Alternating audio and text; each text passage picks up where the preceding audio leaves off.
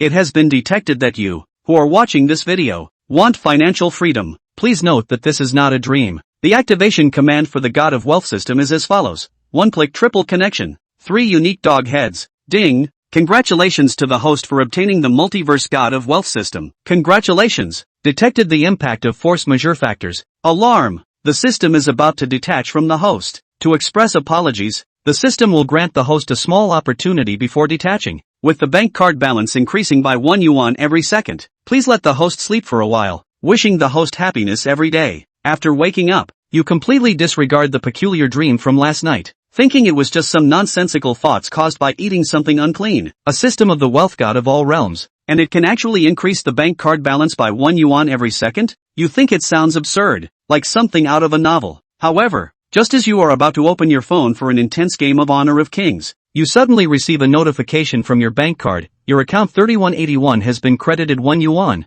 Current account balance 24.17 yuan. This message leaves you momentarily stunned. But clearly, the situation is not over. Immediately after, your phone receives more notifications. Your account 3181 has been credited 1 yuan. Current account balance 25.17 yuan and your account 3181 has been credited 1 yuan. Current account balance 26.17 yuan. As you watch the messages on your phone screen come in one after another, you gradually become unsettled. These things, which usually only happen in dreams, are actually unfolding in reality. Your bank card balance is increasing every second. 1 yuan per second, 60 yuan per minute, 3,600 yuan per hour, and 86,400 yuan per day. You don't have to do anything to earn over 80,000 yuan a day. Isn't this a scenario that only appears in novels? You excitedly jump on your bed and shout, "Wow! This is amazing! Who hasn't fantasized about getting rich overnight?" Now, as a soon-to-be college student, you can also experience what it feels like to be the protagonist of a novel. Just then,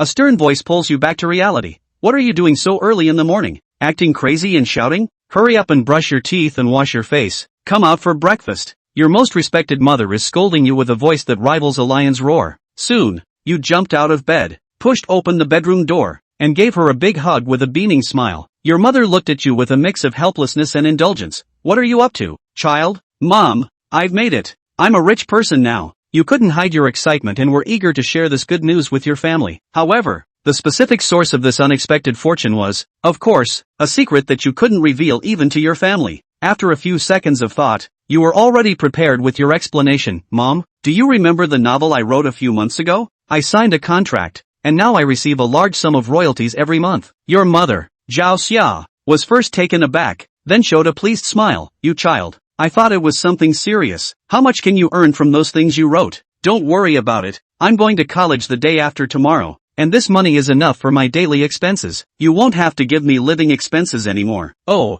look at you being so proud." Your mother laughed and rolled her eyes at you. "All right, you said it. Just don't come asking me for money later, or your dad will confiscate your phone." "All right, hurry up and brush your teeth and wash your face. The buns are getting cold." By the time you had breakfast, your bank account balance had already exceeded 1,000 and was still increasing. This enormous wealth felt unreal, but you quickly got used to it. After returning to your room, you opened the shopping platform and quickly emptied your shopping cart, buying the shoes and a few pieces of clothing you had long dreamed of. Although these clothes weren't expensive, they were once aspirations that felt out of reach. Since childhood, you had always claimed that your material desires were low. But that wasn't entirely true. The experience of wanting to buy toys but always being denied by your parents made you more sensible. Many dreams and pursuits had to be buried in your heart, never daring to speak them out loud. And now that there is money, all kinds of ideas burst forth like fireworks. You want to spend money in the game, invest 10 times 648, and buy all the skins you desire but do not own. You want the latest smartphone,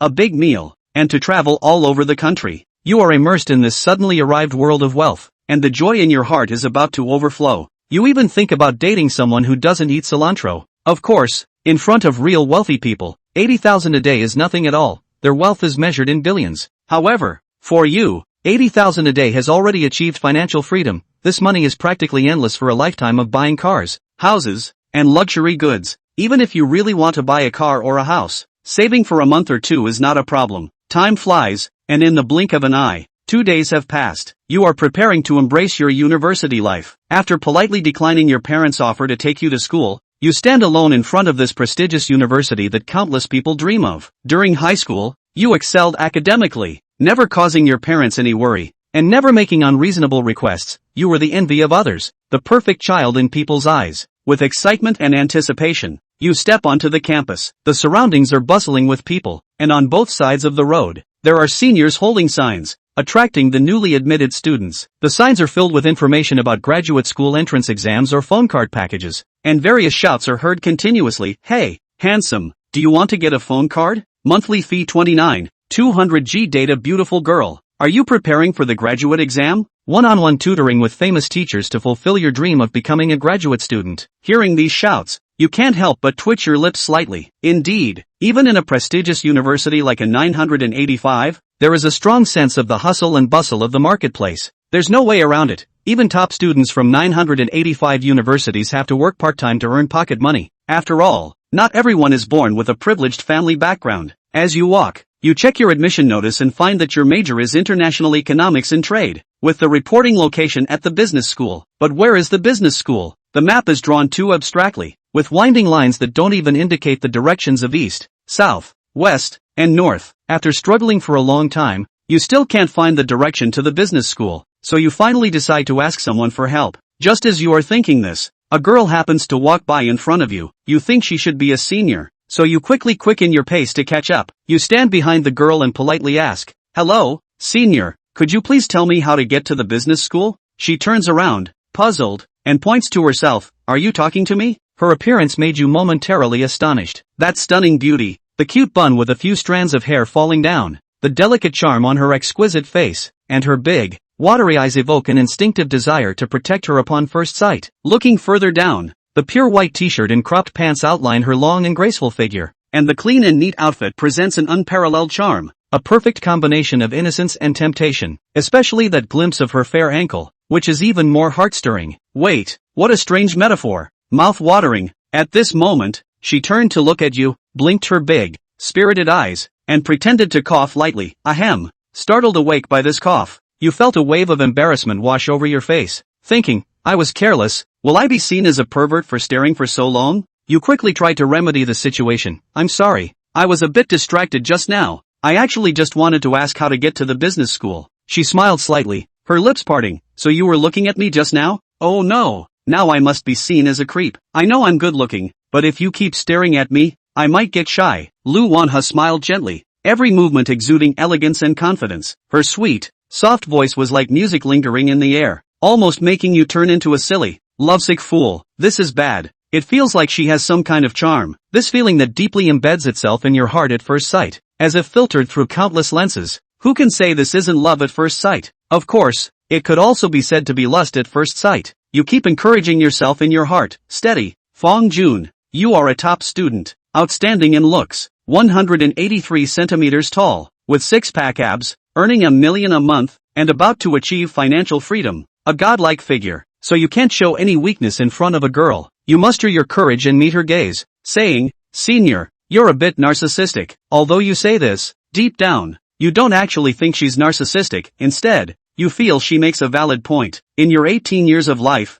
you've seen many beauties on Douyin, but encountering a girl like this in reality is a first. Her looks are even comparable to those of female stars on screen. Narcissism? Do I not look good? Lu Wanha tilted her head, with a slightly confused expression, making you feel like you've been hit by 1,000 points of damage. Oh come on, don't do that. Who are you trying to charm? Please, senior, don't tease me. I've been single for 18 years since birth. I can't handle you flirting with me like this. You look like you were begging for mercy. She smiled and spread her hands, helplessly saying, "Alright, since you put it that way, I won't tease you, but I'm not your senior. I'm also a freshman." You suddenly froze, a bit confused. "Then where's your luggage?" "It's in the dorm." "Oh, I see, I got it wrong. Sorry about that. I thought I could ask for directions, but it turns out the other person is also a freshman. So it seems I can only go find someone else to help me with directions." Just as Fong Jun was about to turn his head and leave, he heard the girl suddenly say, "If you're going to the business school, I do know how to get there. I've just been there." "You've been to business school?" "Did." A sudden premonition arose in Fong Jun's heart. "Do you think there is a possibility? This girl is a freshman in the business school too? I'm an international trade major, so naturally I'm reporting to the business school as well." "You're in ITC too? International Economics and Trade? What else? There's a second international trade major in our school?" Lu Lianhe stroked her hair, cocked her little head, and looked at Fong Jun with the eyes of a fool. Fong Jun, on the other hand, was wide-eyed and filled with shock. This year, there is only one class in total in the international trade major of Jinling University. So, that is to say, he and this girl are the future classmates? Is there anything more coincidental in the world? Now, Fong Jun felt more and more like he had taken the template of the novel's male lead. It's okay to have a golden finger. Ask a random girl on the road for directions and turn your head. Hey, it's your favorite type. Then upon further inquiry, I found that the girl was also in the same class as myself. You're telling me that's not a protagonist template? What is? Chapter 3. Are you thinking of strange things? Shall we go then? Future classmates. Sis will take you to report for duty. Lu Evening had a sweet smile on her face and took the lead to walk ahead, saying that she also hooked her finger towards behind her. Okay, thanks a lot. Fong Jun hurriedly followed up with his suitcase. By the way, my name is Fong Jun. Square as in square, gentleman as in gentleman. What's your name? Fong Jun. Well, good name. So are you a righteous man? Lu Evening asked with a crooked head. This question once again made Fong Jun whole. It was the first time anyone had ever asked him so bluntly if he was a decent person. What should he answer? Yes or no? In the next second, Fong Jun noticed the bad smile hidden deep in the depths of the girl's eyes and helplessly raised his hands. Sis, can I surrender? Didn't we agree not to tease me? It's not like you weren't amused by me either. The girl skimmed her mouth, then said, Hello, Fong Jun. First time meeting, my name is Lu Evening Hua. Fong Jun nodded and introduced himself rather chicly. Evening Harvest though the cloudy evening one? Lu Wanha snapped her fingers. Bingo! Evening Harvest is late despite the clouds. Frosty and solemn but halfway through the fall. Your name is also quite nice. Fong Jun nodded his head in praise. Upon hearing this, Lu Wanha smiled and put her hands behind her back, seemingly in a good mood. Fong Jun twisted his head and once again took a close look at Lu Wanha's small face. Ah, help! Forgive his lack of talent. He really couldn't think of any words that could describe Lu Evening was face value. In addition to looking good, it still looks good. Time spent with a beautiful woman was always short, and soon the two were downstairs in the business school. Well, this is the business school, so I don't think I need to show you the way, do I? If you don't mind, why don't you wait for me for a while? I'll buy you a cup of milk tea as a thank you for helping me lead the way. You're going to treat me to milk tea? Lu Evening suddenly narrowed her eyes and placed her hand at her chin. You don't want to pick me up, do you? Well, since you've said so, then sister will give you a chance to treat me to milk tea. Fong Jun, Omega, mixing in the internet for many years. He thought he was also considered to have seen a lot of big waves, but Lu Evening was this kind of strange woman he still saw for the first time. For a moment, Fong Jun suddenly felt one of the 3 greatest illusions in life. What are the 3 biggest illusions in life? The cell phone rang. I can kill back. She likes me. He and Lu Evening were meeting for the first time. According to his understanding of girls, even if the girl who was more social cow, she should not be so. Oh, that, right? Of course, it was no wonder that Fong Jun would think too much. Just as Lu Evening was able to realize that he was good looking, Fong Jun also thought that he was handsome. In high school, he was the famous school bully in his class, and I don't know how many girls had secretly sent him love letters. What the hell? Are you saying this is just a fantasy before he puts together a good meal and gets poisoned? I'm Nima and asterisk times it, swearing dirty. Ahem, back to the point. If it wasn't for the fact that being in a relationship would delay his studies, in high school, if Fong Jun wanted to, then he could get off whenever he wanted to. Something's wrong. You're very wrong. Tell me honestly, were you just thinking about something weird? Lu Lian stood in front of Fong Jun and asked seriously,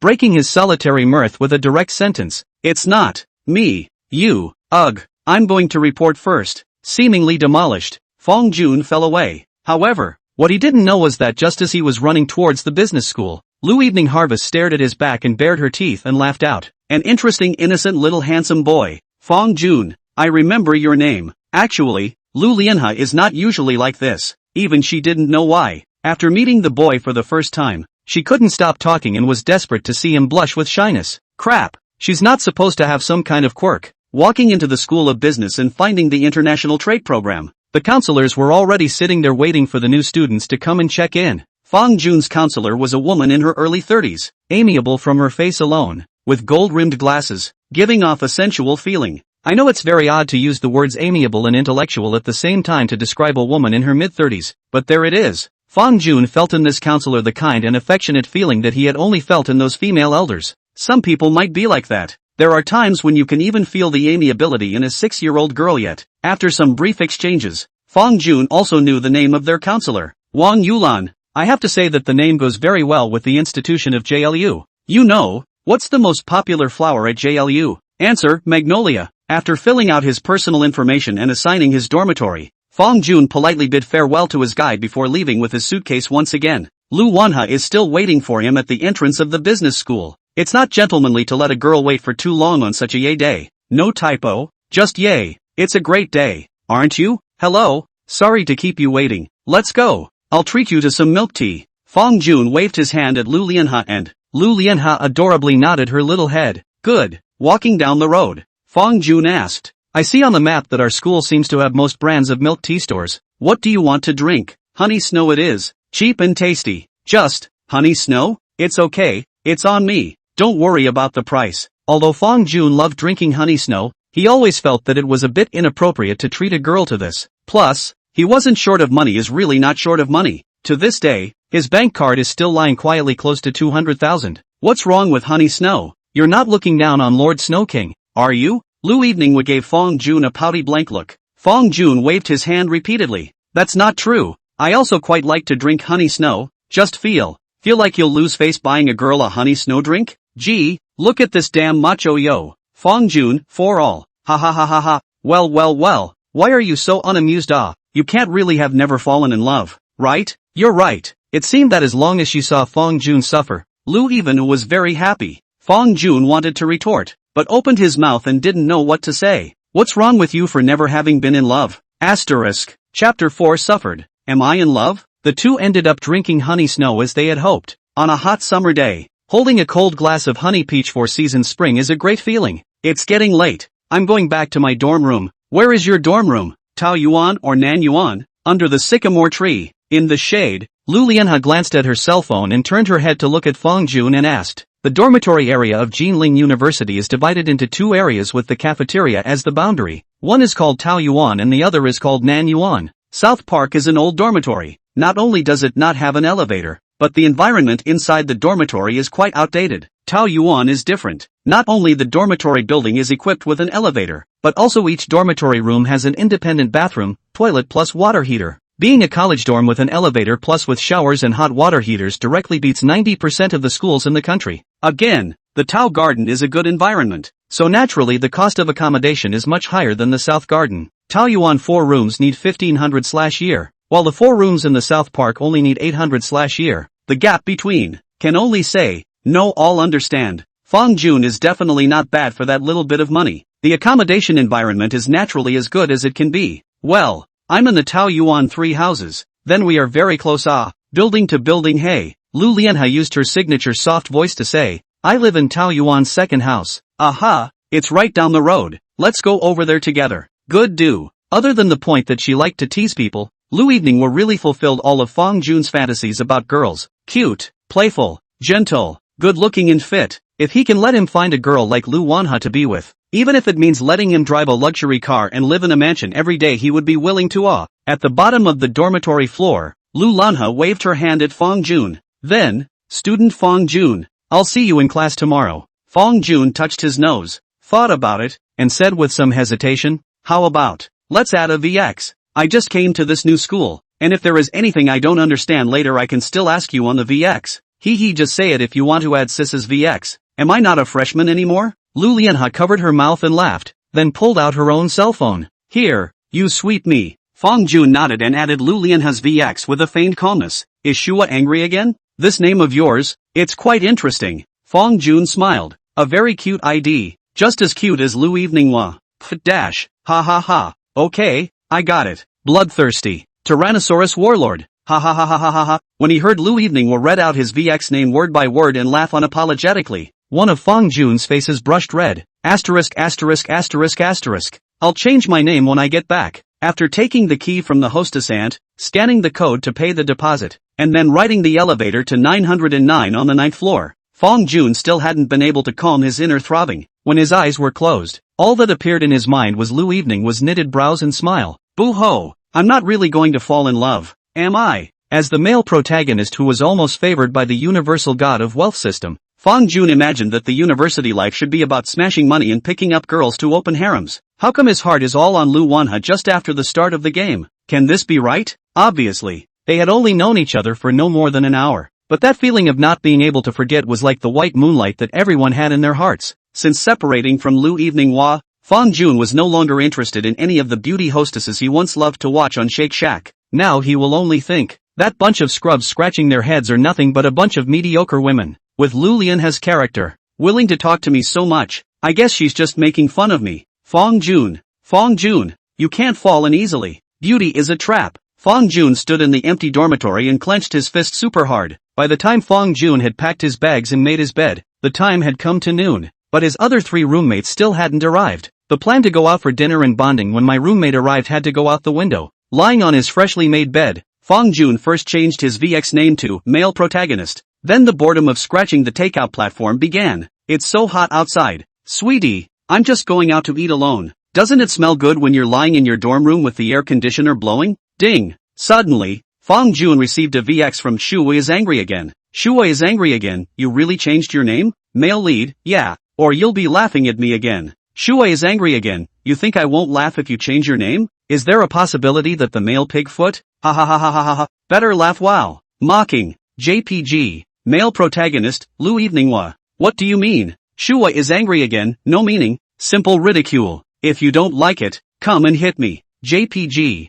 male protagonist, pisses me off. Shuwei is angry again, so why did you change this name? Seriously. Fong Jun first sent an emoticon of a person turning his back on the crowd, then typed a reply. Male lead, don't you think that a man as handsome as me, tall, with abs, good at school, and with lots of money really fits all the settings of a male lead? Shuwei is angry again, you still call me narcissistic? I think you are narcissistic too. Male lead, I'm telling the truth. Angry, JPG, Shuwei is angry again, don't believe it. Unless, look at the abs. On the other side, Lu Lianhe was lying on her cot, her brows furrowed and her little face knitted into a cute ball. Egu, how did I send out my heart with this dead hand? Lu Wanha, you're a girl, you have to be reserved. How can you just come up and ask for a picture of your abs from a boy you haven't known for a long time? At the same time, Lu Eveninghua was also reviewing the feelings she had when talking to Fong Jun. Generous, unpretentious, and very cozy and comfortable. Most of all, Fong Jun was really quite handsome, and unlike those young fresh meat on the screen,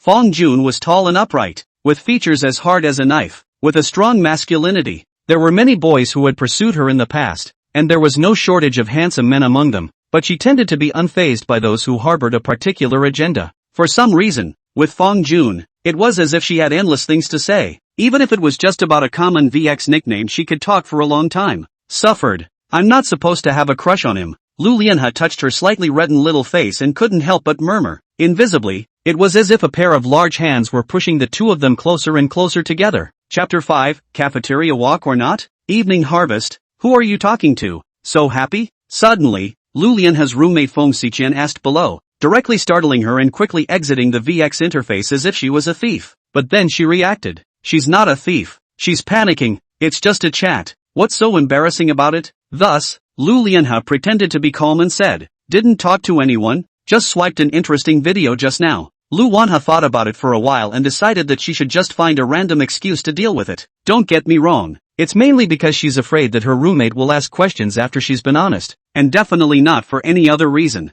Well, it's noon. Are you going to eat in the cafeteria? I heard that Jinling University's cafeteria has a lot of different kinds of meals, and even has dishes from our hometown side. Hey, Feng Xiqian added. Lu Lianhe poked out a small head from the bed and looked at the sky outside through the window. No go. Order takeout. The sun is so big outside. I'm delicate. I can't stand it. Feng Xiqian nodded. Alright then. Pulling the perspective back to the boys' dormitory and looking at the message sent by Lu Lianhe, Fong Jun directly froze. What? Lu Eveninghua wants to see his abs? Although he does have abs no less. But, are you sure you won't be taken for a pervert if you send a picture of your abs to a member of the opposite sex you've only known for less than an hour? Once again, he looked at the message that Lu Lianhe had sent over. Shuwei is angry again. Don't believe it. Unless, look at the abs. Hiss dash. Fong Jun sucked in a mouthful of cool air, as if he wanted to suck up all the cold air blowing out of the air conditioner. He could be sure that Lu Lianhe was definitely on a verbal high. He's been designated to dig a hole for him to jump into, and he's not going to fall for it. After thinking about it for a while, Fong Jun decided to snap a question mark over. Male protagonist? On the other side, Lu Lianhe looked at this question mark sent by Fong Jun. Her small face swished red once again. and she snapped up the words with her hands and feet. Shua is angry again. Sorry, the ghost got possessed just now. Just pretend you didn't see it. On the other end of the phone, Fong Jun bared his teeth and laughed. Help! Families who get it. This is too cute. Male protagonist. Oh, so that's it. By the way, have you eaten yet? Shua is angry again. No. Male lead. I haven't eaten either. My roommates aren't here yet. Why don't we go to the cafeteria and have dinner together? Shua is angry again. Why don't you order takeout? Male protagonist. I just took a look at the takeout platform and realized that none of it is what I want to eat. So, go or not? Shua is angry again. Aya. Since you have said so, then this palace will reluctantly accompany you. Xiao Junzi, wait for this palace downstairs. On the other end of the phone, looking at the message, Fong Jun crowed. He found that Lu Evening really has the potential to be a drama queen. Hey, now even the word this palace is whole. Male lead, bold. You can call me Fong Jun, or June. What the hell is a little June? Shua is angry again. Hee. JPG. Fong Jun guffawed, naturally not really caring about a title. Sharply rolling out of bed and changing into a clean outfit, Fong Jun then went downstairs and began to wait. In the girls' dormitory, Lu Lianhe rolled out of bed and began to put on her shoes. Evening harvest? Where are you going? Feng Xiqian asked. Go to the cafeteria and eat. Feng Xiqian stared wide-eyed. Didn't you say order takeout? Suddenly I don't want takeout. I thought you said it was sunny out and you were delicate? Suddenly not delicate. He. Looking in the mirror, Feng Xiqian only felt her nose redden slightly. This who put the red nose of a circus clown on her face. Lu Wanha hammed and hawed and twisted her head to run, but Feng Xiqian's movements were faster than hers and directly blocked the door. I'm your roommate. I yelled at you to go to the cafeteria to eat and you didn't even go. Now all of a sudden you're going. So tell me the truth. With whom did you go? Are you in love? In the face of Feng Xiqian's questioning, Lu Wanha shrunk her head and spat out her cute little tongue. Oops, not in love. Just a boy I just met today. At that moment, Feng Xiqian only felt that the sky had collapsed. What? A boy you just met asked you out and you went to dinner with him? Lu even. Feel your conscience. Just say how many years have we known each other? Could it be that I'm still inferior to a boy I just met? Why don't I take you with me? Lu Lianhe said weakly, having to admit that her approach was indeed a bit unorthodox. To put it badly, that's seeing color and forgetting your friends. Feng Xiqian viciously said, of course you have to take me with you. Otherwise, I will tickle you. After saying that, Feng Xiqian even pretended to pounce on Lu Eveninghua. After knowing her for so many years, she knew that Lu Eveninghua was the most ticklish. In the elevator, Lu Lianhe stroked her slightly messy hair against the reflective wall, while Feng Xiqian, who was on the side, returned a look of contempt to her. Okay, don't be a stinker. I want to see what that boy really looks like. Gee, I told you, it's just a normal boy. Ordinary boys? I went to high school with you. Can I not understand your vision? If it was really an ordinary boy, would you eat with him? Really don't lie to you. He's quite ordinary. Okay, the elevator is almost here. Later you remember not to talk nonsense. Oh, listening to Lu Wanha's words, Feng Xiqian's heart drew a cold. A dystopian feeling of a woman not being a woman spread through her heart. Walking out of the dormitory, Lu Lianhe caught a glimpse of Fong Jun, who had been waiting by the side of the road for a long time. I'm sorry to keep you waiting. Just now. Well, that's my roommate also insisted on following along here, so I brought her along too. It's just a few minutes. It's okay. So this is your roommate. Hello, my name is Fong Jun. Fong Jun smiled slightly and made a brief self-introduction to the girl beside Lu Eveninghua. Hello, I'm Evening Harvest's roommate. My name is Feng Xiqian. Looking at the tall and handsome Fong Jun, Feng Xiqian suddenly reached for Lu Wanha's waist with one hand and whispered a threat in his ear. Tall and handsome, this is what you call an ordinary boy? Believe it or not, I'll tickle you? Lu Lianhe blinked her big eyes and said in a very innocent tone, I didn't lie either. It's really quite ordinary as me.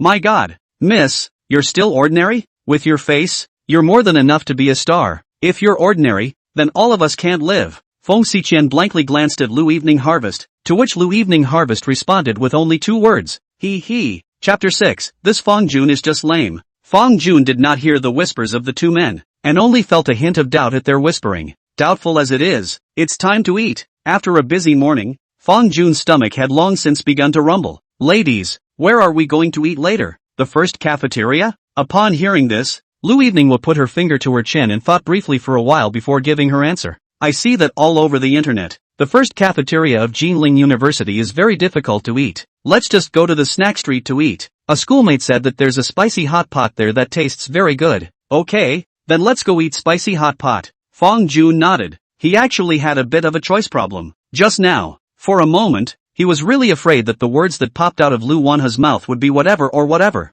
That would really drive him crazy. Luckily Lu Evening would gave his choice. So good. Not bad for the girl he fell in love with at first sight. Jinling University has done a good job of landscaping, with the remaining shade of towering trees along the way, and indirectly avoiding being directly hit by the sun. The three of them came to the spicy hot pot that Lu Wanha said, and casually found a seat. It was a very small store, with only 4 tables in total as far as the eye could see. After choosing their ingredients, the three lined up to pay. Fong Jun didn't have the idea of taking the initiative to stand up and pay for Lu Wanha and her roommate. As we all know, for the opposite sex just met, in some aspects or to retain a certain sense of boundaries, too much to show their own will only make the girl feel disgusted. Lu Lianhe was the first to pay. Fong Jun stood behind, only to hear her whisper in a sheepish voice, "Auntie, I want my portion extra spicy, the sickly spicy, hellishly spicy kind." Fong Jun's eyes widened at once. What? Pervert hot? Hella hot? What's this new word? Aren't girls supposed to be unable to eat spicy food? Fong Xiqian, who was on the side, as if she had seen the shock in Fong Jun's eyes, softly explained, "Evening Harvest and I are both from Sichuan, and our tastes may be a little heavy on our side. Auntie, my portion should be spiced up as well." "Oh Chuan you girl, that's fine." It was Fong Jun's turn, only to hear the boss's wife ask with a smile, "It's your turn, young man, do you want extra spice too?" Upon hearing this, Fong Jun waved his hands. No, I don't need it, just make me normal slightly spicy. Okay, this way to scan the code to pay. Actually, Fong Jun didn't choose many dishes, but at the checkout, the price still made him a bit jaw-dropped. That's $54 for a small serving of spicy hot pot? I have a bean. The price is a bit outrageous. Wow. In Fong Jun's hometown, the same serving would cost $20. Although he didn't lack so much money, he always felt strange in his heart, a feeling of being slaughtered as an ingrate. I don't know that billionaires have to haggle when they go to the market. To put it bluntly, one has been a poor person for too long, and some concepts have not been reversed for a while. It's like a terrier I once saw on the internet, going to KFC for the first time in my life, bringing $1,000 and still afraid it wouldn't be enough. His weight? The two things don't seem to be related, do they? Returning to her position, Lu Wanha blinked her big eyes and looked at Fong Jun suspiciously. Did I just hear you pay $54? What did you take? Why is it so expensive? Fong Jun scratched his head. I don't know. What about yours? How much? My 16. 8. Her 19. 3. At those words, Fong Jun's eyes widened once again. No? Ha? Why are yours so cheap? We are girls, surely unlike you, taking all the meat. Fong Xiqian smiled and said. Lu Lianhe pointed to the sign on the side. Here, didn't you look at the price list when you took the food? Vegetables 29. 8 a caddy. Meat dishes 49. 8 a caddy. You specified that you took more than a caddy of meat. More than a pound? I haven't really noticed. Hey, Fong Jun does not like to eat vegetables. Take also really all meat. After seeing the price list, he suddenly felt, well, reasonable enough. Stupid. Lu Lianhe whispered. Those soft 2 words, once again butting Fong Jun's heart. 3 servings of spicy hot pot were quickly served on the table, and smelling the pungent aroma, Fong Jun's appetite was greatly increased. But when he took his first bite, he sensed something was wrong. A pungent sensation went down the tip of his tongue and straight to the sky, and his entire face instantly changed color. Fong Jun endured the burning sensation and forced the piece of chicken fillet down. Not buddy? Is this spicy? Lu Evening on the opposite side tilted her head to look at Fong Jun, who seemed to be red warm, and with a blink of her eyes she asked, What's wrong with you? Face so red? Fong Jun didn't answer, got up and walked to the counter, picked up a can of iced Coke as tons and tons and tons. Lu Wanha saw this and laughed outright. Oh, so it was spiced. TSK.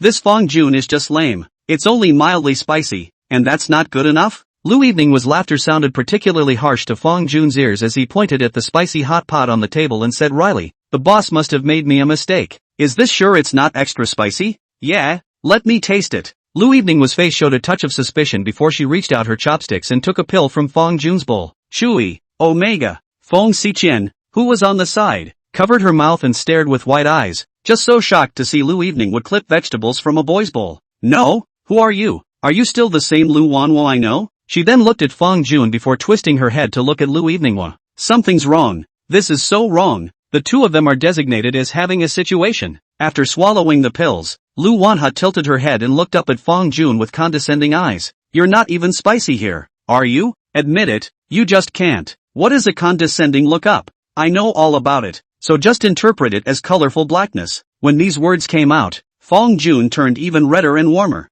Who can stand being told no by a girl? Although he knows, here can't mean can't eat spicy, but the word can't is a great shame for any boy. If you can tolerate it, you can't tolerate it. Fong Jun raged a bit in anger. Sitting on the chair, he didn't care if it was spicy or not, and just took a big bite of the spicy hot pot, as if to prove himself. When he was done eating, Fong Jun had 5 cans of Coke sitting in front of him. Seeing this scene, Lu Evening Harvest was surprised and even gave Fong Jun a thumbs up. It can't be helped. This stuff is indeed quite spicy. Fong Jun helplessly spread his 2 hands out. His hometown was a small southern city in the next province over, where the diet was more on the sweet side. Although the Jinling side of the Sioux cuisine is not spicy flavor, but spicy hot pot does not belong to the Sioux cuisine. Oh yes, by the way, Huayang cuisine is a type of Sioux cuisine. Chapter 7, Roommates. You can't be like this. Lu Lianhe covered her mouth and said with a light laugh, there's an old saying on our side of the world that if you can eat spicy food, you can be a family man, and the way you are, you'll have to turn in your paycheck when you get married. Married? And paycheck to paycheck? Hearing these words, Fong Jun fell into deep thought, but after a moment's thought, he shook his head violently. LMAO.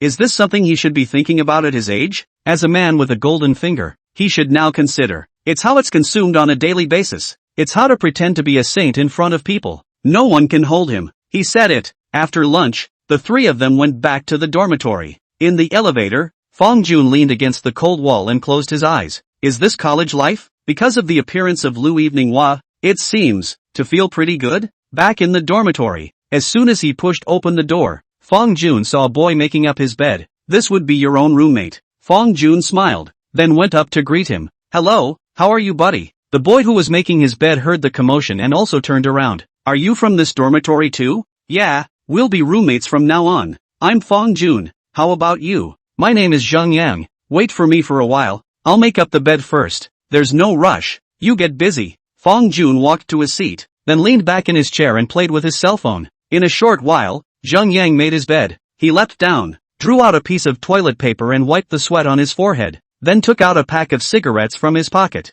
Dude, smoke? Thanks, but I don't smoke. Fong Jun waved his hand. Although he didn't smoke, he still recognized the pack of cigarettes Zheng Yang pulled out. It was Zuan Heman, a local specialty of Jinling. Oops, all went to college. Now do not smoke, sooner or later is also going to smoke. Our men, come on, get a. Zheng Yang was very enthusiastic and shoved a cigarette into Fong Jun's hand. Seeing this, Fong Jun could only smile bitterly and once again politely refused. Sorry, I really don't smoke. Thank you, brother, for your kindness. That's fine. Seeing Fong Jun's second refusal, Zheng Yang didn't force himself any further, and after stuffing the cigarettes back into his own cigarette case, he lit one himself, walked out to the balcony, and began to gulp down the smoke alone. While smoking, he also turned his head to talk to Fong Jun. Hey, dude, where are you from? Me, I'm from Yundu, Hui Province. You're from Hui Province too? Zheng Yang seemed very surprised. Wow, old folks, I'm from Luzhou.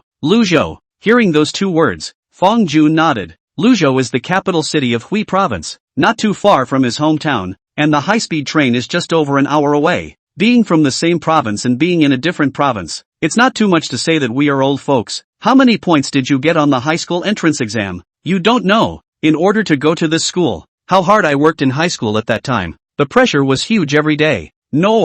Otherwise I wouldn't have gotten addicted to smoking at a young age. As if he had opened the box, Zheng Yang asked again while laughing at himself. It was obvious that Zheng Yang was a very outgoing boy. Before this, Fong Jun's biggest worry was that his roommate would not be easy to get along with, but now it seemed that he was overly worried. 673. What about you? Almost.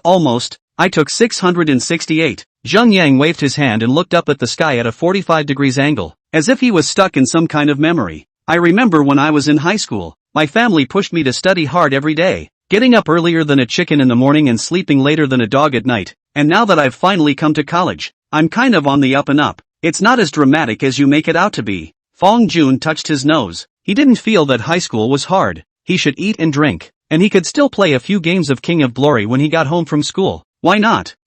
Oops, let's not talk about this. I'm upset at the mention of my high school years. Do you play games? Fight. Zheng Yang became interested and hurriedly asked, what kind of games do you play? LOL, Winged Hijack? CSGO? Gaming has always been a big topic of conversation among the college male population. There's nothing that brings people closer together faster than playing the same game. But unfortunately, Fong Jun doesn't play any of those aforementioned games. He didn't ask his parents to buy him a computer in high school because he didn't think it was necessary. A waste of money even, and mostly because he wasn't much of a gamer. But Zheng Yang's words reminded him, now, no matter what, that's a college student. Even if you don't usually like to play computer games, you may use it in your studies later. So get yourself a computer when you have time. I play King's Pride, King's Honor.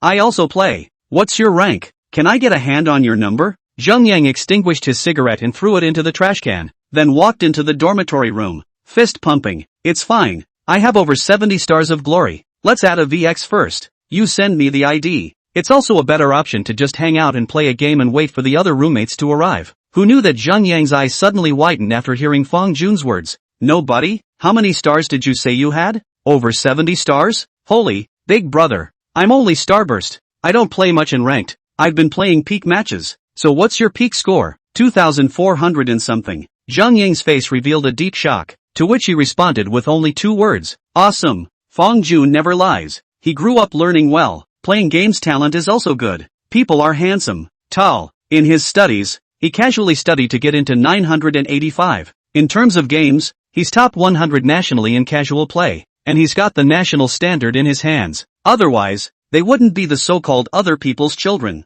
In the end, the two swapped VXs, added their gaming buddies, and still fired up a game of King's Glory. Of course, it's a match. Asterisk.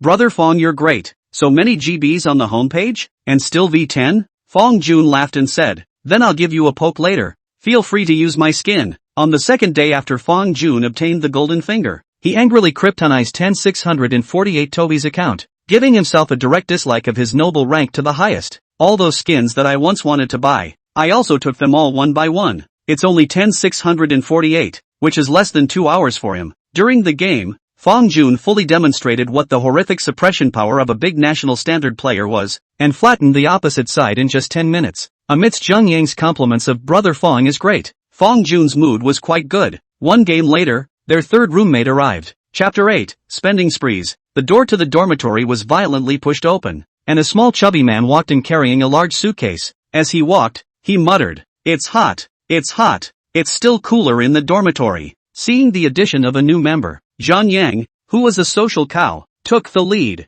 first handing him a cigarette and then introducing him. Hello buddy, my name is Zheng Yang. His name is Fong Jun. From now on, we'll all be roommates. Hello there you guys. My name is Xiang Liuyan, a native of Jinling, the little fat peer. Oh no, it is to the flow of the year. First took over Zheng Yang's cigarette, and then took out a paper towel and wiped the sweat, and finally smiled at the two people. We're playing King of Kings. Do you know how to play? Do you want to join us? Listening to Zheng Yang's inquiry, Xiang Liuyan wanted to directly agree in one mouthful, but then he looked at the suitcase beside his feet, and after hesitating for a moment, he shook his head. I'll just stop playing for now. I still have to pack my luggage and then make my bed. Oh yeah.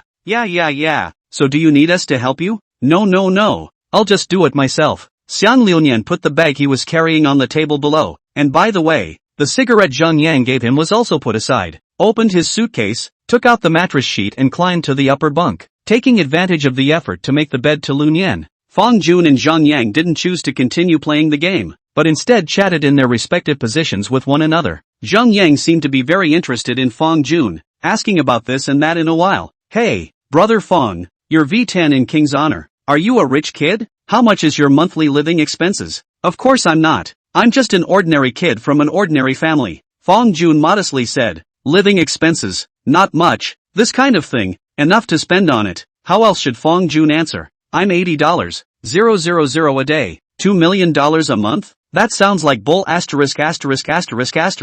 Zheng Yang nodded, indeed. Living expenses, enough to spend on the line. Jinling and my hometown Luzhou side of the consumption level is about the same. My family will give me 2,000 yuan of living expenses in January. Xiang Liuyan, who was making the bet on the side, suddenly said, Zheng Yang, your living expenses are only $2,000? What do you mean it's only 2,000? 2,000 is low? It's not that 2,000 is low. If it's just daily food and drink then 2,000 is definitely more than enough. But, saying this, Xiang Liuyan suddenly paused for a moment before continuing. But, this is Jinling, and let me tell you how. Jinling has a lot of fun. Oh, what fun stuff? Zheng Yang asked. We're all men. What else do you think could be fun? Looking at Xiang Liunian's lewd expression that squeezed his eyebrows, it was as if Zheng Yang instantly guessed what he was talking about. In response, Fong Jun couldn't help but smile. I did not expect to see the most honest and generous to the flow of years. Back to play quite flower ah. You guys should know by looking at my body this weight that finding a date is a very difficult thing for me, and it just so happens that my family usually gives more pocket money. So, hey, I can only find another way. After saying that, Xiang Liunian spread his two hands and also showed a very innocent expression. To this, Zheng Yang's response consisted of only 6 words. Xiang, take me one. Good to say. I know Chisha over there is a business K. Inside the miss open a batch of hang around. Some other day we dormitory brothers to go to the joy of pleasure. Words have come to this. Fong Jun can see. To Lun Yan this little fat family condition should be considered relatively good. After all, is the Jinling local people well? As we all know, the last thing this part of Jinling lacks is rich people. Of course, Zheng Yang's family should not be too bad. His hometown Luzhou how to say is also the capital of a province. Furthermore, if someone from a slightly less well-off family would choose to come and live in Taoyuan, the difference between the cost of lodging at the Tao Garden and the South Garden next door is not insignificant. Time passed by, and during the time he was waiting for the last roommate to arrive, Fong Jun also opened the shopping platform. He was going to buy a laptop. Through questioning, Fong Jun knew that both Zheng Yang and Xiang Liunian had computers. Zheng Yang's computer is a Lenovo-branded Saver. Instead, the computer toward the flow is an Asus-branded Chosen. Fong Jun has done a strategy on the internet. These two computers are very cost-effective. Ordinary people can accept the price, coupled with excellent performance. Sales in the major platforms are at the top of the level. But does he need to consider value for money when buying a computer? Searching directly for laptops and sorting them by price from highest to lowest, Fong Jun quickly selected a computer that pulled out all the stops in terms of performance and value. Alien M18 R2 gaming laptop. Price, 40999. With an i9-14900HX processor and an RTX 4090 graphics card. This should be the top of the line configuration you can get on the market today. Fill out the address and place your order straight away. Estimated delivery time, 9 a.m. tomorrow. This cannot help but let Fong Jun sigh. It is really a penny ah. Even the delivery time of the courier is so fast. Since you've got a computer, get a cell phone too. Fong Jun is still currently using a 12 p.m. phone, and it just so happens that the 16 was just released last month. So just get the latest model. 16 Pro Max, 1 terabyte version, priced at $13,999. Place your order. Like computers, cell phones are likewise delivered tomorrow. When he was at home, because of the courier address problem, so a lot of things he wanted to buy didn't go to buy it the first time. And since he had now arrived at the school, then Fong Jun specified that he would go on a spending spree. Shoes? Buy. Clothes? Buy. Ego? What kind of artifact costs over $10,000? Buy one and see. Fong Jun admitted that he was a mundane person, and those higher levels of life were not accessible to him at the moment. But for a college student using a $40,000 computer, a $10,000 cell phone, and wearing all brand name clothes and shoes, this is as far as he can imagine. After doing this, Fong Jun lay on the bed with his cell phone and fumed. Well, what else is there to buy? Right, get body wash, shampoo, and face wash too. Before school started, he left all of these necessities out in order to lighten his load. Anything you need can be bought after you get to school anyway. Opening the shopping platform again, Fong Jun began to make purchases one by one. As usual, don't choose the right one, just the expensive one. In just one afternoon, Fong Jun consumed more than $100,000 to go out, which he wouldn't even dare to think about if he were to put it in the past. But now, 100,000 or so?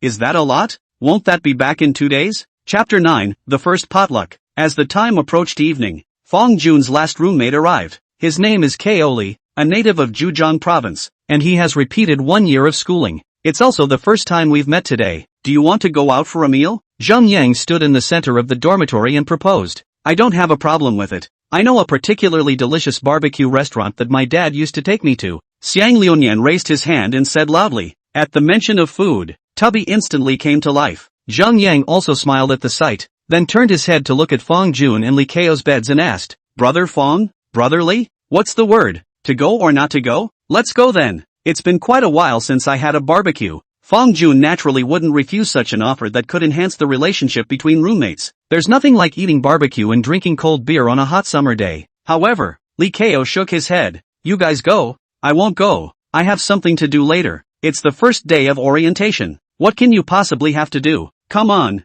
let's go together. You guys go. I really have something going on. I'm not going to lie. Seeing Li Kao pushing back again, Zhang Yang wasn't forcing himself, and after looking at Fong Jun and Xiang Liunian, in that case, let's go as brothers. Fong Jun nodded, and after putting on his clothes and shoes, he left the school with the two. On the way, Zhang Yang asked, Liunian, what does your family do? My house? Xiang Liunian hemmed and hawed. My family works on construction sites. A construction site worker? A contractor? Zhang Yang's face surfaced a touch of surprise. No wonder this little fat man opened his mouth as Business K, closed his mouth as Miss Sisters. The original is the family style. Almost.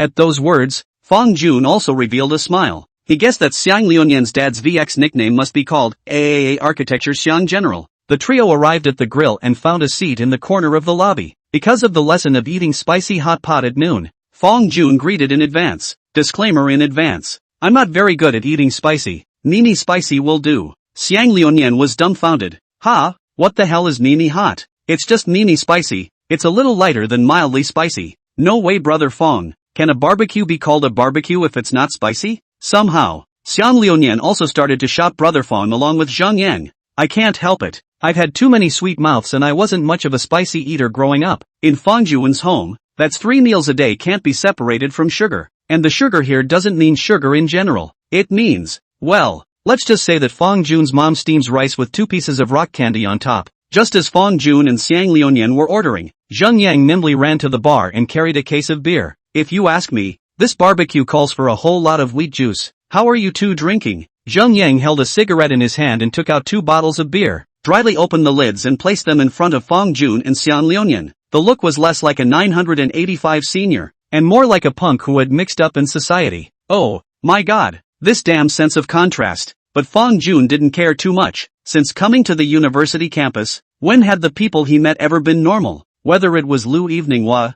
or his own roommate Zhang Yang, to Lu Nian, none of them were quite the same as what he had imagined in his head. You have to ask him what he imagined in his head it should look like? This Fong Jun couldn't say. In the small city of Jinling, which has a long history and culture, as a proud son, who was admitted to a top academic institution, not to say that always hold the book hard study, but more or less body should be stained with a little bookish, right? Yet it turns out that, can only say that know-it-all? In the face of Zhang Yang's inquiry, Fong Jun still maintained his usual style of modesty. I used to drink very little, and my drinking capacity is pretty average. The last time Fong Jun drank was at a high school graduation party. He remembered that day he drank 2 bottles of beer, didn't feel too good, and then switched to Coke. Unlike Fong Jun's modesty, Xiang Liunian on the side, the corner of his mouth rose slightly and he directly raised a finger. Seeing this, Zhang Yang asked, a bottle? Shaking his head toward Quicksilver, he airily spat out 3 words, drink all the time. Good, Quicksilver, let's both step on the box and drink tonight. Let's see if I can get you drunk. Being aroused to be competitive, Zhang Yang immediately went to carry another case of beer over. Watching Zhang Yang's behavior, Fong Jun didn't try to stop it, much less say anything to spoil the fun. Zhang Yang said in the dormitory, the high school period put him repressed enough miserable, and now it is hard to get into the university. Taking advantage of this time before the start of the school, not to indulge in a good time? After all, they are roommates who will get along with each other for 4 years in the future. And since both roommates want to drink, he has no choice but to accompany them to the end. Anyway, the school was right next door, and even if someone ended up getting drunk, I'm sure the other roommates would carry them back to their dorms. Exactly. It's that inexplicable trust between men. Barbecue on the table and wine over. Zhang Yang suddenly lit up a cigarette, looked up at the ceiling, and said in a despondent tone, do you guys know? Although I got into Jinling University, I actually don't love studying at all. The same. Xiang Liunian nibbled on a chicken wing, picked up a glass of wine on the side and drank it all in one go. I'm also old enough to hate studying. If it wasn't for my dad pushing me all the time, or else 10 of me combined wouldn't have been able to get into Jinling University. What a good brother. We really hate to see each other. Zhang Yang was also true to his nature, and was immediately about to come over and give Xiang Liunian a big hug. Of course, in Fong Jun's opinion, Zhang Yang had simply drunk his head off. The two of them chatted back and forth about the past and almost didn't pay their respects on the spot. Come on, brother Fong, Lu Nian, the 3 of us together. Let's drink up. Zhang Yang raised his cup and took the lead in drinking. It had to be said that in terms of atmosphere mobilization, Zhang Yang was definitely qualified. Finishing a full glass of beer again, Fong Jun burped, then picked up his cell phone and found an unread text message on top of it, sent by Lu Evening Hua. Shua is angry again. What are you doing? Feng Xiqian wants to go to Deji for a stroll. Do you want to come along? Cute. JPG. Take a stroll to Deji? As a top shopping mall that ranked in the country, Feng Jun had still heard of Deji's name. He looked at the time. The VX had been sent 3 minutes ago, at 1842. After thinking about it, Feng Jun picked up his cell phone, took a picture, and then typed, "Man, you guys go ahead. I'll be out at the potluck with my roommates." Who had thought that when he had just put his cell phone down, he ended up looking up and realized that both Zhang Yang and Xiang Liuyan were actually staring at themselves, and the expression on their faces looked evil in any way. Chapter 10 I'm going to. Feng Jun looked at the two people suspiciously and asked, "Why are you looking at me with this look? Messaging who? And taking pictures? Girlfriend?" Xiang Liuyan came up and asked bluntly. Zhang Yang followed suit and said, "Brother Feng, this is unorthodox of you, eating and drinking with your brothers, but you still have to go and report to your date? Alas, sad sad sad. Wait." Xiang Liuyan raised a hand. "Am I the only one who cares that Feng has a girlfriend? I didn't."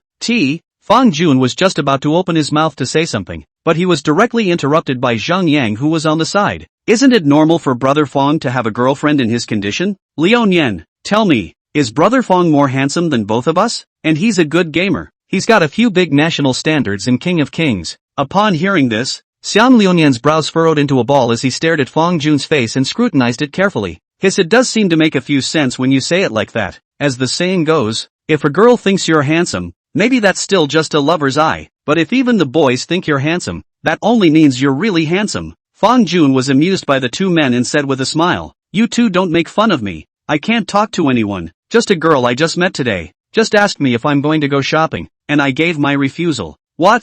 A girl you just met today? And asked you to go shopping? Nima, how come all the Chinese characters that come out are Chinese characters, but I can't understand them when they're combined together?" Xiang Liuyan was dumbstruck, as if something had happened that made his worldview collapse. In comparison, Zhang Yang was concerned about another issue. "Hey, Brother Feng, how does that girl look?" Hearing this question, Feng Jun briefly thought for a moment and then gave his answer. "Very pretty. If nothing else, she should be the class flower of our class." "Our class?" "Yeah, she's an ITC too, in the same class as us." In fact, what Feng Jun said is still a euphemism. If it is according to his heart, Lu Evening was face value can be more than just the class flower, so simple. And even the title of the school flower is a little bit mismatched. Hard to say. It should be the ball flower. That's right. In Feng Jun's opinion, Lu Wanha was the best looking girl in the world, bar none. It could also just be that Feng Jun's world is small. So small that, once Lu Evening Wu appeared, all the other women all paled in comparison.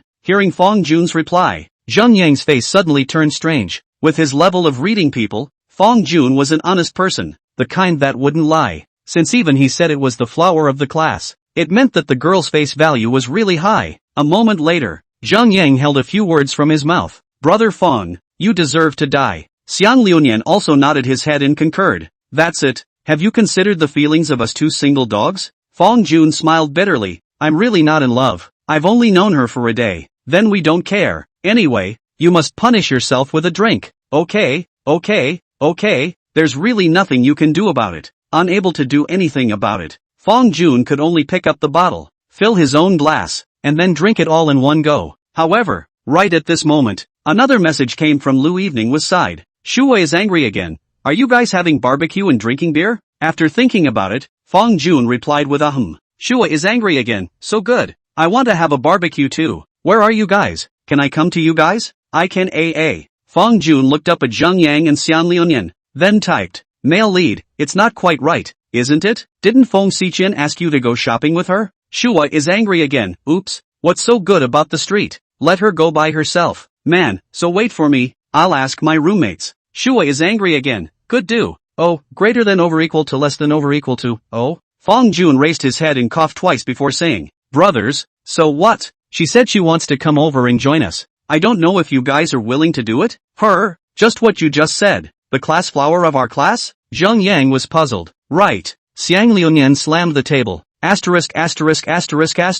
Must be willing to quickly let her hurry over. "Oh yes, by the way, ask if she has any roommates and so on. Also come together. This meal, I invite." Feng Jun looked at Xiang Liuyan with a strange expression, wanting to speak. The people to the stream are great, but How horny must a guy be who can't find a date and often goes to entertainment centers to seek the comfort of a young lady? Fong Jun couldn't do this kind of thing of pushing others into the fire pit, but instead of rejecting it outright, Fong Jun politely said, "Let me ask. Male protagonist, they said it's okay, and they also said they don't need your money. The positioning is sent to you. You come straight over. Be safe on the road." Shui is angry again. Good do. On the other side, in the girls' dormitory, after receiving Fong Jun's message, Lu Wan's two eyes narrowed happily as she hummed a light-hearted little song and took a pleasant step, bouncing about to leave the dormitory. However, Feng Xiqian tugged at her. "Evening Harvest, where are you going? Didn't you say you'd accompany me to go shopping later?" "I've changed my clothes." Seeing the situation, Lu Evening with two eyes weakly looked to the side, weakly asked, "Qianqian, or, next time I will accompany you?" Feng Xiqian had a serious expression and just stared at Lu Evening. Tell me honestly, did you go to look for Fong Jun? How do you know?" Lu Wanha covered her small mouth in shock. "Nonsense." Feng Xiqian rolled her eyes. "You've been holding your cell phone since just now, and then suddenly you want to go out. With that little mind of yours I can still not guess? And how? Then, can you be sure that it must be Fong Jun? Just tell me if it is." In the face of Feng Xiqian's step-by-step questioning, Lu Wanha smiled cheekily, found the right moment to turn her head and ran away, only dropping a sentence. "I'll go first, Qianqian, when I come back to bring you delicious food." Looking at her good girlfriend's back, Feng Xiqian only felt a pang of heart fatigue. She and Lu Lianhe had known each other for many years and had been good friends since middle school. The two agreed to go to Jinling University together, and still have the same major, the same class, and the same dormitory. With this relationship in place, she doesn't go to blame Lu Evening Harvest for pigeonholing her. She just has the feeling that the cabbage she has raised for so many years has been stolen by someone else. It seemed that the boy called Fong Jun was indeed not quite the same and Lu Evening was heart. At noon,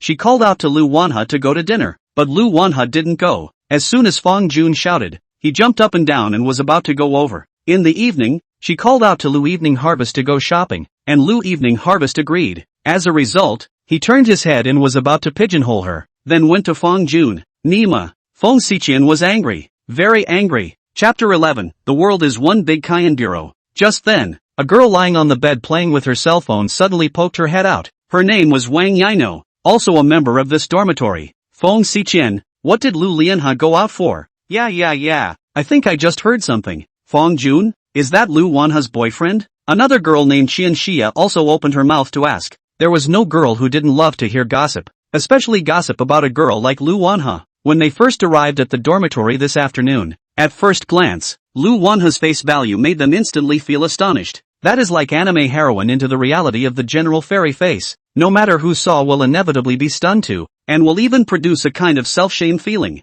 Upon hearing this, Feng Xiqian just rolled her eyes and said without a good mood, Lu Wanha is a dog woman who forgets her friends when she sees color. The one called Fong Jun is also a freshman, and we are in the same class. We just met today, and our souls hate to fly to others. Ha, can't be. Wang Yino covered her mouth in shock. Isn't the one called Fong Jun very handsome? Qian Xia tilted her head and thought about it, then said thoughtfully, well I guess so. Lu Evening Wei is so pretty. It's probably hard for ordinary boys to get into her eyes. Is Fong Jun handsome? Quite handsome indeed. Among her peers, Feng Xiqian really hadn't seen a few boys who could outperform Fong Jun in terms of external conditions. In high school, Lu Wanha had too many suitors around her, and there was no shortage of handsome men, but those so-called handsome men always felt that they lacked a certain temperament when compared to Fong Jun. What exactly was the temperament? Feng Xiqian couldn't say. It's not bad. Over 5 feet 8 inches with a face that kind of looks like a combination of Chan and Zunlong. Ha, Chan and Zunlong? Frog fun. So handsome. When these words came out, an image of an extremely handsome man immediately appeared in Wang Yino's mind. Qian Xia mumbled as she lay lifelessly on the bed. Sure enough, the world is one giant Cayenne bureau. This said Feng Xiqian agreed. Lu Wanha and Fong Jun stood together, simply no different from the male and female protagonists in movies and TV dramas. Hey, wait. If Lu Evening Wo and Fong Jun are the male and female protagonists, then what are they, the rest of them? A runner? The world is not only a giant Cayenne bureau, it's more like a giant romance novel. Sweet love belongs to the hero and heroine. As for them, the supporting cast? Oh, just be honest and be the dragon set. It was nearing 7 o'clock, and the sun had not quite set. Lu Evening Wo quietly walked on the way out of the school gate. That stunning beauty immediately attracted the attention of countless new students. Asterisk. Brothers, look quickly. There's a pretty girl. Beauty? Where? Look there. One boy pointed his finger at Lu Evening way in the distance, and the other boy beside him stared at him on the spot. I Lu a bean, so good looking? Go up and ask for a VX. Upon hearing this, another boy hesitated. Forget it, it's unlikely that a beauty of this caliber would look at us. How do you know if you don't try? The boy shook his head. I still have this bit of self-knowledge. With my condition, even if I want to fall in love, I will only look for an ordinary girl, like this kind. I'm not worthy. That's not true. The other boy held out a hand and wagged his finger. Let me tell you, in my experience, the better looking a beauty like this is, the fewer suitors she has around her, because most people would hold the same thoughts as you. Maybe people are eager for a sweet relationship too? Plus, it's just a matter of going up there and asking for a VX. It's not like there's any trial and error cost. The most you'll get is a rejection. But what if they do give it? Won't love come? Seemingly a bit impressed by his roommate's words, the boy thought for a moment before nodding heavily. Holy, you kid. That's right. Go up and ask for VX. Together. Lu Lianhe hummed a light-hearted song as she walked along the stone path, completely oblivious to the fact that two boys were approaching her. Hello beautiful, can I add a VX? One of the boys said softly with a smile on his face, and pulled his cell phone out of his pocket as he said it. Looking at the two people in front of her, Lu Lianhe tilted her little head and said softly, Sorry La. The cell phone exploded. Two boys, did you get rejected? And it's not just any rejection. Even the counterintuitive comments like the cell phone exploding came out. Sorry to interrupt. This is the good thing about college students. No matter how bad their quality is in private, but as long as they are outside, they are all polite and virtuous young people. The two boys lost their way and left. On the contrary, Lu Wanhe, as if nothing had happened, was still humming in her mouth. On weekdays, there were a lot of people looking for her contact information. It was no exaggeration to say that even if she just plainly went downstairs to buy a breakfast, she could meet 3 or 5 people who wanted to add her VX, but she never bothered to add. Of course, Fong Jun was an exception.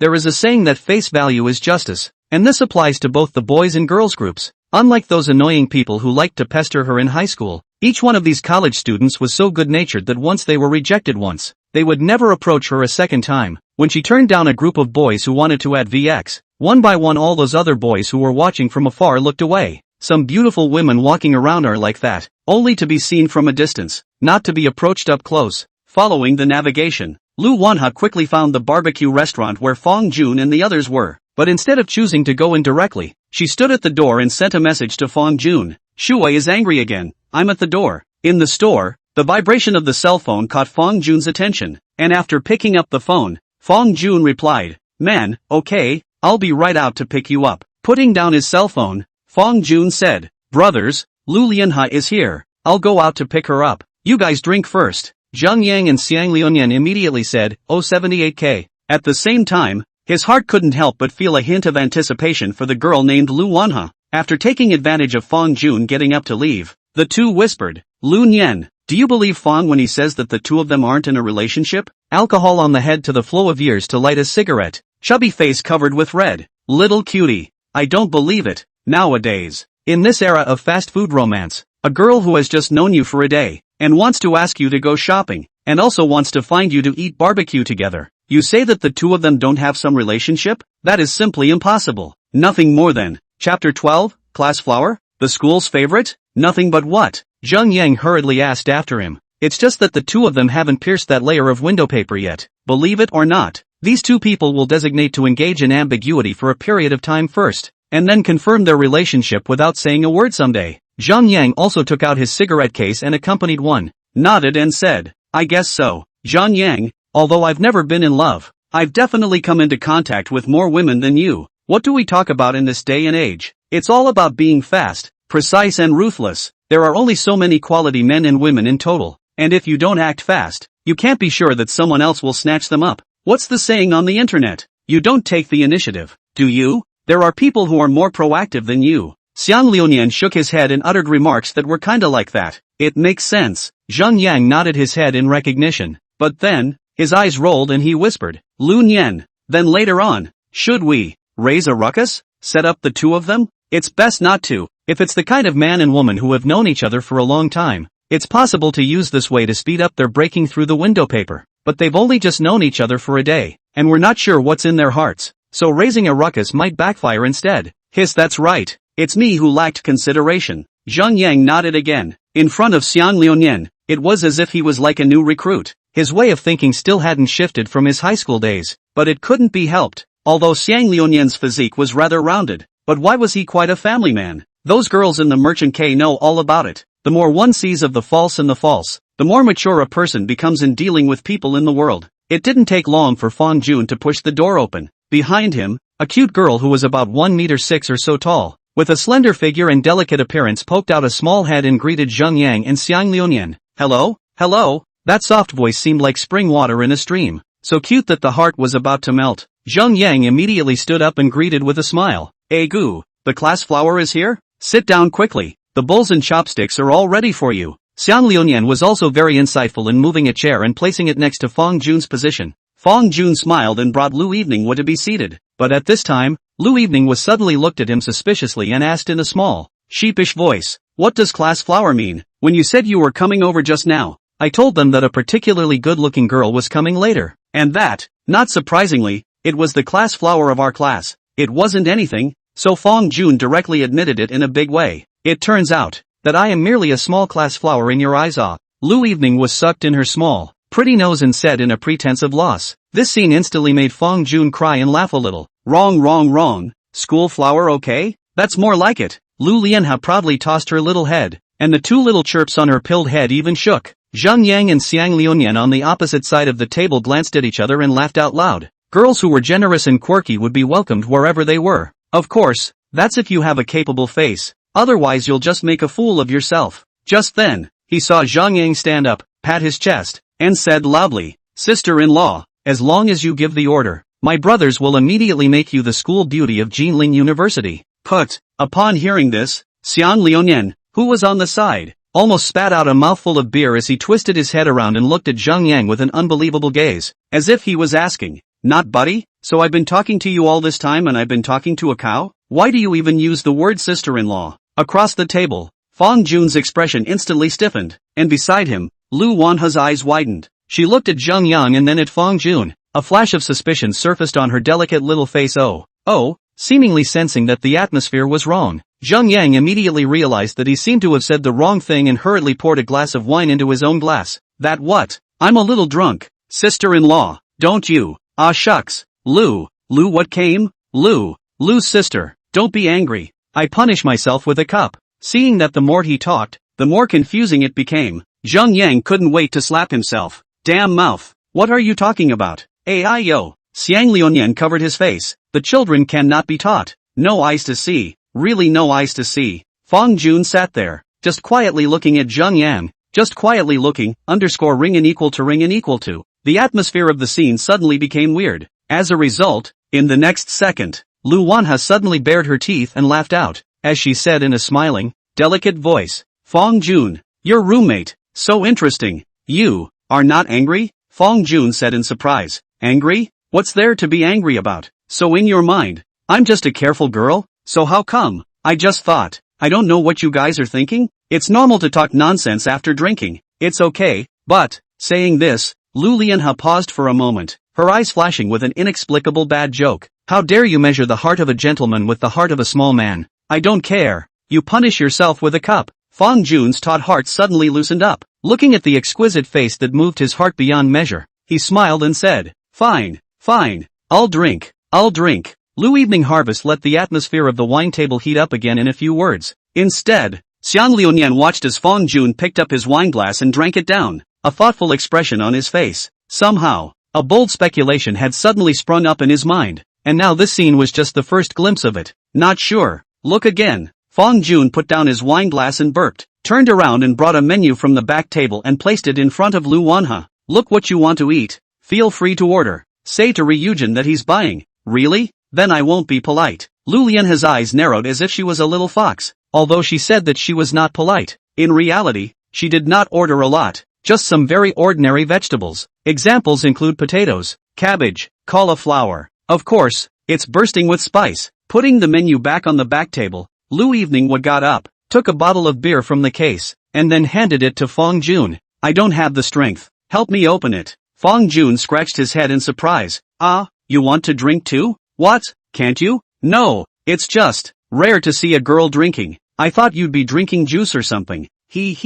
So you'll see today. Chapter 13, What does it mean to have eyesight? After Fong Jun opened the beer, he watched as Lu Eveningwood took it from his own hands, then poured a full glass, lifted it up, and finished half of it in one gulp. The gesture was rather like that of a woman. With the addition of Lu Wanhe, a great beauty, the atmosphere was unusually active. The 2 cases of beer that Zhang Yang had held at the beginning were also decreasing at a rate visible to the naked eye. Fong Jun was really surprised. He really didn't expect that Lu Wanhe not only drank, but also had such a good capacity for alcohol. 2 cases of beer, a total of 24 bottles. Lu Lianhe alone drank 4 bottles. Mind you, it was only half an hour from the time she came over to the time the 2 cases of beer were finished. In other words, in just half an hour, everyone had already 4 pounds of liquor down their gullet, while Lu Evening Harvest had no trouble at all, as if he was drinking soda. Sister Lu C volume ah, Xiang Liuyan praised with a smile, then loudly greeted, "Waiter, hold another case of beer." At that, Fong Jun was a little hesitant. He looked at the densely packed beer bottles on the ground and said,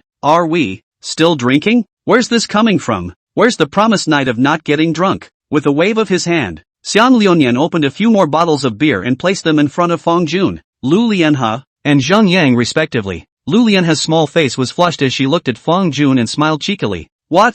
Did you drink too much? Do I look like I'm drunk to you?" Fong Jun pointed at himself and said with a smile. He wasn't talking big, he'd been drinking so far, and apart from a slight rise in his stomach, he didn't feel anything yet. As a Huizhou man, in Fong Jun's hometown, you can drink 2 or 2 sparrows on the side of the road. Although Fong Jun didn't know exactly how much he could drink, a few bottles of beer in the area was certainly not his upper limit. Fong Jun can still drink, but some people are dying. Only to see Zhang Yang staggering to stand up, eyes confused muttered, big brothers and sisters. You first drink, I go to a toilet." With that, he got up and headed for the restroom. Seeing Zhang Yang's figure that floated even as he walked, Fong Jun suddenly wanted to laugh. Zhang Yang started out with such vigor that for a while people thought he could drink, but it turned out that after half a case of beer, he was the first one who couldn't. When people said to Ryujian that they could drink all the time, it was not false at all, and from the beginning to now, they had not even been to the toilet a few times. This was also very much in line with Fong Jun's usual perception that fat people tended to be very capable of drinking. A box of beer was quickly carried over. Eating spicy barbecue and drinking cold beer, Lu Wanhe called out addiction. The minutes ticked by and the 3rd case of beer was soon gone, but it had always been Fong Jun, Lu Wanhe, and Xiang Liuyan who were drinking. "What? You mean Young Yang? Don't mention it. I just came back from the restroom and fell asleep on the table." After the wine and dinner, it was time for all of them to go back to school. Fong Jun was responsible for waking up Zhang Yang, while Xiang Liuyan went to settle the bill. Zhang Yang, wake up, back to school." "Well, good." Zhang Yang raised his head in a daze. Although he had drunk a bit too much, he could still barely retain his self-consciousness. Just then, Xiang Liuyan returned, and Fong Jun asked, "How much?" 400 plus. Fong Jun nodded and glanced at the bottles of wine that were all over the floor. This price was quite reasonable. After all, the beer crowd took out 36 bottles of beer alone, and a bottle of beer is $8 anyhow. After hesitating for a moment, Fong Jun added, "Why don't we give it to you?" A meal of more than 400 for the average college student is still a certain pressure. Just like Zhang Yang, his living expenses for a month is only $2,000, which is directly equivalent to 1/5. Xiang Liuyan waved his hand. "Harm, what a or not a, have said I please, more than 400 only, not enough for the minimum consumption of commercial K-box." At those words, Fong Jun also smiled, almost forgot. In front of the eyes of this as a night can spend thousands or even tens of thousands of entertainment venues. A few $100s, not in the eyes of the normal. But that being said, no one's money comes with the wind, except for him. So Fong Jun is ready to wait for the later time. He also invited his roommates to eat a meal. The courtesy of reciprocity. "Come on, let's go back to school then," Fong Jun said as he looked at Lu Lianhe. At this moment, Lu Lianhe was fiddling with the corner of her coat there with her head lowered, and when she heard Fong Jun's voice, she lifted up her flushed little face, and with a soft voice, gently spat out 2 words, "Good do." Xiang Liuyan looked at the 2 of them, his eyes rolled, and he immediately said, "In that case, Brother Fong,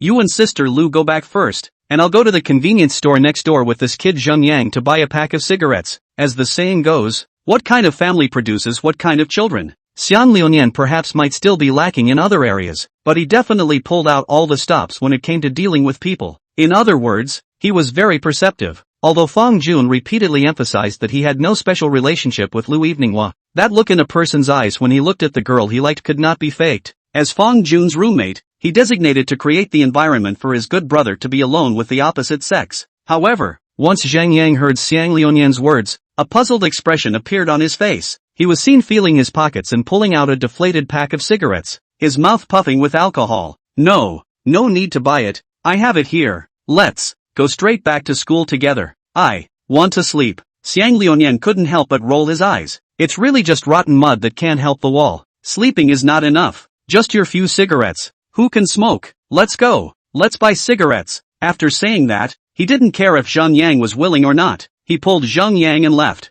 Lu Wanha laughed as she said softly, Fong Jun, your roommates are so interesting. Well, it is indeed quite interesting. Fong Jun's face also wore a smile. Putting aside the details, the two of them, Zhang Yang and Xiang Liuyan, were indeed quite good. I thought you had a 4-person dorm? Why didn't one of your other roommates come with you tonight? Hearing Lu Wanha ask this question, Fong Jun suddenly thought of Lu Kao who stayed in the dormitory. He said he had something to do in the evening and didn't want to come along. Misfit? Or sociopathic? I don't know. Fong Jun shook his head. Maybe people do have something going on. Oh, Lu Lianha nodded her little head, then suddenly raised her chin and said in a delicate voice, let's go. Little Juniper, accompany this palace back to her chambers to rest. Bold Lu Eveninghua reversed the Big Dipper and called June. Just no. Slightly, because she had been drinking, Lu Wanha recklessly showed her lively side, only to see her spitting out her little tongue, looking exceptionally cute. Chapter 14, Do you think I'm pretty? In the end, Fong Jun didn't bother too much with Lu Eveninghua. In his words, good men don't fight with women. On the way back, Lu Lianha seemed to be in a good mood, her hands behind her back, her mouth humming an inexplicable little song. Fong Jun silently walked beside Lu Wanha, an arm's length away from her. For some reason, he could always smell a very nice odor. Mixed with alcohol, it's sweet, like at an amusement park, the scent of cotton candy. Lu Eveninghua, seemingly sensing that the atmosphere between the two was a bit silent, Fong Jun took the lead and spoke up. Lu Lianha cocked her little head and twisted her head to look at Fong Jun. Did you used to drink a lot? It feels like you have a really good capacity for alcohol. Fong Jun touched his nose and asked, you want the truth? Of course. The truth is, it's my first time drinking, and I don't know why I can drink so much. Maybe it's a gift. Hearing this, Fong Jun was greatly shocked. He suddenly felt that the Sichuan and Chongqing girl pups are also kawa. Giant can eat spicy even if, but also very able to drink. He hadn't suspected that Lu Lianha would lie to him. There was no way around it. The latter was too cute. Even if he was lied to, he was still willing. The two of them had a chat and soon arrived at the dormitory building. Fong Jun stopped and smiled. Go up and rest. See you tomorrow. Good. Lu Lianha nodded and walked forward step by step. But suddenly, she stopped and turned her head to look at Fong Jun, blinking her eyes before asking, Fong Jun, do you think I'm pretty? Hearing this question, Fong Jun froze as he couldn't figure out why Lu even had to ask this all of a sudden. Is Lu Wanhua pretty? That's beautiful. In his opinion, it was unquestionably the world's first beautiful. However, he didn't answer Lu Lianha's question directly, but asked in return, Lu Wanha, so what do you think? Am I handsome? Lu Lianha likewise did not reply, but just stood there quietly, staring at Fong Jun. In the next second, the two laughed in perfect synchronization. The answer is in the words. Lu Lianha turned around and entered the dormitory building in a happy mood, murmuring in a voice only she could hear, narcissist man. Seeing Lu Lianha off, Fong Jun stood under the streetlight, the corners of his mouth slightly upturned. Narcissist women. Back in the dormitory, it was already 8 o'clock at night. Fong Jun stood in the doorway, looking at the closed dormitory door, and was just about to raise his hand to knock on the door when he suddenly heard Li Kao's voice coming from the dormitory. Baby, how about later you play nurse and I play Jetwind? Nurse? Jetwind? Fong Jun froze. This seemed like a character from a game, right? So when Ko Li said he had something going on at night, he meant playing games in his dorm? Good lord. So this is an internet addict too. Fong Jun smiled helplessly and raised his hand once again, ready to knock on the door, only to hear a female voice in the next second. So what's a Jetwind for a milkmaid? Jetwind is nurse's baby. In the dormitory, Ko Li clamped his voice and said in a general tone of petulance, Fong Jun, he hadn't even tried to throw up after all that drinking, and as a result, now he suddenly kind of wanted to, but that's not all. Here comes something even more anticlimactic. Not right. Repeat that. Jetwind is Nana's dog woof woof woof. Outside the dormitory, Fong Jun's hand, which was ready to knock on the door, stiffened in the air, and he stared wide-eyed with the feeling that his worldview had collapsed. No? Who tuned out his roommate? You Ko Lee. You look like a man with big eyes, and you do this in private? Fong Jun stood in the corridor and fell into a mess. For a while, it was not right for him to knock on the door, nor was it right for him not to knock on the door. After thinking for a few moments, he still knocked heavily on the door, and the next second, there was a sudden sound of hands and feet coming from the dormitory, and then he saw Lee Ko's face reddening as he opened the door from inside. Fong Jun opened his mouth to speak, but finally sighed and gently patted Lee Ko's shoulder. Dude, next time you play a game, wear a headset. When these words came out, Ko Lee's face turned even redder. Not only his face, but even his neck, and his bare arms, were also reddened. The whole thing seemed like a cooked prawn. You, just now, me. Lee Ko stuttered and organized his words, and finally plopped down and knelt in front of Fong Jun. Righteous Father is above. Please accept my obeisance. No, buddy? What are you doing? Fong Jun was startled. At his young age, he couldn't take this worship from Lee Ko, so he hurriedly helped Lee Ko up. You heard that, didn't you? You must have heard it, right? Unwilling to get up, with a hint of hope in his eyes, Ko Lee kept asking after him. After hesitating for a moment, Fong Jun still nodded. Then please also ask your righteous father to keep this secret for me, or I won't get up. After saying that, Lee Ko bent down and was ready to kowtow. This Fong Jun is really unable to take it. Premature life. Okay, I'll keep your secret. Get up. After helping Lee Ko up, Fong Jun had a complicated look on his face. What a thing to call this. Where's the promised 985 senior? How is it that each of his roommates is skilled in their own way? Returning to his seat and looking at Lee Ko, who continued to be immersed in the game world, Fong Jun suddenly thought of a terrier on the internet. How to get your roommate to voluntarily recognize you as a righteous father in one sentence. It's simple. Just grab him by the scruff of the neck. Time passed by, and Xiang Liunian and Zhang Yang were finally back in the dormitory. Looking at Lee Ko, who was playing the game, Xiang Liunian stood behind him and said with a smile, "You said you have something to do at night, so you're playing games in the dorm room? Are you treating us as buddies or not?" At that, Lee Ko's face was slightly red, and he stammered, Not me. That what? The main thing is that it's a good deal with someone else, and the breach of contract is not very good." Alright then. Xiang Liunian shrugged his shoulders and didn't think too much about it, but turned around and returned to his position as well. As for Zhang Yang, after this kid returned to his dorm room, he didn't even take a shower, climbed back into his bed, and fell asleep. Zhang Yang was justified in not taking a shower after drinking too much, but Fong Jun still needed to take a shower. The smell of alcohol and barbecue mixed together on his body. At first he didn't feel anything, but once this returned to the dormitory room and quieted down, he only felt that his body smelled unbearable. Ryunin, did you bring shampoo and body wash or something? Can you lend me some? The ones I bought online won't arrive until tomorrow. Fong Jun raised his head and rushed toward Lunyan. Why are you so polite? Here, it's all here. You can wash it first, just put it directly in the bathroom later. Okay, thanks. Geez, I told you not to be so polite. Chapter 15, The First Day of School. The Other Side. The moody Lu Lanha pushed open the door of the dormitory, and Feng Xiqian sat there, looked up, and then said in a conspiratorial manner, "Yo, Miss Lu still knows to come back? I thought you had been abducted." Lu Lianhe smiled cheekily. "I'm so smart, who can abduct me?" "That's not necessarily true. I think some people's hearts have flown away even though they haven't been abducted, which is as exaggerated as you say." Lu Wanha pouted her lips, seemingly not quite recognizing her best friend's words. Feng Xiqian sighed and finally stood up. "Forget it, let's not talk about it. Where's the delicious food you promised to bring me?" "Ha!" At those words, Lu Wanha suddenly widened her eyes and couldn't help but cover her small mouth. "Maru spice. I forgot the bird. Feng Zi Sin I. Sure enough, she shouldn't have expected anything from her colorful best friend. Don't get angry.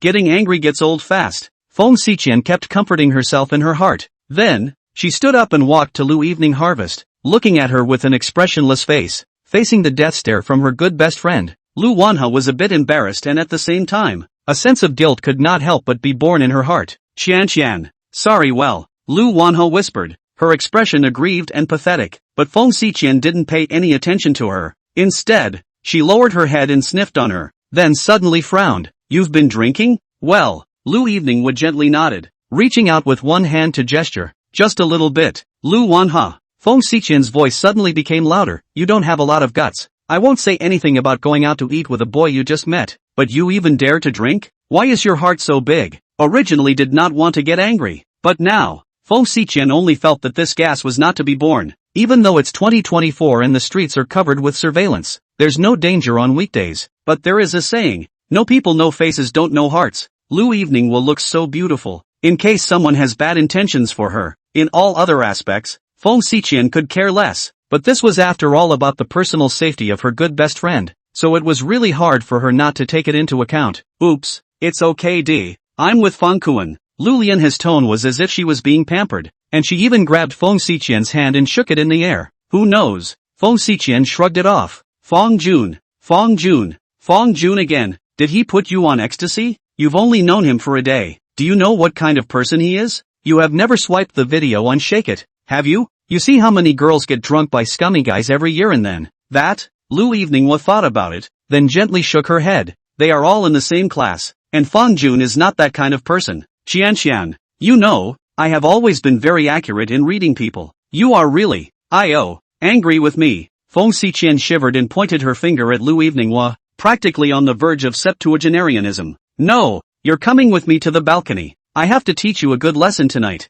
After glancing at the other two roommates in the dormitory who were wearing headphones, Feng Xiqian pulled Lu Lianhe and headed for the balcony. In the boys' dormitory, after taking a shower, Feng Jun lay on the bed and played with his cell phone, quietly waiting for sleepiness to strike. His hand ghostly clicked on the VX and looked at the list. The chat box named, Shua is angry again. For some reason, he suddenly wanted to talk to Lu Evening but in the end, he controlled himself. He once swiped an emotional instructional video on Jitterbug, the exact content of which he couldn't recall, but the general idea was, in the face of a girl you just met, it is best not to chat too often and not to rush. Overexposing your sense of neediness will only diminish your impression in a girl's mind. Adhering to this idea, Feng Jun quit VX and started brushing up on Shakeology instead. We're all in the same class. We'll be together for a long time to come. There's no rush, no hurry. Driven by alcohol, without swiping his cell phone for too long, Feng Jun fell into a deep sleep, and when he opened his eyes again, it was already the next day. It's September 1st. It's also the official start of school. Freshmen in the International Trade Program didn't need to attend class today, but they did have a class session at 9 a.m.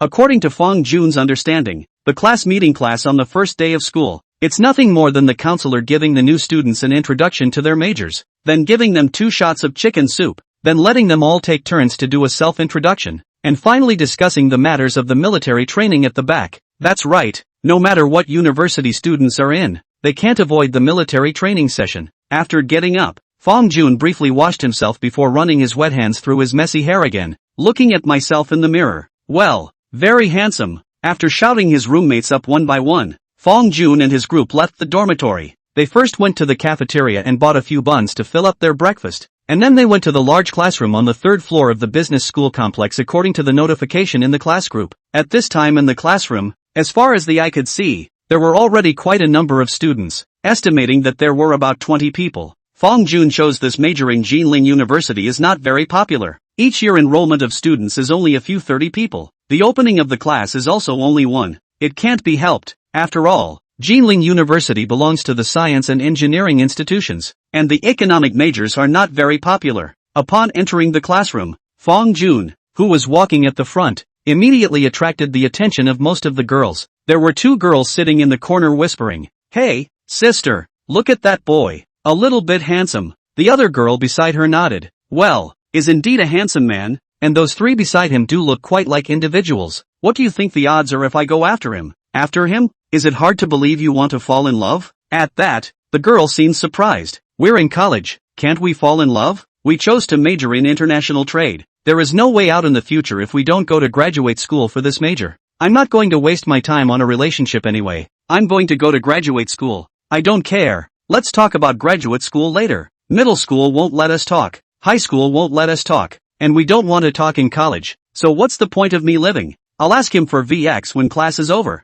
A woman chasing a man. A veil separates them. "Come on, sister. I'm looking out for you." Feng Jun was naturally unaware of her people's comments, as he brought his roommates and found a 4 consecutive seat in the corner of the classroom. After sitting down, his eyes began to search the class for Lu Wanhe's figure. Chapter 16, It's Just Okay. Unfortunately, however, Lu Evening didn't seem to have come yet. Feng Jun sighed. inevitably feeling a twinge of regret. Just then, Zhang Yang, who was sitting beside him, suddenly tugged on his shirt and whispered with a slightly lowered head, "Brother Fong, look at the girl sitting in the second row on the far left. She's kind of good looking." Following the cue, Fong Jun looked up. The girl sitting in the middle of the second row had long, rosy red, wavy hair that stood out through the side of her face. It was still vaguely evident that she was wearing delicate light makeup. Of course, what's more eye-catching is her spirited outfit, wearing a hot halter top and denim shorts on the bottom half, revealing a pair of long, white legs. No one doesn't like to look at beautiful women, especially this group of young boys who just went to college, 18 or 19 years old, and are in puberty. As far as the eye could see, almost half of the boys looked vaguely at the girl. Some people stare at those tantalizingly large white legs and salivate, while others make up their minds to go after her. But Fong Jun was an exception, and he withdrew his gaze after only one glance. It was indeed a beautiful girl no less, and if he were to score it out of 100, he could probably give the girl a score of around 80. Putting aside the point of bold and spirited dress, compared to Lu Evening-hwa, the gap between the two was too great. Whether it was her face value or other aspects, Lu Evening-hwa was able to leave that girl behind by 18 blocks. "How is it, Brother Fong? Does it look good?" Zhang Yang hurriedly asked after him. Fong Jun smiled faintly. "It's just okay." Zhang Yang twisted his head and asked Xiang Liuyan again. "Liuyan, what about you? What do you think?" Xiang Liuyan squinted his eyes and thought about it, finally giving the same answer as Fong Jun. "It's not bad." If it was someone else who said such words, Zhang Yang would 80% take it as they were pretending. "How's the suit? You think it's okay?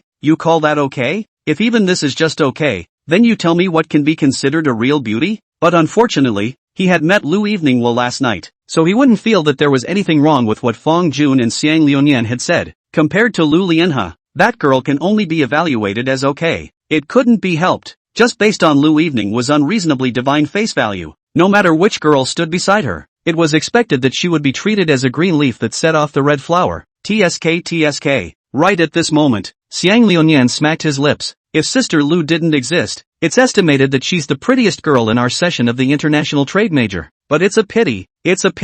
Upon hearing this, Fong Jun guffawed and smiled. With Lu Evening-hwa at the top of the town, which one dares to say that he is good looking? Which one dares to say he is pretty? Right at this moment, Zhang Yang, who was sitting on Xiang Liuyan's left, suddenly poked him and whispered, "Quicksilver, make a move for me. Sister Lu belongs to Brother Fong, and you're usually not short of girls, so leave that girl to me." Xiang Liuyan glanced at Zhang Yang. "What? You want to chase after her?" "Yeah." Alas, Xiang Liuyan sighed and patted Zhang Yang's shoulder. "Listen to my brother's advice. That kind of girl, you can't grasp it." Zhang Yang froze, then asked in confusion, "Why? Let me ask you, who is handsome compared to you and Fong?" "That must be Fong. So which one of us is richer, you or I?" At these words, Zhang Yang fell silent. Xiang Liuyan broke his fingers. "All adults. Very realistic. This kind of female college student who is happy to express herself on the first day of school will not look for someone like you to fall in love with. Of course, I don't mean to put you down in any way whatsoever. Don't get me wrong." Zhang Yang was frustrated and shook his head. "That's not so bad. I'm not that careful. I have to admit that what you said is the truth. A person is valuable to have self-knowledge. And as it happens, Xiang Liuyan's words made Zhang Yang clearly recognize himself. 1 has no face, 2 has no money. Put aside the point of good academic performance, properly is a beggar. But which one who can get into Jinling University is not a scholarly person? There was no point where he was an advantage in comparison. Don't feel bad. Just now I said that girl was okay, and not just because of Lu Evening-hwa. Xiang Liuyan once again patted Zhang Yang's shoulder and comforted him. "Do you remember that commercial I mentioned yesterday? Every single female model in there is a schoolgirl or a class girl. There, as long as you're willing to pay for it, feel free to hug and cuddle and feed you wine and fruit, if you know what I mean. But, I don't have any money either.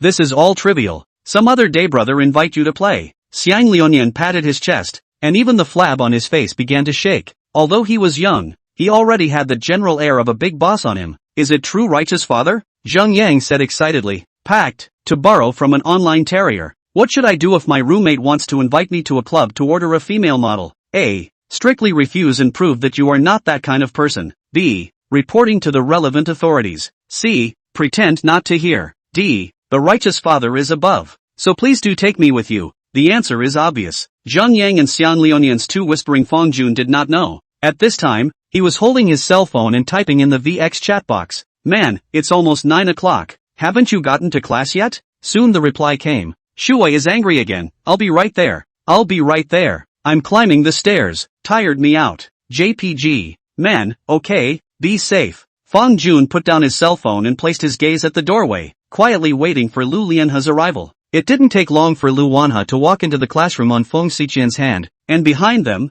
followed by the other two roommates, Wang Yino and Qian Xia. For some reason, as soon as he saw Lu Evening was figure, Fong Jun's mood became inexplicably good. Today's Lu Evening will also looks as good as ever. Still wearing a cute balled-up head and a light pink short sleeve with a kitten printed on it. Light-colored wide-legged pants are paired with a pair of board shorts, which are lively and cute while being full of energy. Just like the anime heroine general face value, instantly attracted the attention of everyone, both boys and girls. The originally noisy classroom instantly quieted down, and two questions popped up in most people's minds. 1. Who is she? 2. Why is she so pretty? Chapter 17, Introducing Yourself. Lu Wanhe saw Fong Jun sitting at the back of the classroom with just one glance, so she did it in front of everyone in the classroom. Raising his hand, he waved it at Fong Jun. Those big eyes full of laughter seemed to be greeting Fong Jun. Lu Wanhe, *omega***, following the line of sight of this girl who was too beautiful to be true. Everyone noticed Fong Jun, who was sitting at the back of the classroom with a face value that was equally hard to ignore. The gazes that fell upon him or her were shocked, admiring,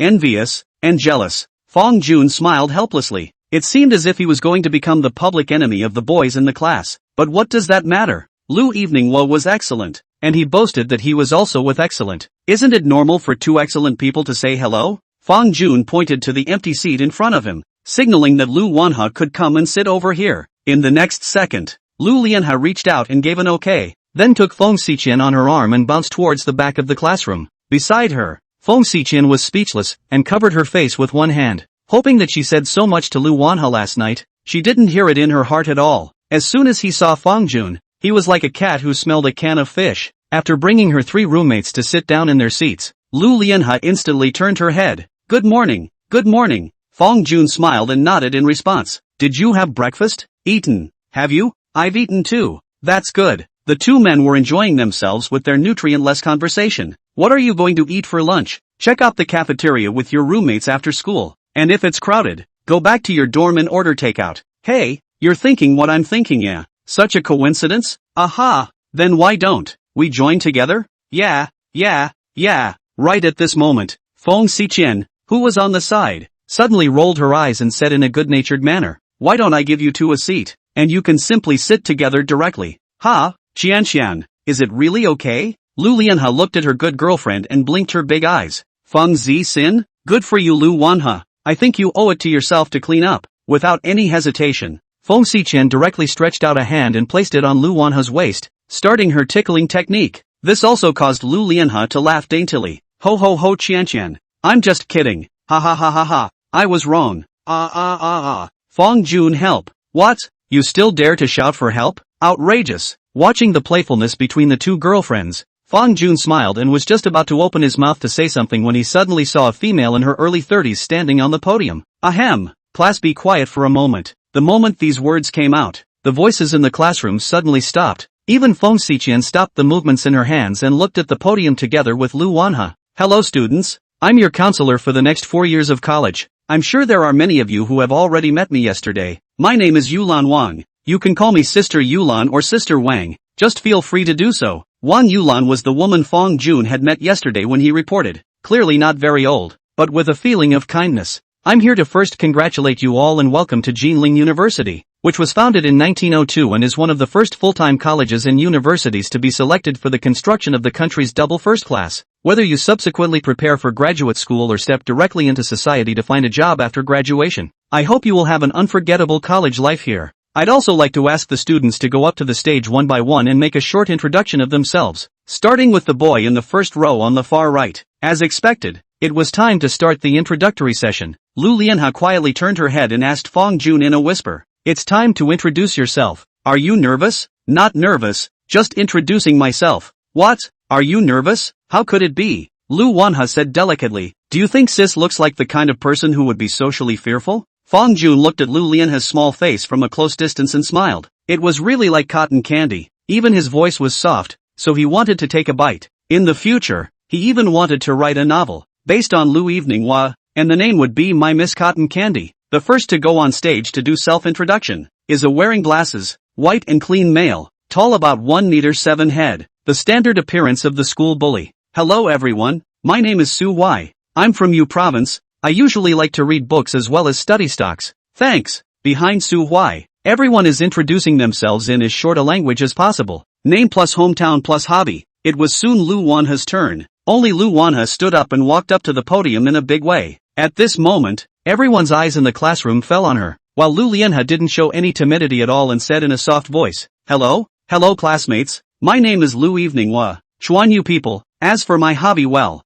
I like to see handsome men. Oh, when these words came out, there was a cacophony of voices from the stage, and many people had unbelievable-like expressions on their faces. I didn't realize that this cute girl who looked like a heavenly fairy had such a simple and unassuming hobby, but no one noticed that Lu Wanha's eyes were on Fong Jun's side when she said this. Fong Jun laughed. He knew that Lu Wanha was looking at himself. Of course, you don't ask why. Fong Jun just knows. Thus, Fong Jun unapologetically met Lu Lianhe's line of sight, frankly and graciously. In the next second, Lu Evening Hua also smiled. Standing on the stage and Fong Jun staring at each other with an unknown meaning, the two men's eyes met in the air, seeming to rub off on some other kind of spark. However, right at this moment, Xiang Liuyan suddenly narrowed his eyes, poked Fong Jun beside him, and asked in a low voice, Hey, brother Fong, is she looking at you? Fong Jun only replied with 2 words, Guess? What's the point of guessing? Even a ghost can tell that Lu Evening Hua is looking toward us. If she's not looking at you, can it be that she's still looking at me? Knowingly. I'm not trying to get a definitive answer out of you. Tell me honestly, do you like her? At those words, Fong Jun was silent, and after a moment, he smiled and spat out those 2 words once again. You guess? To reunion. On the podium, after bowing to everyone, Lu Lianhe walked off the stage. It was Feng Xiqian's turn next, only to see her sigh and then walk onto the stage. Hello guys, my name is Feng Xiqian. I'm an old hometown with Lu Evening Harvest, and I'm also from Sichuan and Chongqing. Thank you all. In fact, Feng Xiqian looks also quite beautiful, more than 1 meter 6 tall, with decent features, and even gives a cold feeling when her face is expressionless. Only when she stood with Lu Evening Hua, the light on her was covered up. Chapter 18. Do you want to go on a date with me? Finally, it was Fong Jun's turn. He stood on the stage and cleared his throat. Hello everyone, my name is Fong Jun, the gentleman's Jun, from Yundu, Hui Province. As for my hobby, I like looking at beautiful women. As he said this, Fong Jun's gaze traveled across half of the classroom and landed on Lu Lianhe, just as Lu Lianhe had looked at him just now. Off stage, Lu Lianhe revealed a lovely smile and was in a very happy mood as she winked at Fong Jun, who similarly winked. On the side, Feng Xiqian looked at Fong Jun, and then at Lu Evening Hua who was staring daggers at the stage beside her, and couldn't help but frown. Nima, what kind of Thai symmetrical literature is this? Are you two flirting in the classroom while you're introducing yourself? Can you die a death? The introduction session ended with the counselors taking the stage. It seems that everyone has gotten to know each other, so the purpose of this class meeting has been accomplished. Tomorrow morning at the same time, still in this classroom, we're going to run out class officers. There are 2 main positions up for election, one for class president and one for secretary, and those who have ideas can prepare their campaign scripts this afternoon and evening. As for the issue of military training that some students are concerned about, I will explain it to you specifically during tomorrow's meeting. Well, today's class meeting ends here. Everyone go back to your dormitory and rest first. The class meeting was over and the students left the classroom in groups, and Fong Jun remained in his seat, only to see him jab his finger at Lu Evening Hua in front of him. Let's go eat together? Yeah, just the 2 of us? Lu Wanha turned her head, blinking her big eyes. To be honest, Fong Jun definitely wanted to be alone with Lu Evening Hua, but would it be too bad to just abandon his roommate? After briefly thinking for 2 seconds, Fong Jun nodded affirmatively. Yes, just the 2 of us. Roommate? What roommate? Uncooked and uncooked. However, Feng Xiqian on the side was not happy, and equally unhappy was Zhang Yang. The 2 spoke almost simultaneously. Evening Harvest, you're not going to eat with us? You're not eating with us, Fong? As the words left their mouths, the 2 men also looked at each other in surprise. Oh god, symmetry literature again. Lu Lianhe smiled cheekily. Xianxian, why don't you join Wang Yino, Xian Xia and the others? Feng Xiqian took a deep look at Lu Wanha, then nodded. After last night's conversation, she kind of knew something about her best friend's mind. A woman is not a woman. Since the child likes it, let the child go. Fong Jun's side didn't need any explanation. He just spread his hands out, and the eagle-eyed Xiang Liuyan directly wrapped his arms around Zhang Yang's neck and dragged him away. Of course, along for the ride was Ko Li. A little transparency. From the beginning until now, Ko Lee had been holding his cell phone and was talking to someone with the note, Mom. Probably homesick. Soon, only Fong Jun and Lu Wanha were left in the classroom. Fong Jun stood up and said with a smile, "Let's go. Miss Lu, where do you want to eat? Can we eat off campus?" "Sure." "Well." Lu Eveningwood tilted her head and thought, then said, "Let's go to Golden Eagle. There's a Hanggang cuisine over there. I kind of want to eat. I'll treat you." Hearing this, Fong Jun laughed. "I'm a big man. How can I spend your money?" Lu Wanha wrinkled her nose. "Don't be chauvinistic. Oh, that restaurant is the one I want to eat at, so it's only right that I pay for it. So, I'll buy you a milk tea, and then treat you to a movie? This is something you can't refuse me again, or else I'll really get over it." It was obvious that Lu Wanha was a very selective girl, so Fong Jun very logically proposed to watch a movie. Lu Eveningwood did not refuse, but a bad smile appeared on her face. "I.O. Very on the set. This wants to date me?" When these words came out, Fong Jun froze. How can this be called a date? Wait a minute? Go to the mall together for dinner, shopping, and a movie. It does seem a bit like a boyfriend/girlfriend date. Fong Jun was just about to open his mouth to weasel his way out of the situation when he saw Lu Lianhe shake the little chirp on her head and said, "Aya, seeing as you've been single for 18 years, this young lady will fulfill your unreasonable request today." Looking at Lu Lianhe, who was like a playwright, Fong Jun was a little bit in tears and laughter for a while. Well, my lady's out, isn't she? The plan was finalized, and then the two left the school and took a taxi to Golden Eagle. On the way, Lu Wanha suddenly asked, "Do you want to run for class president?" "Don't want to." Fong Jun shook his head decisively. In college, the position of class president is still very gold, whether it is to join the party, or later for national scholarships. There are considerable advantages. The bottom line is that when you graduate, putting a college tenure on your resume will make it look great. Of course, this is only limited to double-tier institutions like JLL. If it were a pheasant university instead, not to mention that you're the class president, even if you're the president of the House Student Council, it's still useless as there are very many benefits, which naturally means a lot of responsibilities will be carried on the body. He went to college to enjoy life, and with his wealth and freedom, he didn't need to worry about a job after graduation. Therefore, Fong Jun didn't want to pick this burden.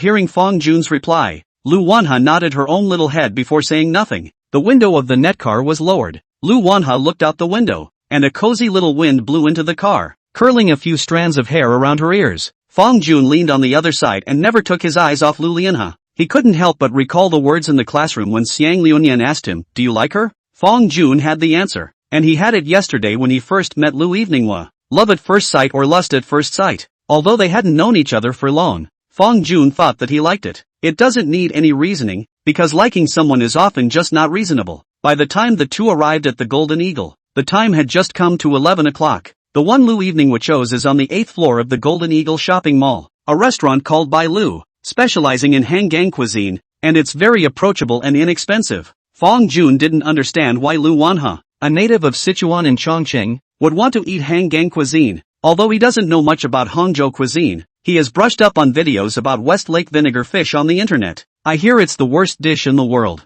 Turns out what you fear comes to pass. After the two of them entered the store and randomly picked a seat, Lu Wanha picked up her cell phone and began to scan the code to order. "The first dish I ordered was the Westlake vinegar fish." Chapter 19, The Most Suffocating Way for a Fish to Die. Fong Jun looked at Lu Lianhe with a strange expression on his face, and after hesitating for a moment, he asked, "Do you like Westlake vinegar fish?" Lu Wanha shook her head. "I've never eaten it before, but this dish is famous, so I wanted to try it. The internet says it's awful." "Yeah, just because it's all over the internet, I want to try it and see how bad it really is." The small expression on Lu Wanha's face was very serious, with the air of knowing that there was a tiger on the mountain, but favoring the tiger mountain. Fong Jun was silent, although he had not eaten the Westlake vinegar fish either, but in general, he did not even want to try anything like this that everyone recognized as difficult to eat. Why should he be tortured when his sense of taste is not at fault? Following the Westlake vinegar fish, Lu Eveningwood flicked her fingers and added a few more home-cooked dishes, and then the two of them began a long wait. Just then, Fong Jun's cell phone suddenly rang. It was an unfamiliar caller, but the address of the number was local to Jinling.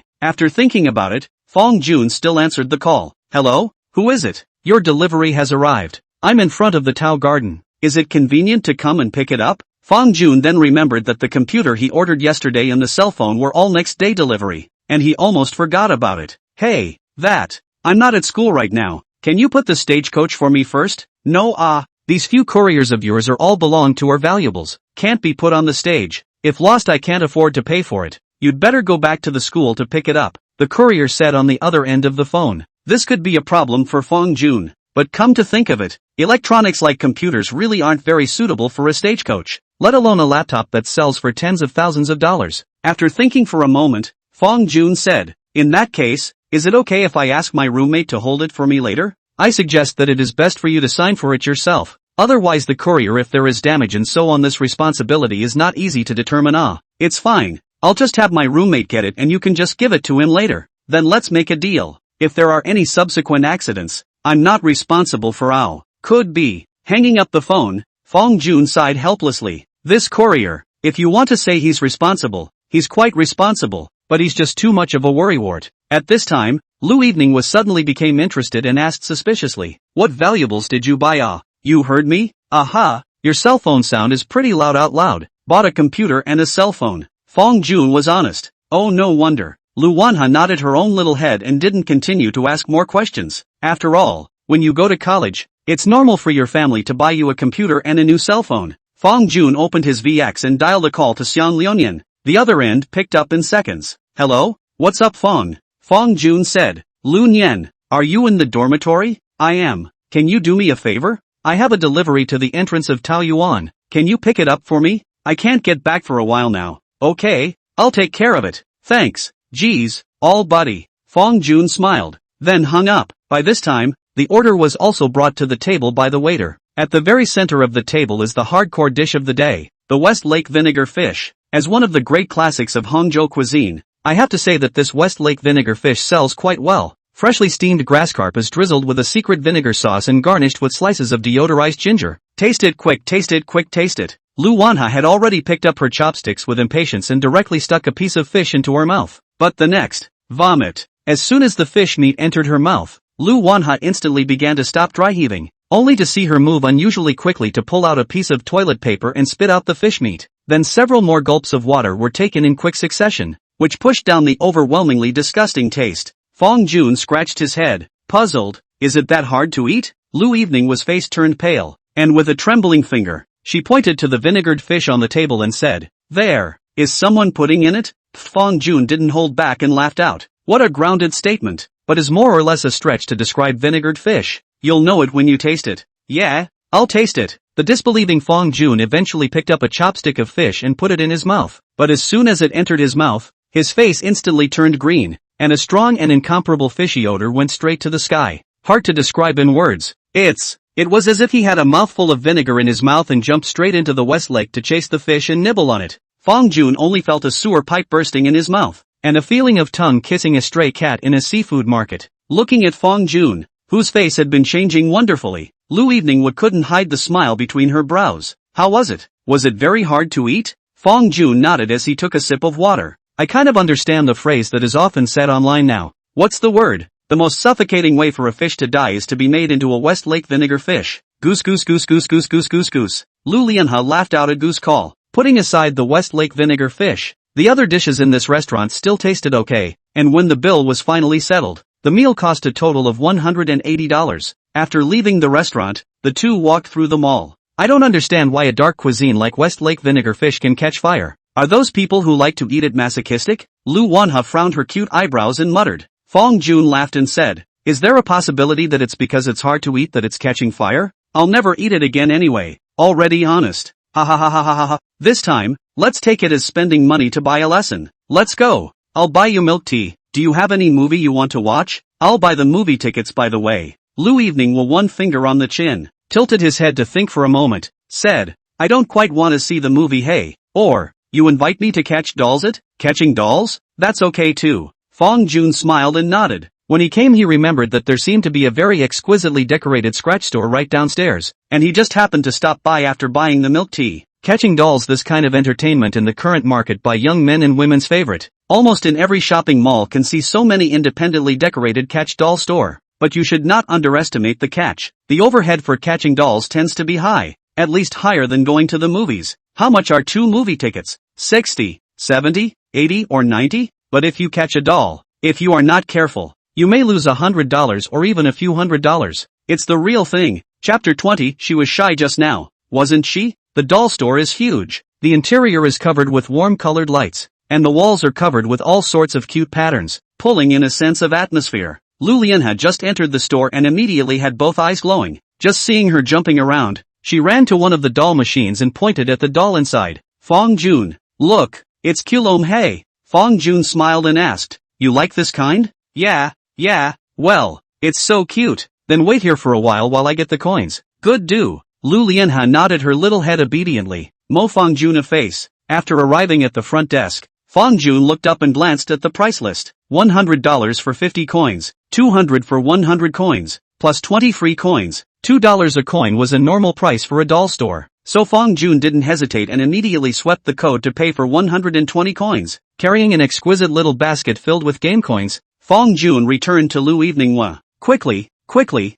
I want to catch Kuromi. Lu Wanha couldn't wait to take out 4 coins from the basket and put them in one by one. Then he began to concentrate on the hook and claw inside the machine. With the control of the joystick, the hooked claw wobbled and slowly descended, grabbing a doll with great precision. However, just as it rose into the air, the hooked claws snapped loose, and just like a muscle weakness, the doll fell straight down. Ah, how come? Lu Lianha skimmed her lips with some regret. No, again! As if her fighting spirit was aroused, Lu Wanha tensed her cute little face with an extraordinarily serious expression. Fong Jun stood aside with his basket, a smile on his face as he just looked at Lu Eveninghua, with a hint of doting in his eyes that even he himself hadn't noticed. Finally, after spending more than 30 coins, Lu Wanha managed to capture one of the Kalooms. Watching the beloved cute doll fall into the frame below, Lu Wanha was very excited. Fong Jun, did you see it? I finally caught it.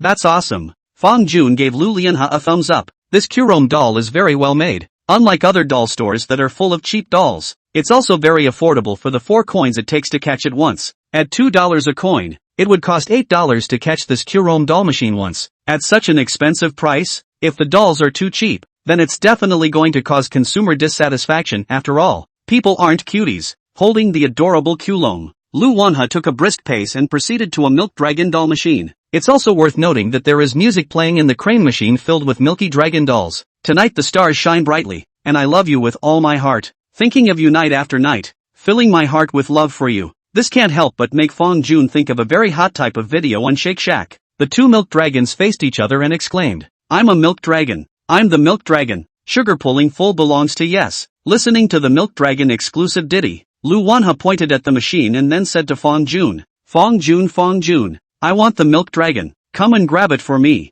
Ha, me? Fong Jun felt a hint of surprise. He didn't know how to catch dolls either. For him, it was better to just pay for the same model rather than go through the trouble of catching it over and over again. He doesn't lack that kind of money nowadays anyway. We both came to play together. I can't be the only one to catch it. You catch it and you catch it too. Quick, Lu Wanha urged. Looking at the cute and expectant little face of the girl in front of him, Fong Jun couldn't bear to refuse, so he smiled and nodded. Okay, I'll try then. Putting the coins in, Fong Jun stood in front of the machine and maneuvered the joystick. Only the hooked claws wobbly descended and steadily grabbed a milk dragon, then managed to claw it out. Wow, it worked in one go. Fong Kuan, you're such a mushy duck. Looking at Lu Lianha's adoring eyes, the smile at the corner of Fong Jun's mouth was like AK. He couldn't even suppress it. Fong Jun, he also didn't think he'd be able to get the doll in one go. Maybe it was the fact that someone had already patted in front of him many times, or maybe he was just really lucky. This brings us to a hidden mechanism of the crane machine. Normally, the machine's hook jaws are very loose, but after you've grabbed it many times, there will come a time when the hook jaws will become tight and stable. Anyone in their right mind would think they could successfully capture the doll out of it. Holding that cute milk dragon in her arms as well, Lu Wanha was in a better mood, a smile on her face at all times. If Lu Wanha was happy, then Fong Jun would naturally be happy as well. The two bounced around in front of the various crane machines,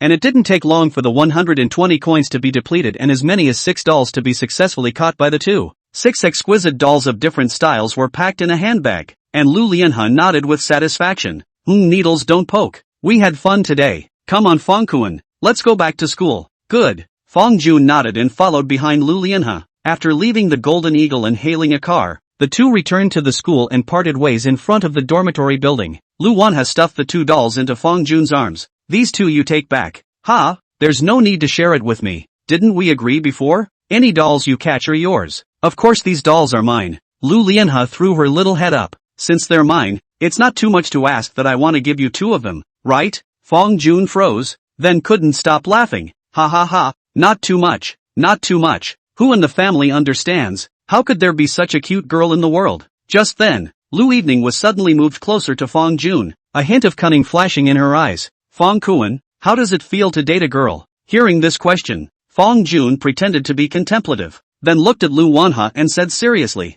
well, the feeling is not bad. It would be better if this girl was my girlfriend. Upon hearing this, Lu Wanhe's little face suddenly turned red. What do you mean? You don't want me to be your girlfriend, right? I didn't mean it like that. Fong Jun laughed and continued. Of course, if you want to be my girlfriend so badly, it's fine with me. Lu Wanhe's face turned even redder. Bah, you shameless narcissist. I won't talk to you anymore. I'm going back to my dorm room. Ha ha ha. Well, go back now. Lu Lianhe gently nodded, then slowly moved towards the dormitory room 1 step at a time. Looking at Lu Lianhe's back, Fong Jun stroked his chin. Was she shy just now? She must have been shy just now. It had always been Lu Lianhe who had molested him, and today it was finally his turn to get back in the game. Chapter 21, I can buy you 6. But should I say no? The way Lu Evening blushes is really cute. Holding the 2 dolls in his hands as he walked back to his dormitory, Fong Jun's mind still recalled the scene just now. There is a saying, the blush of a young girl is worth all the words of love. Fong Jun knew very well what was in his heart. He liked Lu Evening. He wanted to fall in love with Lu Evening. But it's a little early to confess to her. After all, they've only known each other for 2 days. Pushing open the door to the dormitory, a cool sensation that cannot be described in words hits you. It was like leaving the furnace and coming to heaven. Coming to his place, he sat down in his chair, unscrewed the mineral water and muffled it. Yes, at this moment, Zhang Yang, Xiang Liuyan, and Li Kao were each sitting in front of their own computers playing Forever Infernal, and by the looks of it, they seemed to be in the 3rd row. Xiang Liuyan raised his head and said, Brother Fong, I've put all your expresses on the table for you. By the way, how are you getting along with Lu Wanhe? Not bad. So, what did you and Sister Lu go out to do? Brother Fong, why didn't you come back until now? Zhang Yang asked from the side as well. Didn't do much, Fong Jun said as he unwrapped the courier on the table. Just ate dinner together and then scratched dolls for a while. Good lord, you guys even went doll catching. Ha, aha. Suddenly, Li Kao said loudly with great anxiety. Brothers, will talk later. Zhang Yang, quickly help me dismantle it. It's dying. Zhang Yang frowned. No dude, you're asking me to help you dismantle a Yushan with a big move on? Didn't you say at the beginning that you must let us see what a true Marquis of Wu Wei is today? How come you've become a mud-blood now? Xiang Liuyan said with a smile. Me, ouch. It's not the new Zhang Qiling who's too over the top. Can you blame me for this? Li Kao looked at the great outscreen, reddened his face, and stammered in his own defense. Ugh, no more fights. No more fights. Come on, Quicksilver, go to the balcony and smoke a cigarette. Zhang Yang stood up and waved his hand, then took out a brand new pack of Zuanmen from the drawer. Walk. After playing the game for so long, Xiang Liuyan also want to come to a bar. Mainly Li Kao 278 dishes. From the noon after eating to now, the 3 of them played so many, is a handful of did not win. Just as the 2 of them were passing by Fong Jun's position, Zhang Yang suddenly noticed that Fong Jun was holding a brand new 16 Pro Max in his hands. Hey, brother Fong, you got a new cell phone? Where's the old one? The old one I put on the turn. Fong Jun subconsciously took the words, but quickly reacted to the wrong. Nima, it's not like he's doing Shake Shack. He's making a cockamamie commercial? Ha ha ha ha ha ha. Xiang Liuyan laughed out loud from the side, then said, I went to get Fong's delivery for him, not only a new cell phone, but a new computer as well. What? Brother Fong, you bought a computer too? What brand did you buy? Zhang Yang seemed to be very interested in this. Fong Jun shrugged, did not answer, just in front of the 2, unpacked the courier. In the next second, Zhang Yang was surprised. Is this an alien? There are hardly a few boys who don't recognize that iconic icon. Yeah, Alien M18. Fong Jun nodded and placed the brand new laptop on the desktop, then plugged it in and pressed the power on. At that, Ko Lee came up. What? The Alien M18? Is that the R21? Can't see it, brother Fong. Ah no, I should call you Mr. Fong from now on. Mr. Fong has deep pockets. Xiang Liuyan laughed. Zhang Yang was a bit confused, scratched his head and asked, what do you mean? Is this computer expensive, brother Fong? Although he recognized the brand name Alien, he didn't know much about the computer models under the brand. Zhang Yang, Your computer is a savior. Right, how much did you pay for it? Xiang Liuyan didn't answer directly, but asked a rhetorical question. 7,000 plus. Why? Xiang Liuyan snapped his fingers and did some math. Then said seriously, let's put it to you this way. This alien of Mr. Fong's can buy you 6. No. How many? 6? Zhang Yang's eyes widened. You mean, Fong's computer is over $40,000? Seeing Xiang Liuyan nodding, Zhang Yang only felt a wave of incredulity. His mom and dad's paychecks together are just over $10,000 a month. This seemingly insignificant computer can be worth 2 or 3 months of his family's income. Plus, who's a college student with a $40,000 plus computer? If you accidentally bumped into something, it would hurt like hell. A 4090 video card, you say? Zhang Yang did not know how good the performance of the 4090 graphics card was, but the price of more than $40,000 was enough to explain everything. A moment later, he spat 2 words out of his mouth. Awesome. Xiang Liuyan sighed, walked to the balcony, lit a cigarette. In fact, when I first bought a computer, I was torn between the 2 brands of Aliens and ROG for a long time, and in the end I took the money my dad gave me for the computer to order more female models. And hey, I have to say, it was the happiest time of my summer life. Hearing this, Fong Jun guffawed. No wonder Xiang Liuyan is using Asus Chosen, so he's using all his money to get high. What's it called? Spend your money on the handle. Oh, blade. The spectacle was over. Zhang Yang and Xiang Liuyan were both swallowing clouds in the balcony, and Li Kao continued to go back to his position to play the game. Fong Jun, meanwhile, sat on a chair and fiddled with his new toy. Remove the phone card from your old phone, insert it into your new phone, and then turn on Bluetooth for one-touch switching. While he was at it, he downloaded many more common online games on his computer. League of Legends, Foreverless, Fearless Pact, CSGO, Crossfire. The computer has a lot of RAM, a full 1 TB, so there's absolutely no need to worry about running out of space. A few days ago just came out a domestic 3A masterpiece called Black Myth, Goku. He was quite interested, so he decisively opened Steam, chose the deluxe edition, and purchased into the library. In the various dormitories of Taoyuan, equipped with fast broadband internet speeds, it didn't take long for all the software and games to be downloaded. Fong Jun sat in his chair, playing with his 16 PM in his hand. It felt heavy and weighty in his hand, especially with the Spirit Island on it making him feel fresh and new. I just don't know if it will get as hot as the phone he originally used when playing King. This isn't Fong Jun talking nonsense. His 12 PM doesn't lag, but it heats up very badly. It's fine in the wintertime, barely doubles as a hand warmer, but once summer comes, he's really afraid that his cell phone will suddenly explode if he doesn't blow it against the air conditioner. Chapter 22, Qianqian. I didn't think about it. As they say, novelty comes and goes. It didn't take long for Fong Jun to put down his new cell phone in a disgruntled manner, but just then, he suddenly received a message from Lu Wanhe. Shua is angry again. It's so boring. Do you play games or not? Playing games? Fong Jun looked up at the wide array of games on the computer screen, but unfortunately, he could only play King, so he snapped the word and asked, Man, what's the game? Shua is angry again. Do you know how to play King? Fong Xiqian shouted at me to play King. Looking at that message, Fong Jun suddenly smiled. The specialty matchup belongs to yes. What a coincidence, his mom opened the door for coincidence and coincidence arrived home. Male protagonist, of course I will. Shua is angry again, then you add me. My game ID is the same as my VX name. Man, okay, exiting the VX. Fong Jun is directly. King, launch, entering the game and adding friends. Lu Wanhe soon pulled Fong Jun into the middle of the game room. The name of the game on the first floor is Zhenshan Never Angry, so I think it must be Fong Xiqian. These two are really good girlfriends. One is angry and the other isn't. Hello? Hello? Can you hear me? Lu Lianhe's trademark sheepish voice came from the earpiece, and Fong Jun immediately opened the microphone as well. Here. Good do. Qianqian. It's ready to open. The game opened in seconds after Lu Lianhe twisted her head and said to her best friend on the next bed. The two of them were not at a high level. They were both diamonds. Plus they were playing matches. So Fong Jun was also full of confidence. And when he entered the game, he directly chose his most skillful hero, Luna. Lu Wanhe, on the other hand, chose a hand of Xiao Xiao and said in the mic, Hey, King Xiao Xiao is here. Looking at Xiao Xiao's dopey and cute avatar, Fong Jun smiled slightly. This hero is a good match for Lu Wanhe.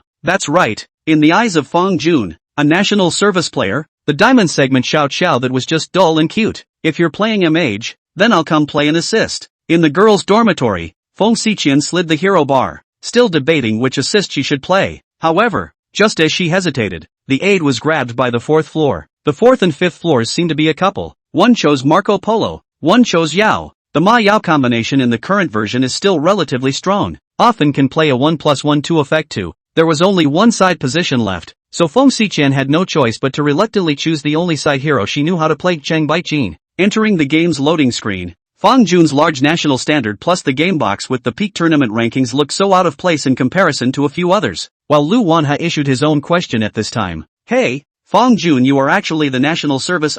What is that circle of blue box around you? How come I haven't seen it before? Fang Jun smiled and explained. This is the ranking of the summit match, so you're not 73rd in the country? Right. Wow. You're awesome. In the face of praise from his favorite girl, Fang Jun's mood could be described as beautiful, but what he didn't know was that at this moment, in the girls' dormitory, Feng Xiqian looked at Lu Evening Harvest and rolled her eyes. Pretend. Keep pretending. Lu Evening I'll see how far you can pretend. And wow. You're good. Vomit evil or not. Lu Wanha's face was reddened. Io. What are you doing? Qianxian. Give some face. To this, Feng Xiqian's response was only 2 words. Ha. Since it is to lead the sister. Fang Jun also took out his full strength. With the new phone, that hand of Luna can be said to show the whole field. Just 6 minutes into the opening round, Fang Jun managed to hit the infinite continuous X10 under the moon. The opposite side couldn't carry the pressure and simply chose to surrender. In the second game, Fang Jun changed his hero. This time he chose the mirror, again topped with a large GB.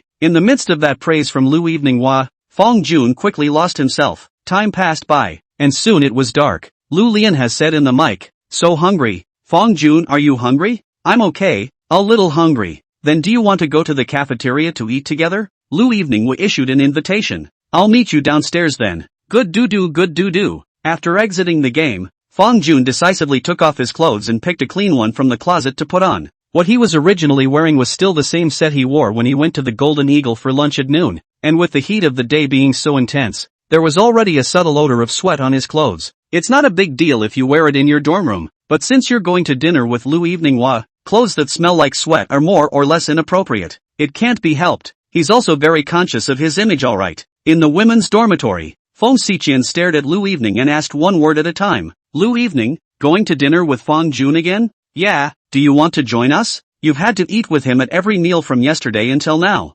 Think about it, is that appropriate? Well, Lu Evening cocked her little head, pretending to ponder, and after a moment, she gave her answer. I think so, it fits. He, you big head, you don't really want to develop with him, do you? Feng Xiqian questioned. Gu, Qianxian, what can I develop with him? What do you think could develop? I'll ask straight out, do you want a relationship with him? I didn't think about it that much. You haven't thought that much? I think you've thought about it more than anyone else. I really didn't think that much. Really? Lu Lianhe shook her head, her expression very serious. Cynthia, let me ask you a question. What's the problem? If you have a favorite person in your mind at this moment, can you make yourself dislike them through free will? As soon as Lu Lianhe's question was uttered, Feng Xiqian froze. After a pause, Lu Lianhe continued. Your reason may tell you that there's a chance that he's not a suitable romantic partner for you, but I'm sorry, free will can't kill that feeling of fondness you have for him. But what I don't understand is why do you like him? I admit, he is indeed handsome, tall,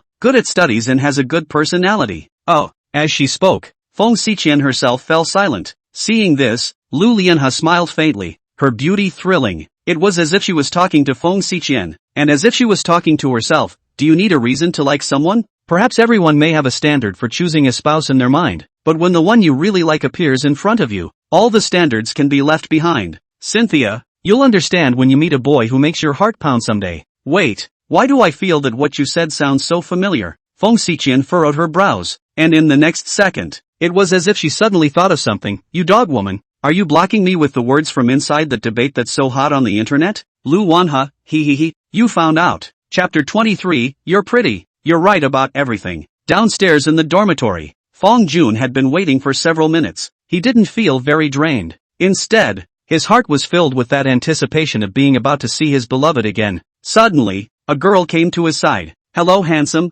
can I add a VX? Fang Jun was stunned, but without any hesitation, he directly refused. Sorry, I don't add strangers VX. The girl was relentless. Add one. Let's chat and we won't be strangers anymore. Sorry, I don't want to chat with strangers. Fang Jun refused again. Don't be so insensitive. Just add a friend to recognize. And, I'm also a freshman. Oh. As the girl spoke, She also winked at Fong Jun, seemingly feeling very good about herself. This couldn't help but make Fong Jun feel a tinge of boredom. 1 or 2 rejections isn't enough, is it? Do we have to force him to zoom in? Fong Jun took a deep breath and said in a very strong tone, "Let me get this straight. Whether you're a freshman or not has nothing to do with me. You're not my type and I don't want to friend you, let alone get to know you. Can you hear me?" Cold icy words echoed in her ears, and one of the girls' face instantly turned red. And then, as if she had become annoyed, she directly started babbling. "That's hilarious. If you don't. Do you really think I want to add your contact info?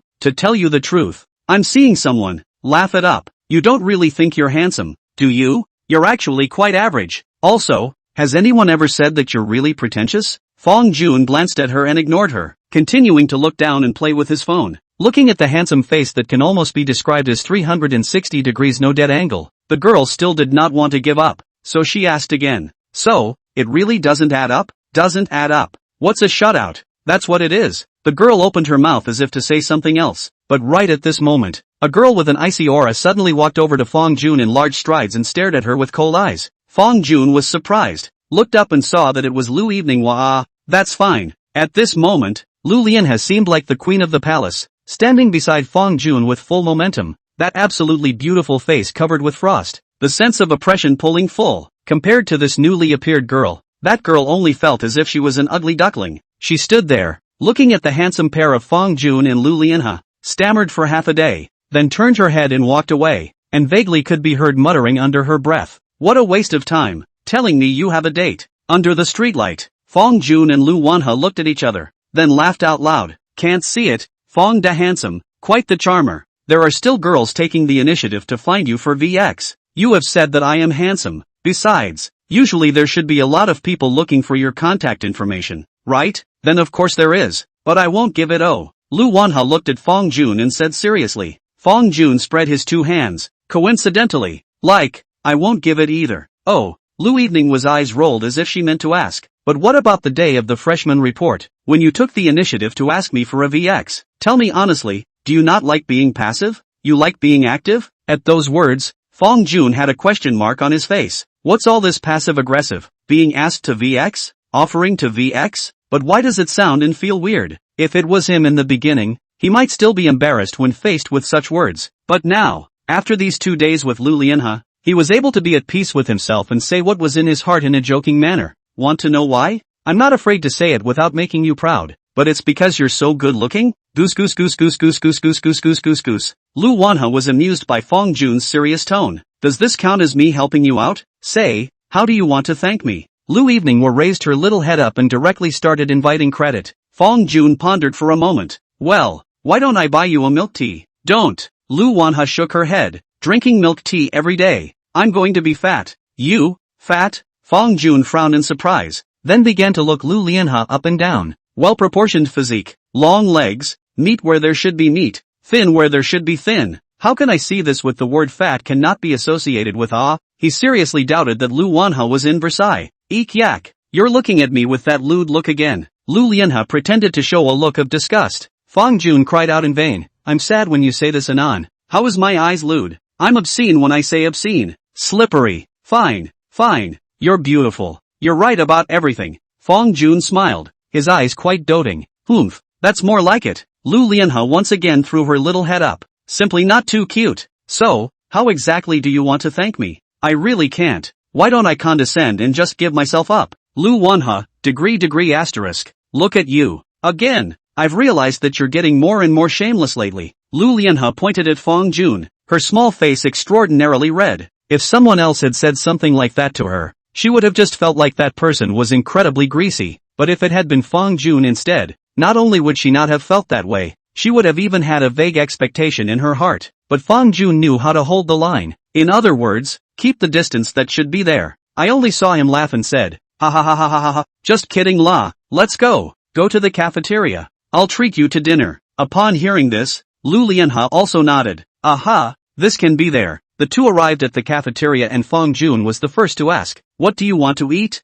"I want bubble chicken." "Okay, just find a spot and wait for me for a while. I'll just go get it." "Oh yeah, what flavor do you want?" "Spicy, extra spicy, explosively spicy." Fong Jun immediately burst into a sweat. "Good guy, I should have known not to ask. He almost forgot. In front of him, this beautiful girl, but 3 meals a day cannot be separated from spicy. It was mealtime and the cafeteria was crowded, especially in front of the bubble chicken window, where a long line had already formed. College students can't do much else, but they can eat. Fong Jun stood at the end of the line and began to line up honestly. Lu Eveninghua, on the other hand, sat on a seat not far away, resting her cheeks and just quietly looking at Fong Jun's back. The mind doesn't know what it's thinking. I can't tell you how easy it is to spend time with this boy I've only known for 2 days. Soon, Fong Jun walked over with 2 steaming servings of bubble chicken, smelling the tantalizing aroma. Lu Wanha's appetite was boosted. Chapter 24, How dare he? People came and went in the cafeteria, and the handsome and beautiful pair of Fong Jun and Lu Wanha naturally attracted the attention of countless people, but the two had long since grown accustomed to it.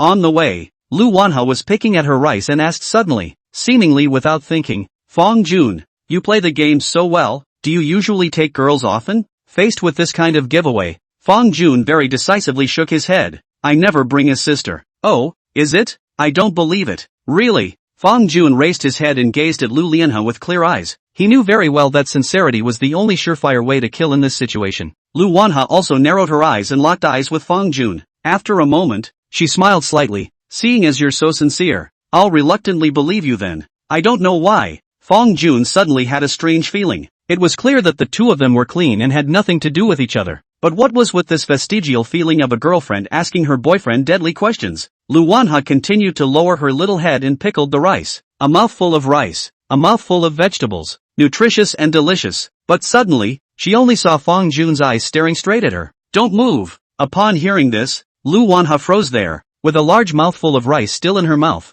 her 2 cheeks bulging like a small hamster. Fong Jun unhurriedly took out a packet of napkins from his pocket, and after pulling out one, he put his hand to the side of Lu Lianhe's mouth, and in the latter's astonished gaze, he gently helped her wipe off the rice grains that had stained the corners of her mouth. Well, this looks comfortable. Fong Jun nodded in satisfaction. Lu Wanha bared her teeth. You have OCD? Normally, I don't. Fong Jun shook his head. Oh, I see. Lu Eveninghua's eyes flashed with cunning. You just want to take this opportunity to have some physical contact with me. Ha! When these words came out, Fong Jun's old face turned red. I didn't. Don't slander a good person. You don't dare to admit it, do you?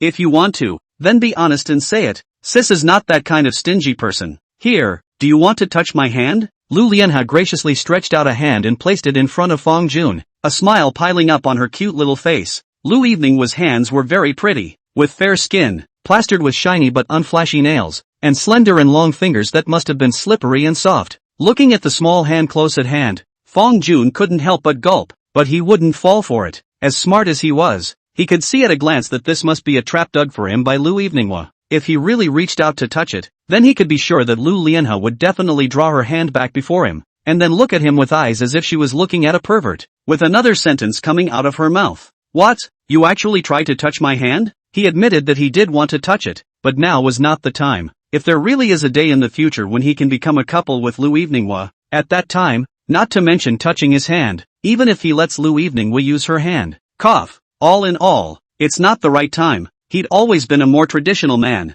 putting out a long line to catch a big fish. Fong Jun didn't speak or act. He just looked at Lu Eveninghua with a smile on his face. Lu Eveninghua is also a smart person, instantly noticing that his intentions may have been exposed, and in the end, he could only regretfully withdraw his hand slowly, muttering under his breath, forget about it. You man with a thief's heart but not a thief's guts. You don't even cherish the opportunity you've been given. The tone was as if it was a deep-rooted woman who was complaining, which made Fong Jun instantly displeased. What do you mean? That he has the heart but not the guts? That's hilarious. He's got a lot of nerve. Teasing him over and over again. Do you really think he doesn't have some fire in him? You want me to touch it, don't you? Row. Then I'll touch you today. It was too late, only to see Fong Jun directly stretch out his hand, and in Lu Even's astonished and incomparable eyes, he accurately and unerringly grabbed her small hand. Lu Wanha, Sigma. Fong Jun, _. The soft, boneless little hand in his hand emitted a warm sensation, and at this moment, Fong Jun had only one thought in his mind. She actually let me touch it? Lu Lianhe froze there, and there was only one thought in her mind. How dare he actually touch up? The two hands just froze in the air, neither of them speaking, just their eyes crossing in the air. For a while, the atmosphere began to become a bit subtle. In the next second, as if Lu Lianhe had reacted, she immediately drew her hand back, and that cute little face had already turned red with shame. Fong Jun coughed lightly twice, and didn't dare to look at Lu Lianhe, just lowered his head and said, "Cough, eat eat eat." Well, Lu Wanhe nodded as if nothing had happened and continued to pick at the rice in front of her. Both were very silent for the rest of the time until it was over. After leaving the cafeteria, Fong Jun hesitated for a moment before proposing, "Want to walk around campus together?" It's a well-known fact that college students are favorite campus visitors, both boys and girls, as anyone who has attended college should know. Hearing Fong Jun's invitation, Lu Wanhe did not refuse. Just drooping his little head, he quietly followed beside Fong Jun. The blush on his face never dissipated from the beginning, and all of her reactions were caught in Fong Jun's eyes. Fong Jun kind of wanted to laugh. "You like to tease? Let's see if you dare to get high next time." On the playground, at this moment is surrounded by people, a huge piece. From time to time can also hear bursts of cheers. Walking up, it turned out to be a senior who was holding a guitar and singing, "It's been raining all night, my love overflows like rain." That senior sang Jodong 7 miles with a great voice. No wonder he could attract so many people around. Lu Lianhe cocked her head and suddenly asked, "Can you sing?" "Not really." Fong Jun shook his head. "I usually don't listen to many songs. As I recall, I think your cell phone ringtone is a Tao Gigi song?" "Yeah, Small Town Girl. I kinda like him too. Especially his song Hate the Red Room Dream. I'm super in love with it." "Hating the Dream of the Red Chamber? I don't think I've heard of it, hey." Fong Jun thought about it and realized that he didn't seem to remember much about the song. The reason why his cell phone ringtone was Tao Gigi's Small Town Girl was entirely because he had set it by hand in the first place, and had never changed it since then. In fact,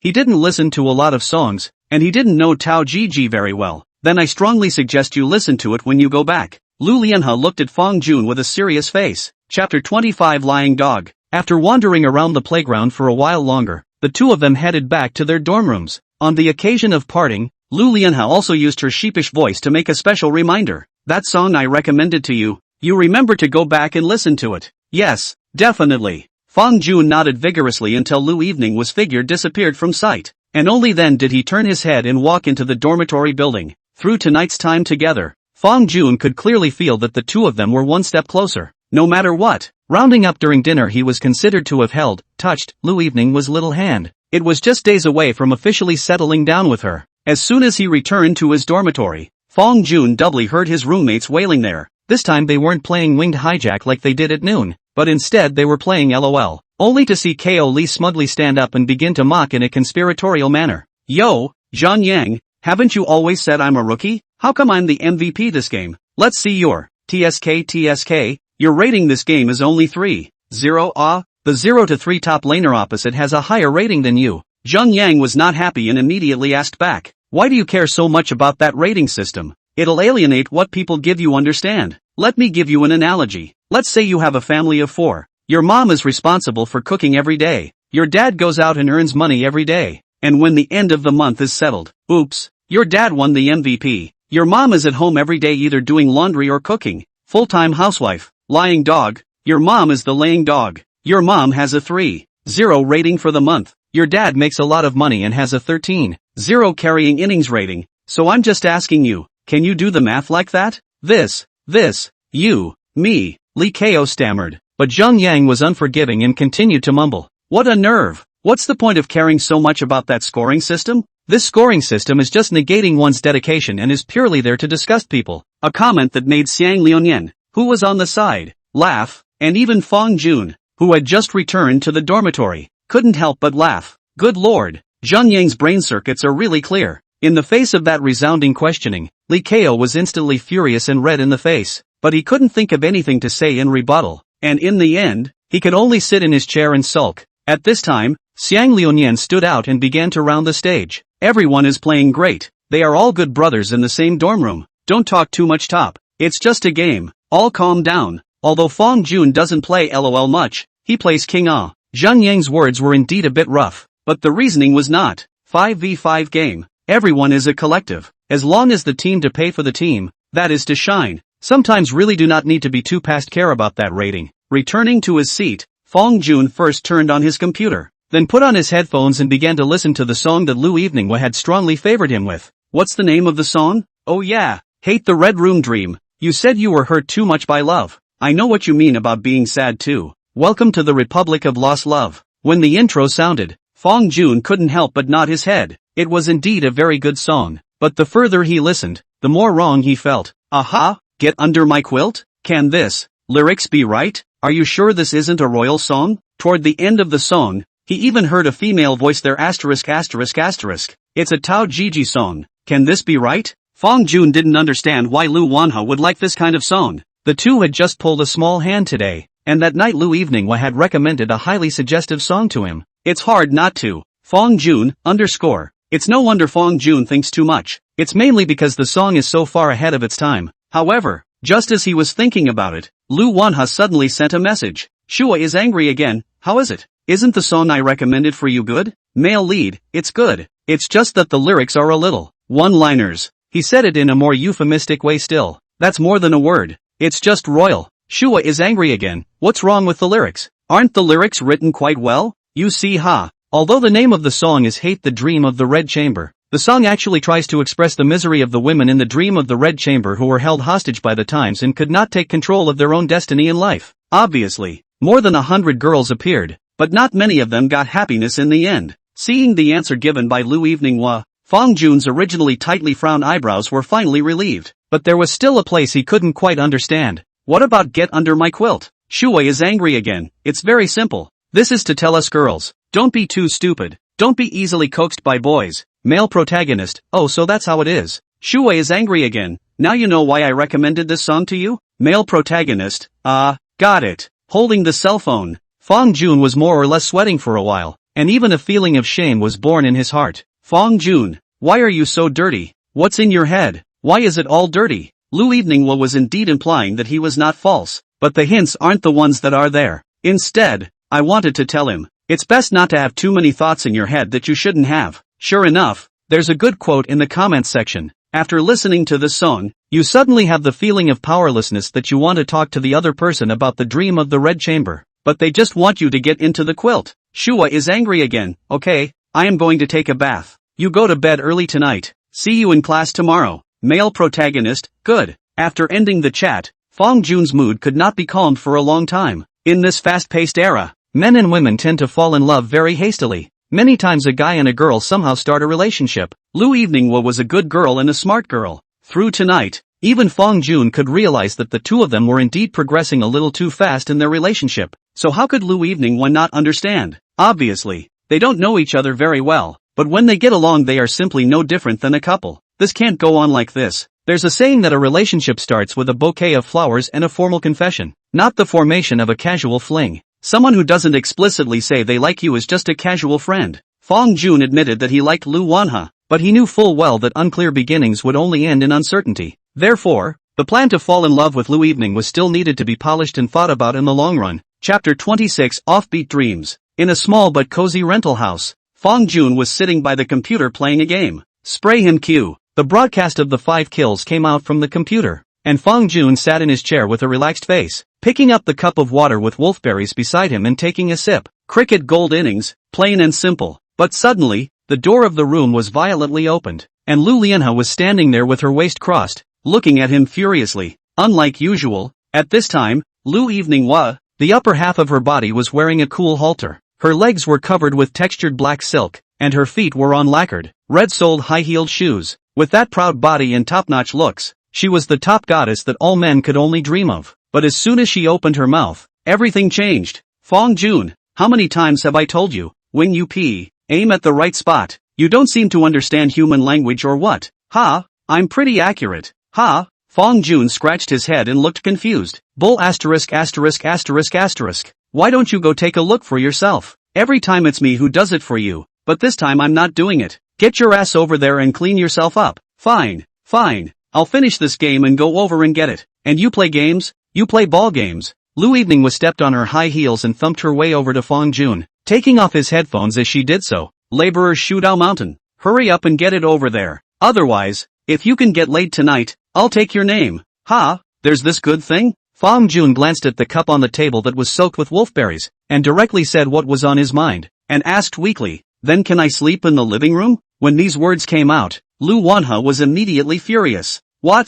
You still want to sleep in the living room? Believe it or not, I'll give you an earful? The mouth is clearly questionable, but Lu Eveninghua proved it with practical actions. The question in her mouth was actually an affirmation. The moment the slap was drawn, Fong Jun snapped his eyes open and sat up. Looking at the familiar surroundings of his dorm room, he wiped the cold sweat from his forehead. "Few scared me to death, so I was dreaming," that's what he said. Although Lu Eveningwa was from Chuanyu, it was not true, but she was obviously such a lovely girl. How could she turn into a ferocious tigress? If it was in a dream, then it all makes sense. It is well known that dreams are the opposite. So, even if he did get together with Lu Wanha later, Lu Eveningwa will definitely not be as fierce as in the dream, right? Well, surely not. The early morning sun shone through the curtains into the dormitory. Fong Jun got up early and began to do a simple wash. "I don't have much scheduled for today. I'll go to a class meeting in the morning and vote for class officers, and then I can get ready to prepare for matters related to military training." It is worth mentioning that all of them in the dormitory did not have any idea of preparing to run for class officers. In Zhang Yang's words, "It is hard to get into college. You should comfortably enjoy 4 years of college.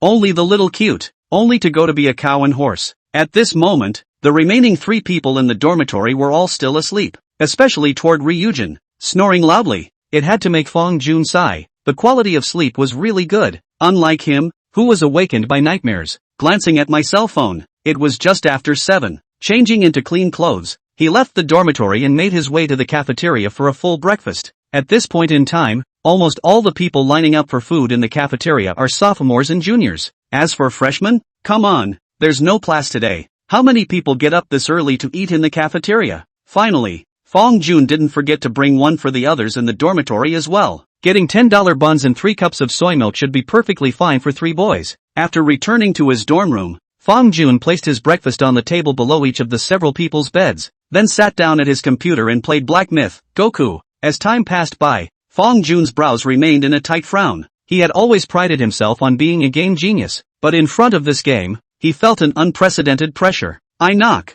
Why is this game so hard? Especially that big-headed doll. Toxic, isn't it? I can't believe he got stuck for half an hour. Blame it on the keyboard. Yeah, it must be the keyboard. The keyboard that comes with the laptop is so hard to use that both the touch and the feedback greatly affects his operation. This wave typically falls into the category of being a man who can't blame the road, just like many of the readers in front of the screen. He. So, after Fong Jun thought about it, he immediately picked up his cell phone, opened the shopping platform, and began to pick out the peripherals. The headset and mouse were complimentary when I bought the laptop and they work fine. No need to buy new ones for now. As for the keyboard, Alien AW920K mechanical keyboard, priced at $26.99. Take it straight down. Only a day had passed since the last big shopping spree, and Fong Jun's bank card had once again accumulated a balance of more than $100,000. Looking at the 6-digit balance, Fong Jun suddenly had the intention of buying a car. As the saying goes, poor play car, rich play watch, beggar dormitory play computer. With $1 every second, he is still a long way from being rich, but he can save up for a few days to buy a few $100,000 worth of car. Taking advantage of the fact that his roommates are still awake, Fong Jun simply opened a certain car emperor platform again and began to search for it. He doesn't know much about cars, and he doesn't know much about the various brands. As a kid from an ordinary family, the only luxury brand that impresses him the most is BBA. Of course, he had heard of Porsche, Lamborghini and Ferrari, but those cars often sold for over $1 million, and he didn't have to think about it without a few months of pressure. Moreover, he is not a very high-profile people, is still in the university stage. The car is a tool for transportation. Those real luxury cars, or sports cars, or wait for the future hand really rich say it. After half a day of paddling on the platform, Fong Jun suddenly made a mistake. Audi's S6L is pretty good. BMW's 5 Series seems to be pretty good too. Mercedes E300 looks grand, too. He's choosy, and these cars are all priced around $400,000 to $500,000, and can be picked up in full in just a week, which is just right for him at the moment. I just don't know exactly which one to choose. Adding these cars to his wish list, Fong Jun decided to ask his roommates for their opinions when they woke up. After the class meeting in the morning, there should be nothing to do in the afternoon without any surprises. It's just the right time to go to the offline Force store to have a look. If you think it's good, you can deliver the deposit on the spot and wait until a few days later to pay the rest of the final payment. Chapter 27. Okay, just Mercedes. It didn't take long for the roommates to wake up. Why did Brother Fong get up so early? Zhang Yang asked as he climbed out of bed. I couldn't sleep, so I got up. I just went to the cafeteria to have a breakfast, and I also brought one for you guys. I put it on your table. Go and wash up. We should go to the classroom when we finish breakfast. Thanks. How much is breakfast? We'll transfer it to you. No need. Please eat. Fong Jun waved his hand. It's just a few bucks. It's a matter of seconds for him. It's not too much trouble for him to transfer money, but it's still too much trouble for him to collect money one by one. Gee, how's that for fun? Although his mouth said that he was embarrassed, Zhang Yang's speed was faster than anyone else, sharply washing up then picking up a bun and stuffing it into his mouth. Xiang Liunian and Li Kao did the same. After washing up, they sat on the chairs with a mouthful of buns and a mouthful of soy milk. Just as several people were eating breakfast, Fong Jun took the opportunity to present his idea. Guys, I want to buy a car. Buying a car? An electric car? It's good to buy one, so that you don't have to walk there when you go to class in the future. Zhang Yang's mouth was stuffed to the brim and said in a slurred voice. Fong Jun shook his head. It's not an electric car. It's a car. A car? Zhang Yang froze, then scratched his head, seemingly a little confused. What's the point of buying a car? Brother Fong, I know you have money, but we are all still in college, and not married. There is no need to buy a small car. Upon hearing this, Xiang Liunian suddenly shook his head and said, That's not true. Who says you can't buy a car if you go to college? Brother Fong, I support you. What car do you want to buy? Fong Jun sighed. Alas, it's because I don't know what car to buy. That's why I wanted to ask my brothers to see if there are any recommendations. If you want to buy an electric car, like Emma, Yachty, these brands of advantages and disadvantages I can still say a reason. But the car this piece, you ask me in vain. Zhang Yang spread his hands out, signaling that he couldn't help. But Xiang Liunian on the side gave his own insight. Exactly what kind of car to buy. It depends on how much budget you have. If it's under $100,000, I suggest you can buy a used car to drive. If you don't want to buy a used car, like those BYD trams, it's also a pretty good choice. Don't think about the trolley. Fong Jun shook his head decisively. A blogger on the short video platform said it well. Sam Mouth only drives a trolley. A real man has to drive a fuel car. If his current budget wasn't quite enough, he specified that he wanted to experience what a V8 engine felt like. On a budget, 40 or 50 or so, more or less is fine. When these words came out, Zhang Yang's eyes widened. How many? 40 or 50? Really? Brother Fong, what exactly does your family do? You're still in college and they can come up with hundreds of thousands of dollars for you to buy a car? For a moment, Fong Jun really felt that Zhang Yang was very much like those novels where the dragon set is used to set off the protagonist and thus startle him. Whether it was learning about the price of his computer or now learning that he was going to buy a car. What? Who's the lead? You ask? That would be him. Of course. For the record, he didn't have any intention of trying to play hard to get in front of his roommate Anan. However, he still chose not to answer Zhang Yang's question and just smiled and snorted. Xiang Liunian stroked his chin and said after a moment of contemplation, Fong, seriously, there are a lot of cars you can choose from at the price point of $400,000 to $500,000. But if I were to suggest it, I'd suggest a no-brainer Mercedes. Why? Because my dad drives a Mercedes. Had ha. Fong Jun, ring and equal to. He was expecting Xiang Liunian to help him analyze the advantages and disadvantages of each brand. And then you give me this, your dad drives a Mercedes? 666. Of course, that's not to say Mercedes is bad. In fact, Fong Jun also quite liked Mercedes-Benz, especially the Mercedes-Benz interior. In hundreds of thousands of this price level is called the ceiling level. Since his roommate had already given his advice, and since he wasn't repulsed by it himself, he decided that he would just get the Mercedes. Okay, then it's Mercedes-Benz. Do you have time this afternoon? Accompany me to the Ford store to take a look? I'll treat you to dinner tonight. Holy, there has to be time for that. Liunian, Brother Fong is buying a car. Are you going? Zhang Yang was more excited than anyone else. Xiang Liunian smiled. Definitely go. Brother Fong, you do this. This afternoon I will take you to a Mercedes-Benz Ford store. The manager there knows me. My father's Mercedes-Benz was bought at his place. Absolutely can give the biggest discount. Alright, thanks a lot. Fong Jun smiled and thanked him. Since he could buy the same goods for the least amount of money, then naturally he would not choose to be an unjust seed. Kyo, what about you? Going or not? Li Kao shook his head with a difficult face. Brothers, although I really want to go, I really have something in the afternoon. Something else? Zhang Yang wrapped his arms around Li Kao's neck with a serious expression. Last time you said you had something to do, but it turned out to be playing games in the dormitory? What about this time? It won't be playing games in the dorm room again, right? No way. Said goodbye to my girlfriend. It's not that I'm talking about you. It's just an online girlfriend. As soon as you have time, you're playing games with her. You don't think about your own socialization at all anymore, do you? Zhang Yang had a face of hatred. Xiang Liunian also nodded. Indeed.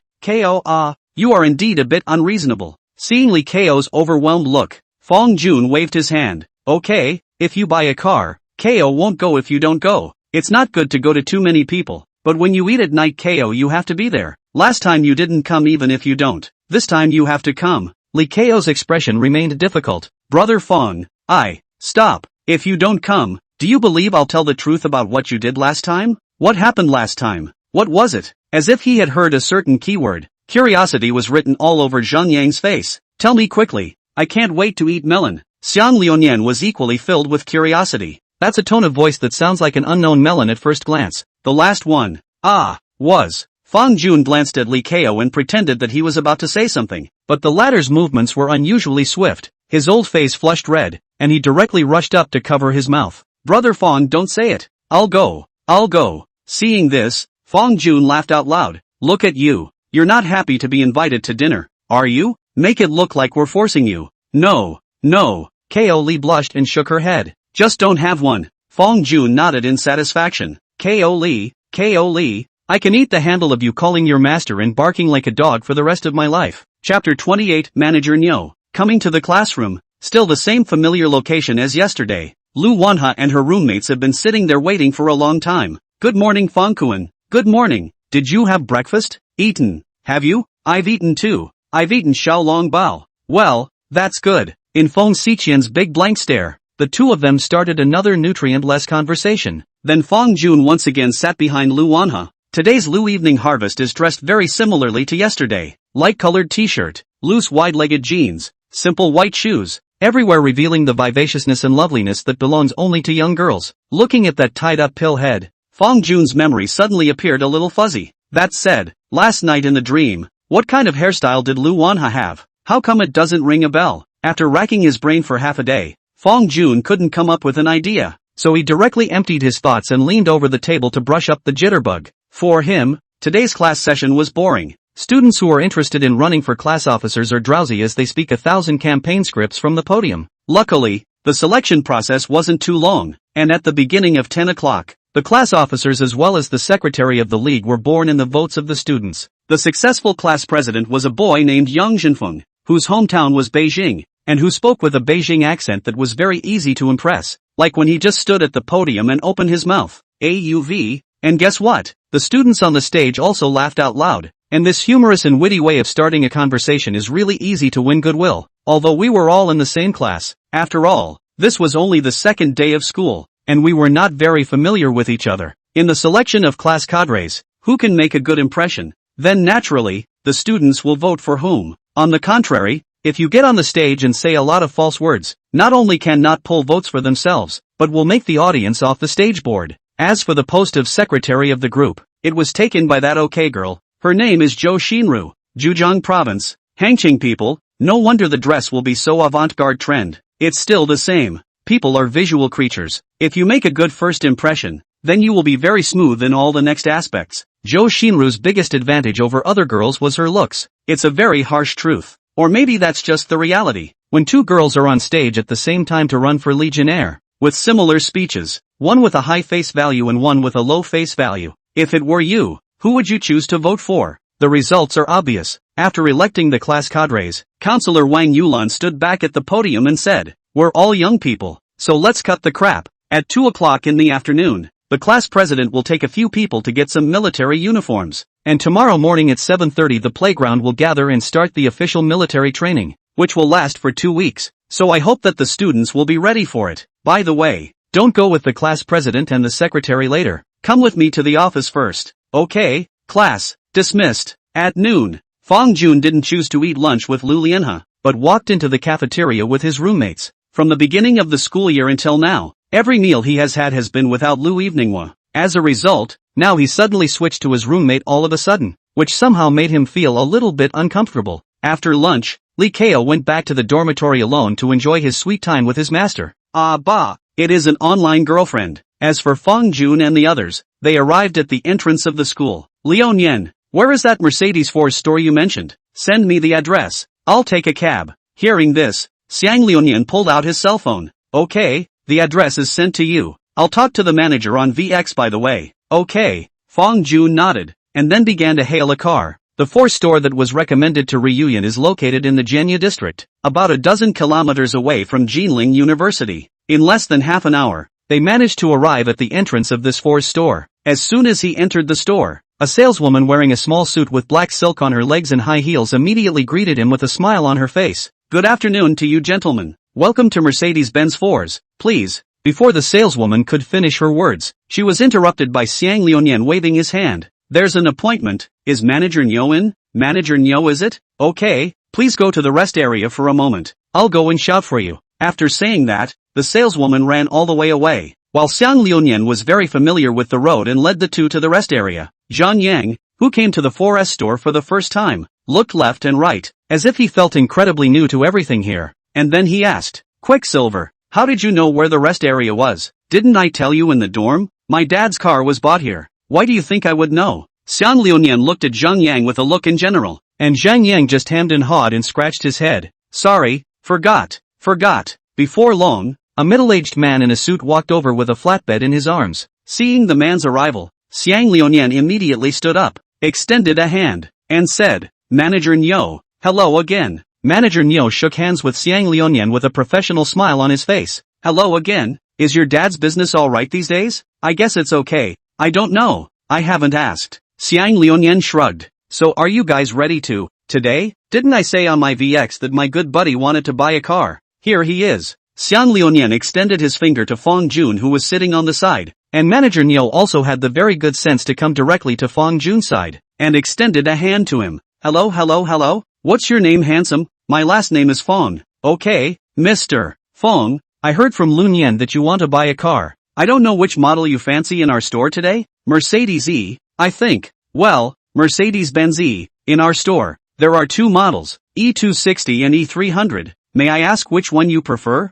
"I'm not going to lie, I'm a first-time car buyer as well, so can you introduce me?" Fong Jun touched his nose. He didn't know much about cars, but as far as he knew, Mercedes-E not only had two models, but each model had a variety of different configurations, so it was still necessary to let the manager introduce him to some. "Okay, Mr. Fong, here, please look at the tablet in my hand. These two models of the E-series are." Chapter 29, Neither of you have a driver's license? Taking advantage of Manager Nyo's introduction to Fong Jun, Xiang Liuyan suddenly turned his head toward Zhang Yang and asked, "Hey, Zhang Yang, do you drink coffee?" "Coffee? Yes. 4 stores usually provide free drinks, and almost all of those common drinks on the market are available here. But I highly recommend you try his freshly ground coffee here. It tastes no worse than the ones from the dozens of dollars of coffee out there." Upon hearing that it was free, Zhang Yang immediately nodded. "Okay, then we do have to try it." So, Xiang Liuyan stood up and lightly went to the bar in the tea drinking area and said to the tea drinker,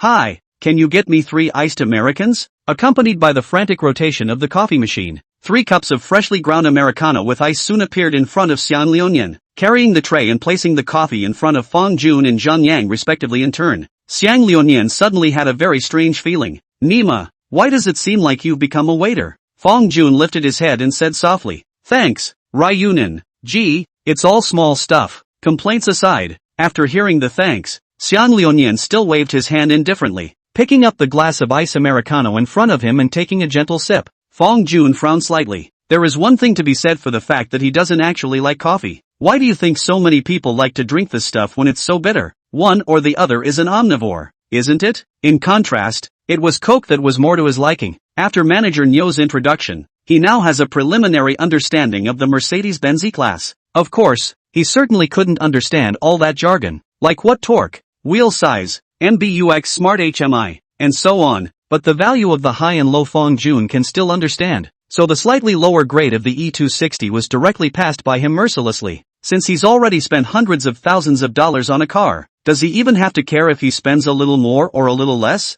After making the point that he wanted to buy an E300, Manager Nyo asked Fong Jun if he wanted to test drive the car in advance to get a feel of the car's power and handling. After Fong Jun hesitated for a moment, he did not choose to refuse. The reason for his hesitation was solely because he felt unsure of his driving skills, not just a lack of confidence, but even a sense of inexplicable panic. To be honest, the last time he drove or in the driving school to drive a coach, since the driver's license to get his hands on, he has not once touched the car, not to mention directly drive on the road. As if he could tell what Fong Jun was thinking in his mind, Manager Nyo on the side said with a smile, "Mr. Fong, don't worry. During the test drive there will be a safety officer accompanying you and introduce you to the various functions of the car. You just need to feel the power and control from the Mercedes E300. With these words, Fong Jun then put down a heart. Without someone there to guide him, he might not even know how the car starts. The Mercedes was definitely different from the coach he drove in driving school. The two were worlds apart just in terms of ignition and gear shifting. After determining the matters related to the test drive,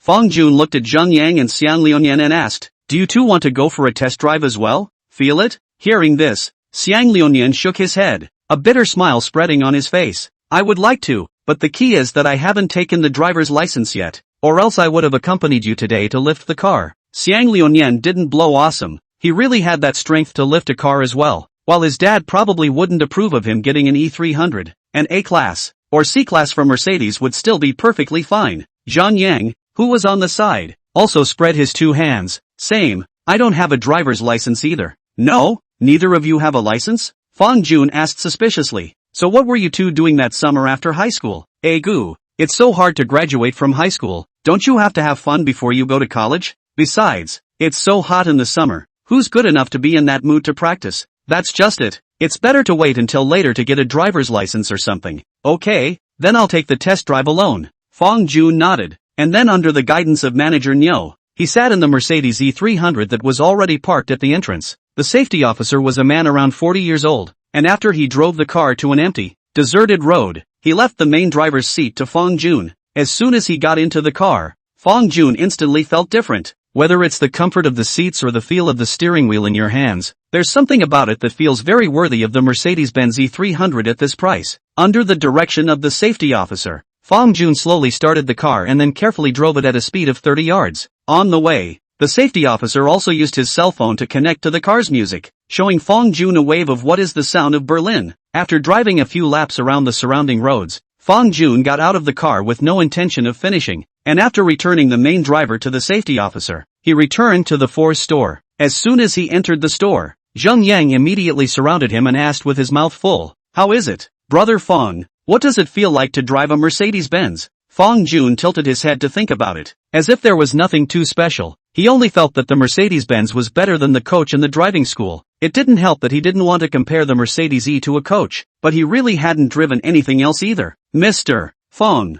At this time, manager Nyo walked over holding a tablet. "How do you feel about this latest model of E300? "Not bad, Mr. Fong. I need to remind you, at present, in our store, only the E300's fashionable and luxury models are in stock. As for the premium model, you need to wait for about a week. I don't know which one you prefer. There's a week's wait for the premium, right?" "Right, honored." "Then, need to wait a week for the stock to be available," which is exactly what Fong Jun wants. It just so happens that he doesn't have enough money in hand at the moment to pay the full amount on the spot, and now he can have a 1-week time cushion. Hello. "Okay, Mr. Fong, the official guide price of the Mercedes-Benz E300 Premium is $599. 800. The biggest discount I can personally give you at the moment is $90. 000. So the bare bones price is $509. 800. Purchase tax is the bare price of the car divided by 11. 3, which adds up to about $550. 000. And for insurance this depends on your personal needs, so the final on-road price of this car is about $580. 000. Because the new car won't arrive at the store until a week from now, so today you only need to pay a deposit, which is 20% of the bare price of the new car, or about $100. 000. Do you think you can accept it? Fong Jun's face looked young, a student at first glance. However, manager Nyo had never doubted Fong Jun's spending power in the slightest, simply because he was a customer introduced to Lun Yen. After hearing manager Nyo's words, Fong Jun didn't have any hesitation and spat out 2 words very boldly. Swipe. Chapter 30, The Silent Zheng Yang. With a simple stroke of the POS machine, the balance on the bank card suddenly shrunk by $100,000. Fong Jun chose the color black, and only needs to wait patiently for another week before he can officially pick up the car. Walking out of the Ford store and standing at the door, Fong Jun only felt that his waist had never been so straight as it was now. However, the eyes of Zheng Yang on the side looking at him were suddenly a little different. It was a look of great envy, with a hint of complexity hidden in it. It was not until this moment that Zheng Yang truly felt the gap between him and Fong Jun and the others in a meaningful way. An alien laptop may not have been able to give him the most intuitive feeling. After all, at a price of more than $40,000, Most families bite the bullet and are able to shell out. But the Mercedes E300 is different. With a landed price close to $600,000, this is already at the ceiling level, the limit of what the average person can touch. In today's society, young people are often so poisoned by short video platforms, or novels, as well as movies and TV shows, that they may not have much of a concept of 600,000. Just say it. Assuming that a college student can get a job that pays $10,000 a month after graduation, it would take him at least 5 years of not eating or drinking to get a Mercedes-Benz E300 in full payment. If you count daily expenses, then it's possible to accumulate for 7, 8, or even 10 years. Driving a Mercedes-Benz at 18, and driving a Mercedes-Benz at 30, that's two completely different concepts. Unlike Zhang Yang, Xiang Liunian didn't have those messy thoughts at all. He had also said earlier that if it wasn't for the fact that he didn't have a driver's license, then he would have bought a car with Fang Jun today. Xiang Liunian did not say directly, but Fang Jun can feel through the attitude of the cow manager. Xiang Liunian, his dad drove a car, definitely not lower than the Mercedes S, or even Maybach is possible. A family that can afford to drive a multi-million-dollar luxury car and put out a couple $100,000 to buy a car for their kids is just a sprinkle? It was still early, and the whole process of getting into the store, making the selection, paying the deposit, and then leaving didn't take more than 2 hours. It was a hot day, and after a discussion on the side of the road, a few people decided to go back to school first. On the way, Xiang Liunian's face wore a smile as he looked at Fang Jun and joked, "Brother Fang is incorrect, Mr. Fang. From now on you're also an honorable Mercedes-Benz owner. Ha ha ha ha, Liunian, you don't. The real pickup is still a week away. Besides, with your family's condition, what is a Mercedes E?" Fang Jun waved his hand modestly. "Hey, that can't be said. Still in college and you can shell out $600,000 to buy a car. Your family can be worse than my family, how?" Zhang Yang sat on the side of the back row and was silent the entire time. He quietly listened to the topic of conversation between the two men, opening his mouth, but ultimately did not choose to interject. Fang Jun was keenly aware of his roommate's change in attitude before and after. He could understand Zhang Yang's state of mind, because earlier he, like Zhang Yang, was just an ordinary college student from an ordinary family. Think differently. If he were in his place, watching his roommate blithely buy a hundreds of thousands of dollars car would probably create a sense of distance as well. There's no way around it. Reality is what it is. The university dormitory was the only way for ordinary college students like them to be able to come into contact with a rich brother like Xiang Liunian. In the dorm room, they can hook up, fight, curse, and even make their roommates call them dad. But once you leave school, then everyone is completely and utterly in two worlds. You go to the workplace to be a cowboy. I, on the other hand, continue to live my life as a rich man. From the moment he obtained the golden finger, his future was doomed. One day nothing to do to the account of more than 80,000. Mercedes-Benz is just his starting point, and so long time, Maybach, Lamborghini, Ferrari through is no longer a dream. The same phrase, coming from two different classes of people, conveys a different meaning. Fang Jun wanted to comfort Zhang Yang, but he was worried that what he said would be taken by him as showing off and would hurt his pride. However, having a say in the matter, allowing Zhang Yang to completely recognize the gap between each other from the start, this was not a bad thing for him. Otherwise, when they got along for a long time later, Zhang Yang would easily fall into it and would mistake himself for someone from the rich man's circle, just like Pao Guowei in the movie Pao's Fathers and Sons. Check it out if you haven't seen it. A great classic movie. When he returned to his dorm room, Fang Jun sat down at his computer, but he didn't want to play games or brush up on videos again. After thinking for a moment, he chose to find Lu Evening what to chat with. "Man, just got back to my dorm room. It's hot as hell. What are you doing?" "Shua is angry again. Hee. I was just watching the drama. So what did you go out for? I can't believe you didn't even eat with me at noon." "Angry. JPG. Male protagonist, I went to a Ford store to buy a car. I just paid a deposit today, so I can officially pick up the car in a week." Shua is angry again. "Wow. You've bought a car. You can do it, Mr. Fang. Guy, when the new car arrives, I'll take you for a ride." Playing it cool. JPG. Shua is angry again. Yes. Male protagonist, the last time we had dinner it was to Ryujin who invited us, and it just so happens that today they are accompanying me to buy a car. So I've decided to treat them to dinner tonight. Do you want to come along? Shua is angry again. They are all your roommates. Hey, if I go, will not be too good? Shy. JPG. Man, what's wrong with that? Didn't you come last time? Shua is angry again. Hee. Then I will reluctantly agree to you. Boss Fang invites you to dinner. No rubbing for nothing. Man, ha. So that's a deal. I'll send you the location tonight. Shua is angry again. Good do. Then what are you going to do later? Man, I don't know yet. Shuai is angry again, then come and watch the drama with me. Male protagonist, it's okay. Shuai is angry again, I'll share it with you then. Clicking into Lu Evening was shared link. Fong Jun realized that the drama Lu Evening was watching was actually Legend of Jinhuan. It really confirms the saying circulating on the internet, Legend of Jinhuan is a must for every girl. Even Lu Wanha is no exception. Have you ever seen this show before? Lu Lianha's soft and lazy voice came from the cell phone, and Fong Jun instantly thought of her lovely appearance lying on the bed. Turning on the room's own microphone, Fong Jun said, I've heard of it, but I haven't seen it. Let's start with the first episode then. Ha, wouldn't you have to watch it all over again then?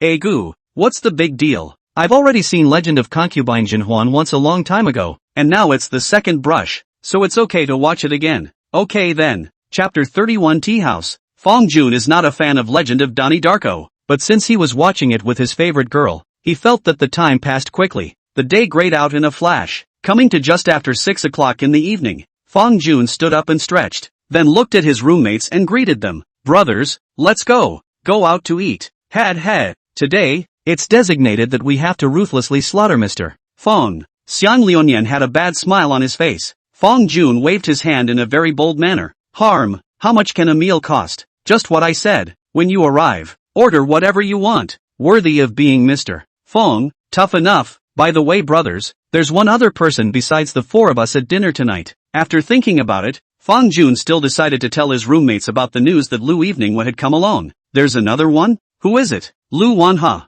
Oh, Xiang Liuanian nodded, not feeling very strange. After all, as a bystander, he could have watched the progress of the two. However, he had a doubt in his heart, so he asked, Hey, Mr. Fong, when are you going to start your formal pursuit? Lu Evening's condition is obvious to all of us. Becoming the school flower of our school is definitely the nail in the coffin. It's just the beginning of the school year, so not many people know about her yet, but when it's a little while longer that's not so sure. At those words, Fong Jun subconsciously touched his nose. Smart as he was, he instantly understood what Xiang Liuanian meant by what he said. With Lu Lianha's face value, there would definitely be no lack of suitors around her in the future, so this is the time to get ahead of the game. What Fong Jun could be certain of was that there wouldn't be a few freshmen in the school whose conditions could surpass his. Those richer than him are not necessarily as handsome as him. Handsomer than him is not necessarily richer than him. But it's still a very annoying thing to always have flies around you. As for when to officially launch his quest, Fong Jun's answer was, no need. In his mind,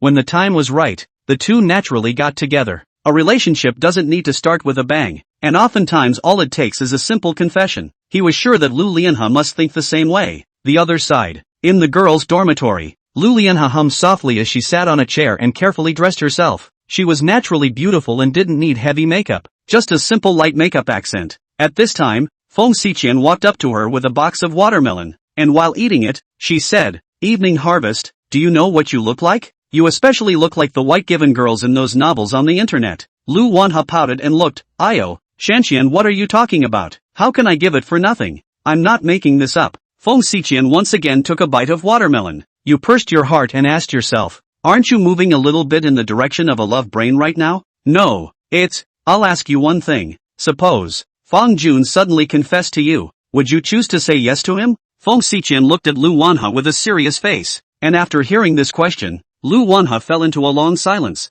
Promise? Or no? If they chose to say yes, then they could officially be a couple in name only. But if you refuse, then you may not even be friends in the future. Lu Lianha thought that she should have chosen to say yes. There's no shame in liking someone, even if two people are just rushed together. That's far better than missing out. We've known each other for so many years. I don't want to interfere too much in your decisions. The only admonition I can give you is to protect yourself whenever and wherever you can. Aha, I will. Lu Lianha nodded her little head vigorously and left the dormitory room alone with a young girl's heart. The place Fong Jun chose to treat himself to dinner tonight was a private restaurant at the foot of Purple Mountain. The store was one he swiped on Shakeology, and looking at the reviews it seemed to be pretty good, just that the prices might be a little on the high side. But would he care? It's not possible. Leaving the campus and taking a cab, the four of them headed straight for Purple Mountain. Although Jinling is not as good as Beijing and Shanghai, it is at least one of the largest cities in the country. There is never a shortage of rich people here, much less a shortage of high-end places to spend money.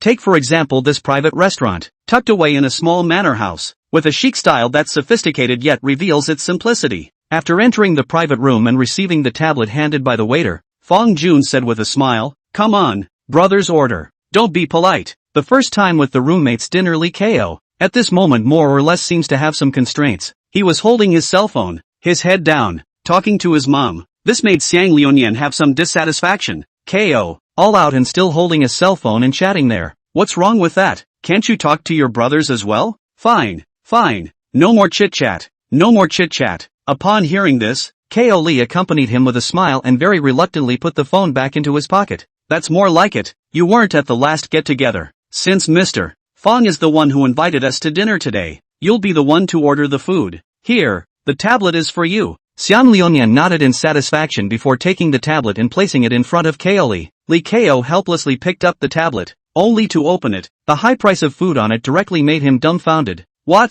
An ordinary stir-fried green vegetable costs 88? And this stir-fried beef, 248 apiece? Is it made of gold? Staring blankly, Ko Lee was not ordering a single dish. In his opinion, ordering just a few dishes in a place like this would cost thousands. It simply wasn't a place where an average college student like him could afford to spend his money. Even if today was his roommate's treat, he couldn't really be that reckless and generous. Seeing the strange expression on Lee Ko's face, Fong Jun instantly understood what was going through his mind. He had a smile on his face and said nothing. How is choosing to invite your roommates to eat at this rather expensive place not another form of pretending? Ugh, what a loser. You're not going to order, are you? I'll order it then. Mr. Fong just ordered a Mercedes-Benz E300 this afternoon, and he didn't even blink at the $600,000 car. It's just a dinner for us. What's the big deal? Give me the tablet. I'll do it. Xiang Liuyan, who often went in and out of high-end consumption places, stood up and directly took the tablet back. Both eyes narrowed, his fingers lightly slid, and swish swish swish swish ordered 7 or 8 dishes. Then, as if he suddenly remembered something, he looked up and asked, "Oh yeah, guys, are we still drinking tonight?" Chapter 32, a Sichuan and Chongqing girl dare to love and hate. As soon as he heard the word drink, Zhang Yang, who had been relatively silent from beginning to end, immediately became excited. "Drink, you must." Laughing to Ryujin, he said in a joking tone, "You don't get to say it, tonight is Mr. Fong's host, we listen to Mr. Fong, so, Mr. Fong, what do you say?" Fong Jun glanced at everyone with the same smile on his face. "You all want to drink? Think." Zhang Yang nodded honestly. Xiang Liuyan, on the other hand, threw his hands together. "I am indifferent. Listen to you." Lee Ko hesitated for half a day and finally said, "That, I don't know how to drink. I'd rather drink juice." "Well," Fong Jun fell into deep thought and said after a moment, "then let's not drink today. We still have military training tomorrow morning. Drinking too much alcohol hurts our bodies and will affect our condition during military training tomorrow." Okay then. Zhang Yang seemed to have some regrets, but he had to admit that Fong Jun was right. They were all freshmen and they had military training tomorrow. It was very easy to get a headache the next day after drinking, and it was indeed very misleading. 4 people sitting in the box have a chat. Time passes by. Suddenly, the door of the room was gently knocked. Bam! "Come in." Fong Jun spoke into the doorway. The next second, a young girl pushed open the door of the box and walked in. The person who came was none other than Lu Wanhe. When Fong Jun saw Lu Evening was first glance, he was instantly enlightened, and the long-lost feeling of astonishment reappeared. There is no other reason. Just because tonight's Lu Evening was wearing a beige JK uniform, the slender legs under the skirt are exposed in the air, together with the small leather shoes plus white socks, just like a pair of absolutely beautiful and pure female university match. 4 lines of sight fell on his own body, especially the one belonging to Fong Jun, blazing hot. This made Lu Wanhe feel a hint of unnaturalness all of a sudden. There's shyness, and a little pride that comes with being appreciated, only to see her small face slightly reddened as she came to Fong Jun's side, then gently sat down. Of course, she didn't forget to say hello to everyone. "Hello ya, hello again." Zhang Yang waved his hand playfully. "Good evening, Sister Lu." Xiang Liuyan also nodded his head very politely in response. Lu Wanhe guffawed. Then she suddenly dropped her gaze on Lee Ko, who was not far away. "You're Fong Jun's third roommate, right? You weren't there the last time we had dinner together. I remember you were called Lee Ko, right?" When the class meeting was held, everyone had introduced themselves to each other, so Lu Wanhe still had a bit of an impression of him. Lee Ko was already a little bit loose. See, such a beautiful girl took the initiative to talk to himself, so he became even more restrained, and even stuttered a little bit in his speech. Right, Ko, we're all in the same class. Relax, you're so formal, making us all a little embarrassed. Fong Jun smiled and joked. At that, Ko Lee nodded and took a deep breath to make himself look as less nervous as possible, but the stiff hands on his knees under the table betrayed him. Seeing this, Fong Jun didn't continue to say anything. Everyone has everyone's unique personality. Maybe Ko Lee is such a sociopath. He can't let go of reality, so he can only let himself go on the internet. Nope, that can't be described as letting go anymore. That's like letting go into outer space. Every time he thought of Lee Ko calling someone his master when he hit the tile, Fong Jun couldn't help but laugh. While the food was being served, Fong Jun lowered his head and chatted softly with Lu Wanhe. He looked Lu Lianhe up and down, then asked, "How did you think of wearing JK today?" Lu Wanhe smiled cheekily. "How is it? Is it good?" "Good looking." Fong Jun nodded honestly. Then, do I count myself as giving you a long face today?" Lu Lianhe looked at Fong Jun and playfully blinked her big eyes. Hearing this, Fong Jun froze. "Does that make you look good? Why is there a strange feeling all of a sudden? Is it just him? Under what circumstances?" "Exactly. Would a girl dress up and mouth something like she's putting on a boy's face?" "Gee, it's so hard to guess. The way you say this,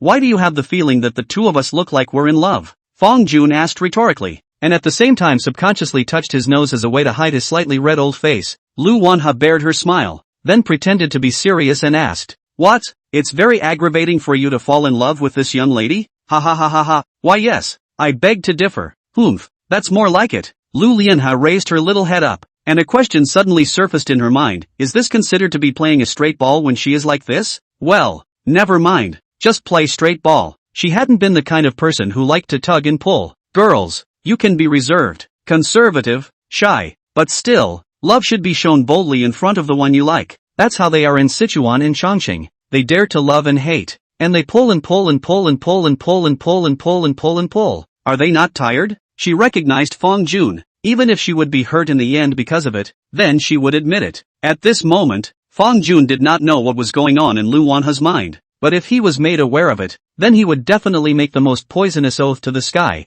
and would never let Lu Evening suffer any wrongdoing in the future. Soon the waiters were bringing dish after dish to the table. Although they ordered a lot of food, the portions weren't too large, just right for a couple of male college students who were at the peak of their meals. After picking a few dishes and simply tasting them, Fong Jun couldn't help but nod his head. It seems that the video he swiped on Shake Shack didn't lie to him. This private dining room does taste good. It looks like a home-cooked meal, but it just has the kind of flavor that ordinary restaurants can't make. As for the exact flavor, Fong Jun couldn't tell. Hard to say. Maybe that's what money tastes like. In the middle of the day, in order to take care of Lu Evening was taste, Fong Jun also called out to the waiter and added an extra dish of explosively spicy Mao blood wonton. This also made Lu Evening call out straight away that she really liked spicy food. Seeing that everyone was almost done eating, Fong Jun got up and went to settle the bill. When he came back, Xiang Liunian deliberately asked in front of everyone, especially Lu Lianhe, "Brother Fong, how much is this dinner tonight?" Fong Jun smiled and waved his hand indifferently. "Not much money, just over 2,000. "What?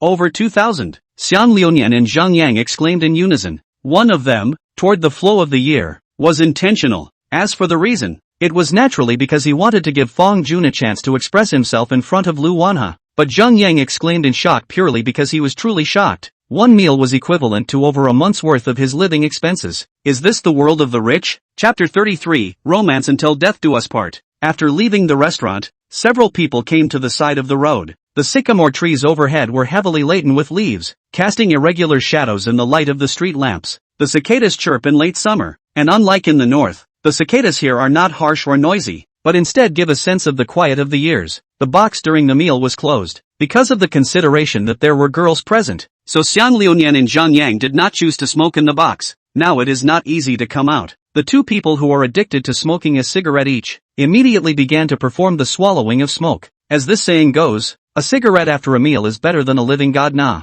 Zhang Yang closed his eyes and sighed comfortably. Hey, Zhang Yang, I suddenly have a question. Xiang Liunian suddenly said, what's the problem? Do you think it's better to smoke after a meal or while going to the bathroom? Which one is more authoritative when comparing the two? Hearing this question, Zhang Yang cocked his head and contemplated for a long time before finally giving his own answer. I think it's best to eat and smoke while going to the bathroom. Nima, you're disgusting. Ha ha ha ha ha ha ha. Zhang Yang laughed. Fong Jun didn't understand what smoking actually felt like, and whenever there was smoke drifting towards Lu Eveninghua, he would subconsciously use his hand to gently wave the smoke away. It was a reaction that came out of pure instinct. Although Lu Lianhe never said she hated the smell of smoke, Fong Jun just didn't want her to smell secondhand smoke. Even he couldn't say why. A cigarette ended. Xiang Liunian took out his own cell phone from his pocket and tapped it a few times. then looked at Fong Jun with a smile. Mr. Fong, I called a car. Later the three of us will go back to school first. You and Sister Lu.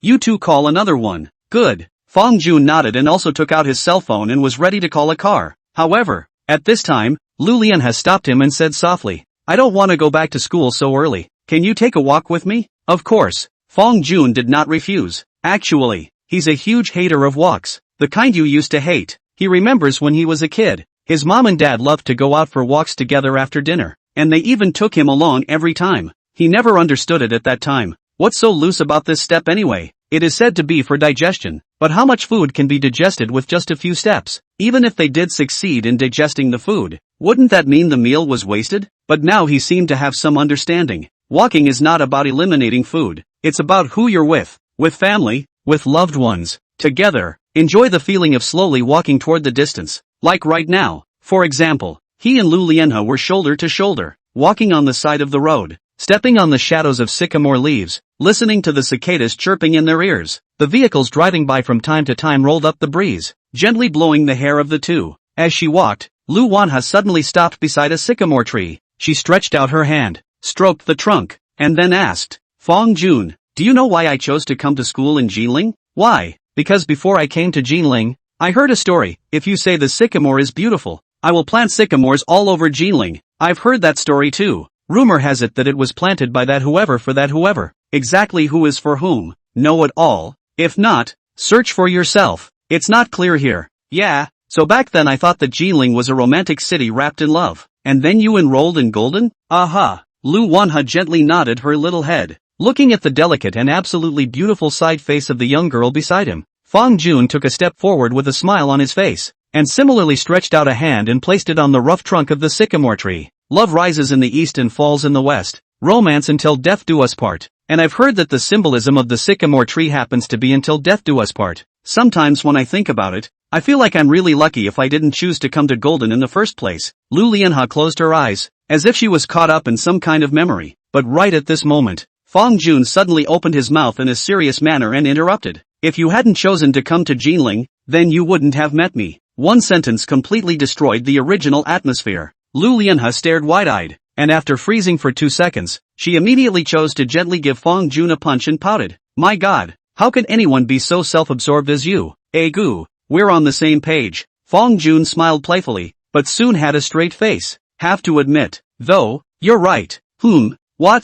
You're not the only one who's lucky. I'm lucky too. Fong Jun turned sideways and gazed at Lu Evening with a very straight look, and the latter understood the meaning of this statement almost instantly and in seconds. We're all adults. The words have been spoken, and if we still don't get it, then we can only say that we deserve to be single for the rest of our lives. Lu Lianhe reddened her little face and spat out an imperceptible hum from her mouth. Often, it doesn't take many words, because the human eye speaks. The eyes, that's the answer. The two looked at each other and left the sycamore tree, continuing to walk shoulder to shoulder into the distance, as if their hearts were in the right place. For a long time afterward, the two kept their respective silences. However, due to the close distance between them, both of their arms would still touch from time to time. Suddenly, Fong Jun only felt a silky and cold touch in his hand. It was Lu Lianhe who was gently touching his palm with her fingers. Fong Jun took a deep breath and without any hesitation, he directly held Lu Wanha's small hand tightly in one hand and then interlocked his fingers. The stiff little hands betrayed the nervousness in the young girl's mind. Equally nervous was Fong Jun. At this moment,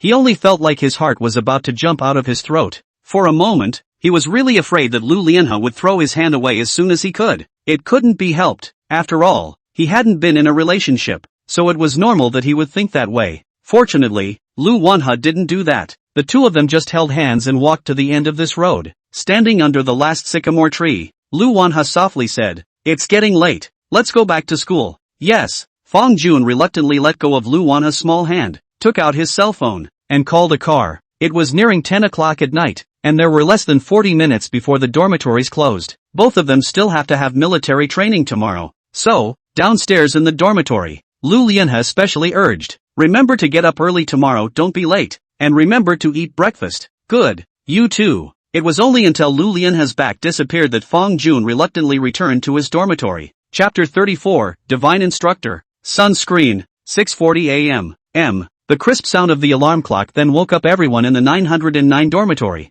Today was the first day of military training, so Fong Jun and the others also came above the playground with nervousness and excitement. It was still quite hot in September, with temperatures breaking 30 degrees Celsius despite it being morning. Standing in the sun in an unbreathable military uniform can quickly make a person sweat. The military training squares are all class-based, and the instructor of their international trade class is named Hong Tao, a young man in his 20s, not tall, but the essence of the spirit, dark skin. It is said that it is also the origin of the tank soldiers. Under the command of this instructor Hong, the boys were on the right and the girls on the left, standing in line in order of height, all of them, at ease. Halt! Instructor Hong's voice was mid-range and powerful. After a few brief introductory remarks, the freshmen experienced the first program of the military training, standing posture. Standing in military posture for half an hour in the hot sun is a challenge for many college students, but luckily, standing at attention was the first and last program of the morning, perhaps because of their similar age. Taking advantage of the absence of the chief instructor from above, Hong Tao looked at the 30 people in the square formation and directly asked aloud, "Are you guys tired?" Tired. At this moment, both men and women have responded loudly. So do you guys want to rest? Think. Looking at the anticipation in the eyes of the new students, Hong Tao did not disappoint. Good. Now then, on my mark, all men, turn to the right, march. Hong Tao led the freshmen to a corner of the playground, the only shady spot on the playground. Everyone, rest in place. After standing in military posture for half an hour, the ITC class squad began a long rest session. As for why the word long is used to describe it, because Fong Jun had roughly estimated it, they had rested for close to an hour or so in total. It wasn't until a chief instructor came to inspect the school with school leaders that Hong Tao made the new students stand up and gave a few random orders in a pretentious manner. Half an hour of military training, 1 hour of rest. What kind of fairy instructor is this? Fong Jun had always thought that this kind of instructor wouldn't exist in reality, but on the contrary, this impossible thing it just happened.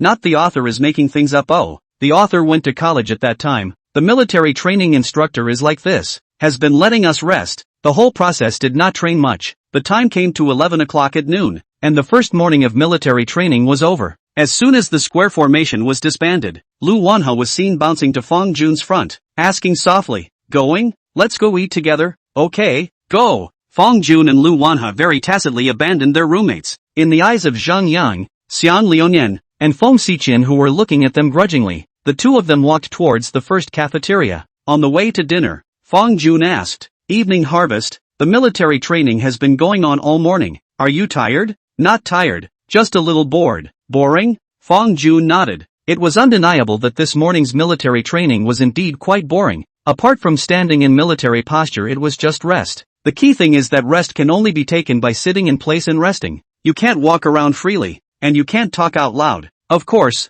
if the recruits in the other squares were to know what Fong Jun had in mind at this moment, they would surely break into a fit of rage. "Mud, why should you get to rest in the shade all morning while we're stuck in the sun? It's not fair." I want to protest. Sadly, this is destined to be protested to no avail. The ITC class, being the only class in the entire program, is not very much on the radar of the leaders. So this gave them a big break, and it also gave instructor Hong a chance to touch the fish in a bright way. On a September day, it's not just the recruits who feel hot, even the instructors themselves will feel hot. College students' military training, most of the time is to go through the motions. Too serious that is completely in it to find their own suffering. Not only are you hot and tired, but you will also reap the rewards of curses. So why bother? Suddenly, Lu Lianhe came up to Fong Jun's face and asked with a slight frown on her brow, "Fong Kuan, are you not wearing sunscreen?" "No." Fong Jun shook his head and continued to pick at the rice in front of him. "I'm a big man. Why should I put on sunscreen? Besides, with the intensity of our training this morning,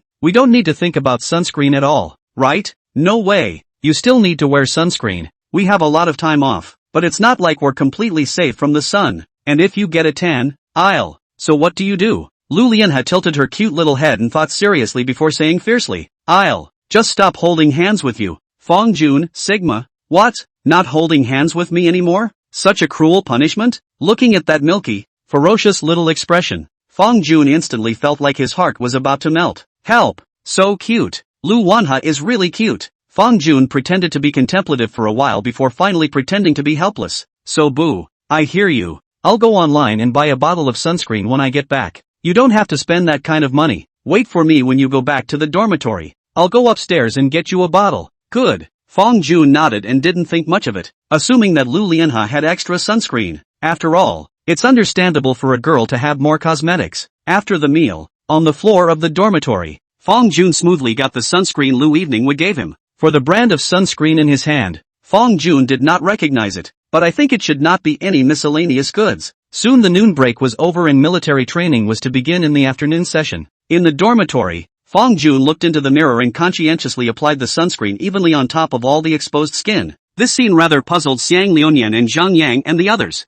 Fong, when did you buy sunscreen? I didn't buy it. Lu Evening gave it to me. She didn't want me to get a tan. Although Fong Jun's tone was calm, it still vaguely carried a sense of bragging. Upon hearing this, Xiang Liuyan and Zhang Yang fell silent, and the two of them looked at each other before saying in unison, Fong, you are truly damned. Having a girl give sunscreen during military training would probably be the envy of everyone else no matter where you put it. The two were even more shocked when their eyes turned and they suddenly realized that on the other side of the room, Ko Lee was actually applying sunscreen as well. Kyo, why do you have sunscreen too? Ko Lee smiled coyly. My internet date bought it for me. He. Zhang Yang, hashtag, to reunion. Well, you deserve to die too. Chapter 35, Picking a Fool. The Other Side. In the girls' dormitory, Lu Wanha suddenly looked at Feng Xiqian, then whispered in a soft voice, Shanshan, can you lend me your sunscreen? Sunscreen? Didn't we buy it together earlier? You used it up in one morning? Feng Xiqian's expression looked very puzzled. Of course not. I gave Feng Kuan mine. Feng Xiqian frowned. You mean, you gave Fong Jun your own sunscreen and then are now coming over to use a bottle with me? This can't be blamed on me, you know. This is all Fong Jun's fault. Look at the sun outside. He didn't even know to prepare a bottle of sunscreen. What if he gets a tan? No, you. Feng Xiqian rolled her eyes in a very speechless manner, and without any goodwill, she heavily slammed the bottle of sunscreen on the table in front of Lu Evening Harvest, and finally came up with a sentence. Dead love brain. Lu Wanha didn't care about these 3 words. Her face still had a sweet and cute smile. Those who didn't know thought that Feng Xiqian was praising her. Just now I bought another bottle of sunscreen, but it won't arrive until the day after tomorrow, so I can only use Chanshan's you first in these days. Rather use someone else's than give Fong Jun his own. I really don't know what to say about you. Well, what about that? Lu Lianhe scratched her head daintily. Why don't I have Fong Jun treat you to milk tea later? I'll have the tea face. Hey, no problem. Lu Lianhe compared a big okay and immediately picked up her cell phone to send a message to Fong Jun. Shua is angry again. Fong Jun, Shanshan is a bit upset. Can you buy her a cup of milk tea? In the boys' dormitory, Fong Jun, who was just about to go downstairs to gather on the playground, froze when he saw this message. What the hell? Feng Xiqian got angry and ended up asking him to get her milk tea? Obviously they are all Chinese characters, but how do they combine together to make them a bit unintelligible? So Fong Jun snapped a few question marks in reply. Male protagonist? Shua is angry again. Just now I used her sunscreen. She asked where mine went. I said I gave mine to you, and then she got a little angry, and I said turn around and let Fong Jun treat you to milk tea. Seeing Lu Evening was explanation, Fong Jun then breathed a sigh of relief. Scared him to death. He almost thought there was one thing to say. When Fong Jun turned his head and saw the bottle of sunscreen on the table that Lu Evening had given him, his mood was very complicated. He also thought that Lu Lianhe had extra sunscreen, which is why he chose to give him a bottle. Who would have thought this little twerp would choose to do that? According to the cause and effect, the reason why Feng Xiqian will be angry seems to be really because of himself. Buy a cup of milk tea as an atonement is also reasonable. So, Fong Jun asked, male lead, it's just a cup of milk tea. I'll order takeout now if she wants anything. Shua is angry again. She likes to drink tea-colored orchid lattes. Man, what about you? What do you like to drink? Since he had ordered milk tea for Feng Xiqian, then Fong Jun definitely had to order a cup for Lu Wanha as well. Lu Lianhe was not polite and said immediately, Shua is angry again. I want to drink peach blossom doc. Fong Jun nodded and sharply ordered 2 cups on the takeout platform, but after thinking about it, he decided to add 4 more cups into the mix. It was really hot outside, and they had military training to do, so they had already ordered milk tea anyway, so why not order a few extra cups and set them up for themselves and their roommates as well? It can't be helped. Who made him handsome and kind-hearted? Address then Phil in the Tao Yuan 3 house. Wait until the military training on the way to rest, talk to the instructor, and then find a wrongdoer to go back to the dormitory to take the milk tea to the playground can be. Even the person who went back to the dormitory to get takeout he had thought of. Ko Lee, it's decided that it's you. 909 dormitory. No one else has a date. You're the only one who has a date, albeit an online one, but eventually, that's a bit of a stretch. isn't it? The kicker is that this online date of yours even buys you sunscreen. It's really outrageous. Had to get you out of the summer heat for once for everyone. What? You said Lu Wanha didn't send him sunscreen too? So I ask you, can the nature of the two be the same? Is he in love with Lu Eveninghua yet? Ha? Speak. And who ordered the milk tea? Looking my eyes. Tell me, baby. The afternoon's military training was pretty much the same as the morning's. In addition to the routine of standing in military posture, Fang Jun and the others also experienced walking in the front step. Then, taking advantage of the chief instructors and the school leaders' inattention, Instructor Hong once again chose to take the crowd from the international trade class to a shaded area to begin the long rest session. Fang Jun came to Li Ko's side and whispered, "Ko, I ordered a few cups of milk tea. It's now downstairs in our dormitory. Can you go back and get it?" Li Ko's eyes widened, and his expression was extraordinarily surprised in the next second.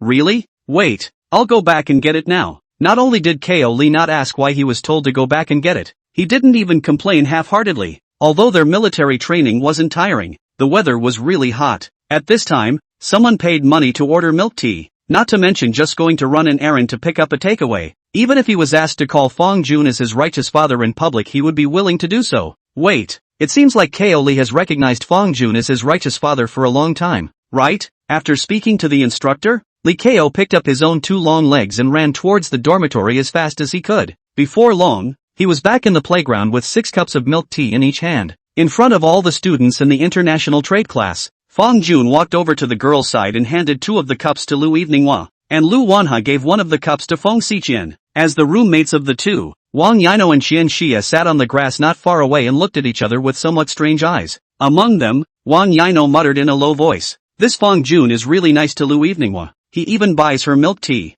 Qian Xia also sighed, and then spread both her hands out. "Who says it's not?" And he bought or tea face. "The nearest store to our school is in Zinjiku. Now the weather is so hot. Order a cup of milk tea, light delivery fee is more than $10. I cannot afford to give up anyway." Wang Yino wiped the sweat from her forehead, her eyes both envious and longing. "If there are boys at this time who are also willing to give me some milk tea to drink, how good it would be." "You want to fall in love?" "What?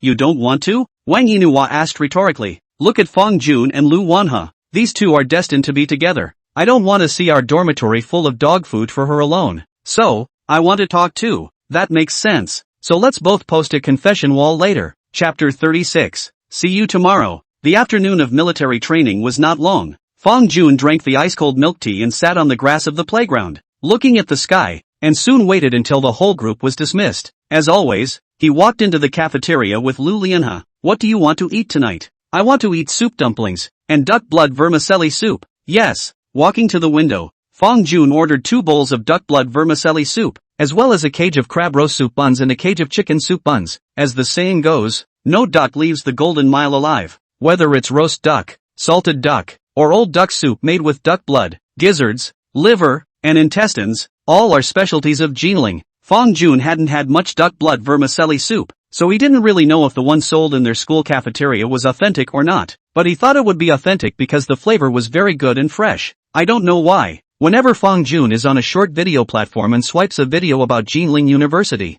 there will always be so many people jumping out to say how the first cafeteria of Jinling University is hard to eat. But when Fang Jun had eaten a couple of meals, he thought that all the things said on the internet were rumors. It was smearing Jinling University, because he saw a comment that said, "Since the cafeteria at Jinling University is so bad, I won't take this school." "What?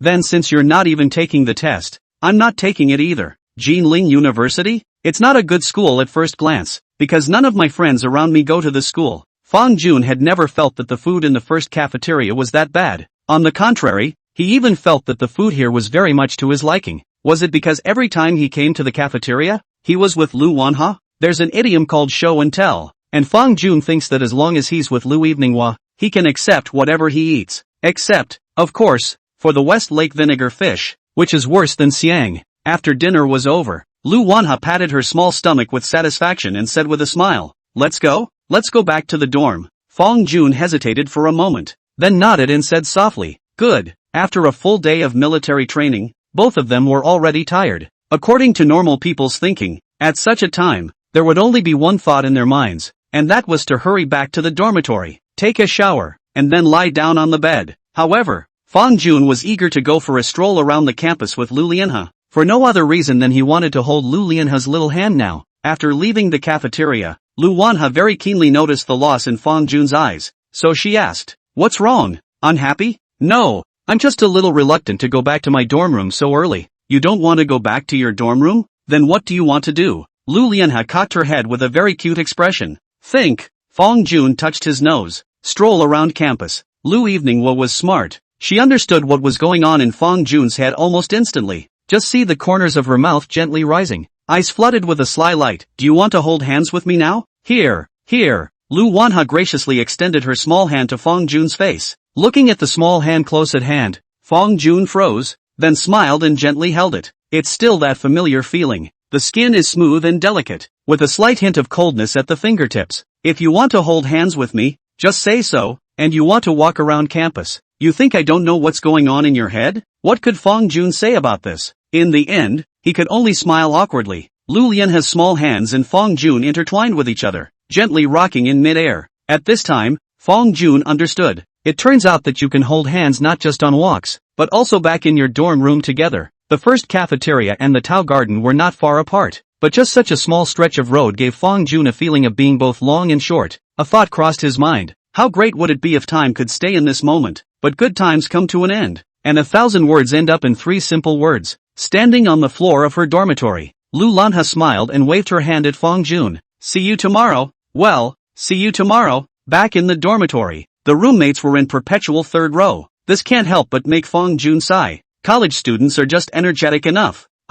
After a day of military training, they can still play the game with fervor. Just as he was about to go take a shower, his cell phone suddenly rang, and when he took it out, it turned out to be a call from his mom. It's been a few days since school started, and this is the first time Zhao Xia has taken the initiative to call him. Fang Jun walked to the balcony and picked up the phone. "You little heartless thing, how many days has school started? You didn't know to call home." Fang Jun said helplessly. "These past few days have been quite busy, and today there was a full day of military training." "How was it? Tired of military training?" "It's okay, not too exhausting. Our instructor is pretty nice and keeps letting us rest." "That's fine. Do you have enough money on you to spend?" "Enough. Make sure you tell mom when you don't have enough." Okay, don't worry." "By the way, where's my dad?" "Your father is also a heartless. Look at what time it is." "Not yet back. Probably resting in front of the neighborhood playing cards." Fang Jun smiled. His father is engaged in decoration design. Weekdays do not have any other hobbies, but also with a few poker friends in the neighborhood entrance to the roadside to play cards. The kind that doesn't play for money. Of course, playing for money wouldn't be called playing cards. It would be called gambling.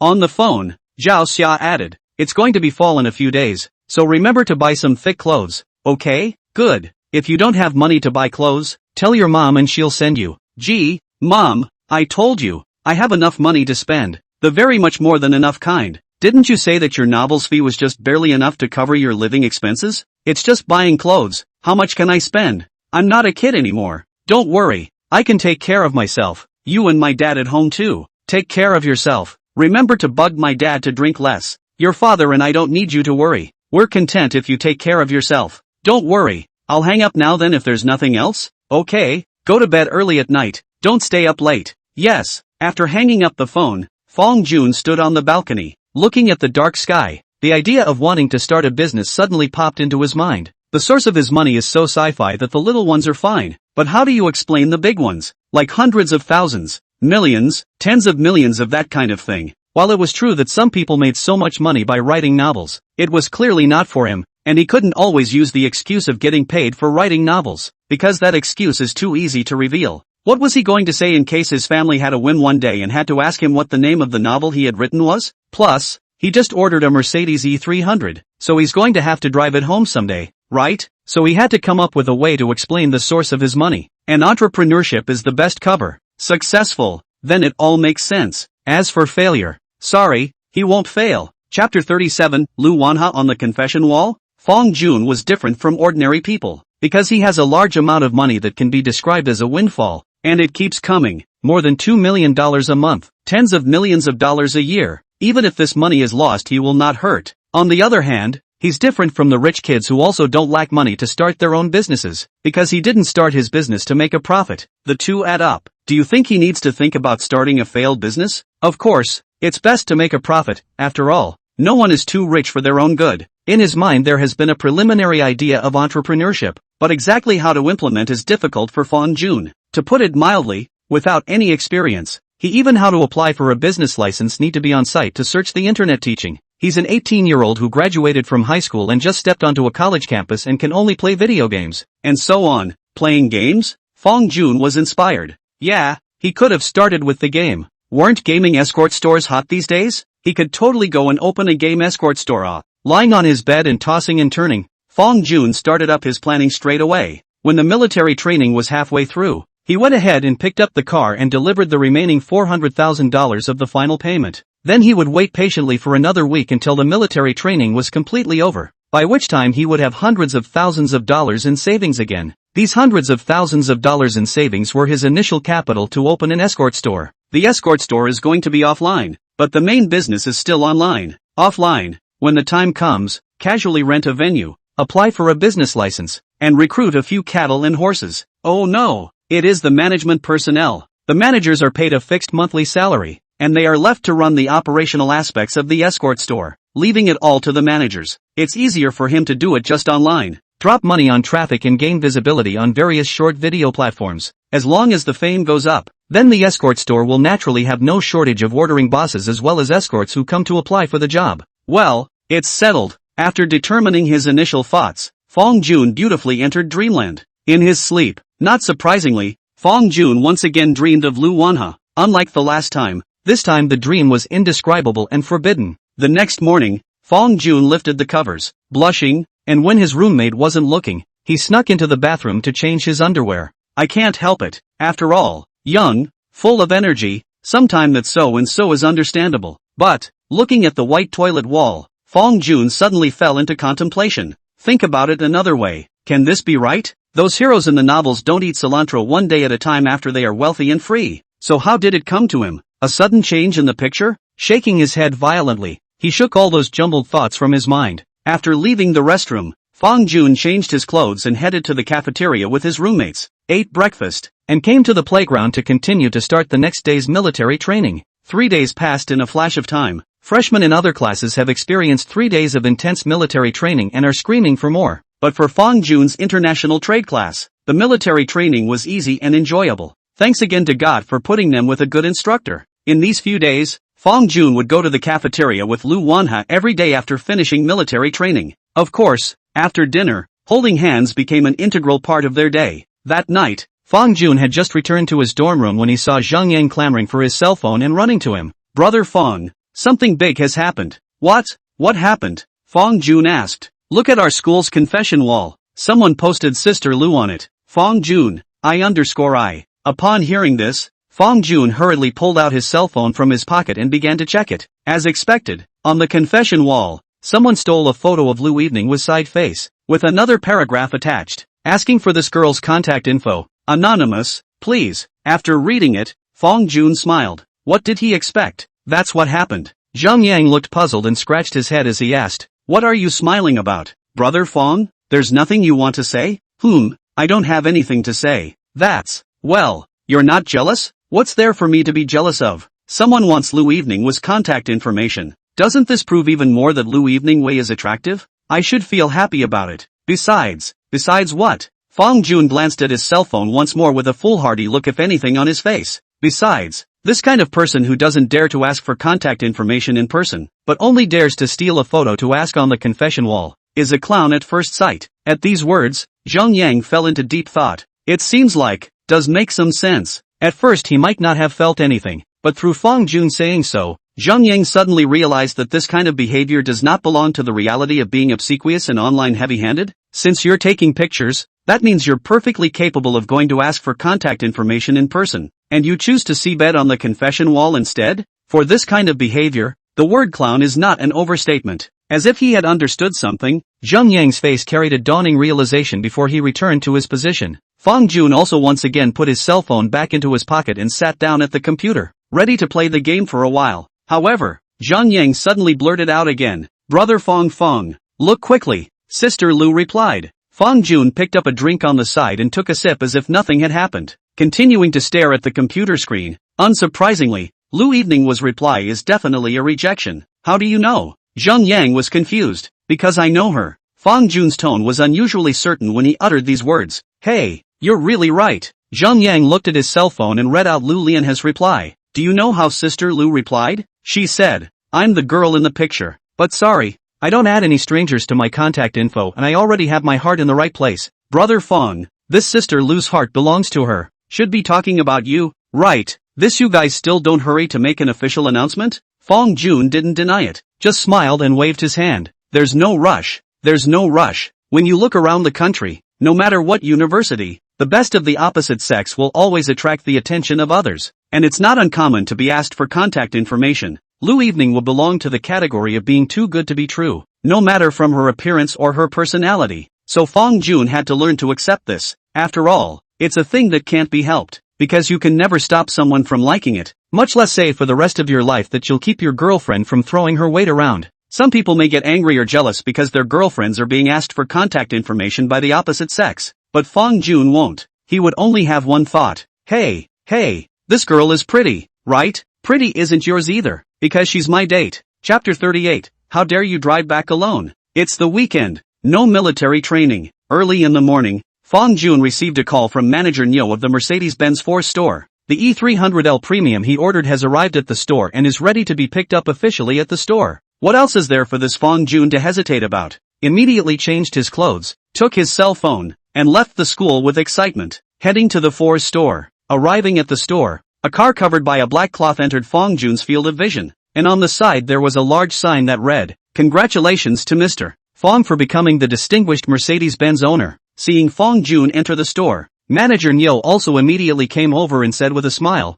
Mr. Fong, do you want to lift the cloth to look at your car first? Fong Jun waved his hand. No, go and pay the final payment first. Yes, you come with me. Coming to the finance room, the cow manager pulled out a complete quotation and said, Mr. Fong, since you've already delivered a 20% deposit, the final payment on this side is still $407, $840. What about insurance and purchase tax? We'll talk about those two later, because you'll need to pay the bare price of the car first, then take the voucher to get the car insured, and then pay the purchase tax back. Good. Under the leadership of manager Nyo, Fong Jun slowly paid all the money that should be paid, the balance in the bank card directly empty. However, in exchange, is a brand new Mercedes-Benz E300 Premium Edition, lifting the black cloth covering the car and completing a simple ribbon cutting. After taking a picture, Fong Jun drove the first car in his life and left the 4S store. Of course, Fong Jun didn't forget to ask manager Nyo how he should license the new car. Usually when you buy a new car, the 4S store will give you a temporary license plate. The period of time during which you have a provisional license is also known by many drivers as the rookie protection period, because the provisional license is equivalent to a gold medal.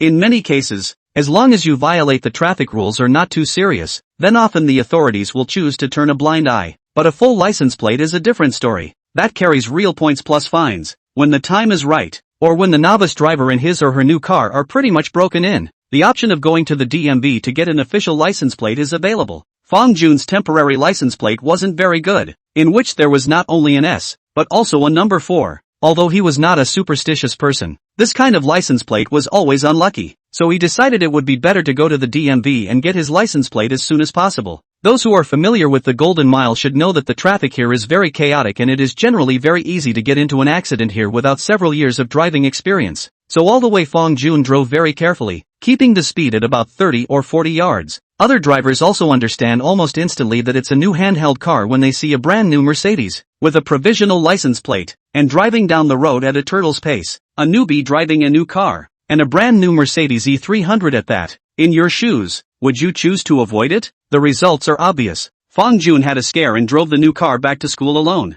Since he didn't have an official license plate, there wasn't a way to register it with the school's janitorial section, so he had no choice but to choose to park the car outside the school first. Back in his dorm room, the first thing Fong Jun did was to show off his car keys to his roommates. Guys, I'm back. Look, what's this? Zhang Yang's face was complicated and he couldn't help but sigh. This gap between people is really big. The same 18 years old. Some people drive a Mercedes-Benz, reckless enjoyment of youth, while some people to the end of the month need to think about whether the living expenses enough to spend. He still managed to squeeze out a smile and said, Congratulations to brother Fong on his new car. Xiang Liunian smiled and got off the bed, taking the car keys from Fong Jun's hand and playing with them in his hand. Yes, you'll have a car from now on. Hey, by the way, how did you bring the car back? Called a chauffeur? At those words, Fong Jun touched his nose. I drove it back myself. What?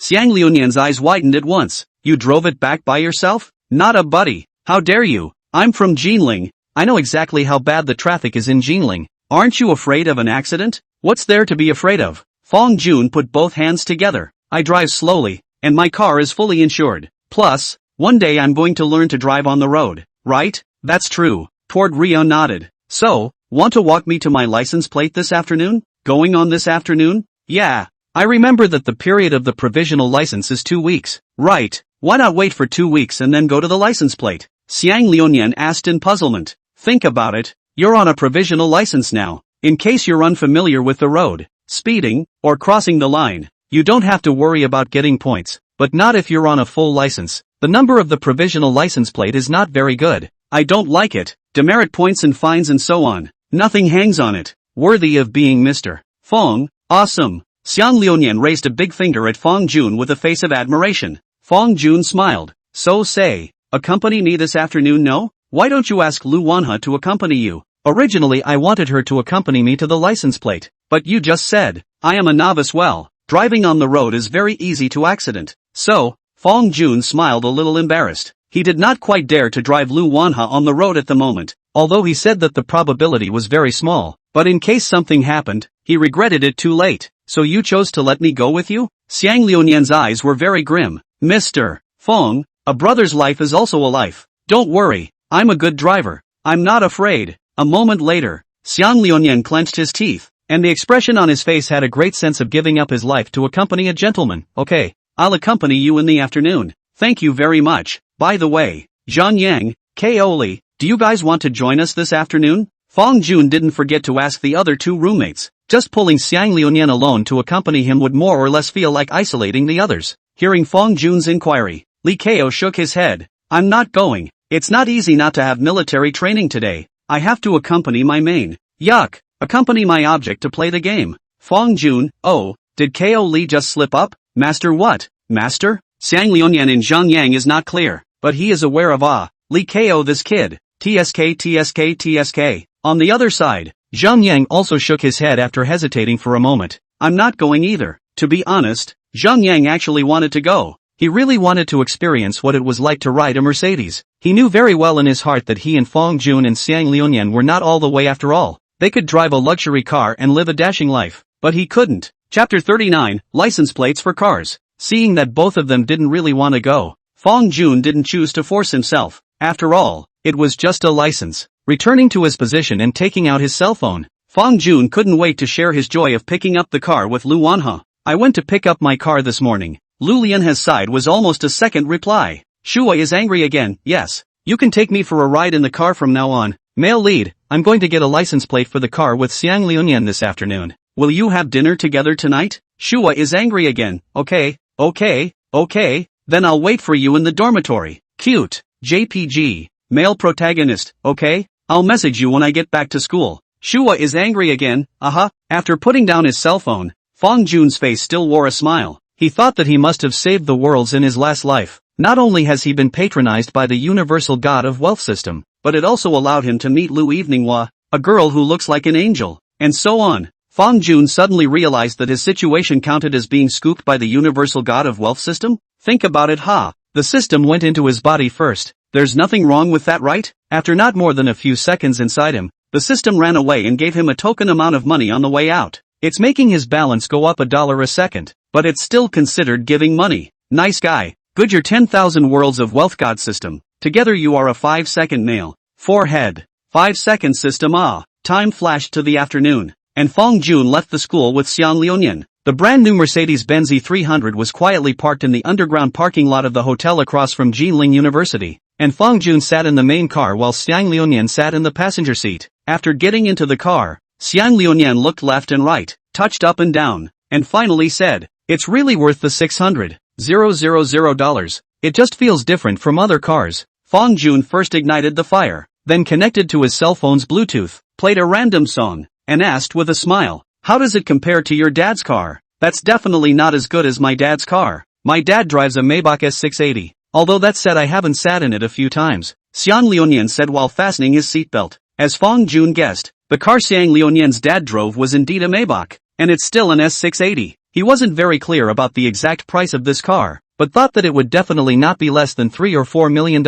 For contemporary young people, or the aughts, a car of the level of the Maybach, you were born without it, and it is almost difficult to have it in the rest of your life. Even for a man like him who has a golden finger, he has to save up for a month or two if he wants to buy a Maybach, not to mention ordinary people. However, Fong Jun felt a trace of doubt regarding Xiang Liunian's last sentence, so he asked, "Haven't been on it a couple times? What do you mean?" "My dad's car is usually only driven when he meets clients for business, and it's still chauffeur-driven, and my dad, himself, doesn't like to drive, so that means, where can I get a chance to ride in it?" Fong Jun nodded. "Oh, I see." Tapping the gas pedal, the car slowly pulled out of the parking lot and onto the road after paying the parking fee. Xiang Liunian grabbed the handrail by the door and said, "Brother Fong, Mr. Fong, you remember to drive slower. I'm scared. You're a big old man. You're afraid of a dam." After saying that, Fong Jun glanced at the rearview mirror, saw that there was no one in the four corners. The corners of his mouth rose slightly, and he directly began to let himself go.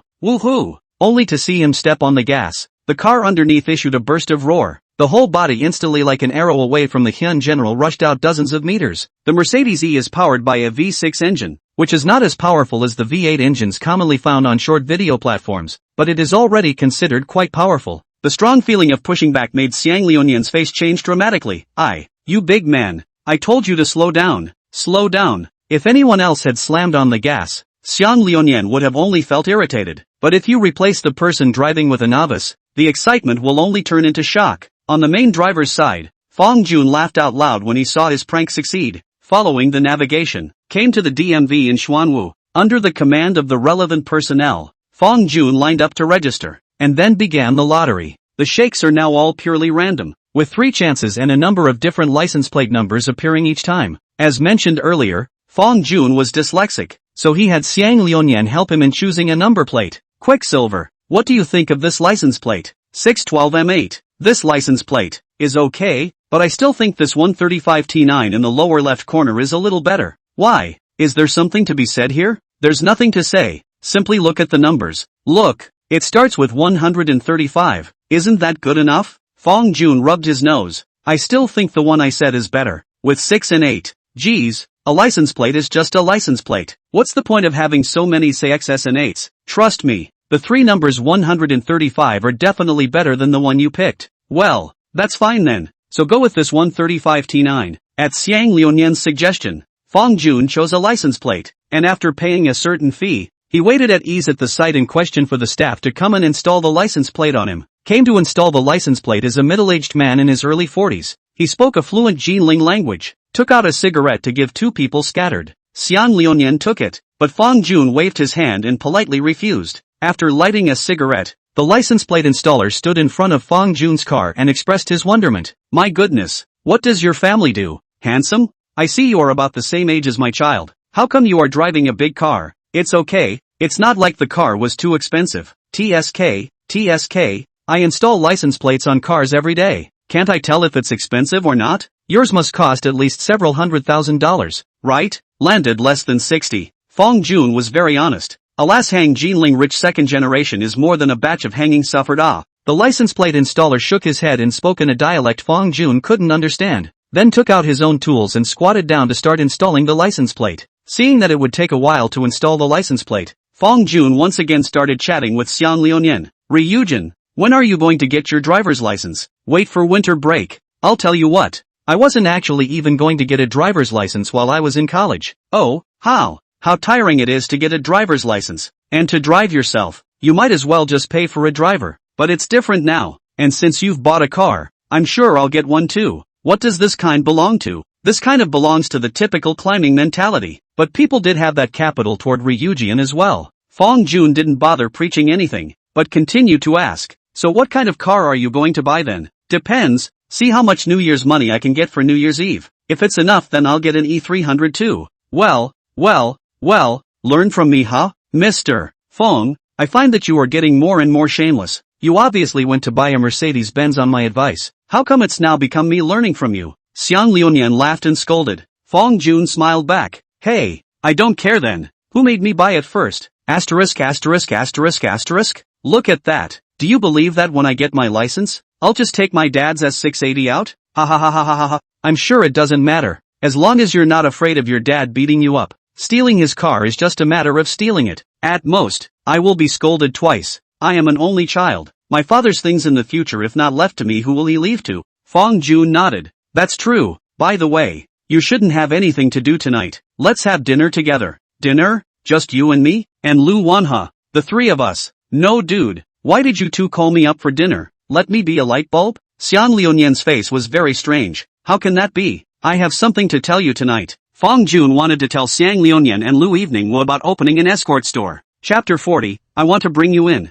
It would be nice to pull Xiang Liunian into a partnership with him. Although Fong Jun also played games, he would only play king. Since he is going to open an escort store, he is bound to take into account all the popular games. He does not understand computer games, but Xiang Liunian understands just from the beginning of the school year until now. He had already seen Xiang Liunian play no less than 4 computer games. Everfree, League of Legends, Fearless Pact, CSGO. As for why he wanted to partner with Xiang Liunian instead of Zheng Yang and Li Kao, the reason was also very simple, because the other two simply didn't have the capital to start a business during their college years. To take the simplest example, Xiang Liunian can easily take out $100,000. He Zheng Yang and Li Kao can? It's not that Fong Jun looked down on the two of them, mainly because everyone is currently still in their freshman year. If they are not really rich second generation, how many freshmen can come up with a large sum of money to start a business? So, if Fong Jun wanted to find a partner, then Xiang Liunian was the best candidate. After hearing Fong Jun's words, Xiang Liunian scratched his head with a confused expression. Is there anything you can't say now? Do you have to wait until the evening? This matter, well, it's more important. So I want to go to a formal occasion to discuss it with you. Fong Jun had a serious face. Gu, still with me to discuss? What is the matter? Hurry to say. We are a dormitory, good buddy. There is no need to buddy also when the Riddler, right? Since Xiang Liunian had said so, then Fong Jun didn't have much of a chance to continue hiding, only to see him cough lightly twice and say, I want to start a business. Starting a business? What business? I want to open a gaming escort store. The official kind. An escort store? That's fine. I'm all for it. But why are you telling me this? I want to drag you with me. Upon hearing this, Xiang Liunian raised an eyebrow and asked, No dude, you're not kidding me, are you? Definitely not. I'm serious. Looking at Fong Jun's expression that didn't look like he was joking, Xiang Liunian fell into deep thought. To be honest, since he chose this profession, his ultimate goal must still be to earn money. What is the full name of the ITC? International Economics and Trade. This is a no-nonsense economics discipline. Even though his family was rich, he couldn't really go and be a second-generation dude who would only nibble on his old age. Could he? The idea of starting his own business was actually something he had considered a long time ago, but he was thinking of waiting until after he graduated from college. At that time, he approached his family for 2 startup funds. If he succeeds, then he will not only be able to support himself by earning his own money, but he will also be able to prove himself in front of his parents as well as his relatives and friends. Taking a step back, even if he fails, he still has the option to go home and inherit his dad's family business. As for going into business at the current college stage, this was something he hadn't really considered. However, since Fong Jun had now opened this mouth, then he could indeed consider it as well. Taking out the cigarette case from his pocket, Xiang Liunian gently lit a cigarette and said slowly, If you're serious, then I can indeed get in on this. What games are you going to do? Mainstream games on the market do it all. How much more money can you get out? Toward Quicksilver asked a question that he was most concerned about. It is well known that escort stores are very costly in the early stages. During the period when there is no official profit, not only do you need to pay your employees out of your own pocket, but you also need to drop money on publicity, and you may casually lose hundreds of thousands of dollars. Fong Jun shrugged. I can probably come up with 40 or 50. Asterisk. So much? Xiang Liunian's eyes widened at once. After buying a Mercedes E, you can still shell out $400, $000 to $500, $000 to start a business? Good lord, who the hell is that rich kid? I'm really curious. What exactly does your family do? You just started college and they can give you $1 million? Don't worry about that. Just say, escort store, screw it or not. Engage. Xiang Liunian immediately nodded heavily. Since he didn't have to worry about funding, what was there for him to hesitate about? I can probably get $200,000 or $300,000 from my family too, so together we have more than enough. Seeing Xiang Liunian promise himself, Fong Jun smiled. Okay, then it's a deal. We'll talk about this in detail when we have dinner tonight. No problem. Just as the two of them were chatting, the license plate installer on the side had also successfully put the license plate on Fong Jun. Boy, the license plate is on. See if you're happy with it? Fong Jun circled around the car and said, "It's quite good, Trouble Master. License plate this thing. In fact,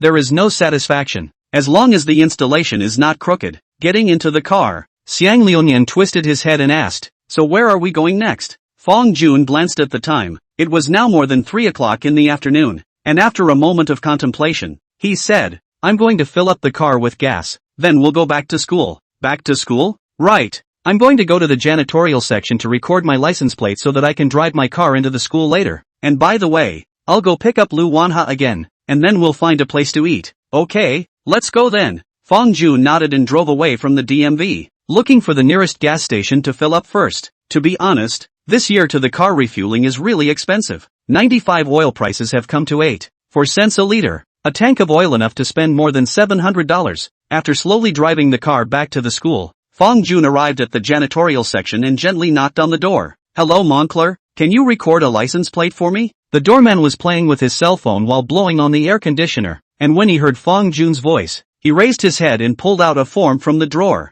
"Fill out this form. What department you're in, what your major is, who your counselor is, and your contact information." "Good." Fong Jun nodded, then took the form and started filling it out. Generally speaking, every university allows students to drive their cars into the campus, especially in a top institution like Jinling University, where there are simply not too many rich second-generation people with cars. At Pottery Barn, there is a parking lot just for students. Of course, there is a fee for this parking lot, and the price is not cheaper than outside in any way. It costs $20 a day. You can also opt for a monthly subscription at the hostel, which costs $180 a month for parking. After filling out the form, the doorman began to enter all the information on it into the system against the form, and then he waved his hand and said, "Okay, the license plate is recorded. You go in." "Thank you, Grand Master." Fong Jun made his usual polite remark. After entering the school, Fong Jun parked his car under the dormitory building. Then he picked up his cell phone and sent a message to Lu Eveninghua.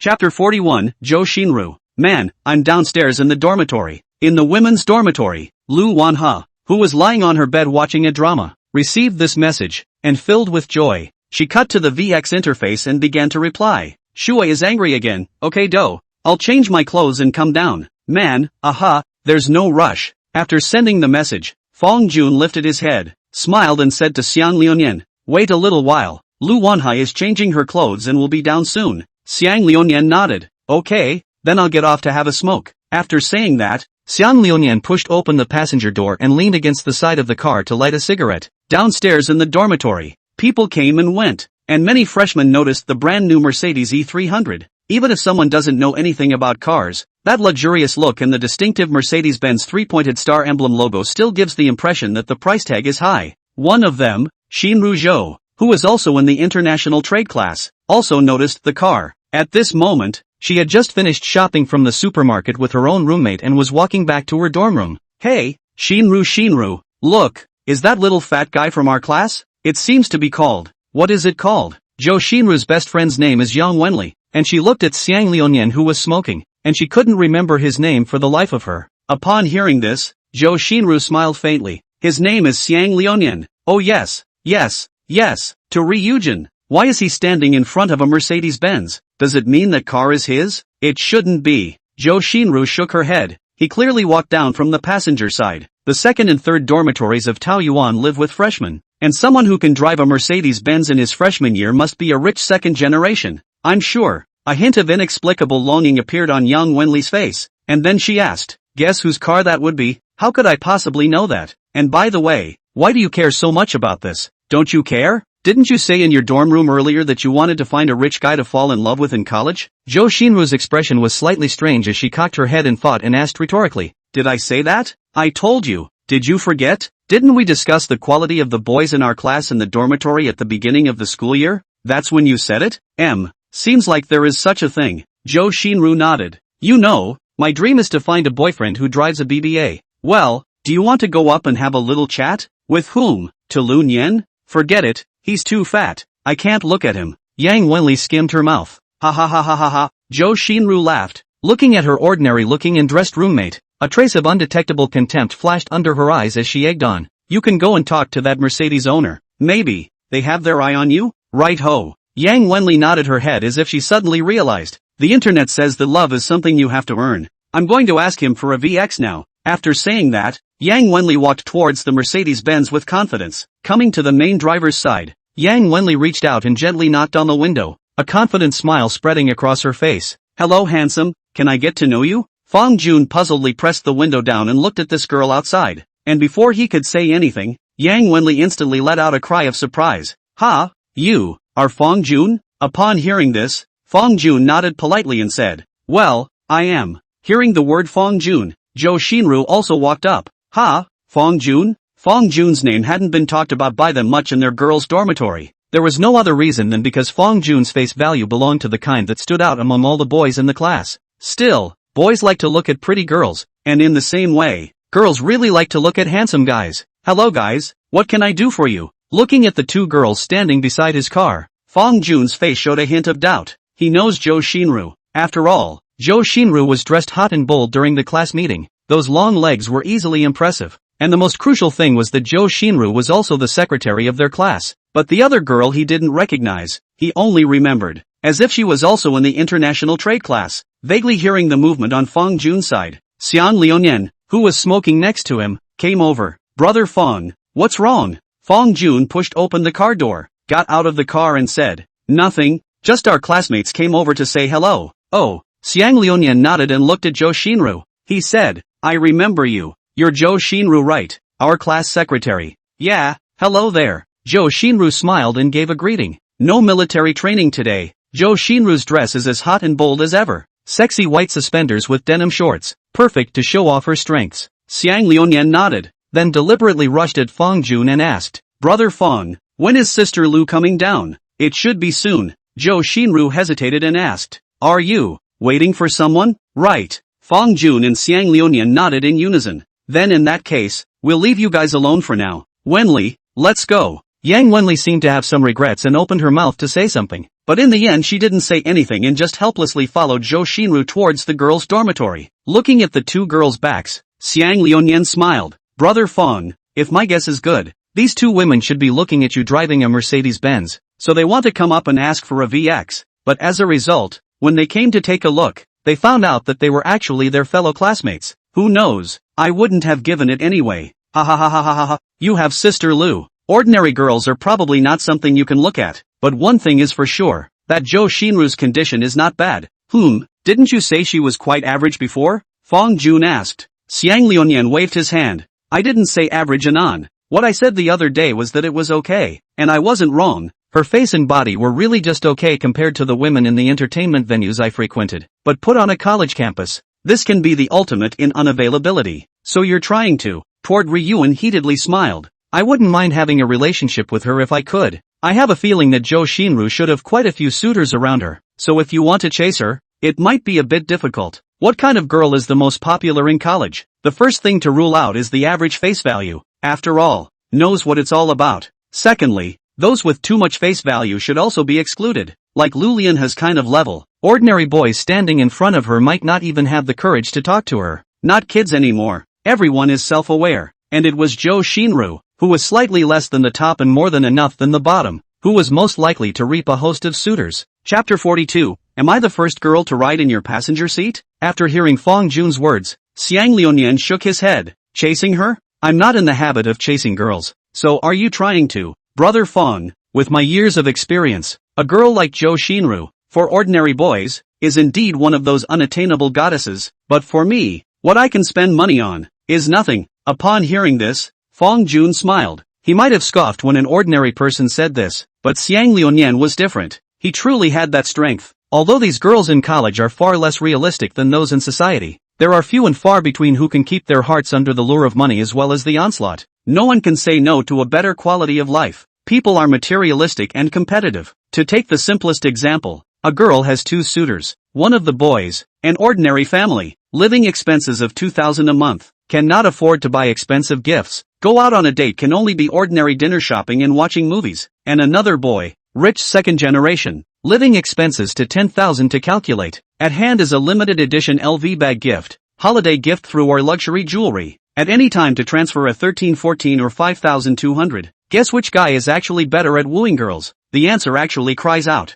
You can't go as far as to say that this girl is a gold digger, simply because that's the reality. Of course, you can't beat a dead horse in many cases. There are actually still a lot of girls out there that won't be defeated by money. They long for the most innocent love, willing to squeeze with you in a small rented room, eating roadside stalls, simple, plain, but that kind of girl is rare as all. Fong Jun didn't know which kind of girl Zhou Xinru belonged to and didn't want to find out because it had nothing to do with him. His world was small, and with Lu Lianhe, it was enough. On the other hand, Yang Wenli, who had returned to her dorm room, looked at Zhou Xinru with a dissatisfied look on her face. Xinru, what were you in such a hurry to leave for just now? I still wanted to chat with Fong Jun for a few more minutes. What do you have to talk to him about? You don't really have any thoughts about him, do you? Zhou Xinru asked with a smile. What, can't I? Yang Wenli stood up with glaring eyes. He's handsome, tall, and drives a Mercedes-Benz. Oh my god, he's simply my male god. Zhou Xinru rolled her eyes. Listen to me,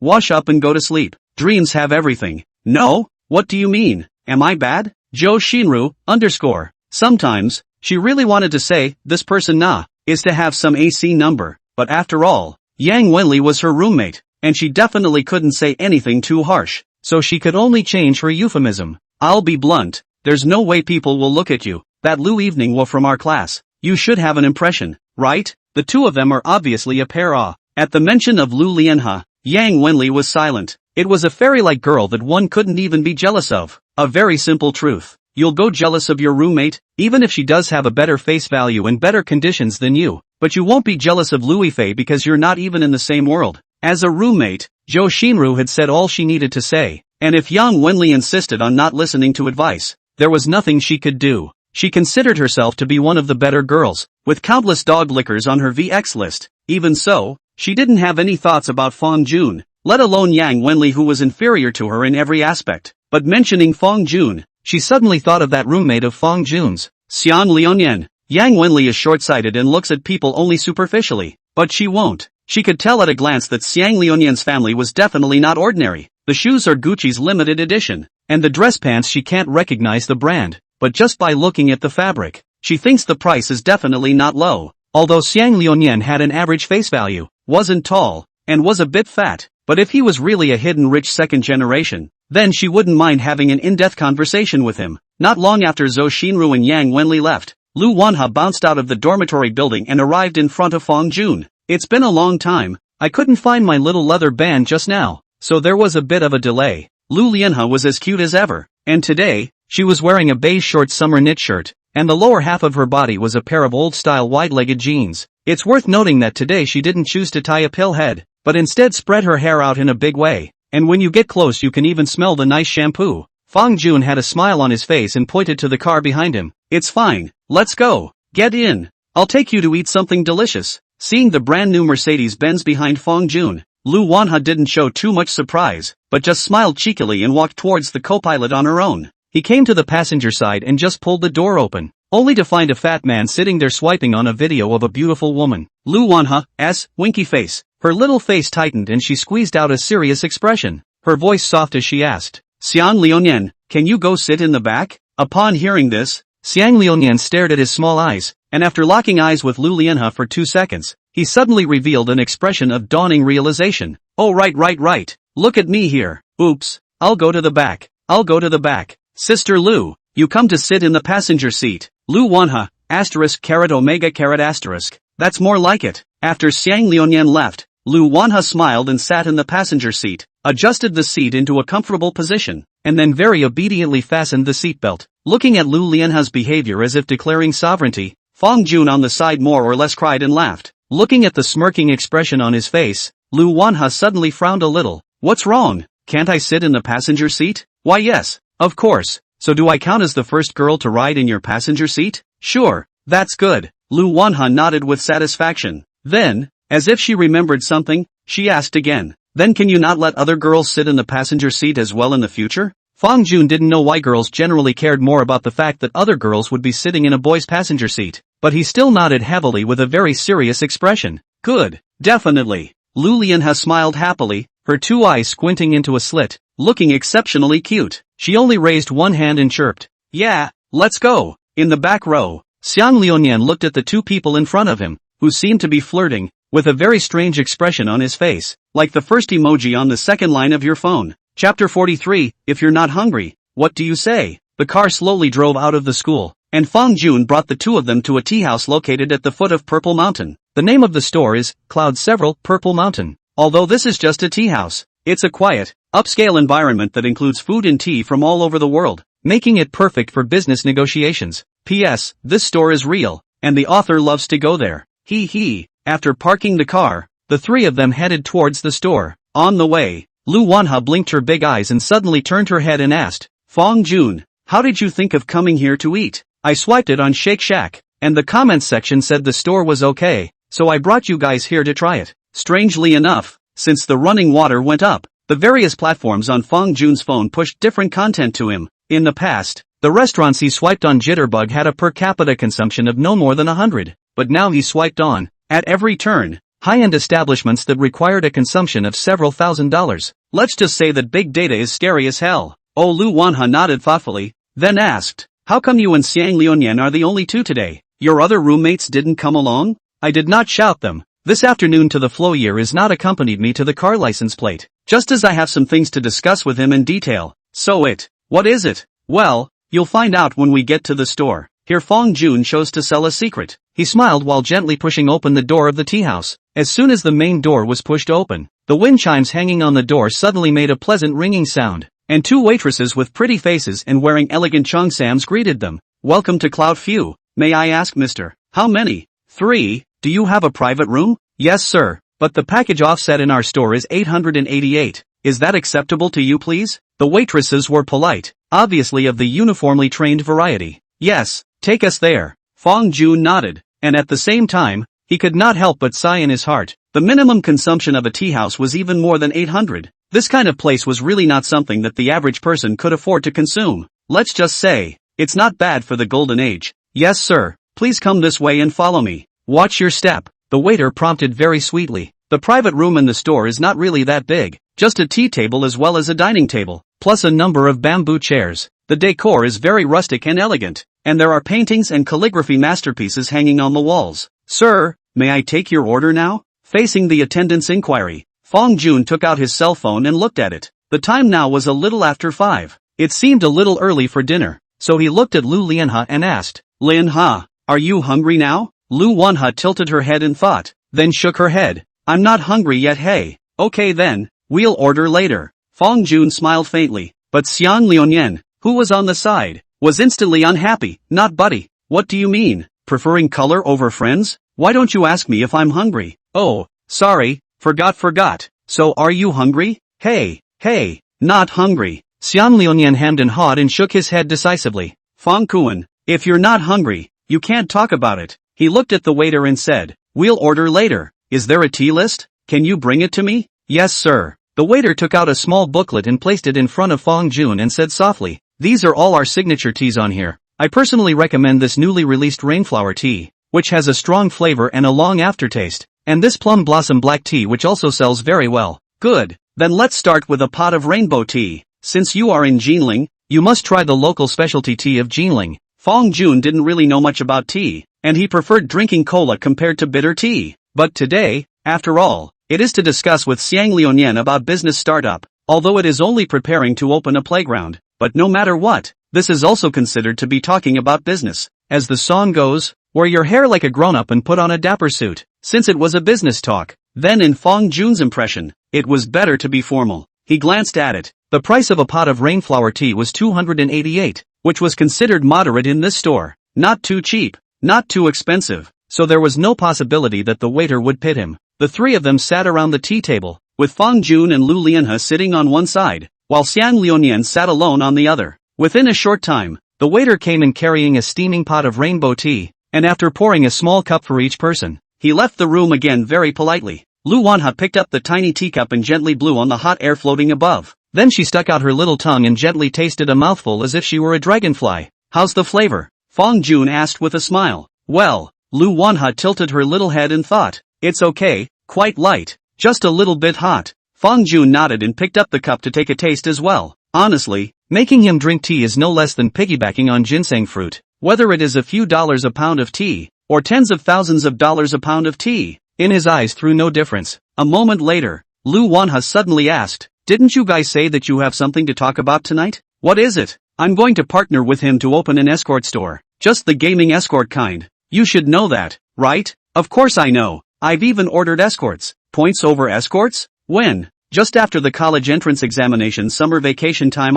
At that time I and Feng Xichen play the game, are about to be beaten to tears, and then she said let me go to the platform to point out a good skill accompanied by play with us. But, speaking of this, Lu Lianha seemed to recall some bad memories. Her small brows furrowed tightly. "But what? But that escort sucks. Not only does she play the game poorly, but she has a bad attitude. Also, the platform sucks. I went to complain about that escort and tried to get a refund, but it was dismissed without saying a word, and I was so angry that I just uninstalled it." Lu Lianha's cheeks puffed up like a little gas bag, which also caused Fong Jun's face to be filled with smiles. A favored smile. Of course. After he thought about it, he said, "Playing along, in the end, is ultimately part of the service industry? The service attitude is certainly to be put in the first place. Even if I have not done a play along with the people know this." So, after pausing for a moment, Fong Jun looked at Xiang Liuyan with a very serious expression. "So if we're opening an escort store, the service part has to be tightened up." Xiang Liuyan's expression was also serious as he took a sip of tea and nodded heavily.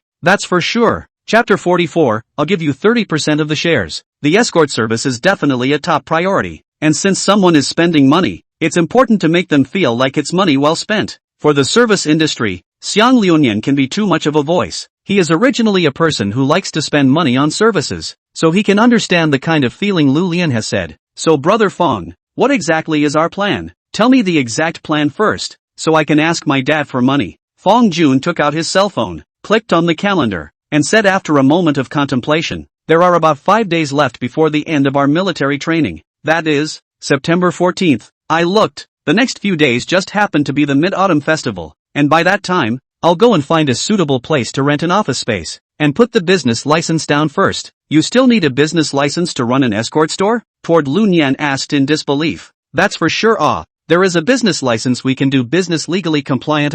After all, this involves money transactions, and with a business license, it is also convenient for us to better recruit staff online." Xiang Liuyan scratched his head as if he understood, and an embarrassed smile appeared on his face. "Oh, so that's how it is. I didn't understand this aspect before, so I might not understand it too well." Fong Jun laughed and didn't care about that, but continued to say to himself, "With a venue and a business license, we can start formal recruitment. So how many people are we hiring? Accompanying game store, after all, is the main business online, offline. Then, recruit 3 or 4 people with relevant management experience on the line, but also includes financial, follow-up game talent recruitment, all to these managers to complete. Then it doesn't seem like it would be that hard to open an escort store. It wasn't difficult in the first place." Fong Jun laughed. "Otherwise, why do you think I chose to open an escort store? We're both college students, so opening an escort store can be a time and labor saver. Also I remember you said before that you could probably take $200,000 to $300,000, right?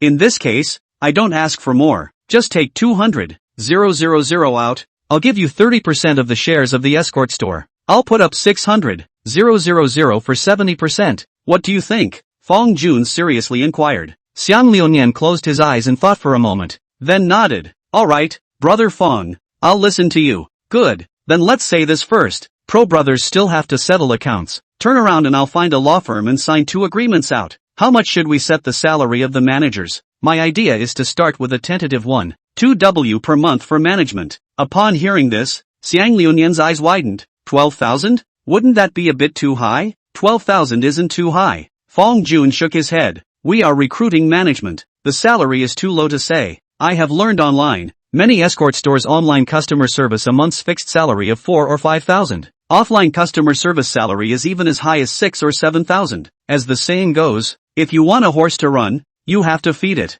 Since Fong Jun wanted to be a shirker, he couldn't skimp on money. Managers, to put it nicely, are management, to put it poorly that's senior cowboys and horses. Creating promotional posters, promotional videos, and newsletter applets and the like are not that hard to spend money on. The only difficulty in opening an escort store is how to go about attracting the owner to come and spend money. As the owner of the escort store, Fang Jun only needed to say his requirements to the people below him. As for how to accomplish it, that was something that the people below him should consider. Of course, there is one thing I must tell you in advance. Fang Jun suddenly changed his face and his tone was extraordinarily serious. What is it? Although you've invested $200,000 in a 30% stake, and you can take 30% of the dividends every month, I can't ensure that our escort store will definitely be profitable. Can you understand what I mean? Xiang Liuyan gently nodded. This I know. Doing business, there is no steady profit or loss, but what I can guarantee you is that our escort store will definitely not be yellow. Hearing this, Xiang Liuyan instinctively froze. He didn't understand where Fang Jun's bottom line came from, but out of trust, he still didn't raise his own question. You know, I don't know much about the endgame piece, so the recruitment of personnel for the relevant game boards may require more effort from you when the time comes. I'm the assistant store manager after all. Okay, then let's make a deal. Okay, I'll call my dad later. Oh no, I'll call my dad now about this. After saying this to Lun Yen, he took his cell phone and walked towards the outside of the private room. With a smile on his face, Fang Jun picked up the teacup on the table and gently took a sip. Suddenly, his afterglow glimpsed that Lu Eveningwu was propping both hands on the table, resting her cheeks and staring at herself with unblinking eyes. So he asked, "What's wrong? Why are you looking at me like that?" Lu Lianhe smiled cheekily. "Just now, for a moment, I suddenly felt that you look quite handsome when you get serious." Upon hearing this, Fang Jun laughed out loud as he asked rhetorically, "Am I not usually handsome?" "Usually handsome too." Lu Wanhe's cute little face was filled with seriousness at this moment.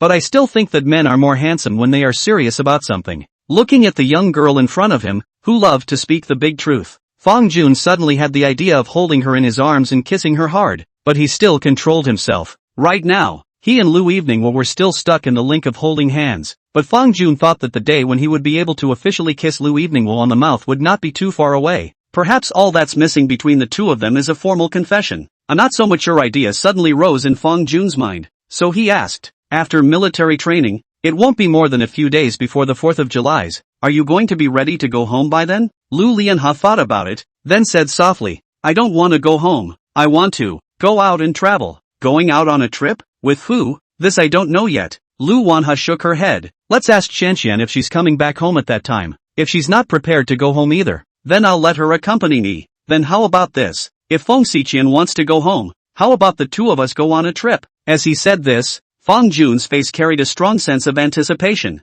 as if he was very eager for the young girl in front of him to agree with him. Lu Lianhe blinked her big eyes, looked at Fang Jun, and suddenly laughed out. "Well, then, since you said so, then I'll reluctantly agree to you." Not only Fang Jun, but actually Lu Wanhe could also sense that the relationship between the two of them had come to a bottleneck, and really needed an opportunity to break. She was a girl, definitely shy and reserved, but if there was really such an opportunity in front of her, then she definitely wouldn't miss it for nothing. "Are you traveling with Bangun during the National Day? Sounds like it feels pretty good?" Chapter 45. I'm telling you, he's not very good. After Xiang Liuyan returned, Fang Jun ordered a few signature dishes. One of the most famous dishes in this restaurant is called flour-carved ribs, which is quite good both in terms of customer reviews and sales. And of course, it's pretty inexpensive, regardless of the portion count or the root count. A single rib costs $88. In the past, he wouldn't have given up such expensive ribs if he was beaten to death, but not anymore. Now he had only one thought in his mind: what kind of ribs even cost 88?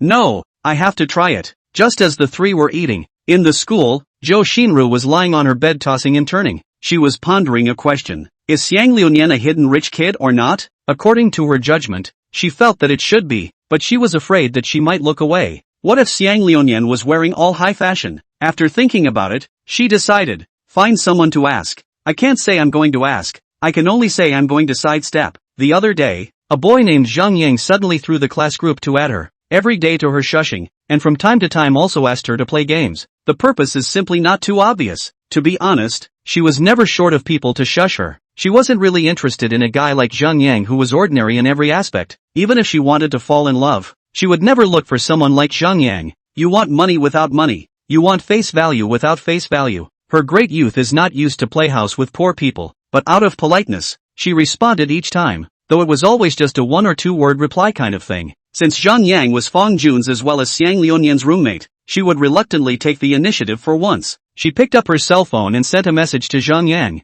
No cilantro, what's going on? At this moment, in the boys' dormitory, Zhang Yang is sitting at the computer, passionately cursing with his teammates into the microphone. Suddenly, his cell phone rang, and when he picked it up, it turned out to be a message from Zhou Xinru. The expression on Zhang Yang's face instantly became incredibly surprised, only to see him say into the microphone, "Get lost, a bunch of pitbull teammates, I'm not playing anymore." Then it was time to pick up the phone and type a reply. "Zhang is so sunny, I'm playing a game. What's wrong? No cilantro, what's playing? Together? Young while have sunshine, I'm playing forever. Do you play this game? Not eating cilantro, playing. Zhang while have sunshine, that on the number? I'll take you flying. I'll give you all the purple armor and gold soul jades. Doesn't eat cilantro, mmm." Looking at that lone word Zhang Yang did not feel anything wrong. Now he was in an extraordinarily excited mood, the corners of his mouth rising so high that he couldn't suppress them if he wanted to. He still remembers to this day what Xiang Liunian said earlier in the class.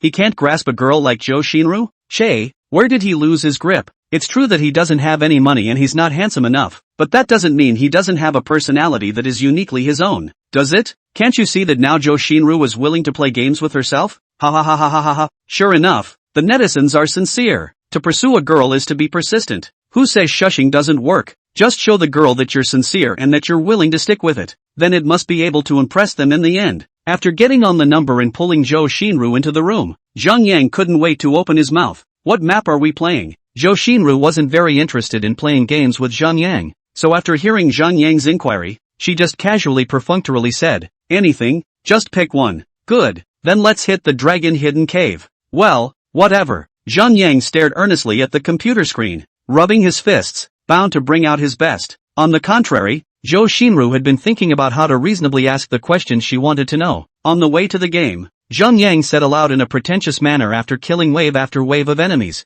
"Don't be afraid, I'm all done killing, so eat the flowers then lick the bag." Zhou Xinru nodded, her mouth gently spitting out an imperceptible hum. As if she had suddenly remembered something, she opened her mouth seemingly carelessly and inquired, "Zhang Yang, why is it so quiet in your dorm room? Where are your roommates? What did they do?" Zhang Yang didn't care and said as he maneuvered his game character, "Oh, you say they Li Ko in the dormitory, but he has not been talking." Fang Jun pulled to the flow of the year to go to his newly purchased car license plate. At noon went out, to the present did not come back. "I do not know what they do to go." "Ha? Fang Jun bought a car? What kind of car did you buy?" Zhou Xinru pretended not to know and deliberately inquired. That tone was full of surprise, and hearing it in Zhang Yang's ears inevitably made him feel a pang of discomfort. But he still replied, "He bought a Mercedes E300. Wow, is Fang Jun so rich? What does his family do?" "I don't know. Fang Jun never said anything about his family, but I do know what Xiang Liunian's family does." "Oh,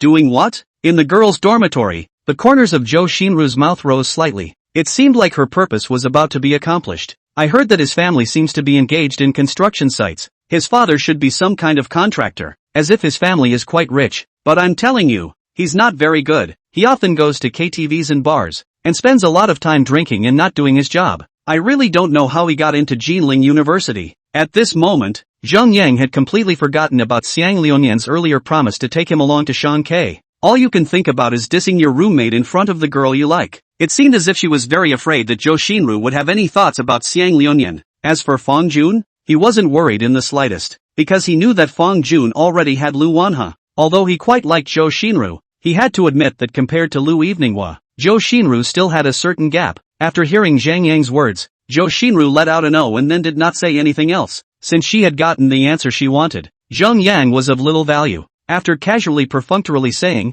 "I'm not going to play anymore, I'm going to take a shower," Zhou Xinru exited the game. Finding Xiang Liunian's business card in the class group, she didn't have any hesitation and directly chose to add her friend. She didn't care at all about Zhang Yang's evaluation of Xiang Liunian. "Do you go to KTV and bars often?" Coincidentally, she kind of likes to go too. And here's the kicker. Doesn't the fact that he likes to go to entertainment venues just prove that Xiang Liunian is very financially powerful? She didn't care what kind of person Xiang Liunian was, as long as he was a rich second generation. Chapter 46. What does it mean not to eat cilantro? In the dormitory, Zhang Yang sat next to the computer, beautifully lit a cigarette. "The mood seems to be very good," he said as he looked at Ko Li, who had also just finished playing the game beside him. "Ko, do you know who I was playing a game with just now?" "Zhou Xinru." "Ha ha ha ha ha, eh?" Ko Li scratched his head, wanting to speak. Zhang Yang continued to chatter. "You don't know how handsome I was just now when I fought Yangjia, killing 3 teams in a row. With my maneuvers, What girl wouldn't be confused when she sees me? Is sweet love finally going to be my turn too?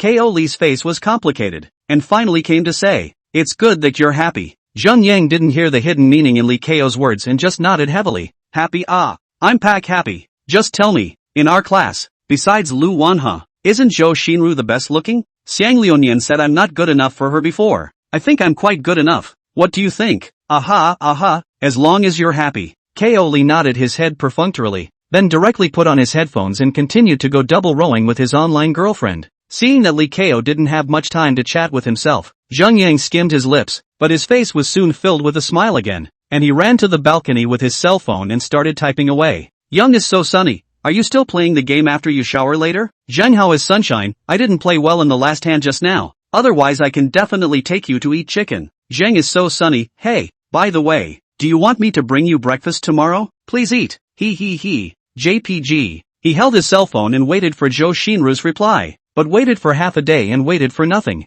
Shouldn't have taken a good bath yet. Girls, it's normal to take a slow bath. Zheng Yang thought so. On the other hand, after dinner, Fang Jun drove Lu Wanha and Xian Liunian back to school. On the road, Xian Liunian, who was sitting in the back row, suddenly made a puzzled sound, and then poked Fang Jun with his finger. Brother Fang, just now someone from our class added me as a friend. Guess who? Fang Jun, who was concentrating on driving, didn't return his head, but just asked, who is it? Zhou Xinru. Zhou Xinru? Why did she add you? Blind guess is looking at me. Ha. Do you know what her VX name is? No cilantro. At those words, Fang Jun's face suddenly became very strange. The internet is so hot about the idea of not eating cilantro that its symbolic meaning is almost universally known. But even so, Zhou Xinru still chose to use this as her screen name. What does that mean? It means she did it on purpose. Or maybe she's just playing the obvious card. To be clear, her ID is to not eat cilantro. So, well, knows it all. Adding to the fact that they had just met with Zhou Xinru this afternoon, and that Zhou Xinru chose to add to Lu Nian's VX that same night, it was no wonder that he thought so.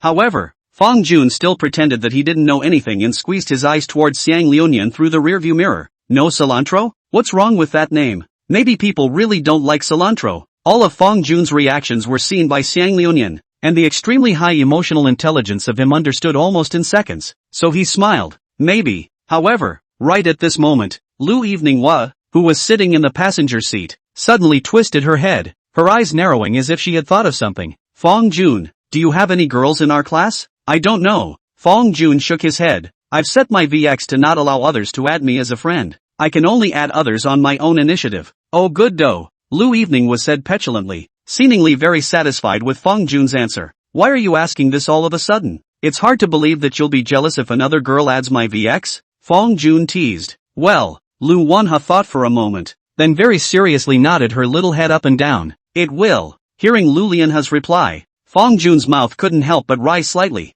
Who in the family understands? Shouldn't it be so cute? Don't worry. Fang Jun's tone was resounding. I won't add any other girl's contact information. Lu Lianha smiled cheekily. Egu. In fact, I'm not so stingy. In many necessary times, should be added or to be added. Not that cheap? You've outright said you get jealous, and you're saying you're not petty? Fang Jun cried and laughed. In the back row, Xian Liunian crossed his legs and first agreed to Zhou Xinru's friend request, then sent over a question mark. Kissing the ears? It's almost a second reply over there. No cilantro. Hello, I'm Xinru Zhou. We just met this afternoon. Jinsei Ryuji, what's the matter? Do not eat cilantro. Nothing, just want to get to know you. Make friends. After all, we are all in the same class. After saying that, Zhou Xinru also sent over a very cute emoticon of a cat's head. Xiang Liunian smiled and replied with the word good before putting the phone back into his pocket again and ignoring it. Just because he's never been in a relationship doesn't mean he won't talk about it. On the contrary, having been in the entertainment industry for a long time,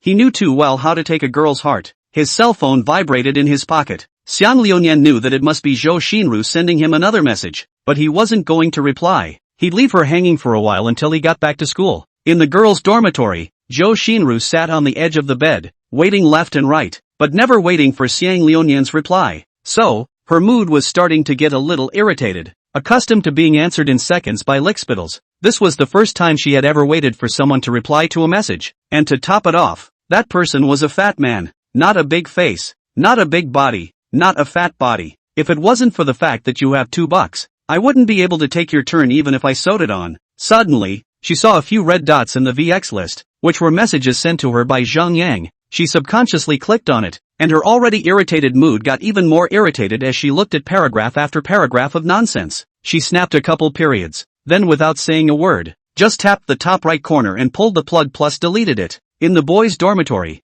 Zhang Yang, who had received a reply from Zhou Xinru, happily clicked on that new message, only for him to see a line of periods. He was a little confused as to what it meant to put a period on him, so he sent over a questioning emoticon, but in response, he got a big red exclamation point. The other party is no longer your friend. Please add and resend. Zhang Yang stared wide-eyed, and at that moment, he only felt as if the sky was about to collapse. Brand new Mercedes E300 driving down the road. In the car, through the rearview mirror, Fang Jun looked at Xiang Liuyan's sitting position that was like that of a grandpa and teased with a smile. Ryujin, why do I suddenly feel like I'm chauffeuring you? Ha, there is? Hey, get used to it, get used to it. Xiang Liuyan scratched his head in embarrassment, then put his legs down. We'll be at school soon, so why don't you go back to your dorm room later, and we'll both go for a walk on the playground. Fang Jun and Lu Lianhe looked at each other and smiled. After eating and drinking, it was time for the daily hand-holding session. Chapter 47, Have you read too much, God's man?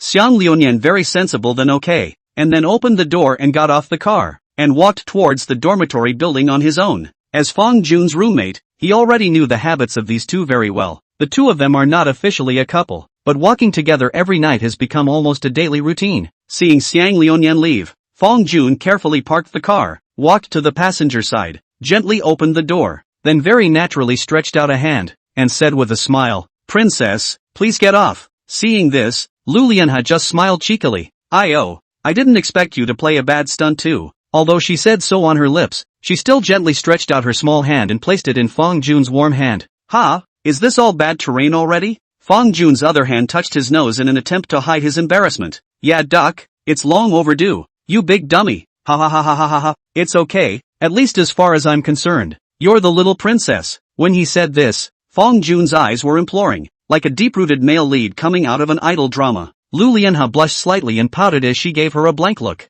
"A whole lot of love talk. How come I didn't realize you were so oily before? How can this be called slick talk?" Fang Jun cried out in injustice. "What I said was all true. Okay boo, I believe it." The late summer/early fall evening breeze gusts in, blowing the dry heat from your body. Holding hands with his beloved, strolling quietly in the middle of the campus, Fang Jun believes that there is nothing more beautiful in the world than this. As she walked, Lu Wanhe suddenly shouted in a low voice, "Fang Jun, what's going on?" Upon hearing this, Fang Jun looked down at the girl beside him, only to see that at this moment, Lu Evening with her eyes slightly narrowed and a small beak, asked, "Is your family rich? Why are you asking this all of a sudden? It just feels like you're buying a car and trying to start a business. It doesn't even look like a college student from an ordinary family. You want the truth?" "What truth?" Fang Jun and Lu Lianhe looked at each other with a very serious expression. "Actually, I'm not just the male lead. I also have a golden finger." Lu Wanhe bared her teeth. "Are you still trying to say that you have the divine magnificent system? How do you know?" Fang Jun pretended to be shocked. Lu Evening immediately put her smile away and her tone became equally serious. "I'm telling you the first thing you need to do now is to hurry up and uninstall the foreign persimmon novels in your cell phone." Still the system, the God's hero text read too much? Ha ha ha ha ha ha ha. At those words, Fang Jun laughed out loud. "It can't be helped. Reality is like that. No one will believe you if you tell the truth. But on the other hand, think about it. This also belongs to the normal. Who, if you believe it, who has a problem with the brain? Tall, handsome, good academic performance, good gameplay, pure love and dedication. But also in the system, every day there is endless money to spend. Novels don't even dare. No, it should be. Only a novel would dare to write that." Lu Evening skimmed her small mouth. "I read online that rich men are all bad guys. Will you also be like the kind that the internet said? And secretly look for a mistress outside in the future?" Fang Jun's mouth twitched slightly. "Do you think I'm a bad guy? It shouldn't be." Lu Lianhe cocked her little head for 2 seconds before gently shaking her head. "And do you think I'm the kind of guy who would go for a mistress? That's a tough one." Fang Jun smiled helplessly and took a deep breath. You, in the future, read less poisonous chicken soup on the internet. It will subconsciously distort a person's perception. You know? I just want to hear an affirmative answer from you." Lu Lianhe smiled while gently shaking her arm, as if pampering the general tone of voice. "I believe that there are not many men in the whole world can resist. First of all, I'm not a bad person, and secondly, I won't look for a mistress." I'm the most dedicated and loving man in the whole world who loves his wife the most. I swear to the sky. Fong Jun raised 4 fingers at the sky. As for why 4 roots? Know it all. That's good. Bu Lu Wanha nodded with a smiling face. But I'm not your wife. I didn't say you were my wife either. What's the matter? You can't wait to be my wife? You. Lu Evening was eyes widened. And in the next second, her whole face turned red with shame. Io, what are you doing? You're so annoying. Not only that, but she also swung her little fist up to smash Fong Jun's body in a very cute pose. It appeared to be forceful, but Fong Jun didn't actually feel any pain. Ha ha ha ha ha ha. On the surface, Fong Jun was laughing out loud, but in reality, he was thinking in his heart at that moment, girls are just girls after all, delicate and powerless.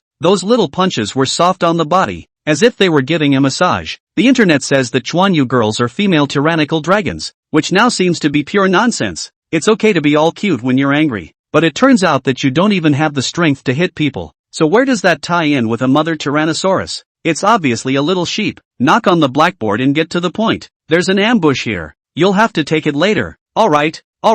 I'm not going to tease you. Let's talk about something else. Evening harvest. Where do you want to travel during the National Day? Fong Jun timely chose to change the topic. After hearing this question, Lu Wanha's attention was indeed drawn away, and she gave her answer after cocking her head and contemplating for a moment. I want to go to the beach. The beach? Yeah, I've never seen the ocean before. I've never been away before when I was in high school. I'd love to see the ocean. Lu Lianha's tone was pitiful, so that people could not help but feel a sense of love and compassion. Good, then we'll go see the sea together then. Fong Jun had a smile on his face and gave a very firm promise. I've read about it on the internet, and I've heard that it's just great over there in Haizhou. Not only can you see the vast ocean, but it's right in the province and not far from Jinling. Haizhou? Fong Jun murmured with his head lowered. Truth be told, he's been to Haiku. What's the word over there? It is indeed a great city to visit to see the sea, and the prices are low and the scenery is good. If it had been him before, he probably would have agreed without saying a word. But now, not short of money, he had a better option in mind.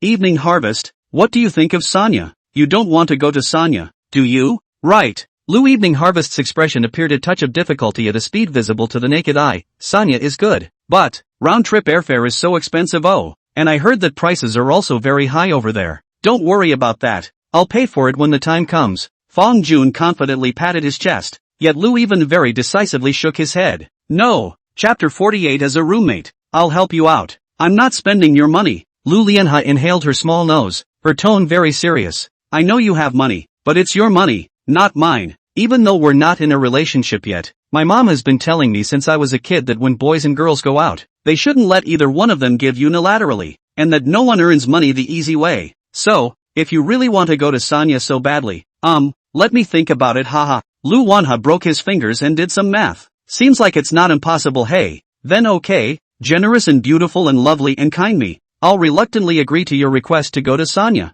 After hearing these words, Fong Jun froze in place, unable to calm down for a long time, looking at this girl with a very positive outlook. What else could he say at this moment? It's nothing but moving, he always thought. Not marrying one person is just an empty phrase, but now he was actually feeling that way. Actually, it's not impossible to go to Haiku. Fong Jun touched his nose and said weakly, if he were to cover the round-trip costs, then he wouldn't even need to think about it here and there. But now what? Lu Lianha was not willing to spend his money, so he had to think about the cost of a trip to Sanya, who had thought that as soon as he said this, Lu Wanha was instantly displeased. She only glared her eyes out, her cute little face puffed up, crossed her arms, and said in a petulant voice, what? You don't think this lady doesn't have money, do you? Tell you, this young lady has plenty of money. Since you want to go to Sanya, let's go to Sanya. Well, no more refusals, it's happily decided. As soon as the words left her mouth, she once again smiled and held Fong Jun's hand. Come on, it's getting late, we should get back. Fong Jun froze, a touch of tenderness surfaced under his eyes, and he gently nodded. Yeah. On the other hand, after Xiang Liuyan returned to the dormitory, he met Zheng Yang standing on the balcony smoking with a sad face. The whole balcony was smoky, and then you look at the ground aside, piled with uncountable cigarette butts. He waved his hand and came out onto the balcony, frowning as he asked, no buddy, what's wrong with you? Why are you smoking so much? Upon hearing this, Zheng Yang raised his head and cried, Lu Nian, regret not listening to your words. What the hell is going on? Xiang Liuyan picked up the cigarette case on the side and pulled out one to light it, then moved another chair, and incidentally also closed the door of the balcony. Just Zhou Xinru, You know, didn't you say before that she wouldn't look at someone like me? I kind of don't believe in that evil, so I friended her 2 days ago. Hearing that familiar name, Xiang Liunian couldn't help but scratch his head. Speaking of which, it seemed like he hadn't replied to Zhou Xinru's message until now. But it's just a message from the district. There's no rush. It's more important to be on your best roommate's side. You friend her. Then what? Asked Quicksilver. Then I chat with her every day. Well, this evening, she also took the initiative to find me to play the game. I thought she was suddenly moved by me, willing to accept me. Who knows? Zheng Yang picked up the cigarette in his hand and took a sharp drag. Who knew she'd delete me after the game? Deleted you? Why? You're too good at the game? Did you screw her over? How is it possible? Zheng Yang said without a good mood. You still don't know my gaming skills well? I kill all the messy kills. Then why did she delete you? How am I supposed to know that? That's what I was wondering. She said she was going to take a shower and then I messaged her to ask when she was going to take a shower and then I saw that I was deleted. Is there a transcript of the chat? Let me see. Here. Zheng Yang did not hesitate and immediately took out his cell phone and showed Xiang Liunian the chat records of him and Zhou Xinru. Looking at the chat log on his cell phone, Xiang Liunian's brows were tightly locked. After a moment, he sighed. Brother, there's something I don't know if I should say or not. What's that? I just looked at the time, and she deleted you right around the time she added me. Add you? What do you mean? Zheng Yang froze. Just literally? Xiang Liunian pulled out his own cell phone from his pocket as well, opened the VX interface, and placed it in front of Zheng Yang. Look, she just added me this evening, but I haven't returned her yet. Taking over Xiang Liunian's cell phone, he looked at the chat records on it, and then compared it with his own cell phone. Zheng Yang was not a little cutie. At this moment, where can he not understand? Mad. I said why did she ask me so many questions in a roundabout way when she was playing the game with me? So she was hitting on this idea. Zheng Yang's expression instantly became incredibly angry. What did she ask you? She asked me what you and Fangkuan do at home. So I told her the truth. So she came over to add me after she finished her game with you. Did she? Xiang Liunian's expression became meaningful. Sure enough nah. He knew he was a good judge of character. This Zhou Xin if it was truly as he thought. Lean. This gutter gold-digging woman. She designated that she added you because she saw that you were rich. Lu Nian. You can't fall for it. We're all in the same class. And she's also the secretary of our class. So don't speak so harshly. Where did I go wrong? Zheng Yang glared his eyes out. Isn't it obvious that she's looking at your money? Xiang Liunian laughed. Brother, don't be angry. Can't you tell anything from her screen name? What's her name? Do not eat cilantro. As your roommate, I'm high and low to help you out with this. How are you going to help me out? Don't worry about that. Just trust me anyway. You shouldn't be preparing. All men. Zheng Yang almost instantly understood what Xiang Liunian wanted to do. His eyes widened and he couldn't help but suck in a breath of cool air. Doesn't she just want money? And I happen to be not short of money. One for the other. It's a decision she made. Can't blame me, as long as you don't mind. Brother. Xiang Liunian patted Zheng Yang's shoulder and then extinguished the cigarette in his hand. Zheng Yang shook his head with a bitter face. What do I mind? Originally I have nothing to do with her. Just suddenly feel, before I am so stepping like a clown harm, wait for the end of military training. I invite you to go. Wait, not so good. After the end of military training I may not have much time. This way, wait for the National Day. I invite you to go to get high. Military training is over? What are you going to do? Fang Jun and I are going to partner up to set up an escort store. After the military training is over it should be quite busy. I asked my family for more than $200,000. If we all invest in it, I guess there won't be too much money left in our hands by then. At those words, Zheng Yang's face changed again and again. Once again, he felt the gap between people. Asked your family for over $200,000 to open an escort store? Good lord, how is it that over $200,000 is like $20 in their mouths? If it were him, not to mention $200,000 every month in addition to $2,000 of living expenses. He wanted to ask for an additional $500 will be mom and dad a good scolding. Chapter 49, this is what my father told me. Some people can go one day without eating cilantro, but he can't because he simply doesn't have that capital. After thinking about it, Zheng Yang finally sighed helplessly, picked up the cigarette case and took a look at it, lighting one once again. Seeing this, Xiang Liunian frowned slightly. No buddy, you're still smoking? Not so much, right? It's okay. Don't worry about me. With a depressed expression, Zheng Yang took a deep breath and then waved his hand, choosing to change the topic. By the way, why hasn't Brother Fong come back yet? Harm, don't you understand him? He went to hang out at the playground with Lu Lianhe. I am really envious of him. High rich handsome 3 words he all accounted for. and just went to college to talk about a school flower-level girlfriend. Zhang Yang's eyes reddened slightly. What's the use of your envy? Xiang Liunian laughed and said, there is a saying on the internet. You just see the dashing of the second generation of rich people, but completely ignore the efforts of 3 generations of people's ancestors. So, do you think I can be a rich man in the future too? Hearing these words, Xiang Liunian's expression suddenly became a bit difficult as he scratched his head and said very sincerely, Zhang Yang, I'll be honest, an ordinary kid from an ordinary family. In this day and age, it's still very difficult to turn over a new leaf and become rich on your own. But I got into JLU? That's not even. Zhang Yang opened his mouth to retort, but before he could finish his words, he was interrupted by Xiang Liunian with a bite. What does that prove? So what if it's 985? What about Tsinghua University? Just tell me, how many high achievers graduate from double-tier institutions every year? Too many to count. And then what? Must each of them become rich? Upon hearing this, Zhang Yang fell silent as he continued towards Liunian. Of course, I'm not knocking you or putting bad ideas in your head. I'm just stating a fact. That's what my dad told me. I'm not a little kid anymore. I understand all of what you're saying. I'm just suddenly a little confused as to what you think the point of me working hard for 3 years in high school and studying hard is. Zhang Yang looked at the night sky outside and couldn't help but mumble. The smoke rising from the cigarette at his fingertips suddenly smoked his eyes a little. He rubbed his hand and tried not to let the tears fall. The point of working hard is that you can see the gap between people more clearly. Learning doesn't necessarily get you across classes. Mind you, I'm saying here that it doesn't have to. Not that it can't. There are still people who are able to turn their lives around by learning, but that's ultimately a minority. For more people, studying hard is still more about expanding their horizons. Xiang Liunian's tone was forceful, pointing out the truth with a single word. Through tonight, he could actually tell that Zhang Yang was already on the verge of having a shattered Tao, but there was something he had to say. On the surface he was adding fuel to the fire. Zhang Yang was already in a bad mood and he had to say that. But think about it from another angle. Zhang Yang is already an adult. If even this little thing cannot withstand, then later into society is not even more finished. As the saying goes, if you don't break it, you don't break it. Only by first breaking down the inherent cognitive thinking can a person often better see the path in front of them. Did your dad tell you all this too? Zhang Yang took a drag on his cigarette and looked up to ask. Yeah, nodded to Quicksilver. Think about it, is that what I'm saying, right? If you don't get into the school, you won't even have a chance to get to know Fang Jun and me. Of course, I'm sure I can't compare to those rich second-generation kids in the top big cities, but I think to myself that in the city of Jinling, my family still has a little bit of money to drop.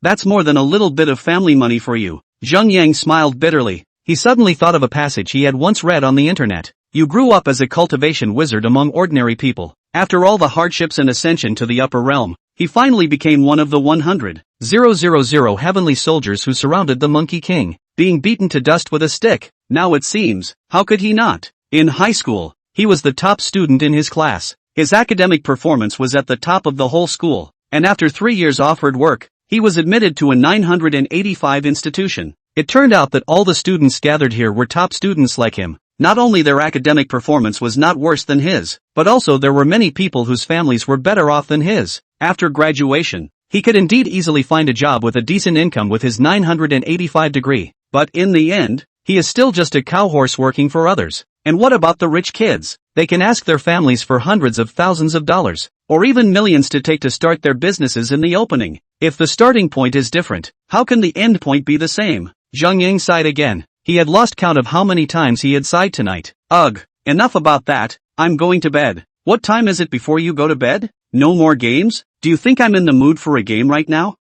Well, Xiang Liunian scratched his head. So you really don't care if I talk to Zhou Xinru? Don't care. On the contrary, I'm even a little grateful to you. Oh, what does that say? Look, if it wasn't for you, I probably wouldn't have been able to completely see what kind of person she really is until now. That's good. When I'm rich later on and invite you to get high, I'll order 3 for you. After all, you called me your righteous father. Ha ha ha ha ha ha. Xiang Liunian laughed, his laughter very infectious. So Zhang Yang also laughed along with him, only to see him throw the cigarette in his hand, his face full of seriousness. Good brother, I'm so lucky to know you. After recognizing the reality and still choose to worry, that pure and little cute. There's a word for it, it's called mediocrity. Zhang Yang is a person with a better mindset. Maybe he did take some hits tonight. Favorite girls talk to themselves and play games. It turns out she just wanted to meet her rich roommate through herself? I'm so sorry. When a fictional doggerel descends on you, the moping is definitely there, but it's not quite enough to go downhill from there.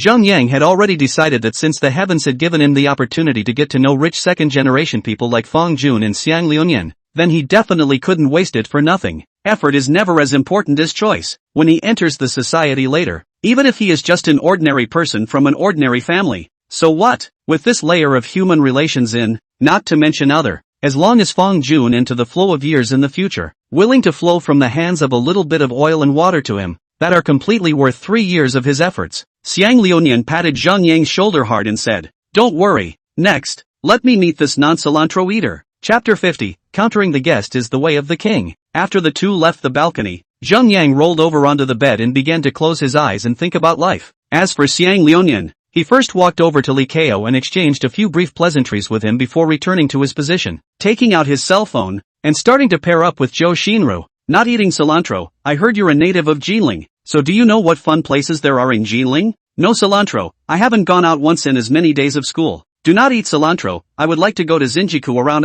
but unfortunately I do not have any friends in Jinling." "Sad. JPG. Don't eat cilantro, why don't you answer my messages? Are you busy?" "Don't eat cilantro, I think you're eating out with Fang Jun tonight, right? Then you remember not to drink. We still have military training tomorrow." "Not eating cilantro, not done yet? It's already past 9 o'clock. Looking at that one message Zhou Xinru sent him, Xiang Liuyan grinned, then typed, "Jinsei Liuyan, I'm sorry. I'm indeed a bit busy. I've been discussing business startups with Fang Jun during dinner tonight, so I didn't look at my cell phone much, and I've just returned to the dormitory now." With girls like this who have an obvious agenda, sincerity for sincerity is definitely unrealistic, so Xiang Liuyan directly chose to expose his advantage with Zhou Xinru. What are his strengths? It's nothing more than a few small dollars at home. Don't look at the short 2 lines of the message he replied to, but there are 2 key elements in that statement. One of them was to tell Zhou Xinru the reason why he didn't reply to the message. The second was to instill in her that she was going to start her own business.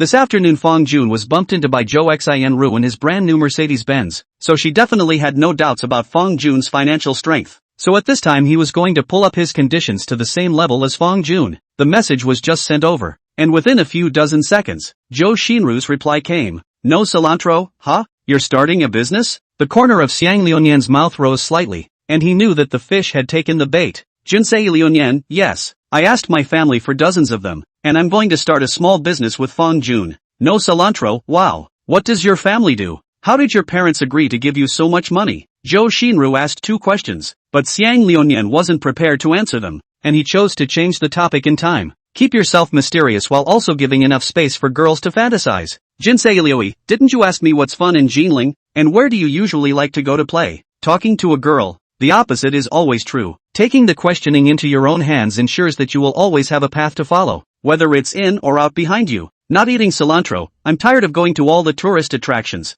My family was more strict in high school, and now it's hard to go to college, so I want to go to some more interesting places." "Jinsei Ryu, interesting place? No cilantro, yeah. Have you ever been to a bar? I heard it's very exciting." "Jinsei Ryuji, been there. Not eat cilantro, but I searched online. Jinling this side of the bar consumption are so high plus I do not have many friends." This was the second time Zhou Xinru had mentioned that she didn't have any friends, and her purpose was very obvious. It was just to make people feel that she was more pitiful. This is already the usual routine of the scum girl. Looking at the words in this tea, Xiang Liuyan just smiled. Who's the freshman girl who just comes up and asks a guy if he's ever been to a bar? Furthermore, Zhou Xinru said she had never been to a bar herself, but had she really never been? There is also a question mark to be drawn here. Jinsei Liuyan, coincidentally, there's a bar over at Zinjiku that my family has a stake in. Revealing himself once again to Quicksilver that he was very much in the money. "Not eating cilantro, so can I get a free ticket if I go?" "Not eating cilantro, ha ha ha ha ha, just kidding. I'd be satisfied with a discount." The 2 sentences were sent almost simultaneously, starting the subliminal pua in a jokey tone.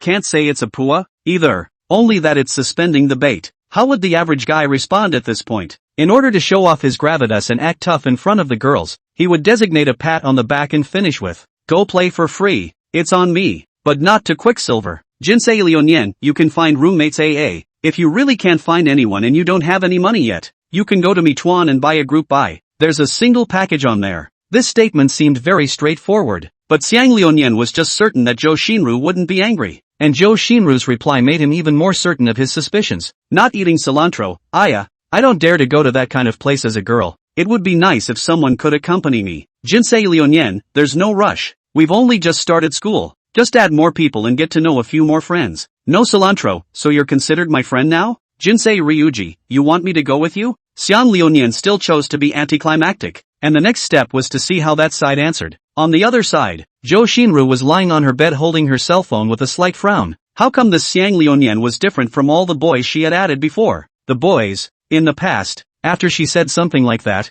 couldn't wait to show that they were willing to be her first friend and that they would go with her. But what was with this questioning that was being sent over? She thought for a moment and replied, no cilantro, no cilantro, ha ha ha ha ha. I'm just kidding. I don't want to go to a place like that. Jinsei Yushu. This wave belonged to the category of being a typical persona in the making for himself, and Xiang Liuyan saw through it with a single glance. No cilantro, I do kind of want to make friends with you, though. Jinsei Liuyan, good. Then come out for dinner some other day. I know a very good Black Pearl restaurant. After dinner I'll take you to Zinjiku for a spin. If it was another girl, then Xiang Liuyan wouldn't mind chatting more and developing slowly, but for the likes of Zhou Xinru, he was a little less inclined to pull his punches, so he might as well step right into the thick of things. We're all out to have fun. Pretending. Aren't we tired? She's after his money. He's after her body. Well, nothing wrong with that. Not eating cilantro, huh? Would that be too fast? Kissing the ears? Jinsei Liuyan, isn't it normal for friends to have a meal and go shopping together? No cilantro, seems so. Jinsei Liui, that's all for now then. It's getting late. I'm going to take a shower first. You go to bed early. Looking at the message sent to Liuyan, Zhou Xinru's brows furrowed once again. Going to take a shower? Isn't that what she always tells the boys? What do you mean? Can't wait to finish talking to her? But after thinking about it, Zhou Xinru relieved herself a little more. It doesn't matter. If you don't want to talk, you don't want to talk. Originally, she wasn't really interested in chatting with Xiang Liuyan. Her purpose had been accomplished tonight, and Xiang Liuyan had begun to take the initiative to ask her out. She had that confidence. As long as you get a chance to be alone, it's easy to take an 18-year-old boy. In the boys' dormitory, after ending the chat, Xiang Liuyan clicked into Zhou Xinru's friend circle. Looking at that one finely trimmed photo, even with his heart nature, he had to sigh a sentence. This is indeed an unrivaled and superb product. Although the face value is not comparable to Lu Evening Hua, it is also considered to be among the top group in the college student group, coupled with a sexy body and proud legs. Gee, there's a saying online that he particularly likes. Don't let a good woman down. Don't waste a bad one. He wasn't sure if Zhou Xinru was a bad woman, but Xiang Liuyan knew that he himself was not a good man. Jia. It's your choice. Chapter 51, Fong Jun. My feet are sore. Rub them for me. Just then, Fong Jun pushed open the door and walked in. As soon as he entered the door, he saw Xiang Liuyan sitting there with a bad smile on his face, so he asked with a strange expression, "What's wrong?" Smiling so lewdly? Xiang Liuyan also did not hesitate, pulling Fong Jun to the balcony to tell him all the causes and consequences of the incident. After listening, Fong Jun was silent for a moment and finally said, Zhou Xinru is in the same class as us after all, so take it easy and don't make things too ugly, or it won't end well back there. Don't worry about it. I understand all of this. That'll do. Fong Jun nodded, then returned to his place, placed all his belongings on the table, took his clothes off, and walked into the bathroom. The 2-day break is over and the second half of military training is about to begin. The night passed in a flash. It's Monday and it's hot as usual. Fong Jun came to the playground with his roommate early in the morning. Instructor Hong stood at the front of the square and loudly announced the arrangements for the next few days of their class. Since on the last day of the military training, there will be a square formation drill, so they may not have as much rest time behind them as they did on the first few days. Everything else is fine. You can go without spending time training. But we'll know. This is because on the day of the meet, they have to walk through in front of the entire school leadership, which necessitates the coordination of the entire squad. So for the next few days, the crowd in the ITC class screamed. Where had they experienced this kind of intense training after a whole week of groping for fish, kicked in the right direction for hours on end? A number of weak students have experienced calf cramps. Every day back to the dormitory, Fong Jun's jacket can squeeze out a puddle of water when twisted, so you can imagine how much sweat he really sweated. Anyone who has participated in college military training knows that heatstroke is always an inevitable topic. But fortunately, since the location of the ITC class training was right in a shaded area that was covered by the school building, no one got heatstroke. Under the scorching sun, the dull and boring humdrum days pass by day. The night before the rendezvous, after Fong Jun and Lu Evening were finished dinner, they strolled through the campus holding their little hands, as if they were a couple in love. The two of them had endless topics to talk about. Lu Evening was smiled with smiling eyes and an easy gait. stepping on the stone road in her little white shoes and kicking a small stone out a long way. Taking this childish little action in his eyes, Fong Jun smiled and said, "Evening Harvest, I suddenly realized that you are so different from other girls." "Ha, where am I different?" Lu Lianhe raised her eyebrows and asked in a delicate voice. "Look at the other girls. After a whole day of military training, they're all tired and can't wait to lie down in the dormitory and not come out. On the contrary, well, I think you're kind of full of energy." Originally, Fong Jun wanted to say energetic, but he felt that using these 4 words to describe a girl was a bit inappropriate. "Is there a possibility that I'm actually tired?" Lu Lianhe blinked her big pretty eyes and gave Fong Jun a wink. "But as long as I'm with you, I won't feel very tired." "Look at that. What kind of talk is that?" Fong Jun stopped in his tracks at once, taking Lu Wanhe's hand and locking eyes with her. "Are you teasing me? So have you been aroused by me?" "Yes." Fong Jun nodded heavily. He admitted that for a moment, he did have a heartbeat that he couldn't stop racing. Ask any boy in the whole world who can resist Lu Evening while winking at you and talking sweet nothings out of her mouth. Sigma men accepted. He. Lu Lianhe smiled very sweetly, practically indistinguishable from a fragrant and soft cupcake. Cute pinch. Think. Suddenly, Lu Evening would cocked her head, and a look of deep thought surfaced on her face. Then, as if she had made some decision, she took Fong Jun's hand and walked to a flower bed. She was seen puffing out her cheeks, gently blowing away the floating dust from the edge of the flower bed, and pulling a pack of tissues out of her pocket, pulling one out and wiping it off briefly before sitting down. "Tired? Then let's take a break and go straight back to the dormitory to rest later," Fong Jun said with a smile. Coming to the seat beside Lu Even was also ready to sit down. However, at this time Lu Even reached out to stop him, her small white hand stopping in front of her. "I'll sit. You're not allowed." Obviously the voice was soft and with a sense of naivety, but the words gave off a feeling of unquestionability. "Ha? Why?" Fong Jun scratched his head with a very puzzled expression. He was also very tired. "All right.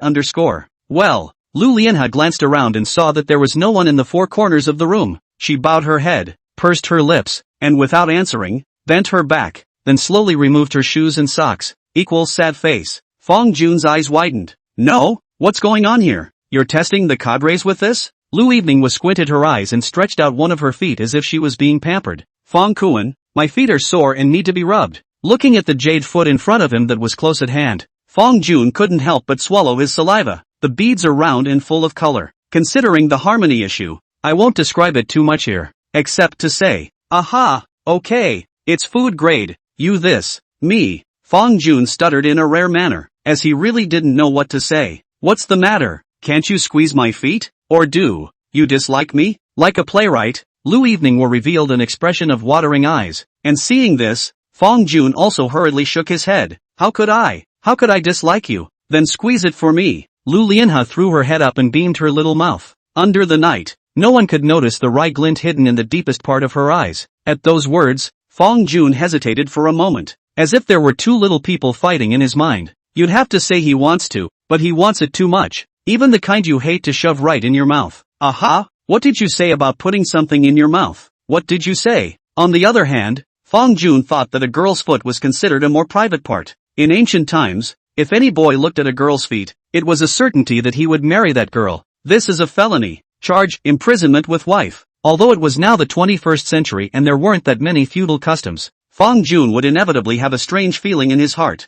Thinking about it, he put his mind to it. Lu Evening doesn't mind. So what's it like for him to be a pussy here? With the current relationship between the 2 of them, it was normal to just pinch their feet. Yeah, that's it. And so, under the watchful eye of Lu Lianhe, Fong Jun slowly stretched out his sinful hands. Chapter 52. Will you be good to your wife when you get married? Lu Lianhe's little face was flushed, feeling the touch of those large, warm and slightly rough hands. She squinted comfortably, like a cat. "Fong Kuan, and the leg is bolted too." "Well, good." Fong Jun nodded and slowly smoothed Lu Lianhe's pants leg up. How many men dream of those smooth, delicate and straight legs? But now, the dream is ravaged in the palm of his hand. Fong Jun's mouth was dry, and he slowly kneaded every inch of skin with as light a force as possible. Afterwards, he very shamefully, "That's something. No at all. By the way, I don't think there are any female readers in this book. Are there? Still, it's normal for an 18-year-old boy to be feisty and not a eunuch." However, it was a good thing that the pants he wore today were rather loose, so he could not tell anything from the outside. Otherwise, he would have been designated to be embarrassed today. With a smile on her face, Lu Evening just looked at Fong Jun, who was squatting in front of her and massaging herself. with endless tenderness seeping out of her eyes. Suddenly, she opened her mouth in a small voice and asked, "Fong Jun, if you get married in the future, will you be this good to your wife as well?" Ahem. Of course, as the saying goes, it is in the nature of every Huizhou man to be good to his wife. Then will you wash your wife's feet? Lu Wanha asked again. At these words, Fong Jun froze. What? Wash your wife's feet? Sure this isn't rewarding him? So once again he nodded very honestly. Will do. Lu Evening was seen to be very satisfied with Fong Jun's answer. She smiled and put her two little feet together. Not bad, not bad. This palace is very satisfied. Let's go. It's time for us to go back to the dormitory. Good. Fong Jun stood up, his voice slightly hoarse. The massage wasn't long to say the least, just a mere 5 or 6 minutes. But do you know how he spent those 5 or 6 minutes? In a word that is, hard and very torturous. Of course, he certainly had no complaints about that. Still, although the two of them hadn't officially established a romantic relationship yet, he had long since regarded Lu Wanha as a treasure in the palm of his hand. What's wrong with rubbing your own girlfriend's legs and squeezing her little feet? When the massage was over, Lu Wanha bent down to get the shoes and socks that were placed aside, but Fong Jun beat her to it. Let me help you put them on. After saying that, and not waiting for her to respond, Fong Jun directly picked up a pure white sock and gently put it on for her. Lu Wanha, Omega, you can't hide the way you like someone's eyes. Who can understand how her heart is fluttering at this moment? It was a feeling of hating to marry him right on the spot. As for Fong Jun, who was carefully putting on Lu Lianhe's shoes and socks, the tip of his nose flicked, and a sweet and silky odor drifted into his nostrils. Looking down, I was sure it was the smell of the socks in my hands. He had often read on the internet that a girl's feet would come together many times more than a boy's. But why Lu Wanha's feet are fragrant, and the socks smell good too? Had, what a puzzling thought. Putting on her shoes and socks, Lu Wanha helped Fong Jun gently stand up. Then she very naturally hooked up Fong Jun's hand. Even though she had already walked through the door of her dormitory, her face still carried an unmistakable blush. Thinking back on what she had done tonight, Lu Wanha only felt incomparably crazy. Why would she suddenly let Fong Jun press her legs and squeeze her feet? Oh my god, this is crazy. At that time, she really belonged to the category of hot-headedness, coupled with a bit of mischievousness, and that was why she said something like that. But, now that seems to have turned out pretty well. The corners of Lu Lianhe's mouth rose slightly as she stood in the hallway, her eyes gentle and incomparably determined as she murmured softly, "Get ready to wash my feet for the rest of my life." The other side, Fong Jun, who had returned to his dormitory, was in the same mood for a long time. He stripped off his clothes and took a painfully cool shower, as if that would calm his restless mind. After saying goodnight to each other on his cell phone and Lu Lianhe, he beautifully went to sleep. Yet when he woke up the next morning and lifted the covers to see, nice guy, plumber. This also reinforced his intention to finalize his relationship with Lu Wanha at an early date. When his roommate wasn't looking, he snuck into the bathroom, and a few minutes later, he walked out refreshed. Today was the last day of military training and there was no training, just a mere drill in the morning. There will also be a group photo for each class when the drill is over. After everything is completed, the military training belonging to the freshmen is considered to be officially completed successfully. There's not much to say about the process. After the party was dismissed at 10 o'clock in the morning, Fong Jun very skillfully abandoned his roommate. He walked over to Lu Lianhe, took her small hand, and walked in the direction of the cafeteria. On the way to dinner, Lu Wanha suddenly said, "Feng Xiqian wants to go out shopping this afternoon. I've pigeonholed her several times, so I decided to accompany her this time." After Fong Jun, who was smothering his dry rice, heard these words, he raised his head and said, "That's quite good After so long of military training, it's quite good to go out for a stroll. Then do you want to come along?" Lu Wanha blinked, a hint of hope in her tone. "I may not have much time in the afternoon. Hey, I made an appointment to look at the house. Today and tomorrow I'm going to be the first to get the office space of the escort store as well as the business license." "Alright then." Lu Evening was seemed a bit regretful, but there's one thing to be said for it. The escort store had just begun, and many things would definitely require Fong Jun to do everything to personally deal with them. She was no longer a capricious and unintelligent little girl, so she was naturally able to sympathize with Fong Jun. She did want to go shopping with Fong Jun, but there would be opportunities in the future. Fong Jun asked softly after hesitating for a moment, "So do you have enough money on you to spend? Do you want? Look at you." Again? Lu Wanha skimmed her mouth. "I don't want to spend your money. I have my own money." "Okay." Fong Jun sighed helplessly in his heart. When he was broke, he couldn't wait to not spend money for any girl, but now that he was rich, he couldn't spend money if he wanted to instead. What do you call this? Let's just say that he really did meet the very right person. After lunch, Fong Jun sent Lu Wanha back to her dorm room. then stood downstairs and sent a message to Xian Liunyun. Male lead, I'm downstairs. Come down quickly. I've chosen a good office space on the internet. Let's go and have a look later. If it's okay, we'll just rent it. Xian Liunyun quickly replied to Fong Jun with an okay. The two drove away from the school to a CBD not far from the school. After parking the car, Xiang Liunyun asked in surprise, Mr. Fong, why is the place you chose here? The mall? How is that possible? Fong Jun smiled and reached out to point to the back of the CBD mall behind him. Nah, the place I'm looking at is in that apartment building behind the mall, and I'm told its last tenant was a guy who owned a web studio. Chapter 53, Jungo Gaming. Cyber Studio? Xiang Liunyun tilted his head and thought, wouldn't that be exactly the right specialty? Yeah, why else do you think I picked it? Fong Jun smiled and nodded, then took out his cell phone and began to contact the relevant people who were showing the venue. Not much longer. A sweaty, slim agent in a cheap suit stepped out of the CBD apartment building and jogged his way to the two men. May I ask which one is Mr. Fong? I am. Fong Jun held out a hand at him. Hello there, I can't believe Mr. Fong is so young. The surprise on the agent's face passed by, and after extending his hand to shake Fong Jun's, he said, then let's go straight in, shall we? I'll show you the grounds first? Could be. The trio walked into the apartment building to the 12th floor, where the agent pointed to one of the glass doors and introduced them. This is it. This floor is almost entirely office space for small to medium-sized companies. There are a couple of MCN organizations and a few that do e-commerce. Taking out the key and unlocking the gate, the agent said again, Mr. Fong, this site you want to lease, counting the common area, is 216 square feet. Civil water and electricity. 1 year start. The rent is 160,000. Deposit 1 to pay 1. Do you think it's acceptable? At those words, Fong Jun looked up and glanced around. The edges are floor-to-ceiling windows for good light, and there are about a dozen workstations in the center area, with 4 separate cubicles off to the side. Since the last tenant had started a web studio type, the style of the tables, chairs and benches were very much in line with Fong Jun's expectations. He didn't directly answer the intermediary's words, but instead landed his gaze on Xiang Liunyun. Quicksilver, what do you think of this place? 160,000 a year. Is the price okay? Xiang Liunyun skimmed his lips. To be honest, I feel that this place is a bit small. That biggest cubicle should be the boss's office. It's not as big as the toilet in my house. When these words came out, Fong Jun burst into tears. Good lord, comparing your boss's office to your own toilet? Do you compare yourself like that? But well, toward the flow of words, he continued, 160,000 price here. Small point on small point.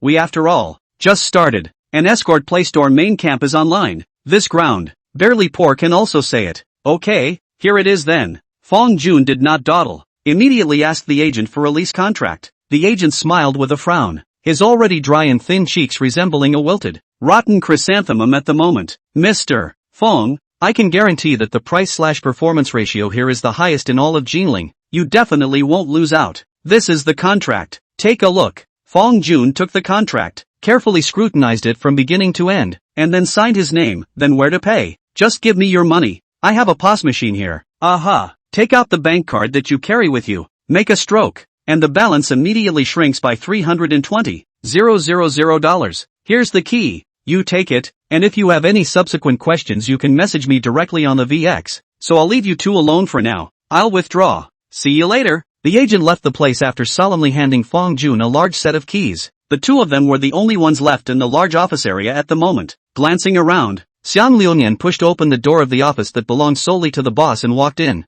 then sat on his but in the boss chair while snickering under his breath. Mr. Fong, you'll really be the one to be the boss from now on. You get up. This is my spot. Fong Jun laughed, but didn't really bother to shoo Xiang Liunyun. Don't be so stingy. Let me sit for a while. Goo. This chair is really comfortable. It's weirdly soft. I can see that the owner of the last web studio must be a person who knows how to enjoy himself. Toward Ryuan, he let out 2 moans of comfort. Then, he suddenly sat up and asked with a serious expression, Say, the venue has been rented. Isn't it time to get a business license next? Yes, the business office is still open, so we can go straight to it later. Fong Jun nodded. Today's him, the preparation that is quite complete. The relevant information he has already checked online. All kinds of processes as well as the necessary formalities are kept in mind. So what should we name our escort store? Well, name-wise, do you have any suggestions? After all, you're one of the shareholders. What can I suggest? Xiang Liunyun spread both his hands out as if he was swinging.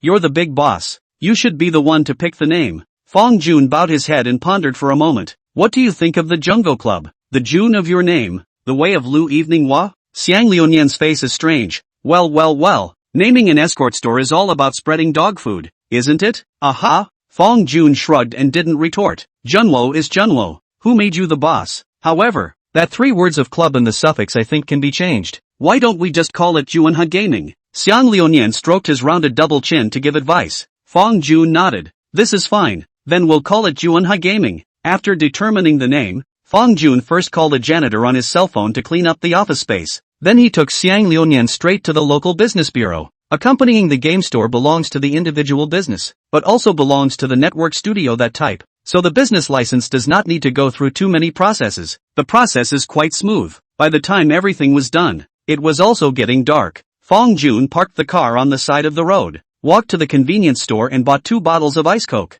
then sat in the car and talked to Xiang Liunian. Now everything is ready. Only the employees are missing. You've been talking about hiring a couple of management. How many exactly? I'm going to divide the escort store into 3 sections. Endgame, handheld game, and language chat tree hole. In the early stage, let's recruit 5 people first. 3 boards? Recruiting 5 people? What does that mean? Xiang Liunian scratched his head, very confused, and Fong Jun was very patient as he explained. 3 of them are in charge of these 3 big boards in general. Another one is in charge of outreach, and the last one is finance. It dawned on Xiang Liunian. So that's how it is. Good fellow. It's still you who thought it through. Fong Jun unscrewed his coke and took a sip to moisten his throat, then began his long speech. We're recruiting these 5 people ourselves, and we're going to interview them one by one, and we're going to make sure they're overqualified. And then those 3 main segments that I just mentioned will definitely be divided into numerous different types of smaller segments later on, one corresponding to each different game. The managers of these small boards, as well as the customer service responsible for the reception of the boss, let the head of each large board to recruit. We do not have to do everything. Surely, you play a lot of games and you must have heard a little bit about the more popular anchors in each game. If you can go and try to communicate with these anchors and spend some money to get them into our escort store. That's no problem. I'll take care of it. Xiang Liunian very confidently patted his chest. Chapter 54, I'll feed you. Although this afternoon was rather busy, Fong Jun still didn't forget to chat with Lu Wanha either. Man, are you guys still shopping? Shuai is angry again. No, we are ready to take a taxi at the curb of Xinjiku, and we just finished dinner with Chanshan. Man, oh, what did you have for dinner? Shuai is angry again. The steak I ate. He. It's delicious, and it's also very cheap. Cute. JPG. Man, you like beef a lot? Shuai is angry again. Yeah, don't you like beef? Seeing this message, Fong Jun sat in his car and touched his nose. He really wasn't a big fan of beef, as he always found it tough and easy on the teeth. The main thing is that whenever he is asked, he can just say the famous line, I don't eat beef. However, he still kept the matter of Lu Wanha's fondness for beef firmly in his mind. Man, it's okay, I like lamb a little bit more compared to beef. Shuai is angry again. Oh boy, should eat a little more mutton. He. Man, why? Shuai is angry again, because, mutton tonic male protagonist, big smile. JPG, male protagonist, let's not talk about that. By the way, have you guys gotten a cab yet? Xiang Liunian and I are still outside. Do you want me to go over and pick you 2 up? Shuai is angry again, but I've already gotten a taxi. Man, just cancel it. I'll pick you guys up. Shuai is angry again, also okay. Then where are you? Male protagonist, I don't think you know this place, but I'm going back and it happens to be kinda on the way to you guys. Shuai is angry again. Okay, then the 2 of us will wait for you by the roadside. Behave. JPG. Man, okay. Putting down his cell phone, Fong Jun lightly stepped on the gas, and the car slowly set off towards Xinjiku. Halfway through the trip, Xiang Liunian, who had been playing with his cell phone, suddenly raised his head, looked out the window, and asked suspiciously, Mr. Fong, where are you going? This isn't the way back to school either? Take a trip to Xinjiku. Lu Wanha and her girlfriends are shopping there. It's just that I'm going to pick them up to go back to school together. Right, there's one more thing, Fong Jun said while concentrating on driving the car. What is it? I'll pull over later, so remember to get in the back and leave the passenger side free for now. Toward the flow year, subset of, superset of. Sure enough, people are truly extremely speechless when they are extremely speechless. Listen to this. Is this human talk? As the center of Jinling, Xinjiku has a very high traffic flow every day. The original 10-minute journey hardened and Fong Jun drove for what felt like 30 minutes. But fortunately, before it got dark, he managed to receive Lu Wanha and Feng Xiqian both. Lu Lianhe had a smiling face and very naturally sat in the co-pilot. However, her expression suddenly became serious. Previous, hee. Next, no hee. Only to see her gently turn her head and ask seriously, Xiang Liuyan, is there another woman sitting in Fang Jun's passenger seat today? Upon hearing this, Xiang Liuyan looked puzzled. No, why do you ask? Because the position of the seat had been moved, and it was positioned so far forward that it looked like some shorty had adjusted it. Lu Lianhe gasped and gnashed her small silver teeth, then dropped her gaze on Fang Jun. Fang Jun, who exactly did you bring as your co-pilot? Fang Jun didn't reply, and after freezing for a moment, he directly laughed out loud. Ha ha ha ha ha ha, Egu no, laugh me to death. What a short leg, what are you laughing at? I'm serious Lu Lianhe turned her mouth away, her cute eyebrows gently furrowing. The only person I've sat in my passenger seat today is Xiang Liuyan, and he adjusted the seat, so what do you think I'm laughing at? Ha ha ha ha ha ha ha. Fang Jun simply laughed so hard that his stomach hurt, especially when Lu Lianhe spat out the 3 words little short legs in a serious tone. In the back row, Xiang Liuyan stared, his face red, and with a trembling hand, pointed at the 2 people in front of him, unable to hold back a single word for half a day. He really wanted to say, what's wrong with you for having short legs? Seeing this, Lu Lianhe's small face immediately surfaced a touch of embarrassment. She softly said,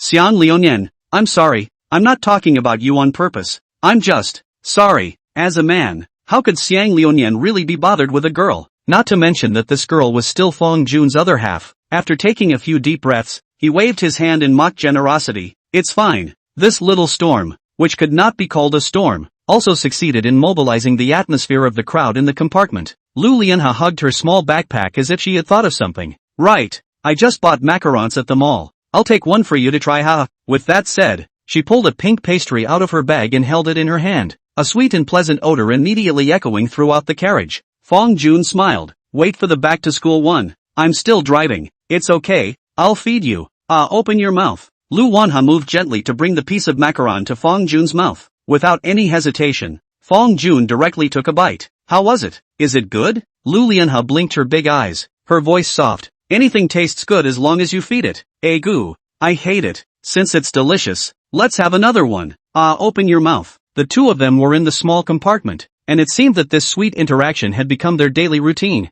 However, the back row, to the flow of the year, Feng Zi Sin, the look seemed to say, I want to knife them both. Me too. In the end, as Lu Evening was good best friend, Feng Xiqian finally couldn't stand it anymore, and viciously reached one hand to the front row and placed it under Lu Evening's armpit. I'll let you macaroon. I'll let you throw in a feed. Do you think the compartment is in no man's land? Lu Evening laughed at the flower branch. Ha ha ha ha. Qianqian, you do not fool. Ha ha ha ha ha. You want to eat? I also feed you I'm not going to eat it. Feed your Fang Kuan. Ha? Well, that's what you said. Oh, come on. Fang Kuan, open your mouth. Lu Wanha recklessly showed love. Not the slightest bit of Feng Xiqian's threat in the eyes. Thus, Feng Xiqian became even more enraged. He looked at Xiang Liuyan, who was sitting honestly on the side, and said without any good humor, Are you just going to watch? Can't get enough dog food, can you? To Liuyan, Sigma Chuan. Chapter 55, Too high a salary and you'll be taken for a liar. He scratched his head,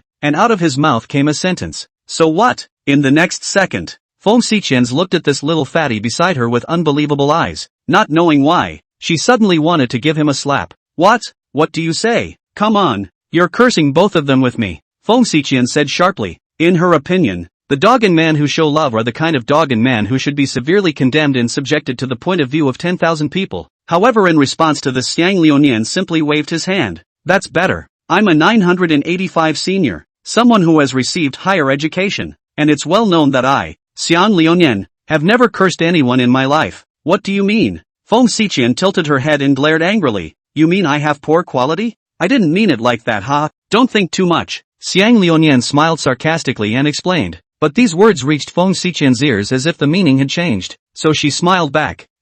Gasps of laughter. That's what you meant. It's good. Xiang Liuyan, right? You're good. I'll remember you. Feng Xiqian pointed at Xiang Liuyan, the fierce light in her eyes undisguised. Through the rearview mirror, looking at the 2 people in the back row, Fang Jun did not say anything, just enjoying the feeding from Lu Lianhe. Shui, you tell me. Shui, this macaron. Shui, why is it so delicious? Shui, he must be the happiest man in the world. By the time we got back to school, it was after 7 in the evening, and after arriving at the dormitory, The first thing Fong Jun did was to open the short video platform, edit the recruitment information, cut it into a video, in addition to the accompanying positioning, and then upload it. Not only that, but he also spent a huge amount of money on $1,000 DO plus, which totaled 50,000-60,000 plays, and even the number of likes surpassed 5K. Yet not a single person in the background came to private message him, which couldn't help but make him a million times more puzzled. What's going on here? Is he not promising a good enough salary? Or is he asking for too much? It shouldn't. A base salary of 1.5W should already be considered high in any industry, not to mention the fact that all he's looking to hire is the management of an escort store. And while it's true that there's more to be responsible for in the early stages, it's far from harsh, isn't it? Why doesn't anyone private message him? Xiang Liuyan, who was lying on the bed playing with his cell phone, inadvertently saw the sad look on Fong Jun's face, so he asked, "What's wrong, Mr. Fong? Why the sad face?" Fong Jun sighed and told Xiang Liuyan about the situation, but who knew that Xiang Liuyan suddenly laughed after hearing it. "What are you laughing at?" Fong Jun asked. "Do you know why no one private messages you? It's not because you're offering too low a salary. Quite the contrary. It's because you're offering too high a salary." "Too high? Isn't that $10,000 plus a month normal for management?" "It is indeed normal, but think about it differently. What would you think if you swiped a video like this on the internet? A startup that pays over $10,000 a month and comes up with management?" His Fong Jun touched his nose and couldn't help but suck in a breath of cool air. Right roar. If he hadn't said that to Ryujin, he really hadn't thought of that. If he was really asked to think differently, he would have 80% dismissed the video as false propaganda. After all, there are too many job postings online these days that promise high salaries, but once you get offline you realize it's not the same thing at all. There are even a lot of shell companies that will trick you into going to small countries around Southeast Asia under various guises and sell you into the park as livestock. So what do you think I should do? We are definitely going to rely on the short video platform to attract traffic in the back, whether it's recruiting escorts or bosses, but we definitely can't cast a wide net on this in the early stages of recruiting management. I think it's better to go to a professional recruiting platform. Don't we have a business license now? You register a number, upload your business license, apply to be the owner, and that's it. At those words, Fong Jun came to a realization. After the baptism of the network, he can think of recruitment channels as to rely on short video platforms. Completely ignored the market. There are a variety of recruitment software. For example, Boss Straight Scam,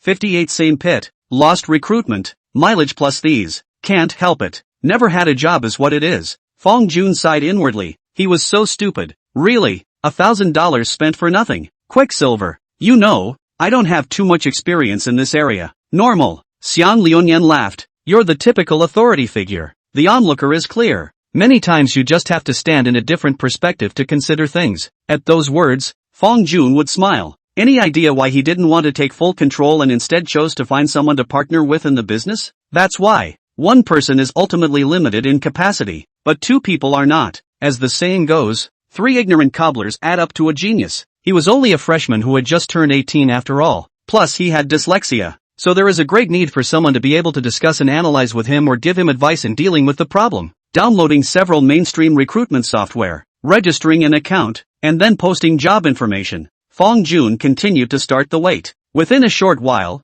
someone took the initiative to private message him. So Fong Jun was very excited and rushed to Lunyan and said, "Quicksilver, I've been contacted. Come on. Geez, I'm a little busy right now. If someone contacts you, just communicate with them. You know, you're the boss." Xiang Liuyan was lying on the bed, holding his cell phone and snapping and typing, without lifting his head. Seeing this, Fong Jun rolled his eyes. "You're also in the shares, alright? You don't care at all? Oops. I'll join you later when the real interview is done. It's just a matter of screening individuals from the internet." "Mr. Fong, I'm sure you can do it. So, what exactly are you up to?" Fong Jun asked quietly. "Too busy talking to scummy girls." "Scummy girl? Who? Zhou Xinru?" "Right." As soon as he heard Zhou Xinru's name, Zhang Yang, who was originally playing a game, suddenly raised his head. "Quicksilver, what about you and Zhou Xinru? How far did the conversation go? We've made plans to go out for dinner and shopping together." "Oh, okay." Zhang Yang didn't continue to ask more questions after he nodded, but he had to sigh a sentence. "This is rich is really good.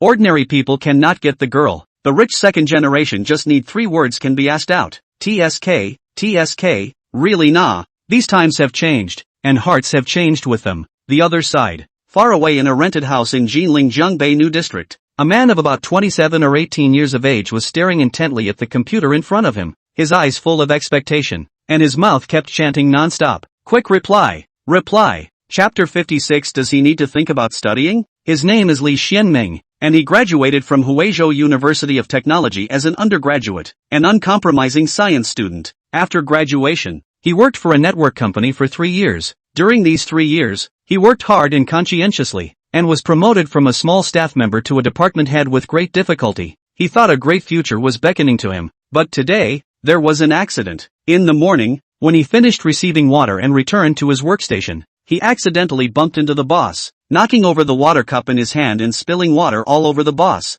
The cup is boiling water. When he heard his boss's murderous howl, he knew that he pills hot. As expected, he was fired that afternoon and left the company in disgrace after receiving his N+1 compensation. The job is gone, so he has to find a new one, right? In the evening, when he opened the recruitment app on his phone, a newly posted position instantly caught his attention. Networking studio highly hiring managers. 5W per month. Work location: Jinling. He looked it over. It was a startup web studio, the kind that couldn't even be named on the internet. One thing, a company that you can't even find on the int. Earnit has the audacity to offer 5W a month? In the spirit of curiosity, he clicked on Communicate Now and it was accompanied by an introduction about himself. Hello, I have a bachelor's degree. I have been a department head in XX company, and I have rich management experience. Is the position still hiring? The viewpoint returned to Fong Jun's side. When he received Li Xianming's job search information, Fong Jun did not have any hesitation and directly chose to start viewing his background resume.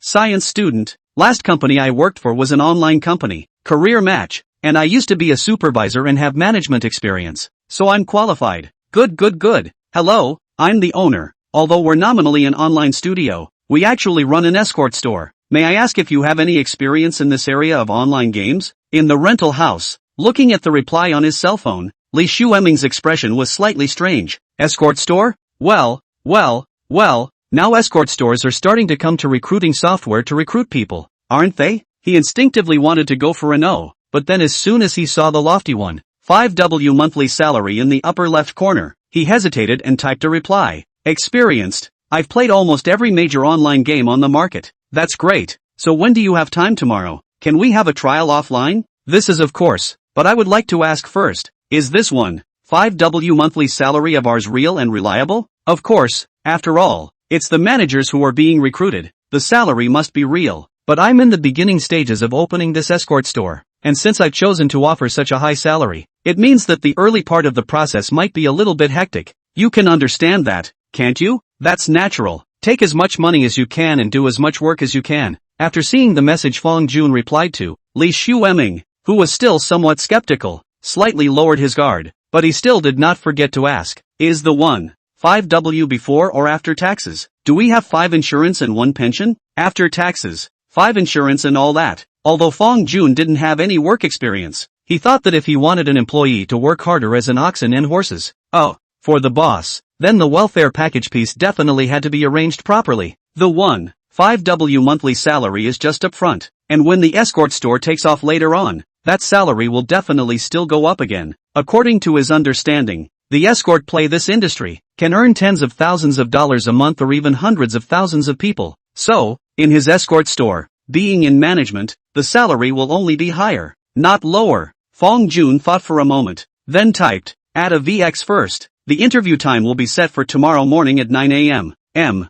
I'll send you on my VX if you're in a position. No problem. Li Xianming's expression is a little hyper. The family who understands just left the job can find a monthly salary of more than 10,000.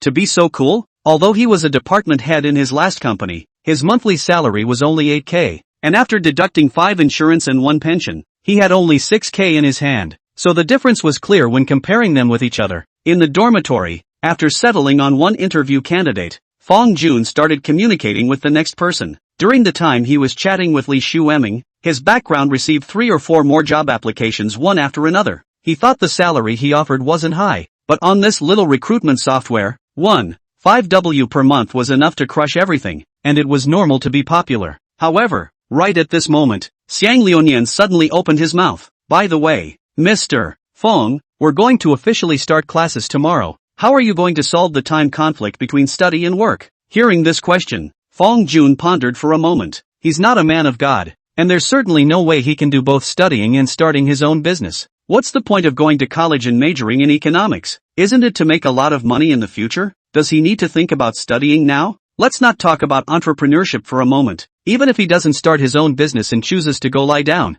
he'll have enough to clothe and feed himself for the rest of his life. So, he's considering a dam. Only Fong Jun waved his hand with an unusually dashing expression. Do not study. Turn around, I will tell the counselor. I want to start a business. I remember. Our school seems to have a college student entrepreneurship support program, right? I think there was. I remember it being in the freshman handbook. I don't need our school to give me financial support. I just want a green light for class attendance. You say, I'm not asking too much, right? After Xiang Liuyan thought about it, he then shook his head. That is indeed not excessive. Tomorrow morning to go to the guide's office to talk about this matter. You and I together, of course, can go to the class. We try to go to the class. After all, we are still a student. A class is not good if you don't go. Me too? Nonsense. Fong Jun rolled his eyes. I'm the store manager of the escort store. So you're the assistant store manager. Not to mention anything else. Just the interview piece tomorrow. You have to go with me. Recruitment? Well, contacted one. Bachelor's degree. Worked as a supervisor in a network media company. Management experience and gaming experience. Quite suitable. Xiang Liuyan nodded. Okay, then where are you going to choose for the interview location? It must be our studio, right? We've already rented the space. Do we have to pick another place? Okay, and when we're done recruiting, we'll have to get a plaque made. And then the computers in the workroom will have to be kitted out. Opening an escort store. This may seem simple, but it's actually not that hard. It just costs money everywhere. And Fong Jun happens to have no shortage of money. With the money coming in from Xiang Liuyan, he's holding a huge amount of money. Hundreds of thousands of dollars. With money, there is a bottom line. Chapter 57, Teacher, do you understand what I mean? There was no talk all night. Early the next morning, the four men from dormitory 909 split into two groups. Zheng Yang and Ko Li headed to the classroom with their books, ready to start their first class in college. And Fong Jun and Xiang Liuyan headed to the counselor's office. At 8 o'clock, the classroom was packed and bustling. In the back row, in a familiar position, Lu Evening was sat in a corner, both hands on the table propping up her chin, looking towards the door without looking away. Fong Xichen, on the other hand, was sitting on her right-hand side playing with her cell phone. As for her left side, there was an empty seat that she had carefully reserved. Empty seat. Zheng Yang and Li Ko came to the classroom and sat behind Lu Lianhe. So Lu Lianhe couldn't wait to turn back and ask, where's Fong Jun? Why didn't he come with you? I've reserved a place for him. Upon hearing this, Zheng Yang and Li Ko looked at each other and could see the envy in each other's eyes. And in the end, it was Zheng Yang who said, Fong isn't going to be on it. Lu Wanha, asterisk. What? Not on? What's she gonna do? After seeing the shock on Lu Lianhe's face, Zheng Yang suddenly realized that his expression might have been wrong, so he hastened to find another remedy. Blah blah blah blah. I mean, Brother Fong, he said he wants to be busy with entrepreneurship, so the back of the class he probability will be on leave. No accident. He should be with Xiang Liuyan in the guide's office at this moment. How? This matter. Brother Fong did not tell you? Lu Lianhe skimmed her small mouth and gently shook her head. No, hey, he didn't tell me. He probably forgot then. Zheng Yang spread his hands out, then took out his cell phone, muted it, and started swiping the silent video. Zheng Yang said that he just forgot. He's been working on the escort store for the past 2 days, so he does have a bit of a busy schedule. Lu Lianhe's voice was soft as she defended Fong Jun, while Fong Xichen just rolled her eyes. It's just the truth. Lu Wanha's face was slightly red. Just then, her cell phone suddenly vibrated. She picked it up and looked at it, and immediately smiled with joy. Who said he didn't tell me? Here, didn't he just send me a message? Male protagonist, evening wa. I'm here with Lu Nian in the guide's office now. I won't go over for this morning's class. Let's have dinner together at noon when I go back to the school to look for you. Shua is angry again. Behave yourself. JPG. On the other side, standing at the door of the guide's office, Fong Jun put his cell phone back into his own pocket with a smile on his face, then said to Xiang Liuyan beside him, Come on, let's go inside. In the office, Wang Yulan sat in her seat, staring intently at the computer in front of her, with half a bun in her hand. Mr. Wang. Fong Jun very politely came to the guide and greeted him. Hearing the commotion, Wang Yulan lifted her head, a flash of surprise appearing on her face. Hey, I thought your name was Fong Kuan? Why did you come over? Wang Yulan still had some impression of this boy with an incomparable appearance. Fong Jun smiled faintly. I am asking, does our school have any support for entrepreneurship for current college students? You want to start a business? Right. Well, let me think about it. Wang Yulan cocked her head and contemplated for a moment, then took a bite of the bun and said, support does exist. If you are a freshman, it seems that you can apply for an interest-free loan of about 100,000 yuan on campus, and within 6 months you can apply for an additional 30,000 yuan business startup subsidy if your business takes off. I opened a network studio. Just yesterday the business license. The two of us partnered together, this time to find you. On the one hand, want to ask about business support. On the other hand, the two of us have some things we want to discuss with you. Oh, Xiang Liuonian-san is here too. It wasn't until Fong Jun moved to mention it that Wang Yulan noticed Xiang Liuonian standing behind Fong Jun. This little fatty, standing there like a small hand puppet. His figure was all blocked by Fong Jun. Xiang Liuonian scratched his head and gave a hefty smile. Good morning, Mr. Wang. Wang Yulan nodded, then looked at Fong Jun again. So, what is it that you two want to discuss with me? The two of us invested a total of several $100,000 in the early stages, and now the office space is rented. The business license is down. In case the back takes off and starts to get busy, I worry that academically it may be. Teacher, you should be able to understand what I mean, no? Wang Yulan raised her eyebrows. You two little guys can invested hundreds of thousands of dollars? Rich second generation She didn't answer Fong Jun's words directly, but instead talked about other things left and right.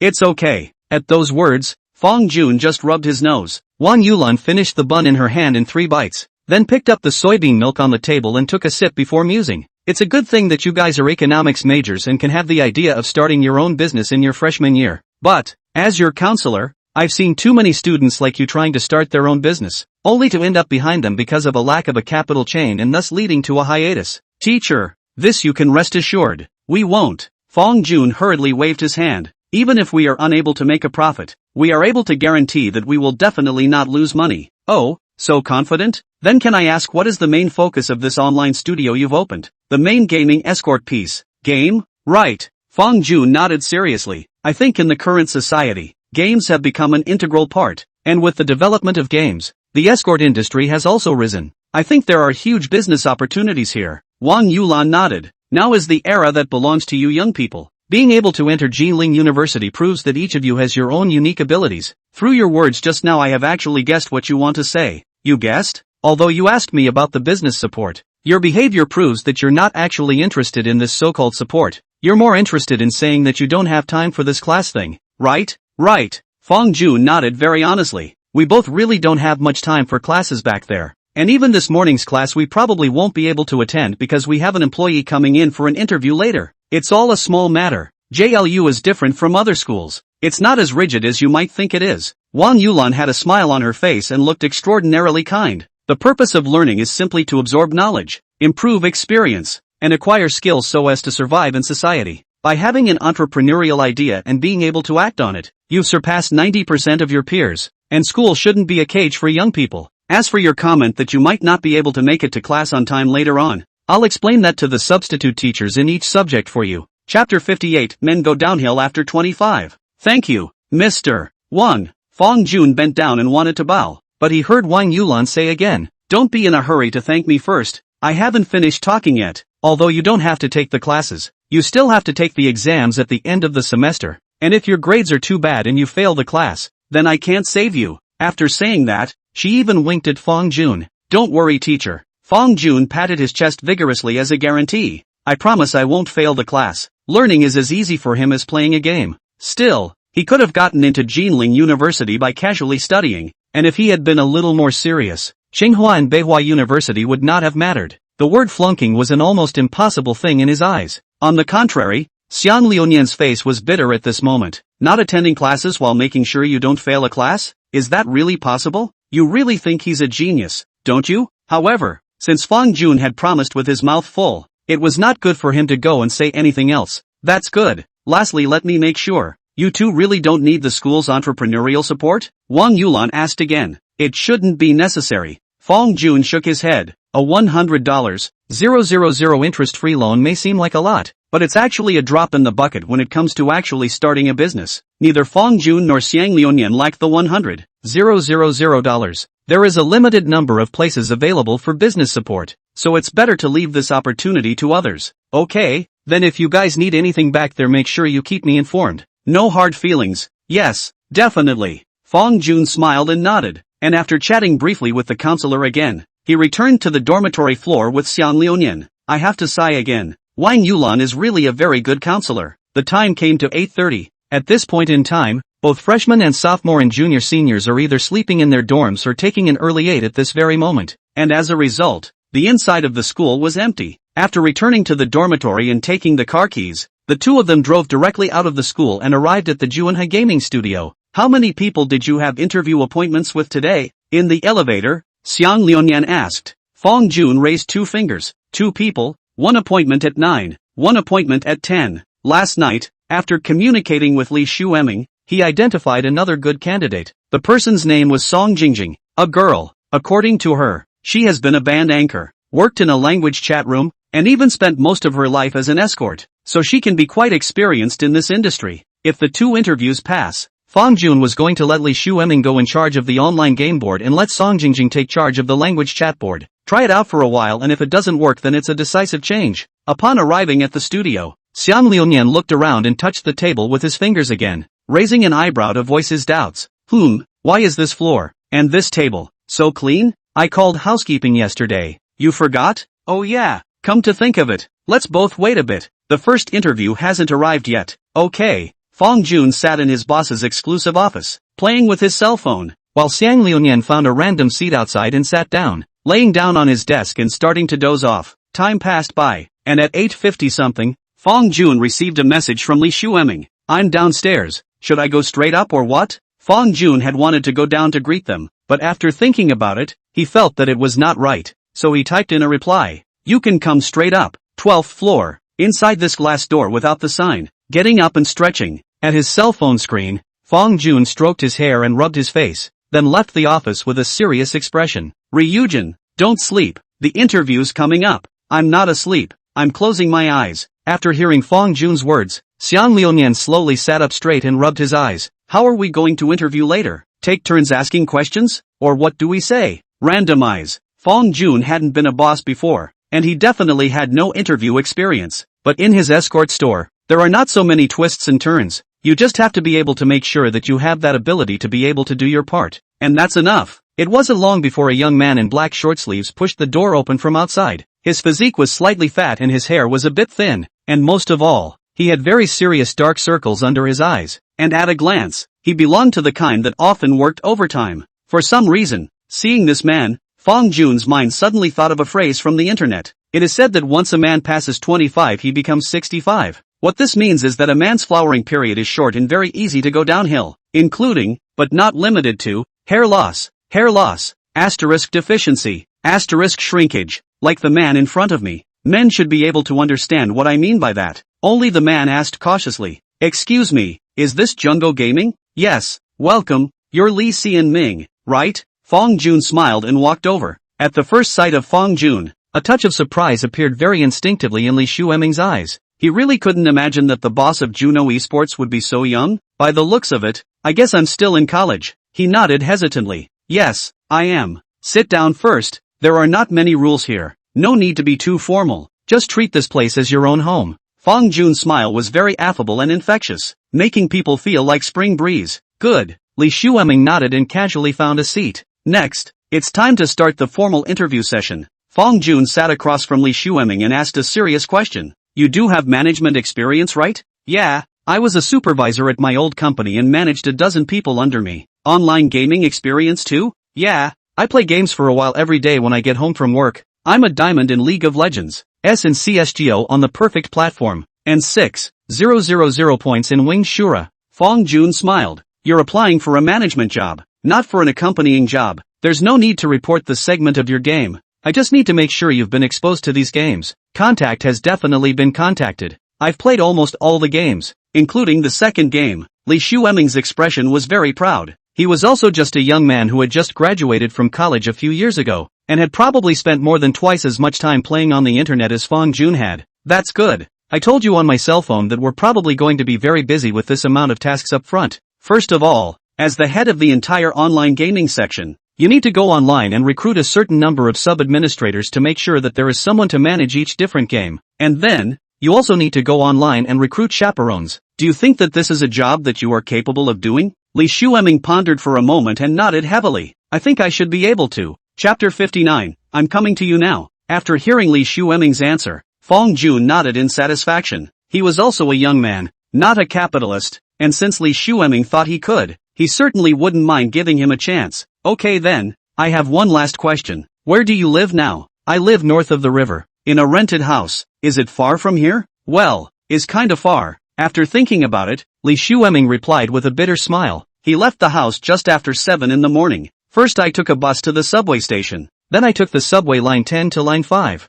And finally another 20 minutes or so on the bus to get here. So you're okay with renting an apartment near the office? That's fine. It just so happens that the rent on my end is due at the end of this month. Okay, then our interview is over. Just started. Your monthly salary is 1.5W, after tax, including 5 insurance and 1 gold. Later you can go home to get ready to prepare for the afternoon. You can rent a house or something in the neighborhood first, and then officially work tomorrow. I'm accepted here? Li Shueming muttered, seemingly still somewhat incredulous. So easy to get a job that pays over $10,000 a month? He's not dreaming, is he? Fong Jun still had a smile on his face. Of course, but this first month is considered your probationary period. The salary will be paid as it is, and if both of us feel that it's more than okay, then we will formally sign the labor contract. Okay, Mr. Fong, Li Shueming said excitedly. Upon hearing this, Fong Jun waved his hand. Don't call me Mr. Fong, what I've opened is just an escort store. Call me the store manager or boss.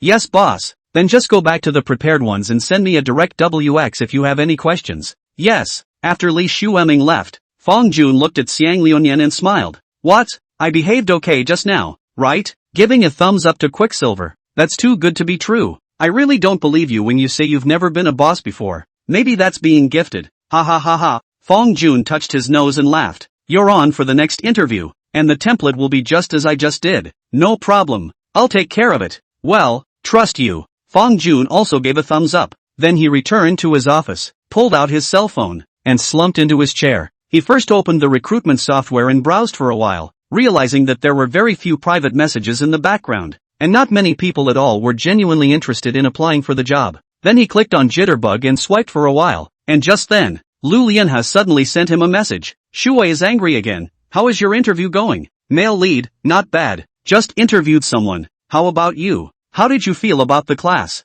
Shuai is angry again. It's a bit boring. This teacher is talking about macroeconomics. The speed of speech is a bit slow. A lot of people in the back row fell asleep listening to it. Looking at these words, Fong Jun's mind immediately conjured up an image of an old man standing on a podium, slowly narrating specialized terms that his classmates could not understand. Good lord, that was indeed quite hypnotizing. Unlike high school, anyone who dares to sleep in class in high school will be picked up by the teacher and taken to the back to stand in the penalty box. But in college, whether you sleep or play with your cell phone, no one will bother you at all, and the freedom is still quite high in comparison. Man, ha ha ha ha ha. So how long before you guys get out of class? Shuai is angry again. There's still half an hour or so left. This class just started not long ago. Male protagonist, okay? Hang in there. I'll pick you up from school later, and we'll go out for a nice meal at noon. Shuai is angry again. Good duh. I want to eat hot pot. Happy. JPG. Male lead, no problem. Looking at the cute emoticons in his phone screen,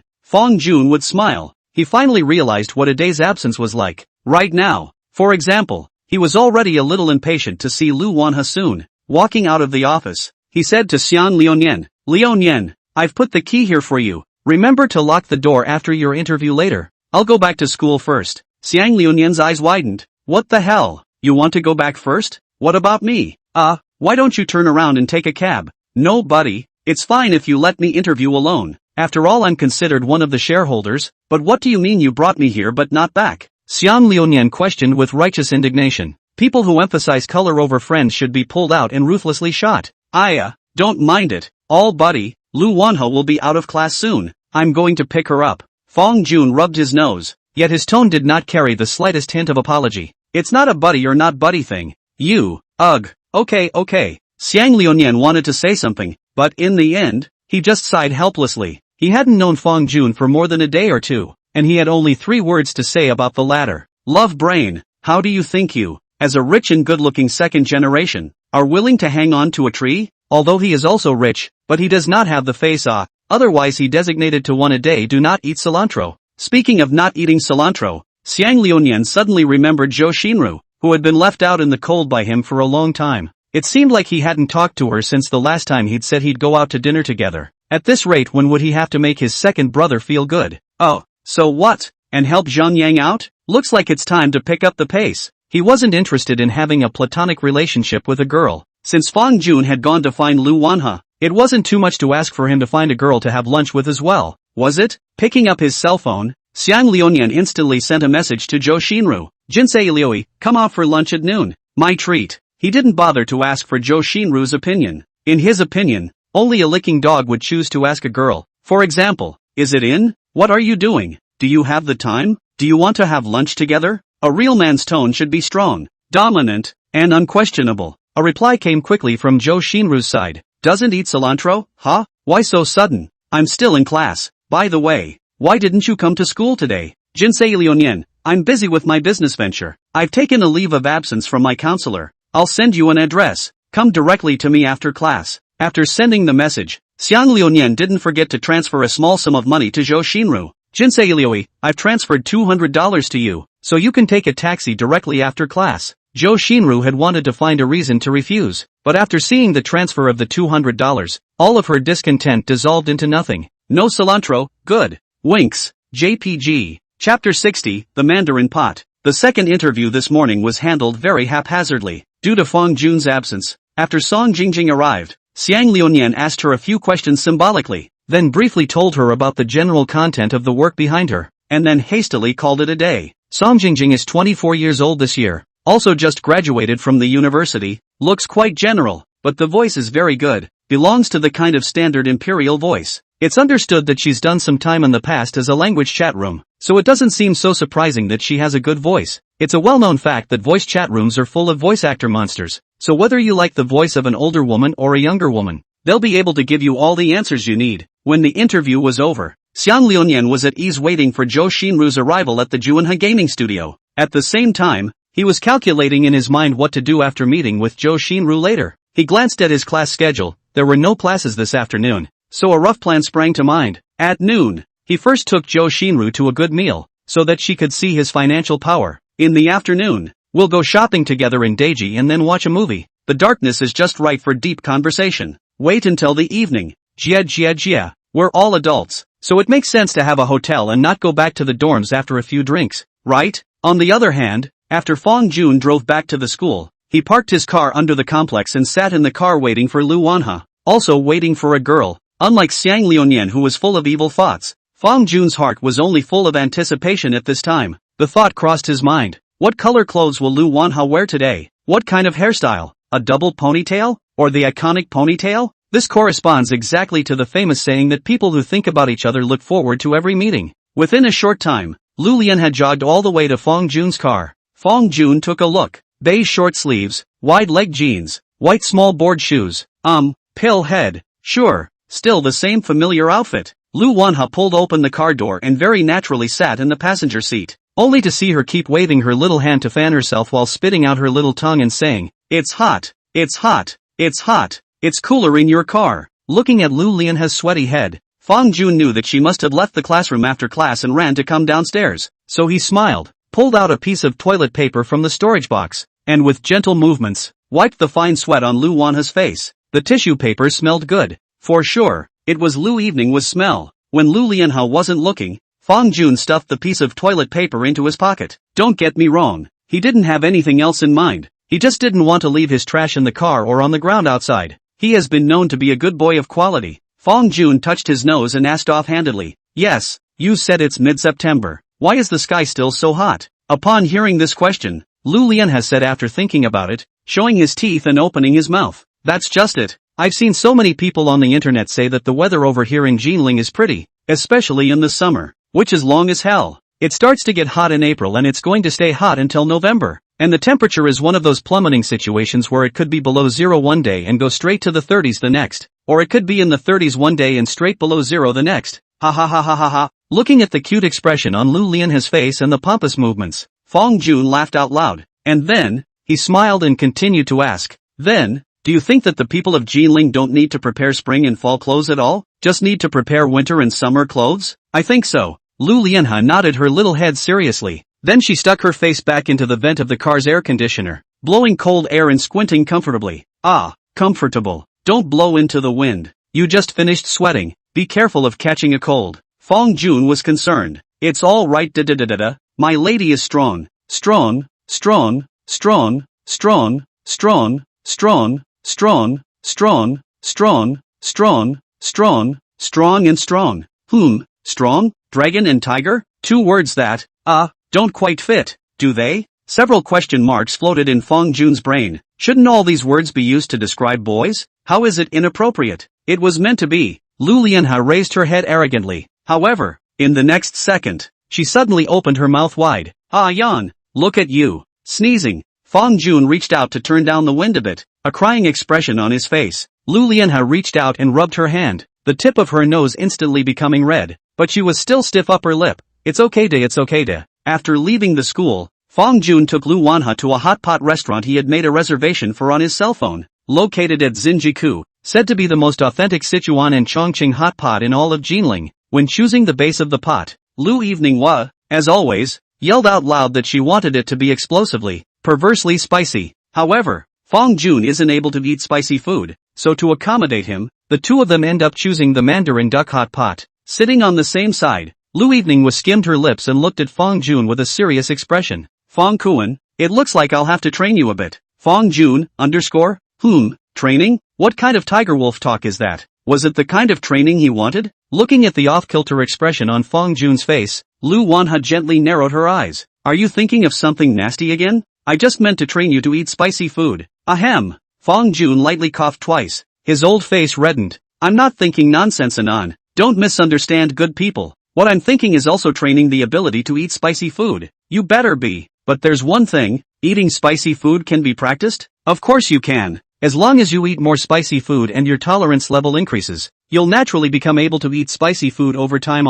Oh, so that's what happened. Lu Lianhe pondered for a moment and added, you know, in our Sichuan and Chongqing, choosing a Mandarin duck pot when eating hot pot is a very, very unlucky symbol. This I know. You know? Right. Fong Jun nodded vigorously. He had once brushed up on the internet and was told that Mandarin duck pots were also known as yin and yang pots, so Sichuan and Chongqing people hardly ever choose yin and yang pots. He had also heard a saying, if you meet a Sichuan and Chongqing girl who is willing to eat Mandarin duck hot pot with you, then marry her, because for every Sichuan and Chongqing girl, eating Mandarin duck hot pot is almost an accommodating behavior that borders on destroying principles. Of course, it's also possible that all of the above is just a conspiracy of kawaii girls, and smart people should be able to understand what's being said. Chapter 61, Labor.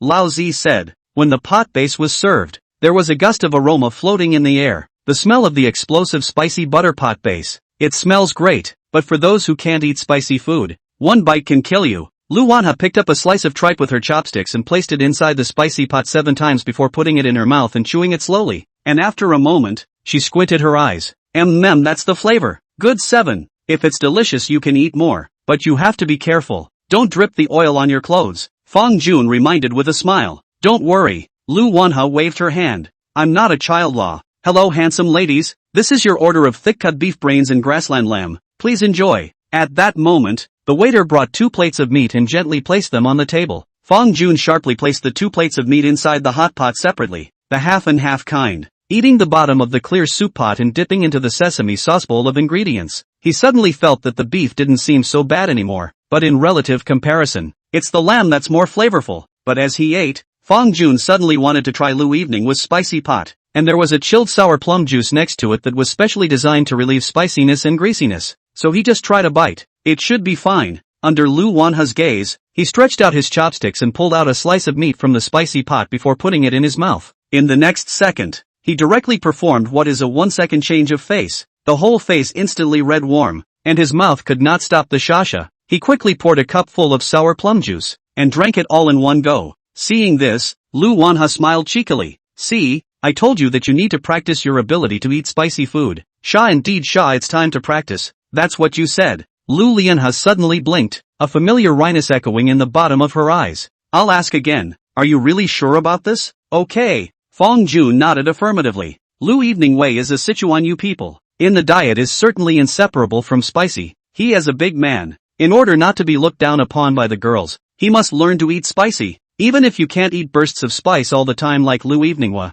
you should at least be a little bit stronger than you are now, right? Okay, then you have to listen to me next. Lu Eveninghua raised her little head. The super lame Fong Jun eat spicy plan starts now. What the hell? How am I super lame? Fong Jun cried and laughed. Why did it sound weird? You're just lame. Slightly no rebuttals accepted. He. Lu Lianhe adorably spat out her little tongue, then caught out a large piece of meat from the pot and placed it in the clear soup pot on the side for 2 seconds before putting it directly into Fong Jun's bowl. Eating spicy food should be gradual. Here, you try this first. Fong Jun nodded and put the meat in his mouth to savor it. The pungent stimulation erupted on the tip of his tongue, and in order not to be looked down upon by Lu Eveninghua, he stiffened his mouth with a red face. It's a lot better than what I just ate. Not as spicy. That's good. Then you'll have a few more pieces. Lu Eveninghua smiled as he kept chucking the meat from the pot into Fong Jun's bowl, and before long, the meat in his bowl piled up into a small mountain. It couldn't be helped. The cow's skin had been blown out, so Fong Jun could only eat it with his head. By the time he was halfway through the meal, his mouth was completely insensible,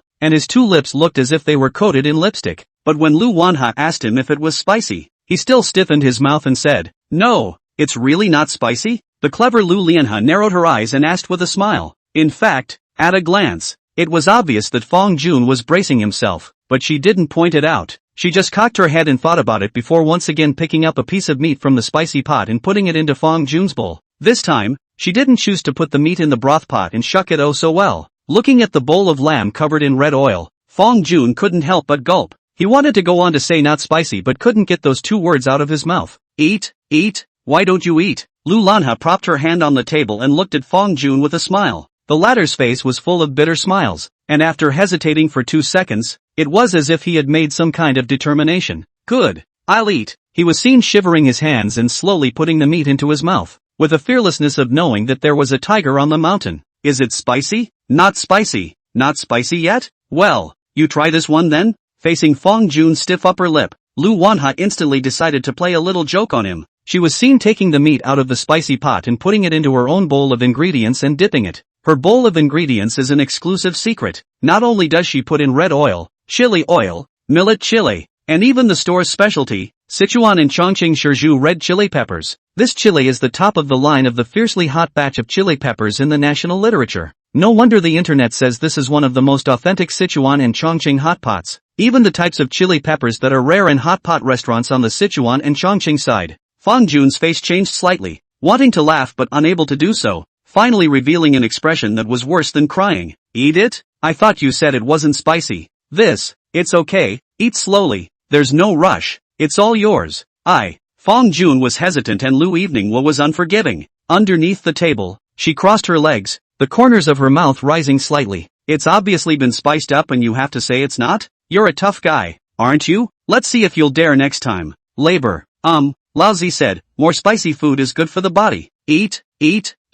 At those words, Fong Jun froze. Aha, did I say that? How come he doesn't know? It's broken. It seems to be growing a brain. Nope. Or maybe it's just being hot and confused. In the face of Lu Lianhe's soft and gentle urging, Fong Jun instantly felt as if the god of death was beckoning to him. Forget it, just die. As a man who has been strong all his life, he can't lose face. Fong Jun slowly extended his hand and closed his eyes, fully prepared to die. But right at this moment, Lu Lianhe suddenly smiled cheekily. Idiot, I'm just teasing you. Are you really going to eat it? She took a step ahead of Fong Jun and picked up the piece of meat in his bowl before putting it in her mouth. Fong Jun, well,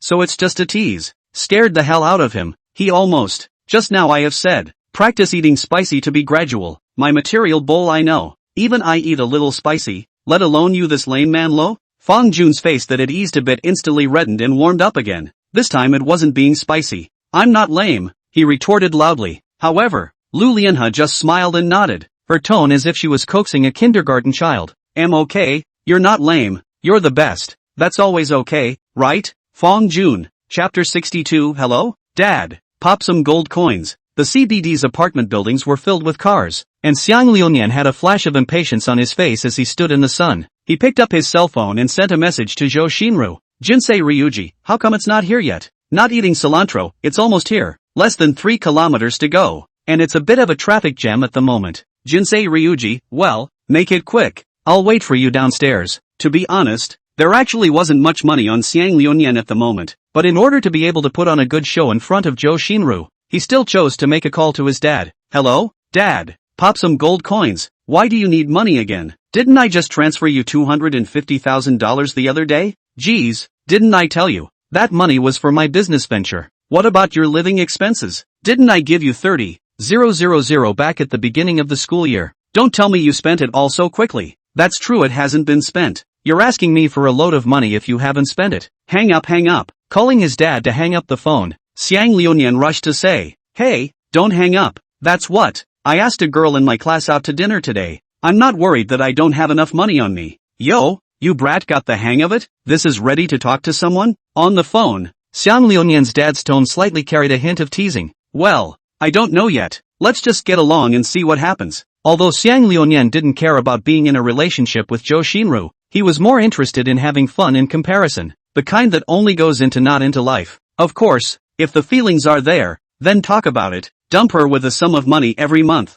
Find her if you need her, and when you don't need her, let her stay on her own. The main one is a saver. Not that I'm saying, at your age, it's the right age to fall in love, so don't go to those bad places in the future. There aren't many good girls there. At those words, Xiang Liunian skimmed his lips. Not going to that kind of place doesn't necessarily mean that he won't meet a bad girl. Dad, you have the nerve to talk about me. If it's a bad place, then why do you go there more often than I do? Hey, you little brat, can I be the same as you? How old am I and how old are you? If you don't stop talking nonsense, do you believe I won't give you any more money? No, Dad, I was wrong. Hearing that no money would be given, Xiang Liunian's attitude softened for a second. Okay, you little brat, transferred 50,000 to you, in the PayPal. In the future, if something happens, go home more often to see. Right, next time by the way the girl also bring, I'll give you a poem. Xiang Liunian took the phone and said perfunctorily, aha,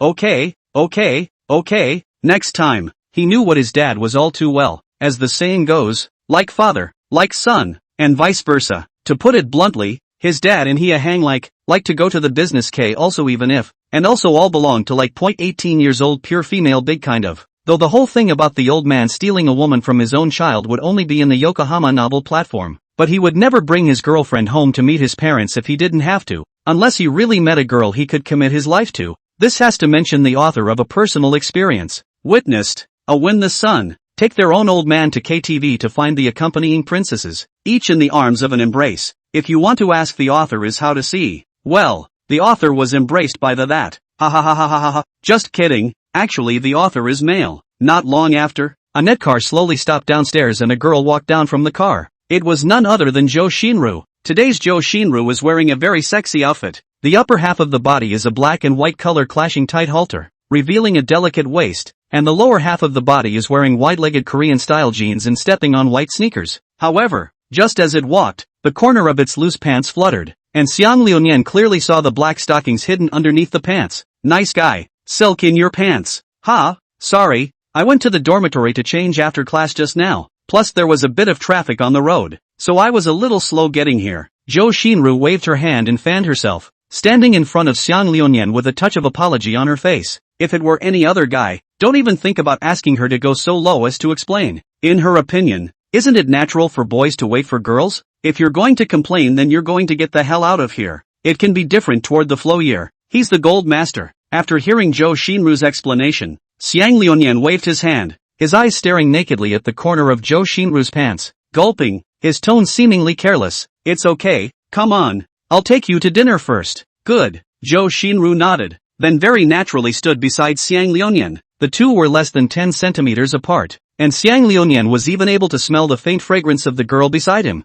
From a distance, these two truly looked as if they were a couple in the throes of passionate love. If Zhou Xin were to reach out and take Xiang Liunian's arm again at this point, it would be a jinx. Many people passing by saw Zhou Xinru, a great beauty with an online face value, and couldn't help but give her a sideways glance. But when seeing Xiang Liunian standing beside her, her eyes would immediately become strange again, while a question came to her mind. Not buddy, what makes you? It's like a flower in cow dung. If Xiang Liunian knew what was going on in the minds of the passers-by at this moment, he would only heave a smile. What do you think I've got? I'm rich and I'm a billionaire. Xiang Liuyan called a car on top of his cell phone, but it wasn't an ordinary drop, but the highest-priced limousine special delivery on the platform. The car that came to pick them up was a Rolls-Royce Gust, and in some ways this greatly satisfied Zhou Xinru's vanity. Just as soon as she got on the car, she saw Zhou Xinru holding her cell phone and kept taking pictures there, and then she even asked shyly in a dainty tone, "Brother Lunyan, where are we going to eat later?" See, it's all about calling out to brother. Yes, that's the beauty of money. Grinning at Drifter.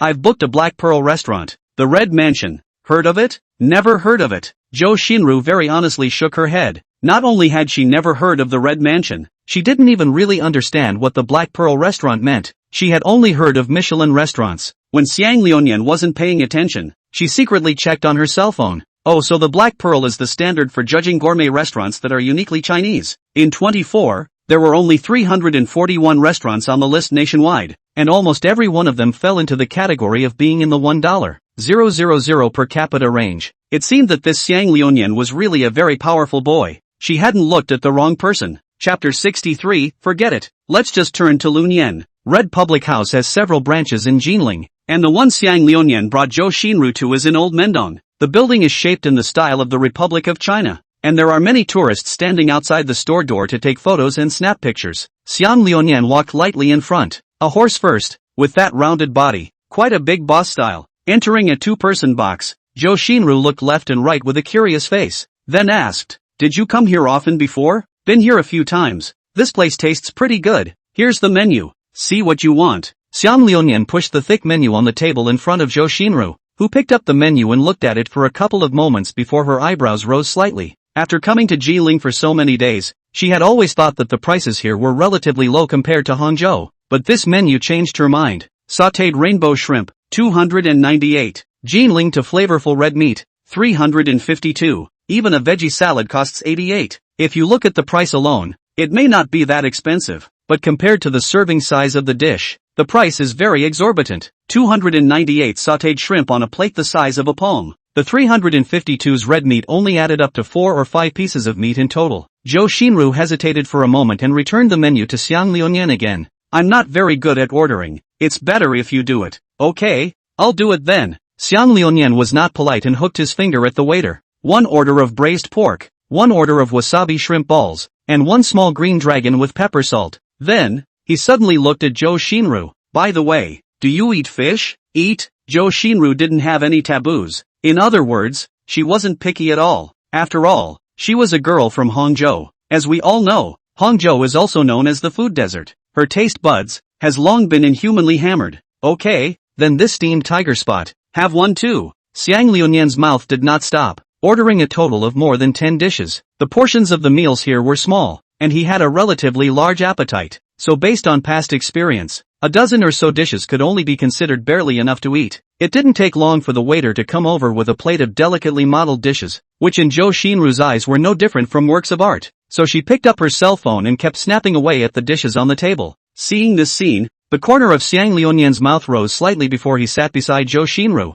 "Eat it, taste how it tastes. Hold on, I'll finish this friend post." With excitement on her face, Zhou Xinru picked out a few of the better photos to form a 9-panel grid. The photo shows not only the exquisitely plated dish, but also the Rolls-Royce logo, with the caption, "All the good things in the world are coming to you slowly. Don't be in a hurry. Keep waiting." This circle of friends instantly gained more than a dozen likes, and others commented below, "Is this the life of Miss Zhou? Envious, envious, envious. That badge has 2 R's. Is it a Rolls-Royce? Wow, so stoned. I'm envious." Looking at these comments, Zhou Xinru's vanity was greatly satisfied, and she first replied one by one with a pretense of modesty before starting to move her chopsticks, tasted it briefly and found that it did taste very good. From the beginning of the school year until now, she had always eaten meals from the cafeteria, and today she finally tasted a mountain of food as well. She finally understood to the flow of years why we'll be so fat every day to eat this level of food. Not long fat, only strange. After the wine and rice were full, Xiang Liuyan wiped his mouth and directly placed one hand on Zhou Xinru's round and straight thighs.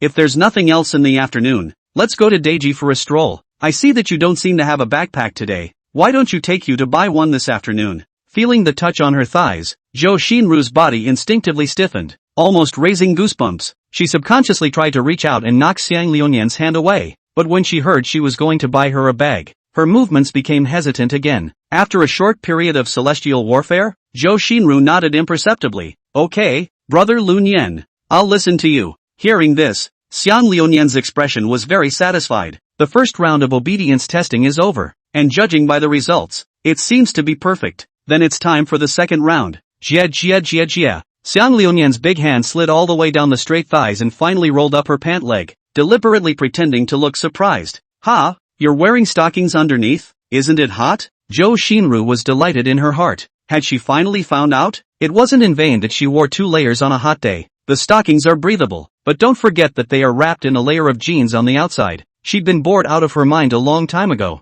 Of course it's hot. Zhou Xinru was very honest, but her expression was aggrieved, teared up, and she even skimmed at Xiang Liuyan. So go to the mall later, find a fitting room and take these jeans off. I'd kinda like to see what you look like in stockings. With an impishly bad smile on his face, Xiang Liuyan started hitting straight balls directly. I've already touched it, so it's not too much to ask to just look at it, right? Zhou Xinru blushed slightly. You're so annoying, bad guy. Ha ha ha ha ha ha. Xiang Liuyan laughed loudly. What's wrong with that? As the saying goes, if a man isn't bad, a woman doesn't love him. Hearing this, Zhou Xinru appeared to be smiling on the surface, but her heart was cricketing. A big fat ass covered with oil, a waist as thick as 2 of mine, and a man is not bad. Women do not love? Don't you feel disgusted for saying such things? Did you really think I'd fall in love with you? If it wasn't for your money, I'd be lucky to get a word in edgewise with a guy like you. Wait for it, when I've made enough money on you, let's see if I don't kick your ass to the great northwest. After dinner, check out and walk away, still with the Rolls-Royce parked on the curb. To be honest, eating mountain and sea treasures, Rolls-Royce car pickup and delivery. This can really be described as Zhou Xinru's dream life. She's not a celebrity, but she has the heart of one who wants to be. Forget it, to the flow of the year, to the flow of the year. Eyes closed grunt 2 also passed, as if it was a pig to be arched. Arriving at the entrance of the Deji Mall, Xiang Liuyan very naturally wrapped an arm around Zhou Xinru's waist. After the corners of Zhou Xinru's mouth twitched slightly twice, she didn't bother to stop it. In the old days, there was Han Xian who endured the humiliation of his crotch. But today, there's her, Zhou Xinru. Oh, after all, isn't it all about money? Just as the two of them were about to head towards the mall, Xiang Liuyan's eyes glanced over and suddenly saw a familiar figure on the opposite side of the road. Hey, isn't that Mr. Fong? Why are they both here? Chapter 64, there is a famous mountain in Sichuan and Chongqing called Shudao Mountain. On the opposite side of the road, Fong Jun, who was talking and laughing with Lu Wanhe, raised his head in a ghostly manner, just in time to collide with Xiang Liuyan's eyes. Good lord, to Ryujin? Where is it? Where is it? Lu Lianhe stood on her tiptoes, raised her head, and looked around with very cute movements. Fong Jun reached out and pointed. Here, what about across the road, right in front of Deji? So should we go over and say hello? Well, Fong Jun thought for a moment. Let's go say hello then. By the way, ask how the second person interviewed this morning went. After crossing the road, the two of them arrived in front of Xiang Liuyan and Zhou Xinru, and Fong Jun was the first to ask, why are the two of you here? Beside him, Lu Evening was smiled and waved her hand softly. Good noon duck, to the flow year, and, Zhou Xinru? At this moment, Zhou Xinru only felt that her face was a little hot. It seemed as if staying with Xiang Liuyan and being seen by her classmates was a very bad thing, but she forced a smile and said, hello you guys. Xiang Liuyan took out a pack of cigarettes from his pocket and wanted to pass one to Fong Jun, but suddenly remembered that Fong Jun didn't seem to smoke, so he had to light one for himself. I just finished dinner with her and I'm going to go to the mall for a while. What about you guys? We just had dinner too, just upstairs across the street, having hot pot. Right, what about that Song Jingjing this morning? Do you feel she's okay? Xiang Liuyan took a drag on his cigarette and after thinking about it, he replied, it's quite good. It feels more experienced than the one called Li Shueming. That's for sure. Fong Jun smiled. After all, people have done this before. Okay, you guys go about your business. The two of us will leave first. We still have things to do in the afternoon. There's an interview this afternoon? So you've forgotten everything I told you in the dorm room, right? I'm going to Computer City this afternoon to get a few computers. And I also suggested an advertising company to make a plaque. So I'll go to the company this afternoon to hang it up. Fong Jun explained, but his eyes seemed as if he was looking at a fool. Oh right, sorry, forgot. Xiang Liuyan hemmed and hawed, scratching his head. Well, anything until you get back to your dorm room. Gotta go. Bye. Aha. Lu Lianhe also waved her hand at the two with a smile once again. Bye-bye. Xiang Liuyan and Zhou Xinru. Bye-bye. After the two left, Zhou Xinru looked at Lu Wanha's bouncing back and suddenly felt a burst of imbalance in her heart. Why can Lu Wanha be with a handsome, tall, and rich boy like Fang Jun, while she can only be with Xiang Liuyan? Although to the flow of the year is also very rich, but the face value of the, alas, no eyes. Not only that, but she had no reason to feel a sense of boredom. Her mind recalled the smile on Lu Lianhe's face before she left. She always felt that the smile carried a mockery if nothing else. You're just a good-looking guy, aren't you? What's the point of pretending? Who are you playing dumb and sweet for here? We're all women. Who doesn't understand who? This wave typically falls into the category of being. If your heart is not clean, you can't see anything clean. On the other side, Fang Jun and Lu Wanha were shoulder to shoulder, walking together towards the underground garage. On the way, Lu Wanha cocked her head and asked suspiciously, Fang Jun, why are Xiang Liuyan and Zhou Xinru together? Are they in love? Fang Jun touched his nose and said with a smile, maybe, I'll ask him when I turn around. Oh okay, Lu Wanha nodded her head, her little expression very cute. In some ways, Zhou Xinru did have a certain idea right. She did pretend a lot of the time because she was really afraid that revealing her nature in front of Fang Jun would scare him. If it was after marriage, or when the two were established, then she wasn't afraid. Hee asterisk. As we all know, in their Sichuan and Chongqing, there is a famous mountain called Shudao Mountain. I might be a bit busy in the afternoon. Let me take you back to school first. In the car, Fang Jun said while igniting the car. Well, but I don't want to go back to school. Hey, I want to be with you. There are several runs to be made this afternoon. Are you sure? Aha, it's okay. I'm not afraid to get tired. Lu Lianhe's good-looking peach blossom eyes flickered with shimmering light in the dimly lit carriage, and her tone really made it hard to refuse. Good, then let's get going. The corners of Fang Jun's mouth rose as he started the vehicle and left the garage. Who knows how much a girl can say I want to be with you in a pathetic way.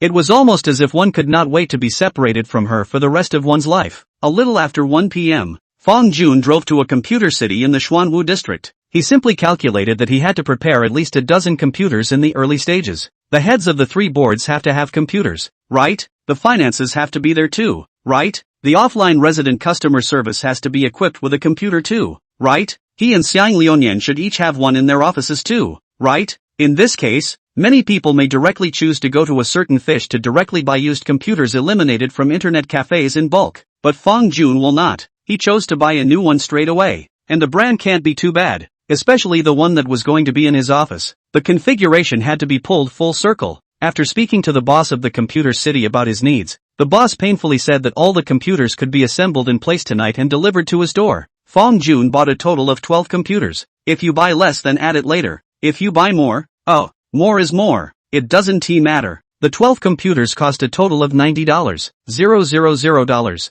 Among them, 2 computers with configuration pull full occupy the big head, each of which costs 25,000 yuan, and in the future, this will be his and Xiang Liuyan's exclusive computer. As for the computers for the rest of the staff, at $4,000 a pop, they're moderately priced, I guess. After solving the computer problem, Fang Jun went back to the advertising agency he had contacted on his cell phone. Boss, is the sign I want made yet? Well, when is a convenient time for you? I'll go put the sign on for your company. Later, let me see the sign first. Okay, you wait. It wasn't long before the owner of the advertising agency walked out holding a large plaque. The plaque is not big. The specification belongs to the standard one, 2x2, 8. The background board is black. Juanha Gaming for big words are in white block. Underneath there is also buried LED light line. From the outside, it looks simple and very aesthetically pleasing. Juno Gaming? Looking at the sign, Lu Lianhe couldn't help but murmur. This was the first time she knew the name of this escort store Fang Jun had opened. The word Jun was well understood, but that word was it the way she imagined? Chapter 65. That's what you said.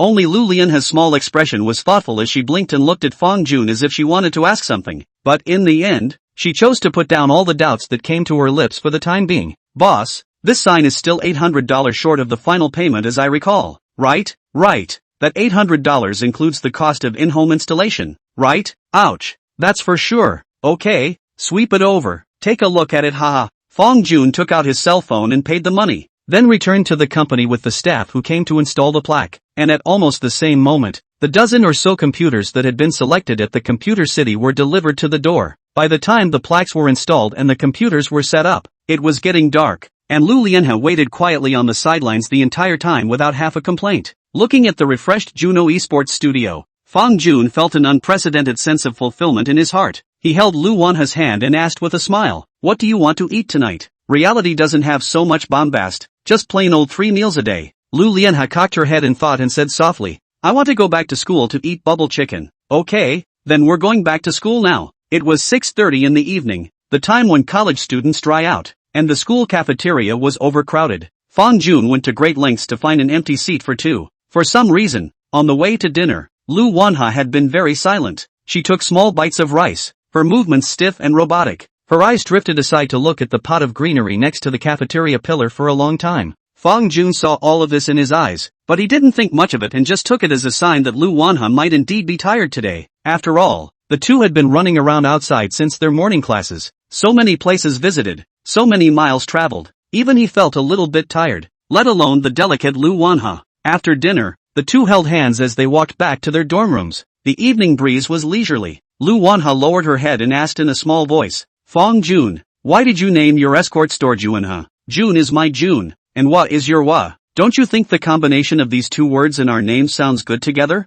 Lu Lianhe raised her head and gently bit her lip. "But in case, what if what? In case we ever." Speaking of this, Lu even suddenly had a sudden lull in his words and did not follow up. Fang Jun understood what she was trying to convey almost instantly. In today's society, many couples have done a very doggy behavior. Like, for example, a guy in the heat of the moment tattooing his date's name on himself. Or when you're in a relationship, you change your screen name and signature to "I love XXX" or something like that. At one time, Fang Jun always thought this was a very behavior. When you're in love, you do this for the whole world to see. Don't you ever think about what happens when you break up? But now, he met Lu evening Wa. Hey, let be. He'll be happy to be. Fang Jun paused in his footsteps and directly took both of Lu Wanha's hands. His expression was serious and earnest, and the words he spat out were forceful, as if they carried some sort of determination. There are no what-ifs. We'll have a later. Start fantasizing that the two will end before they're even together? That can be the deadliest in a relationship. Lu Lianhe's long eyelashes fluttered slightly, and after a moment, she softly said, "Why? There's no why. Are you so sure?" "Right." Fang Jun nodded heavily. "Lu Wanha, I'm telling you, you don't ever want to leave me behind or walk away from me. Ever since I've known you, I can't accommodate a second figure in my heart. You will always be irreplaceable in my heart, and we, definitely, there will be a future." Upon hearing this, Lu Lianhe just stared at him with an expressionless face, then asked quietly, "So, you're confessing to me?" "Of course not. I'm just spilling my guts to you." Fang Jun's heart was slightly apprehensive. Help! How could he say something so mushy? This is reality. It's not a Bloody Mary Sue idol drama. Novels can't even write this kind of vomit love story, okay? It must have been a ghost just now. Aha. Yeah, it must be. The corners of Fang Jun's mouth twitched slightly, while the corners of Lu Wanha's mouth, who was standing in front of him, couldn't help but rise slightly. "Okay, never leave me for the rest of my life. That's what you said yourself, Ao. No one forced you, did they? If you dare to lie to me, I'll rip your head off." In the next second, Lu Wanha bared her teeth and chose to change the topic. "Yo, why are you so bossy today? What day am I not bossy?" "You're not bossy any day." Lu Lianhe's mood seemed to have suddenly changed for the better. She flung her small hands, her little head raised, her voice delicate. "Humph, super lame Fangkuan is not allowed to retort. Hurry up and send this palace back to its chambers. I see that I should be the one to ask you that question." Fang Jun suddenly rubbed his nose. "What's the problem? I think you're pretty bossy too." To this, Lu Evening's response remained only 2 words. He. Looking at the world's #1 cute girl beside him, endless tenderness surfaced under Fang Jun's eyes. Those words just now, although they were meaty, were definitely from his heart. Since he had identified Lu Wanha, how could he let go so easily? Perhaps his fondness for Lu Evening was just a whim, but that didn't mean that this fondness would disappear one day. Quite the contrary. This liking will slowly turn into a lingering love that grows stronger with time. It was already hard enough for 2 people to meet in a sea of people, and there was absolutely no way he would choose to miss it. Thoughts that shouldn't be there had already appeared in Lu Lianhe's heart. In order not to let those tragedies that have appeared in novels or movies and TV dramas repeat in reality, it seems that he must find a chance to confess to Lu Wanha as soon as possible and then finalize his relationship. And Fang Jun could almost assert that his confession would not fail. After all, the two of them were almost indistinguishable from an official couple now, and the only thing missing might be a name. Even without the confession, the two do get along openly as boyfriend and girlfriend. But first, it's important to figure out what confession before a relationship is confirmed means. Meaning ritualistic. It means that one party has respect for the other. It means that I am willing to accept everything you have and to go with you for a long time. Fong Jun had already fantasized a picture in his mind. The waves rolled in. The water and sky were one color. He stood on the golden sand with flowers in his hand, and asked that line with affection. Lu Wanha, be my girlfriend, okay? I swear, I will be good to you for the rest of my life. Lu Wanha, on the other hand, was so moved that she burst into tears, reached out to take his flowers, and exclaimed, yes, I'm willing. Then the two embraced. Ha ha ha ha ha ha ha ha. Fong Jun is drooling just thinking about it. P.S. Sorry. I was too busy today. I started taking orders as soon as I opened my eyes, and by the time it was over it was almost midnight, so I had to take a day off. You won't blame me, right? Chapter 66. So, is online dating really fruitless? Pushing open the door to his dorm room, Fong Jun pounded his aching shoulders. How come I feel more tired today than I did during military training a while ago? Not only is the body tired, but the mind as well. The dormitory was silent, and Fong Jun raised his eyebrows to find the lights on. Yet it was empty. Where are all his roommates? Xiang Liunian is not in the dormitory, he can understand. After all, people are outside with Zhou Xinru today, and it is even possible that they will not return to the dormitory at night. But where did Zheng Yang and Ko Li go? Shouldn't these two still be passionately playing games at this hour? Suddenly, Fong Jun heard whispers coming from the balcony. Come closer. Nice guy. Smoky. It was almost too close to see the person. Fong Jun pushed open the balcony door, waved his hand and asked with a frown, what are you two doing on the balcony? Why are you smoking so much? And, Li Ko, aren't you a non-smoker? At this moment, Zheng Yang and Li Ko were sitting on two small benches respectively, each with a cigarette butt in their hands. Li Ko's eyes were slightly red. I don't know if it was from the smoke or because of something else. He raised his head to look at Fong Jun and opened his mouth, but in the end he didn't say anything. Zheng Yang on the side. Brother Fong, Li Ko he is in a bit of a bad mood. In a bad mood? What is it? Tell me? Fong Jun came to his senses and turned around to bring out a bench from his dorm room as well, then sat beside the two. He really wanted to know what it took to get an otherwise non-smoking boy to smoke cigarettes. Ko Li, he broke up with that internet date of his. Broke up? So suddenly? Fong Jun was slightly surprised. He remembered. Obviously yesterday Li Ko and his object were still laughing and joking when they played the game. How come they broke up today? Even though it's an online dating partner, there can't be no prelude to a breakup at all. Can there? That's a long story. Zheng Yang's expression was helpless as he spread his hands out. Tonight, he looked for that object of his to hit the tile, and then as soon as he entered the room, he realized that there was another boy there. Isn't that normal? Maybe it's just her friend, or a roadie teammate? Fong Jun asked in disbelief. Zheng Yang shook his head. How could it be that simple? Just now, I heard Ko say that the boy called his subject a puppy. No? Later? Who calls who a puppy? Fong Jun's eyes widened, and he suddenly had the feeling that his CPU was about to burn out. That strange boy, calling Ko's date a puppy. Zheng Yang spoke word for word with a serious expression that didn't look like he was joking at all. Looking at Li Ko on the side again, dropping his head to his knees, Zheng Yang's words seemed to have brought back some kind of bad memories. He was seen to clip the unlit cigarette and take a sharp drag. Then he began to cough violently, coughing until tears came out of his eyes. Fong Jun cocked his head and carefully ran through Zheng Yang's words, then combined them with his understanding of Li Ko. Simply put, Ko Li calls his online love interest mom and master, and it turns out that this online love of his ran off to be a dog for another man? He had only 4 words to say about it. Your circle is a mess. Ko Li's voice was hoarse and desperate as he looked up at the two men and asked, so online dating is really fruitless? Well, it's not too easy to say. Fong Jun scratched his head and turned to ask, how long have you been talking to that online love of yours? A couple years? Or a few months? 77 days. We met online in July. Good man. Remember that well? Ko Li took another drag on his cigarette. She's a freshman like us. Before school started, we both played games together every day, and we've always had a good relationship. But I don't know why. But after school started, especially in the last few days, she seems to be a different person. And I've learned that the boy who was at the game tonight goes to the same school as her. Upon hearing this, Fong Jun nodded. Since they are from the same school, then this is not surprising. Holy, Ko, you typically fall into the category of being pried into, Zheng Yang exclaimed. Li Ko rubbed his eyes, looked at Fong Jun, and spat out 3 words from his mouth. Why? Why do you even have to ask why? I'll just give you a few of the simplest examples. Fong Jun coughed lightly twice and said pellucidly, if it rains one day and she's stuck outside and can't get back to her dorm room, if one afternoon she gets her defense broken playing a game and is in a bad mood and wants to go for a walk, Or maybe late one night she had a high fever and had to take a cab to the hospital. So what can you, as her boyfriend, do for her at this time? These words are like a sharp short sword, stabbing people straight in the heart. Will you be able to immediately buy a ticket to another city to be by her side? Or will you be in your dorm room clutching that crappy cell phone of yours? Li Kao was silent, and Zhang Yang was silent as well. But it wasn't over yet as Fong Jun chose to continue chasing and killing. We are all adults. This kind of thing is originally no excuse, but it is at this time. Her side appeared a similar age, the same interests, both like to play tile, and the character of the temperament of the boys are very good. How long do you think she'll last? Put another way, if it were you, how long would you last? Fong Jun turned around, returned to the dormitory, picked up the mineral water on the table and took a sip, continuing to shake his head and talk about the big picture. There's a saying that goes, what you love is separated by mountains and oceans, and all mountains and oceans can be leveled. But there's also a saying that says,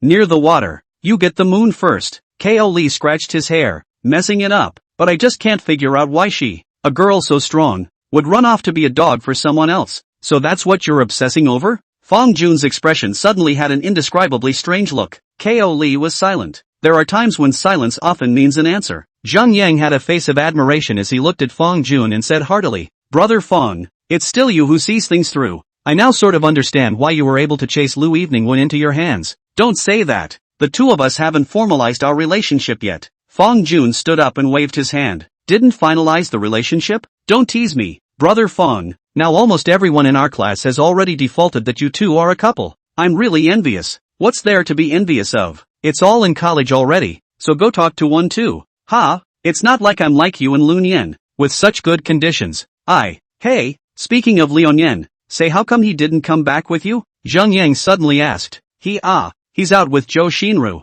It's hard to say if he'll come back at night. Chapter 67, he's opening a singles escort store. When these words came out, Zhang Yang just nodded his head and then pulled out 2 cigarettes from the cigarette box, lighting one for himself and then helping Li Kao to light one as well. You two are still smoking? Zhang Yang, it's not that I'm talking about you. Li Kao originally didn't smoke. I can understand if he's in a bad mood today and smokes a couple of cigarettes, but you can't keep handing him cigarettes, can you? Fong, just leave the two of us alone. Zhang Yang sighed, and Ko Lee followed suit with a deep sigh. Looking at this pair of difficult men, Fong Jun opened his mouth and ultimately said nothing. Do not advise others to do good without their suffering. He did not have that kind of painful experience. Simply cannot empathize with the two men. Can only stand on a high point to talk to the two men axiomatic. We're all adults. Who doesn't know the truth? His enlightenment seemed thorough, but in reality it was useless, and at best it only made the two feel slightly better. Fong Jun shook his head and helplessly walked into the dormitory room, then sat down on his seat and began to contemplate with his eyes closed. In this fast-paced era,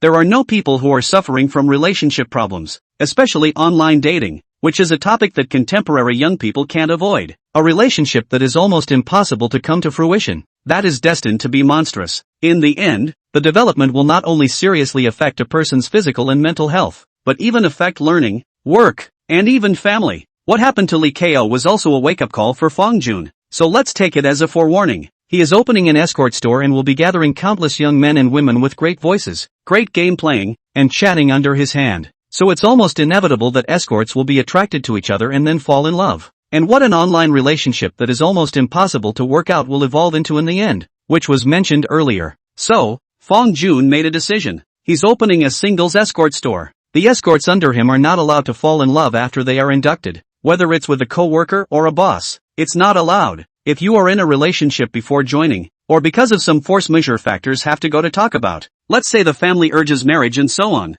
then come over to him to report. He can, depending on the circumstances of the net, a little leniency. These rules he would write into the store rules at a later date, but whenever anyone violated them, then what awaited them would be his most sincere blessing as well as dismissal. Fong Jun didn't want to beat him to death with a stick. Maybe some people's online relationships could go all the way to the end, but he didn't dare and didn't want to gamble on the possibility. Instead of holding on to an uncertain possibility, it's better to snuff everything out right at the source from the start. What? You have to ask. Since as the store manager who made this singles rule, what do you do if you fall in love yourself? Come on, he makes all the store rules, so it's not up to him alone to break them or not? Fong Jun never denied that he was a double standard. As the manager of the escort store, he can fall in love, but not the escorts under his hand. If you feel that this is an oppression or an exploitation of your character, then you may as well choose to leave your job. Yes, it's that bossy. Fong Jun took out his cell phone and immediately pulled Li Shueming, Song Jingjing, and Xiang Liunian into a group chat, ready to briefly announce a few of the store rules he had established. But at that moment, a message was suddenly received on his cell phone, and when he clicked on it, it was sent to him by Xiang Liunian. Jinsei Lunian, Mr. Fong, are there any bed checks tonight? Man, I don't know what time it is, but I don't think so. Jinsei Ryuji, that's good. I shouldn't be going back tonight. Male protagonist, huh? Are you serious? It's going so fast? Jinsei Liui, hey, Pax, want me to make a video for you later? Male lead, don't. I'm not interested in that. All I can say is, just pay more attention to it. Or that. After all, Zhou Xinru is in the same class as us, and we're all going to see each other in the years to come. Head down, head up. He had to admit that Xiang Liunian really deserved to be a veteran driver. He knew too well how to show his advantages and charms in front of the girls. The goddess that countless lickspittles have dreamed of has lasted only one day in his hands. That said, obviously to Ryujin so. That what? Then why did he have to say he couldn't get a date when school first started? It's really puzzling. Jinsei Liunian, don't worry. I understand everything. That's it then. Let's leave it for now. If there's a bed check, you help me cope with it. Male protagonist, alright. The viewpoint was drawn towards the side of Ryujin. He put down his phone and slipped it back into his pocket. Then with an evil smile on his face, he led Zhou Xinru right into a private theater. At this moment, what Zhou Xinru was wearing was long gone from the outfit she wore during the day today. Only the top half of her body was wearing a brand new short cutout knit shirt, branded Chanel. The legs were covered with black silk from Balenciaga, the kind with monograms. Even the shoes, which were replaced with short-rooted studded shoes from Valentino. Not only that, Zhou Xinru was also carrying a bag in her hand, which contained a brand new bag, and the line of English letters that directly translated to Louis Vuitton emphasized the price of the bag. Today Xiang Liunian can be said to be blood money. In the Deiji Mall can be said to have bought a whole set of new clothes for Zhou Xinru. That LV bag alone cost him $28,000, and there was no way he was going to let Zhou Xinru go back to school today no matter what he said. And Zhou Xinru was also very sensible. She does worship gold, but she's not one of those stinky signs that just because she accepts a gift doesn't mean I agree with it. Since she chose to accept what Xiang Liunian bought her, she had to have the realization to sacrifice herself a little. It was still early, and when Xiang Liunian offered to go to a private theater to watch a movie together, she didn't refuse. Upon entering the theater, Xiang Liunian directly began to eagerly extend his salty hand. Zhou Xinru was full of shyness and pouted. Don't touch it. What if it balled up together? It's okay. Aren't stockings supposed to be consumables? If they pill or break, I'll buy you new ones. Upon hearing this, Zhou Xinru's heart suddenly felt a deep realization. That's the life she wants. Over 1,000 stockings. Waste is waste. What a rich man. She would never again have to live the bitter life of having to wear and wash and wear a pair of stockings that cost tens of dollars when she bought them at Scrabble Eve. After watching the movie for 2 hours, after walking out of the movie theater, Zhou Xinru could barely stand. Her face was flushed and she was panting. As for the reasons, we all know why. Xiang Liunian took out a piece of toilet paper and wiped his fingers with a dashing expression. It's already so late. The dormitories should be closed. I booked a hotel for the night just. Zhou Xinru carried her LV bag and nodded shyly. Good brother Lunyan. I'll listen to everything you say. P.S. Today 3 more. Oh, please chase more. Beg for gifts. Thank you bosses. Live everyone overnight. Every day happy. Chapter 68. Do it yourself and eat it. Xiang Liunian is experiencing the pleasure of not eating cilantro in the hotel, and the two of them are upside down, not knowing what heaven and earth are. Suddenly this first paragraph from Legend of Donnie Darko is up, so I'll just quote it. He, Fong Jun, on the other hand, was hard at work in his dorm room recruiting people for the escort store. The endgame board and the language chat board are okay. All that's left to do is to fill in the heads of the handheld board, the outreach board, and the finances. After the fermentation throughout the day today, Fong Jun's recruitment software's background received quite a few private messages. He clicked on them one by one and sifted through them one by one, finally picking 4 or 5 okay candidates for interviews. These guys all have great resumes and give a pretty good impression when chatting online. As the management of an escort store, you definitely need to have the ability, but it's more important to see if you can talk, or rather, high emotional intelligence. A person, even if his ability is high, but he does not have emotional intelligence, then Fong Jun will not choose to hire. The reason is very simple. Emotional intelligence is the immediate need of the industry of escort. This is true for both management and regular escorts. After worrying about the matters of the escort store, Zheng Yang and Li Kao had already laid down on the bed one after the other and fell asleep. Fong Jun frowned slightly after glancing at the time. How come it's 12 o'clock so soon? No, he had to get some sleep. He had several more interviews waiting for him tomorrow morning. Lay down on your bed, charge your cell phone and then close your eyes and start sleeping. However, asleep.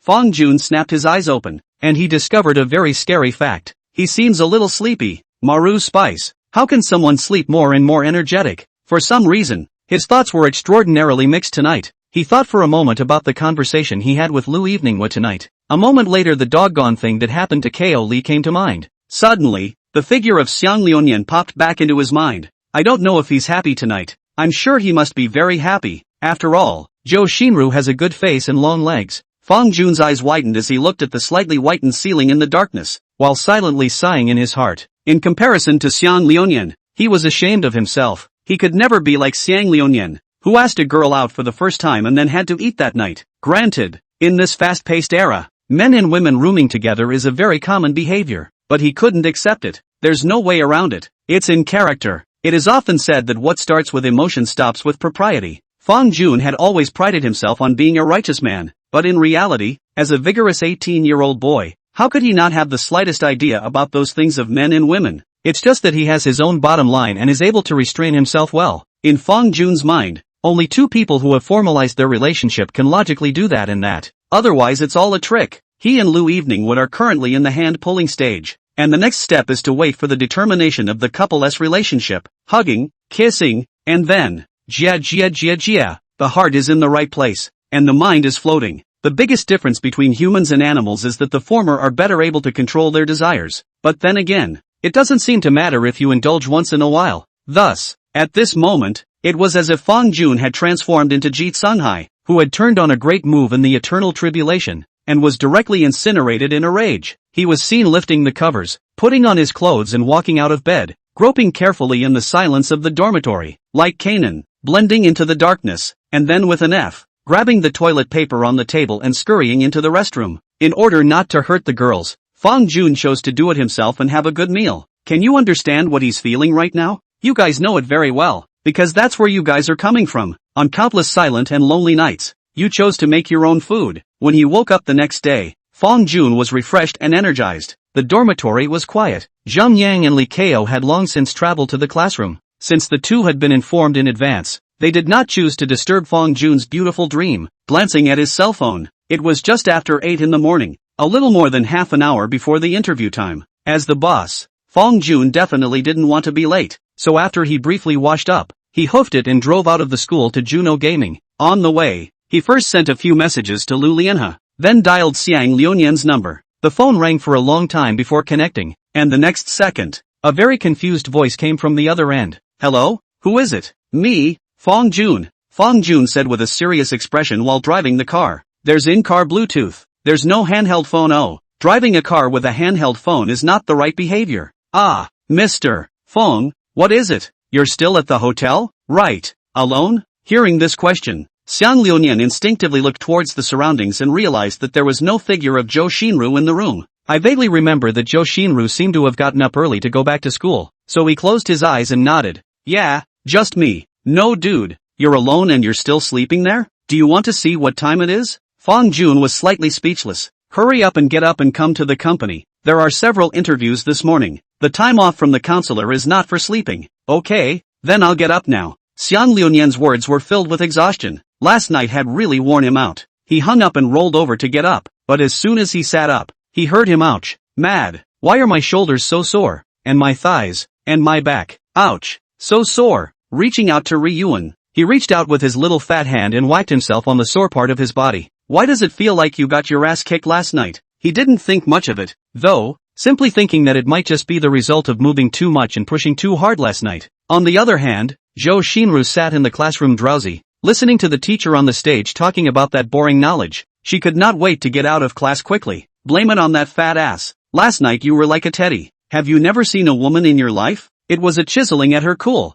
Luckily, though, she got her revenge back in her own way. After Xiang Liuyan fell asleep, she gave him a few hard punches, and when she went to the bathroom at night, she got in and out of bed by stepping over Xiang Liuyan. Even before she went back to school in the morning, she gave Xiang Liuyan a big tease. The funny thing is that the guy thought she was yelling at him to get up. Ha ha ha ha ha ha ha. It's amusing to think about. Chapter 69, The Carrying Bridge. Fong Jun parked his car in the underground garage of the CBD mall. and then bought a cup of Russian coffee on the first floor of the mall, plus a piece of bread, which barely served as breakfast. When he came to the entrance of Juno Gaming, he found that someone had already been waiting there for a long time. "Hello, I'm the owner of Jungo Gaming. You're here for an interview, right?" Standing in the doorway was a very young girl, no more than 23 at most by the looks of her. She was clean and dry in her short blue sleeves, her hands were intertwined and she seemed a little formal. "Ah, yes, I'm here for an interview. Okay, come in and talk." After opening the door, Fong Jun smiled politely. He remembered that the position interviewed in the 9 o'clock field was finance, and the girl seemed to be called Lulu Wu.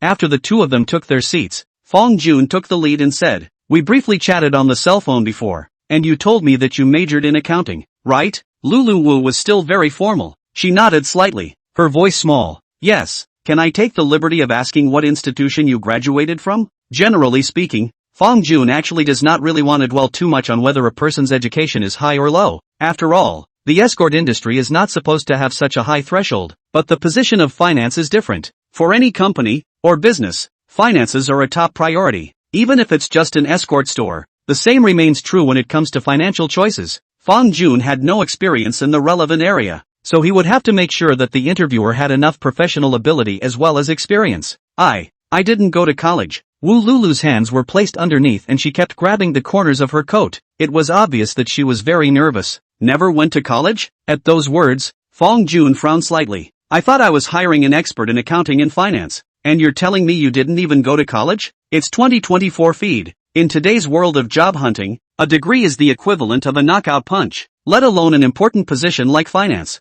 "I was in secondary school for accounting, and then because of some accidents in the back, I was taken in." As she said this, Lulu Wu seemed a little embarrassed as she lowered her head deeply. Over the past few days, she had interviewed with several companies, but whenever those interviewers heard that she had such a dark history they would pass her over without mercy. "Taken in? You mean, you've been in jail?" Fong Jun's frown deepened. "Well," Wu Lulu's voice was imperceptible, but as if she suddenly thought of something, she suddenly raised her head and said, "But you trust me. There is absolutely no problem with my ability." Fong Jun placed his fingers on the desktop and tapped rhythmically. "It's just the two of us here now, so whether it turns out good or bad, you don't have to be so nervous. How am I supposed to trust you when you, as the interviewer, and I, as your interviewer, say that your competence is guaranteed?" "The place where I stayed a few years ago is called Tilankio." The lift bridge?" Hearing those three words, Fong Jun froze. Is that the bridge he's thinking of? If it was really the lift bridge he knew,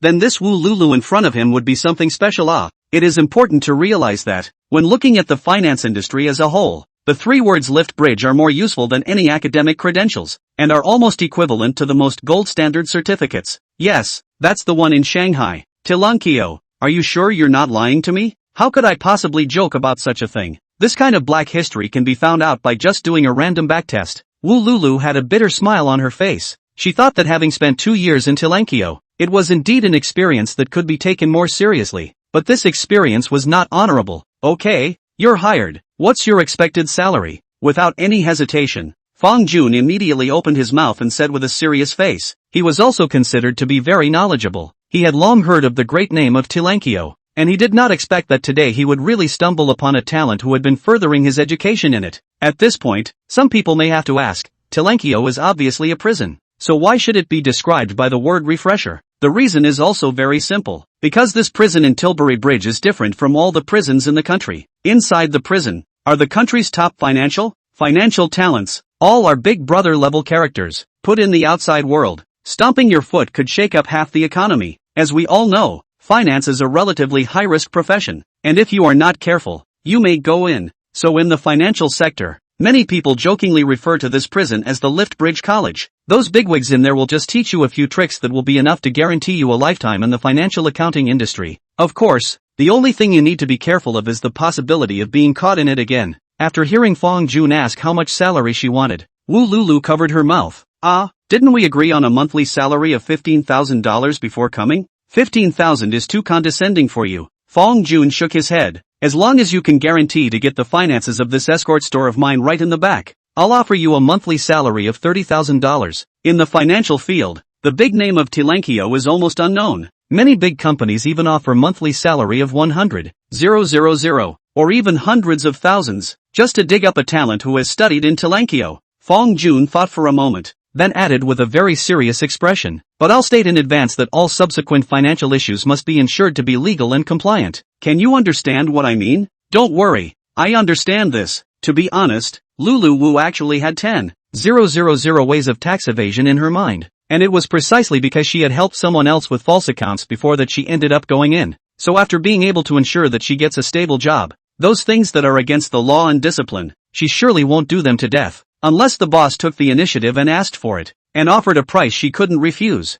there was no way she would break her vow. In other words, it's going to cost more. Today Fong Jun's mood can be described as up and down. From regret when he heard about Wu Lulu's academic qualifications, to the present elation. From beginning to end, not more than 30 seconds. In fact, he was in a quandary. As far as he knows, can be put into the Tilankio, almost all of those involved in the amount of tens of millions of dollars, or even broken the level of the existence of hundreds of millions of dollars. Wu Lulu, a junior college education of the young girl, is how to be put in. After thinking for a few moments, Fong Jun still did not open his mouth to ask. After all, this involves other people's privacy. As the old saying goes, no matter what the black cat or white cat is, the one that can catch the mouse is a good cat. To go to Tilankio for further study at such a young age, doesn't this mean even more that Lulu Wu's Nyoboi? It seemed that in the future, the financial problems of the entire Juno Esports would not need him to worry about. Chapter 70, Starting to Recruit Escorts. Fong Jun is considered to have picked up a great bargain today.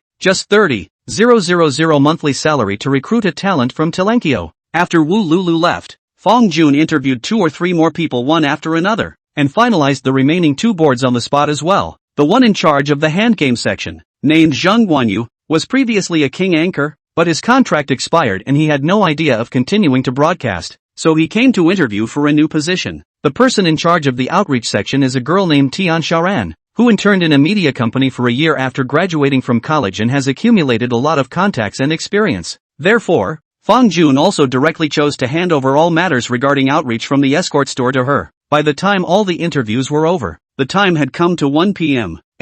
Fong Jun was dizzy and hungry. In total, he had only had 1 cup of coffee plus a small piece of bread since last night. Do you know what that means for a big boy over 5 feet 8 inches? Meaning he only drank a cup of coffee and ate a piece of bread. Arriving alone at the CBD mall, Fong Jun found a ramen restaurant and had a simple lunch before he hooked it to Juanhe Gaming. Li Shueming, who is in charge of the online game section, has settled his personal affairs and can officially come to work from this afternoon. As we all know, escorting is an industry where there are almost no fixed working hours, so as the head of the whole board, the amount of work up front will definitely be huge. But as soon as the escort store is on the right track, then the subsequent workload will be drastically reduced. After Li Shueming arrived, Fong Jun first let him pick a position for himself, and then he began to organize his next tasks for him. You're older than me, so I'll call you Brother Li. Brother Li, I'm going to get 4 games for the online game section, which are Eternal Havoc Infernal, League of Legends, CSGO, and Fearless Contract. I know that games like PUBG,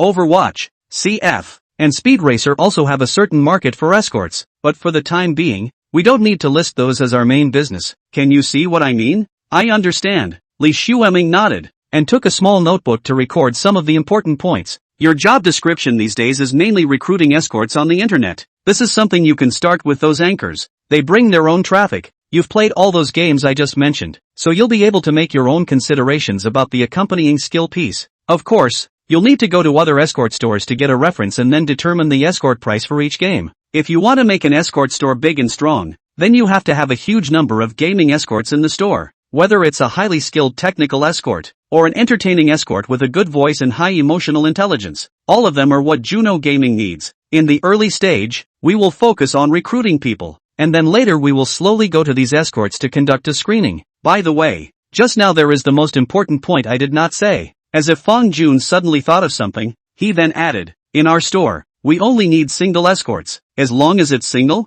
Li Shueming's expression was very puzzled. The industry of escorting itself does not have a high threshold, but once this condition is added to it, it is a different story. Right, just be single. Fong Jun's eyes were firm. There is a high probability that those who are engaged in this industry will derive a series of emotional problems. Let's say if a boss places a sweet order for an escort to treat him, her like an object, but this escort has a date. So, do you think this will bring conflict to our store? I know the probability of this happening is very small, but I always believe that the world is a big place, and even if the probability is small, every aspect must be put into place in the early stages. Okay, I understand. Li Shueming nodded. It was undeniable that in some ways, what Fong Jun said was indeed very reasonable. When the number of escorts has a certain scale, I will let the head of the outreach department on my side to start to give us escort store on the internet to do the push flow, to attract the boss to come to spend money. If you need financial support on the way of recruiting escorts, directly with me, the store to reimburse you. Okay,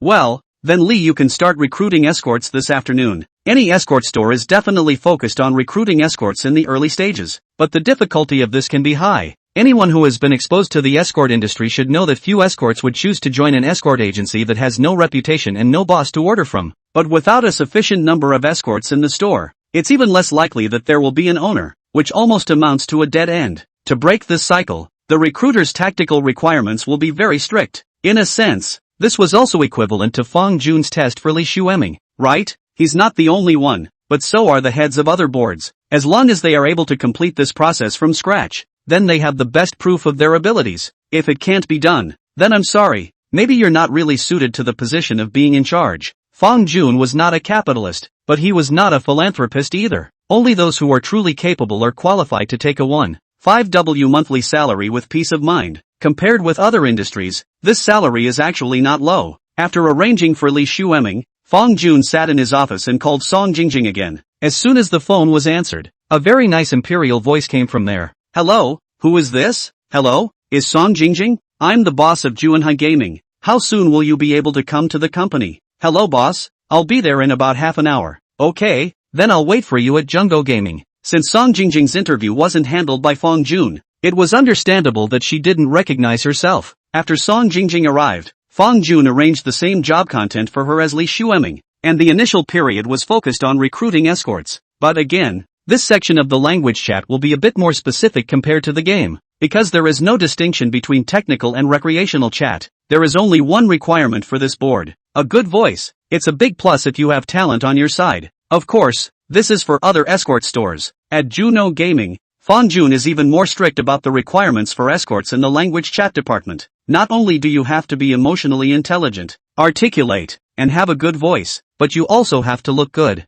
Simply put, it's Cayenne. This will be one of the biggest gimmicks for Jungo Gaming. After all, no boss would want to talk to an ugly-looking person. Chapter 71, Can I ask you to squeeze my feet? Looking at the entire escort industry, there are many people who are highly skilled, have good voices and have online face value. The only difficulty lies in how to recruit them into Jungo Gaming. But that was not something Fong Jun should worry about. All he had to do was to pay the salaries of those in charge down there, and leave all the difficulties to the people in charge. Fong Jun sat in his office and ordered 4 cups of milk tea. 2 cups were for Li Shueming and Song Jingjing. As for the other 2, they were for him and Xiang Liunian. Although Xiang Liunian hadn't come to the company yet, it was expected to be soon. As soon as he said this, Fong Jun was angry. He obviously told Xiang Liunian in the morning to hurry up and come to Juno Esports. As a result, it was only in the afternoon that Xiang Liunian said that he wanted to come over. That's right, when Fong Jun messaged Xiang Liunian just now to ask him where he was, Xiang Liunian said that he had just checked out of the hotel. Fong Jun then asked him,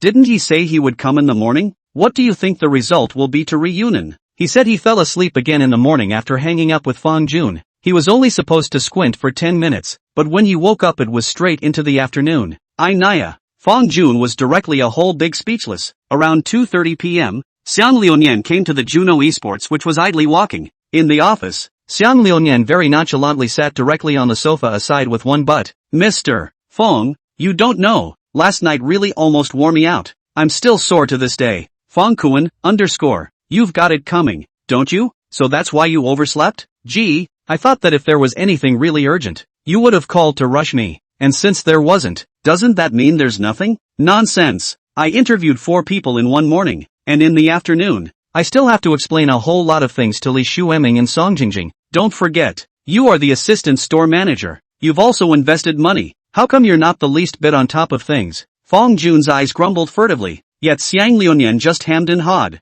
We're brothers. I trust you. By the way, do you want to go for a foot massage later? Relax? My treat. No go. Fong Jun decisively refused. He had no interest in that kind of place. Accompany me, Egu. I won't lie to you. I'm really aching all over. It always feels like I was beaten up last night. While saying that, Xiang Liunian also moved his muscles and bones, making a crunching sound. I'm really not going. You're on your own. It's no fun for me to go to that kind of place alone. let's get together, pinch a foot, do a spa, you see you're so tired lately, I can't say it in my heart if I don't treat you to some relaxation. Upon hearing this, Fong Jun rolled his eyes. If you really feel bad about it, why don't you treat me to a meal at night? Eating this is all trivial. Like this, I'll treat the evening meal, and the cost of pinching the feet, I'll also cover it. How about it? Xiang Liunian patted his chest, full of bravado. Dinner is fine. Foot pinching is excused. Why? Xiang Liunian's eyes rolled. Then he laughed. Oh, I see. Are you worried that you'll be found out by Lu Wanha?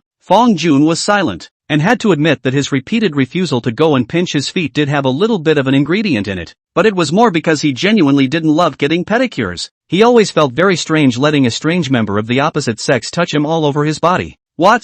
You're saying there's a male technician at the foot spa? Come on. It's even weirder to have a guy squeeze his feet. Okay. It's almost as if the outrageous his mom opened the door to the outrageous. Outrageous to the core. Don't worry. I definitely won't tell Lu Wanha. Just stay with me. We've known each other for so many days. I've never begged you for anything, right? Alright. Wait for me for a while. I'll ask Lu Wanha. No dude. Why are you asking her if we're going to squeeze her feet? I told her I'd keep it a secret for you. Blinking at Ryujin. He seemed to be very confused by this behavior of Fong Jun. Fong Jun ignored him and instead picked up his cell phone and sent a message to Lu Wanha. Man, what's going on? Shuai is angry again. I'm lying in the dormitory watching dramas. It's so boring. Male protagonist, Xiang Liunian insisted on inviting me to pinch his feet at night. Do you want to join me? That's right. Not only did Fong Jun not choose to hide Lu Wanha, even had to invite Lu Evening What to join him. Shuai is angry again, pinching feet? Then I have to go. In the dormitory,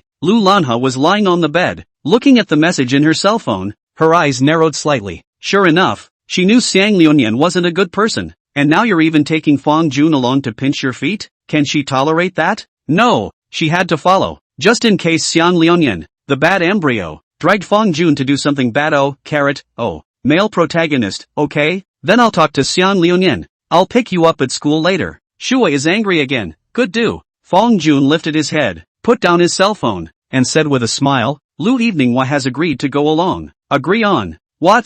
She's going along too? Xiang Liunian's eyes immediately widened. Not buddies? How can that be right? Everyone else who goes out for a pedicure hates to hide it from their date for the rest of their lives. As a result, when it comes to you, it's okay to expose yourself directly. Why do you have to drag the object along? Xiang Liunian didn't understand, but he was greatly shocked. In his perception, there was absolutely no way a girl would agree to her boyfriend going to pinch her feet, much less accompany him. But what Lu Wanha did gave him a good lesson. It's just one more person. I'll pay for Lu Evening with share. That's fine, right? It's not about the money. It's not like I'm short of that. I just think, amount. Xiang Liunian wanted to say something. Mad. Mr. Fong, you are really damned. How come you met a fairy girlfriend like Lu Wanha? Good looking, gentle, willing to eat barbecue and drink beer with you, and now even go for a foot rub with you? Then it's a deal. Dinner at night is on you. Pinching your feet is also on you. Fong Jun said with a smile. Originally he didn't want to go. The multiple refusals were the best proof, but there was no way around it. Someone had to treat him, so he had no choice but to do so. Xiang Liunian nodded helplessly. He suddenly had a feeling of being dumbfounded. We agreed that two brothers would go and pinch their feet. How come there are suddenly three of them? Shouldn't be another mouthful of dog food at night? No, he had to find a female with him too. No one is going to make him eat dog food. Xiang Liunian had a firm gaze and contacted Zhou Xinru once again. Jinsei Liunian, accompany me to pinch my feet at night. It's not a request, it's a demand. Of course, Xiang Liunian would not let Zhou Xin have any disadvantages. Below this message, there was a 520 transfer attached. Chapter 72, do you know how she got her LV bag? On the other hand, looking at the 520 transfer on her cell phone, Zhou Xinru was also directly pleased to agree. No cilantro, yeah, compare hearts. JPG. To be honest, Zhou Xinru's heart was actually a little doubtful. Why are you taking her to squeeze her feet for a good reason? Generally speaking, shouldn't a young boy like Xiang Liunian, who was eating his heart out, send her a message and directly ask her to go to a hotel? Doubtful as she was, she didn't ask why. To her, Xiang Liunian is the golden master daddy, pointing east she absolutely not to the west kind. As long as the request made wasn't particularly excessive, then she wouldn't have refused, or else who would still give her gold coins to pop in the future? Zhou Xinru rolled over and got out of bed, ready to put on her makeup and change her clothes. Standing by the closet, a thought struck her. Should she wear stockings tonight? It seems like Xiang Liunian is very fond of black silk. but after careful thought, well, it is better not to wear it, after all, it is to pinch the feet. It is not very convenient to take off and take off. Just then, Zhou Xinru's roommate, Yang Wenli, suddenly opened her mouth and asked, Xinru, are you going out? Right. Is that bag on your desk in LV? Zhou Xinru raised her head very proudly. That's right. Oh. Yang Wenli nodded thoughtfully, and after the oh there was no further comment. Time passed by, and the sky soon grew dim. Mr. Feng, then I'll pick a place to go over first. I'll send you the location later. Standing on the downstairs of Juno Gaming, Xiang Liunian said to Feng Jun, okay, right, you're going back to school anyway, why don't you pick up Zhou Xinru along with you? And you called out to her? Right, or else you two are in pairs. And you want me to be a light bulb eating dog food on the side? Xiang Liunian tactically leaned back, his tone filled with yin and yang. Feng Jun smiled, and had to admit that Xiang Liunian had a point. It really wasn't appropriate to leave him alone as a light bulb on the side. Okay, then remember to tell her I'll pick them up back at school. Upon hearing this, Xiang Liunian immediately took out his cell phone and prepared to send a message to Zhou Xinru, but just after typing out 2 words, he suddenly frowned. No, I can't let you pick her up. What? It's okay, I suddenly feel a little bit not so good. After all, forget it, you don't pick up Zhou Xinru. I let her take a taxi herself. No? Should we pick him up or not? Feng Jun asked without a trace of anger. You're a face-changing student, aren't you? Intangible cultural heritage inheritor? Don't answer it. It's better for you to pick up Lu Lianhe alone. Since Xiang Liunian said so, then he must have his own plans. Feng Jun didn't ask too many questions and directly chose to drive back to the school. Standing on the side of the road, Xiang Liunian's eyes rolled as he typed on his cell phone. Jinsei Lunyan, I sent you the location. You turn around and take a taxi directly over. Remember to dress up a little better. Not eating cilantro, photo, JPG. Not eating cilantro, does this outfit look good? Jinsei Ryuan, not bad, not bad. In the dormitory, the corners of Zhou Xinru's mouth rose as she grabbed her LV bag and walked out the door. What she didn't know was that the moment she walked out of the dormitory door, Yang Wenli directly turned her head and said to her other 2 roommates, Hey, do you guys know how Zhou Xinru got that LV bag? Hearing this topic, the other 2 girls were also very interested, and immediately kept asking, how did it come about? Could it be that you know? Yang Wenli's eyes exuded a mean and acerbic smile. You guys are stupid. Think about it. She didn't come back last night, and the next day suddenly had a LV bag in her hand. What do you think she would have gone for last night? The 2 girls looked at each other and covered their mouths. Ah, you mean, can't it? I feel that Zhou Xinru doesn't look like that kind of girl. Ah, why don't you look like her? How many people around us look like her, dressing so hot every day? Isn't it obvious that she wants to seduce men? Yang Wenli skimmed her lips and stood up to kick at Zhou Xinru's chair. Maybe she's going out right now just to look for some old man. What the hell? Why do you think we have someone like her in our school who's so hurtful? One of the roommates frowned and said weakly, I think, if there's no solid evidence, it's better not to speculate too much about her people. In case people's Zhou Xinru's family is really rich, her family can be rich? Ha ha ha ha ha ha. What a laugh. We are all girls. Look at the cosmetics on her desk. How many of them cost more than 500? The 2 girls looked at each other and didn't continue to speak, while Yang Wenli stood at the bottom unforgiving. On the surface, she is a goddess, but behind the scenes, she may be a kunai. That LV bag I checked, it costs $20,000 to $30,000. You guys say she's a freshman college girl. Where did she get so much money? This still need to think about it? Yang Wenli, someone really can't hear it anymore, opened his mouth to discourage. You'd better not say it. How they are, that is their business, and we have nothing to do with it. We are all in the same dormitory. I think this is in the back of the cricket. It's not good. I don't think it's a good idea to criticize people behind their backs. Che, if you don't say it, you don't say it. She's designated as no good anyway. Yang Wenli tossed her head and remained stubborn. Only her tone was as sour as it could be. Rather than condemning Zhou Xinru's bad behavior, she was holding out for herself. Why is it that the person who was being adopted is not himself? Why isn't she the one who got the LV bag? Of course, in some ways, there was actually nothing wrong with what Yang Wenli was thinking. Zhou Xinru did indeed fall for a certain gold master. Only this gold master was not some old man. It was precisely Xiang Liunian, who had once been looked down upon by her. But even if she was given a chance to start over, she still wouldn't choose Xiang Liunian. Although she wasn't as good looking as Zhou Xinru, she considered herself to be in the middle of the pack in terms of her face value. Even if she fell in love, she'd want to talk to a rich little hunk. How nice it would be if in reality there could be a 185 tall, 8-pack abs, young and talented domineering CEO who had to be in a relationship with her. Wenli Yang slumped over the table and started daydreaming. If you stand in a bystander's point of view, her wave typically belongs to the category of not being able to eat grapes and saying grapes are sour. Toad frog, ugly looking playing flowers. No, it should be a toad trying to eat swan meat with extremely good imagination. Downstairs in the women's dormitory, Fong Jun managed to wait for Lu Lianhe, and today she was dressed as cute as ever. After sitting in the passenger seat, I only saw Lu Evening raise one arm and said in a petulant voice, "Go, go, go, let's go." Fong Jun's eyes showed a touch of tenderness as he softly said, "Then you remember to fasten your seatbelt." Chapter 73, First Time Going to a Pedicure. Fong Jun took a look at the location sent to him by Xiang Liuyan. The location was over at the Hushi Olympic Stadium, which was still a certain distance away from Jinling University. If there was no traffic, at his speed, it would take about half an hour or so. The car slowly drove out of the campus. Lu Wanha opened the makeup mirror on the passenger side, and beautifully appreciated her appearance. Well, beautiful. Then, she turned her head and asked, "Fong Jun, why does Xiang Liuyan suddenly want to treat himself to a foot pinch? He said he had pains all over his body and just wanted someone to squeeze him. So the place we're going to is regular?" Lu Evening blinked, her eyes seeming to carry some sort of scrutiny. Upon hearing this, Fong Jun laughed. "Of course, we don't want to go to an irregular store." Oh, Lu Wanha nodded her little head, that to the flow of the year people also strange good Lu. If it was a regular place, then she was relieved. She was afraid that bad embryo Xiang Liuyan would take them to some unorthodox place. In response, Fong Jun still only smiled and did not say anything.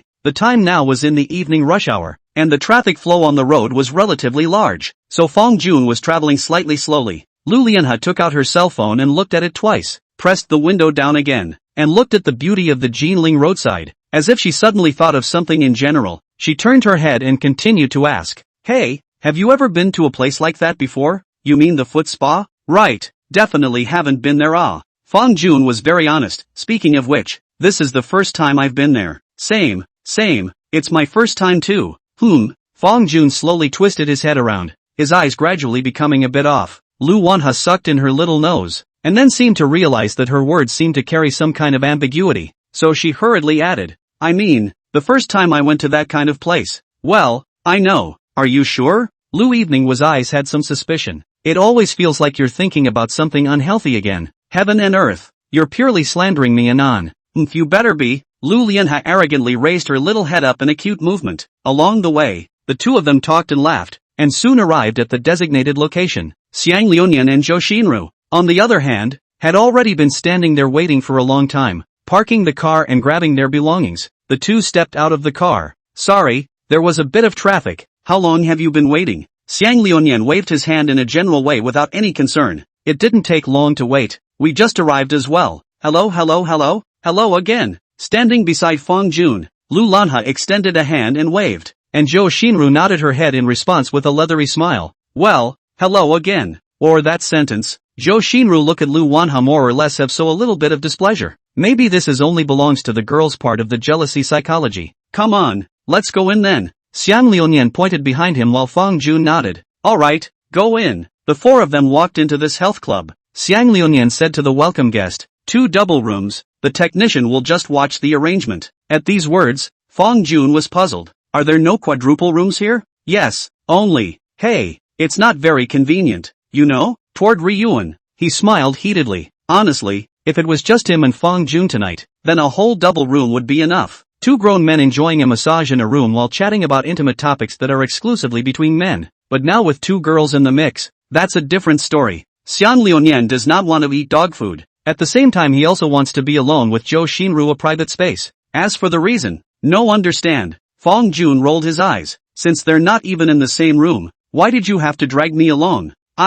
This is one time and the other time is another time. We're here now. Don't think so much. Let's go. Let's go. Let's go." Xiang Liuyan pushed Fong Jun with a very enthusiastic attitude. Fong Jun sighed helplessly and eventually walked into a small, dimly lit room with Lu Lianhe under the guidance of the welcome guest. "Good evening both of you. May I ask what service you would like to choose? We have gold premium style foot massage, Thai oil spa, and soft." Before the welcome guest could finish his sentence, he was interrupted by Fong Jun raising his hand. "Give us both one of the most expensive ones, since it's Xiang Liuyan's treat. This mustn't kill him hard?" "Yes sir, please wait a moment both of you. I'll contact the pamperer for you on my side." "Nice guy. Listen, times are progressing and technology is evolving. These days technicians aren't even called technicians anymore. They're renamed pamperers. The welcome guest left the room very politely and closed the door very thoughtfully. At this moment, in the dimly lit room, only Fong Jun and Lu Lianhe were left, and they could even hear each other's breathing, as if Lu Lianhe was a curious baby. Looking left and right, she pointed to the wall in front of the two of them and said softly, "Fong Jun, look, there's even a projector here. Hey, wouldn't that be nice? We can even pick out a movie to watch together later." Although Fong Jun had never been to such a place, he had definitely swiped it on his phone, and nowadays, foot spas were commonly theater-style foot spas. "There's a changing room next door. Let's get changed first." "Good do." After the two of them took turns to change their clothes, one of them lay on a sofa. Lu Lianhe's state was a bit excited, touching here and there. After all, it was her first time. Suddenly, she pressed a button on the side and was surprised. Wow, the backrest of this sofa can be put down and lifted up. It's amazing. It's really quite amazing. Fong Jun adjusted the backrest to a comfortable position, and then lay there, quietly waiting for the technician. Oh no, it's the pamperer. Not long after, two young and beautiful girls wearing cheongsams and carrying small boxes walked into the room. "Hello, wellness technician number 88, number 35, is happy to serve you." Looking at these two face value very online health practitioners, Lu Wanha couldn't help but squint her eyes again and twisted her head to whisper to Fong Jun, "You see, these ladies are really good looking. I now kind of know why all you smelly men like to come to the foot spa." Fong Jun touched his nose. "Why do I think it's quite average? And don't talk nonsense. For the record, I don't like coming to places like this." These two pamperers were indeed both very pretty, both belonging to the kind that could attract countless men to turn back frequently when walking on the road. But even the prettiest of beauties need a reference point, and if they stand together with Lu Evening Harvest, then even the best-looking flowers can only end up as green leaves. Chapter 74, Familiar Words. That's hard to say. Lu Evening's eyes seem to carry some sort of scrutiny. "I've read all over the internet that pedicures are only divided into 0 and countless." Fong Jun had heard similar words, but others were others and he was him. Could he be the same as others? He opened his mouth and was just about to say something when he saw the 88th permaculturist suddenly ask, "Both of you are new to the spa?" "Yes, we're both first-timers." Fong Jun nodded his head graciously and admitted it. The 35th pamperer on the side smiled. "It's not often that couples like you two come together for a foot spa." Upon hearing the keyword couple, Fong Jun and Lu Wanha instantly glanced at each other, but both of them very tacitly did not open their mouths to correct them, as if they had acquiesced to their relationship, although they haven't confirmed their relationship yet. In the eyes of outsiders, aren't they a couple? "Sister, you're so good looking. Your boyfriend is also very handsome. What's that word come from? Called. Oh, what comes?" "No." 88 praised Lu Lianhe while pounding her calves, but she suddenly got stuck halfway through her sentence. Luckily, 35 spoke up in time to add on her behalf. "That word is called lang lang. Ha ha ha ha ha ha. Yes, yes, yes, the groom and the woman." A flash of realization appeared on 88's face. "Sorry, didn't read much. I'm sorry." The two pamperers were very chatty and livened up the atmosphere with a few words. Sure enough, a foot spa is as good or as bad as it gets simply from the way the technician treats the customer. "No." 35 knelt behind Fong Jun, gently kneading his shoulders, while Lu Evening lay quietly watching, her eyes gradually looking a little off. Obviously it was just a very normal massage. How come there was always a strange feeling in my heart? It's hard to believe. She's jealous? Lu Wanha, _. However, when 88's hand landed on her shoulder, an aching sensation hit her, and she couldn't care less, only to see her squint her eyes while screaming out of the side of her mouth. "Ah, pain, pain, pain." 88 laughed. The force in her hand slightly eased. "Sister, you should rarely move your muscles in general, right? It's so stiff." "It is indeed quite little. My body bones have always been relatively delicate." Lu Lianhe's small face was slightly red, her tone more or less carrying a hint of embarrassment. Fong Jun said to no. 88 with care in his tone. "Yes, she does have a delicate body, so you can be a little lighter when you press her." "How envious. Your boyfriend cares about you so much." A smirk suddenly passed through 88's eyes. "Ha ha ha." Lu Lianhe didn't say anything, but just giggled. At this point, 35 suddenly asked, "You're so young, you should all be college students, right?" Fong Jun nodded. "Yeah, we both just started our freshman year." "Which school?" 88 asked right after. "Jinling University." "Wow,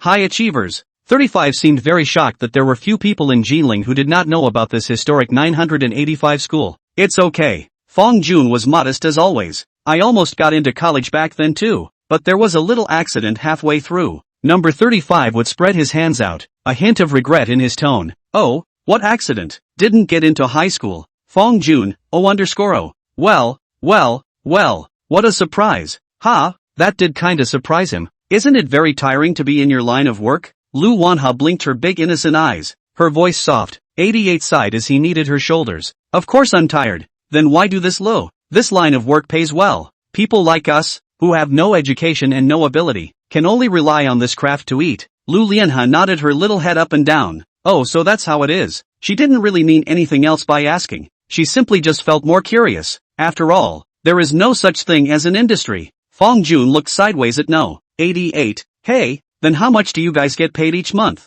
Normally, it's kinda presumptuous to ask about a person's income, but in this case, the conversation is already open, so there's no harm in asking. After thinking about it, No. 88 said, when times were good, you could get 30 or 40,000 a month, but these last few months haven't been very good. Our store's customer traffic has dropped significantly, and last month I only got more than 20,000 in salary. There's nothing Versailles about that, and anyone who knows the industry knows that $20,000 to $30,000 a month is the norm. 20 or 30,000 is not bad. In a sense, escorts and their kind of pamperers belong to the service industry, and Fong Jun's salary for those in charge under him was only 15,000. No. 88 smiled, but the smile is very bitter. Alas. Line what the surface looks like our line of pay is indeed very high, but simply not enough to spend Oh, why do you say that? Let's just say me. My dad he likes to gamble and owes dozens out there, and as the eldest daughter, I can't just watch and not care, right? 88 sighed helplessly, then continued, my mom is bedridden all year round, and her medication alone costs more than $10,000 a month, and I have a younger brother who is in junior high school and has big expenses. So, you get the picture, right? $20,000 to $30,000 really isn't enough. Fong Jun nodded thoughtfully. If the situation was true, with his craftsmanship, a person supporting a large family was indeed very worthy of admiration. After all, how many girls would want to come and work in this industry in their prime? Let's just say, it's all about making a living, and so on. Why doesn't it feel right? A gambling dad, a sick mom, a brother in school, and a broken her? Why does that technique sound so familiar? However, before Fong Jun could go overboard with an in-depth thought, he heard No. 35 permaculturist suddenly say, handsome, after the shoulder presses, I'll relax your head next, then you can lie on your back and I'll do your back. Although Fong Jun and Lu Wanhe were doing the same program, the two health practitioners were progressing at different rates, each with their own rhythm. Let's say that 88 was choosing to first squeeze Lu Wanhe's legs for a while before starting to squeeze her shoulders. On Fong Jun's side, No. 35, on the other hand, came straight up and started squeezing his shoulders. Following the guidance of the 35th permaculturist, Fong Jun plopped down. The essential oil dripping down his back brought a silky cold sensation, and the health practitioner was also very carefully pressing Fong Jun inch by inch. You really don't have to say that this essential oil spa gives quite a soothing feeling. It's no wonder that so many people are crazy about massages as well as pedicures after trying them. Chapter 75, Forced to watch Legend of Concubine Jinhuan. Time passed by and the 80-minute premium spa was soon over. Fong Jun picked up the chrysanthemum tea on the side and gently took a sip, but as soon as he put down the cup, he happened to meet Lu Lianhe's eyes that seemed to be smiling but not laughing. How does it feel? Isn't it very comfortable? Fong Jun coughed lightly twice. Harm. It's just average. General? Lu Wanhe raised her eyebrows slightly, but I saw someone's expression just now as if he was enjoying himself. Yes? No. Fong Jun touched his nose, his expression a little weak. Humph. Lu Eveningwood tossed her head arrogantly, seemingly writing all her emotions on her face. Who knows if you'll ever sneak into a place like this again? How could I possibly sneak in here? I've told you, I'm not really interested in places like this. Really? 1,000 times over. That's good boo. Lu Wanhe was directly beaming with joy for a second. I just sent a message to Xian Liunian. It seems like he's not finished on his side yet, so let's both watch a movie first and wait for them for a while? Yeah, but I don't want to see the movie. I want to see Legend of Donnie Darko. Hearing the word Xinhuanjuan, Fong Jun's face changed slightly. He had accompanied Lu Wanhe to see that thing before, and he had to say that it was a real brain burner, but since Lu Wanhe wanted to see it, he had no choice but to accompany him. I want to denounce Shi Guifei for fornication. It's a crime to disturb the harem. The rules of the palace are strict. Noble Qi mustn't speak out of turn. The projector is playing the famous scene from The Legend of Donnie Darko, The Blood Drop. Lu Lianhe sat on the sofa, hugging her own knees, watching with great interest. Fong Jun, on the other hand, was drowsy on the side. How he hoped that Xiang Liunian's side would end quickly so that he could be helped out of his misery. What? Is it The Legend of Donnie Darko that's not good? Lu Evening was suddenly twisted her head to look over. Her eyes narrowed and her tone seemed to carry some sort of questioning. Honestly, it's kind of boring. I don't understand why girls like to watch this kind of palace drama. It's obviously very nice. Look at this scene. How classic. The point is I can't read it either. You'll understand if you watch it for a while. Don't look at your cell phone all the time. Look at it with me.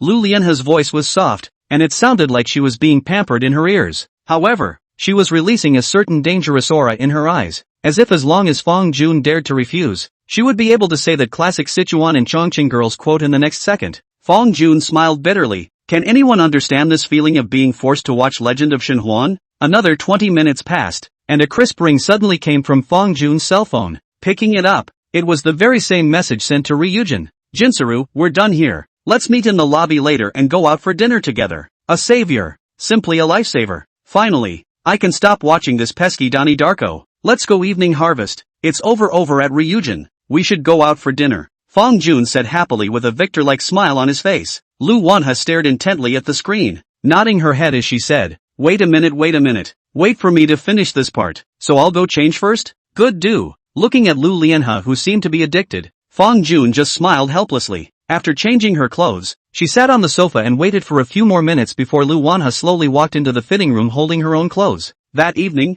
Xiang Liuyan hosted a luxurious Western dinner for everyone. In Fang Jun's opinion, the taste of Western food is really average. Lu Wanhai is also not very cold to Western food, and after eating a small piece of Wellington steak she patted her little stomach, signaling that she is full. On the contrary, Zhou Xinru, holding her cell phone, took a picture of the exquisite dishes on the table, the kind of thing that she couldn't wait to fill up the memory of her cell phone. As the saying goes, no matter what, eat and drink enough to go. Amount. Back to school. Standing on the side of the empty road, Fang Jun and Xiang Liuyan parted ways at this point. On the way back to school by car, Fang Jun suddenly received a call from Li Shueming. Hello? What's going on? Boss, I think we should add another game to this endgame section. On the other end of the phone, Li Shueming's tone was very serious. What game? Operation Delta. Is there this game? How come I've never heard of it? This game is still in the internal testing stage, but in my judgment, Delta will definitely be able to explode all over the internet later on. So sure? And what type of game is this? FPS type. Similar to the Tarkov kind of search and withdraw mode. Boss, believe me, this type of game is very popular in the accompanying game world. If we can seize the first opportunity, we can definitely get a big share of the subsequent. Yes, if you're so sure, then let it go. After all, you're the person in charge of the endgame section. The tone of Li Shueming did not sound like he was joking, although Fang Jun does not play much endgame. But if a game can be recognized by players in the outside world in the internal testing stage, it means that the game really has the potential to be a big fire. Search and strike withdrawal. Fang Jun had heard of it and that this type of game had spawned a profession called escort, similar to escorting, but escorts have more stringent requirements for strength and skill. If this so-called Delta really catches fire, then this is indeed a very big and undivided pie for anyone. Returning to the school and standing downstairs, Fang Jun eyed Lu Lianhe walking into the dormitory as usual. Every time this happens, it gives him a feeling of unrivaled anticipation for tomorrow. In the dormitory, Zhang Yang and Li Kao are in a perpetual double row, and the two of them have impassioned expressions and are shouting as if they have never suffered an emotional crisis before. Fang Jun washed up and lay on the bed, first chatting with Lu Wanhe for a while, then sending a message to Tian Xiaoran, who was in charge of the foreign propaganda department. Male protagonist, Sister Ran, now that the departments have started recruiting escorts, I need you to contact the relevant people and make a VX applet as soon as possible in the next 2 days. Ranchan, the kind you told me about before? Male protagonist, yes. That small program that Fang Jun is going to make will not only facilitate escorts to report better at the end of taking orders, but also count the pre-deposits of all the bosses in the store, as well as the daily earnings of the escorts. Ranzi, boss, I think if the budget is enough, we can totally make a standalone app, right? Male lead, app is too much trouble. Small programs are enough. Ranzi, okay, I'll contact someone to do that tomorrow morning. Male lead, also, you remember to contact the heads of the various departments to discuss the unit price of the escorts and create a poster. Ranchan, no problem. Chapter 76 Work Motivation. Male lead, by the way, you contact the finance for the production funds and take them off the company's books. Ranzi, okay. After arranging everything, a sudden wave of tiredness rushed through Shang Jun's mind. I thought it would be easy to open an escort store, but when it came down to it, I realized that there were so many things to consider. Taking a look at his balance, Fang Jun picked up his cell phone and transferred 10W to his finance. Wu Lulu, mainly for Juno Esports preliminary expenses. He then gave a few more orders before putting his phone down and getting ready for bed. Compared to Zhang Yang and Li Kao, Fong Jun didn't look like a freshman at all, but it couldn't be helped. Who let his VX nickname be called male protagonist? Fong Jun gently closed his eyes, then opened them again. AUV, and guess what? Dawn. The sunlight shone through the glass into the dormitory, and Fong Jun rubbed his eyes and sat up, glancing around. Good, as expected of him. Once again, Xiang Liuyan stayed out at night. That said, is this not eating cilantro really that much fun? You were so tired and sore yesterday, and you still want to do that? It's so true that young people just have energy. After briefly spitting 2 sentences in his head, Fong Jun rolled over and got out of bed to change his clothes and wash up. Today's arrangement is very simple. In the morning, first go to Juno Esports, give the staff a formal meeting, and then at noon to find Lu Wanho to eat dinner and rice together. The time is getting closer and closer to the National Day, so it's a good time to take advantage of the lunchtime meal to discuss carefully the issue of the trip to Sanya later. Leaving the dormitory, Fong Jun went to the cafeteria and bought 4 fragrant buns. The experience of being starved yesterday was something he never wanted to experience again. On the way, Fong Jun dialed Xiang Liuyan's phone, and just like yesterday, the phone rang for a long time before being answered. Hello? Not up yet? No. What?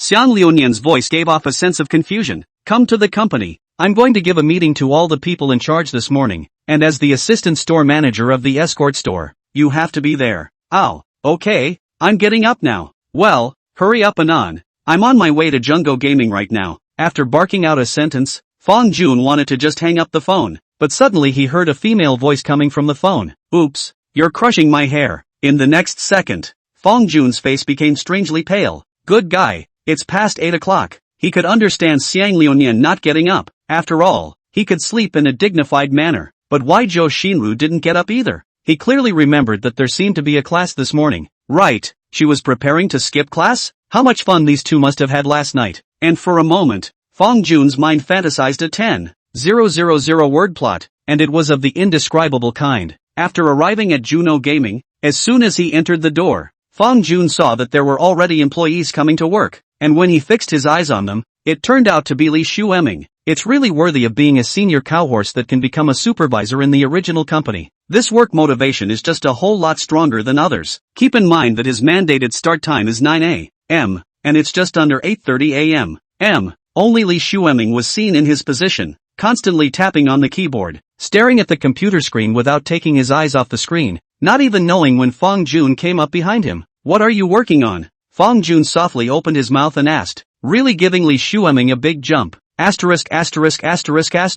Ah, so it's the boss. Why are you here so early? And so serious? Fong Jun guffawed and glanced at the computer screen, realizing that there were 5 or 6 different chat boxes hanging on the desktop. I'm recruiting escorts. After my unremitting efforts, there are now 3 or 4 escorts who are confirmed to be on board, and I'm going to take some time this morning to conduct an assessment of their gaming skill level. While speaking, Li Shueming was also tapping on the keyboard, replying to the message of a certain escort who was preparing to apply for a job at Juno Gaming. You can recruit a few more appraisal officers back there, and leave small things like appraisals to others. That's for sure, but there aren't enough chaperones in the early stages, so I'll have to do it myself. A bitter smile appeared on Li Shueming's face. He had recruited 4 or 5 accompanying players, and they were all from different games. Fortunately he had the foresight yesterday to download all the games in question on his computer. Then you go ahead and get busy. I won't bother you. We'll have a simple meeting later when everyone is all here. After speaking to Li Shueming, Fong Jun returned to his office.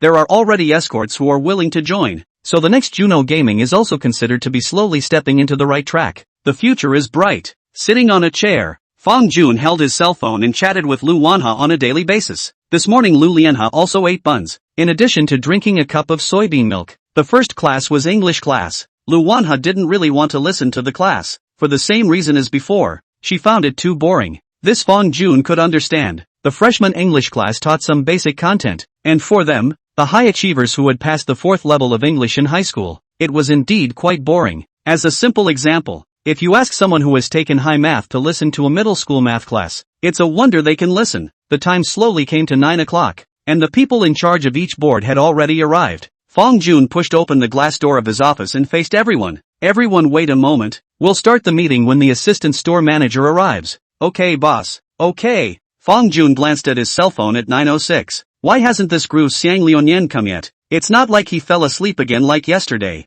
is it? No way. It had to be rushed. After all, so many people were waiting. Back in the office, Fong Jun directly dialed Xiang Liuyan's phone again. Why haven't you come yet? The employees have all arrived. You're the only one missing. On the other end of the phone, Xiang Liuyan panted. Immediately. I'm on my way. Are you sure? You didn't just fall asleep again, did you? No. Deny it for a second to Quicksilver. This morning I and Zhou Xinru did not set the alarm clock. She was late for class. Simply direct not to go. As for just now, hey, Mr. Fong, you do not know. After waking up to grind the gun is how cool. The kind of water grinding In the office, Fong Jun frowned. He suddenly wanted to curse and already had 4 or 5 words in his head to greet Xiang Liuyan's family. But as a person of quality, profanity is certainly not an option. Therefore, Fong Jun spoke into his cell phone and directly opened his mouth with all his might. You for that. Ha? You mean he didn't still curse? How can you call that classy? In response, Fong Jun would only chuckle. He did curse, but what does that have to do with whether or not he has any quality? As the saying goes,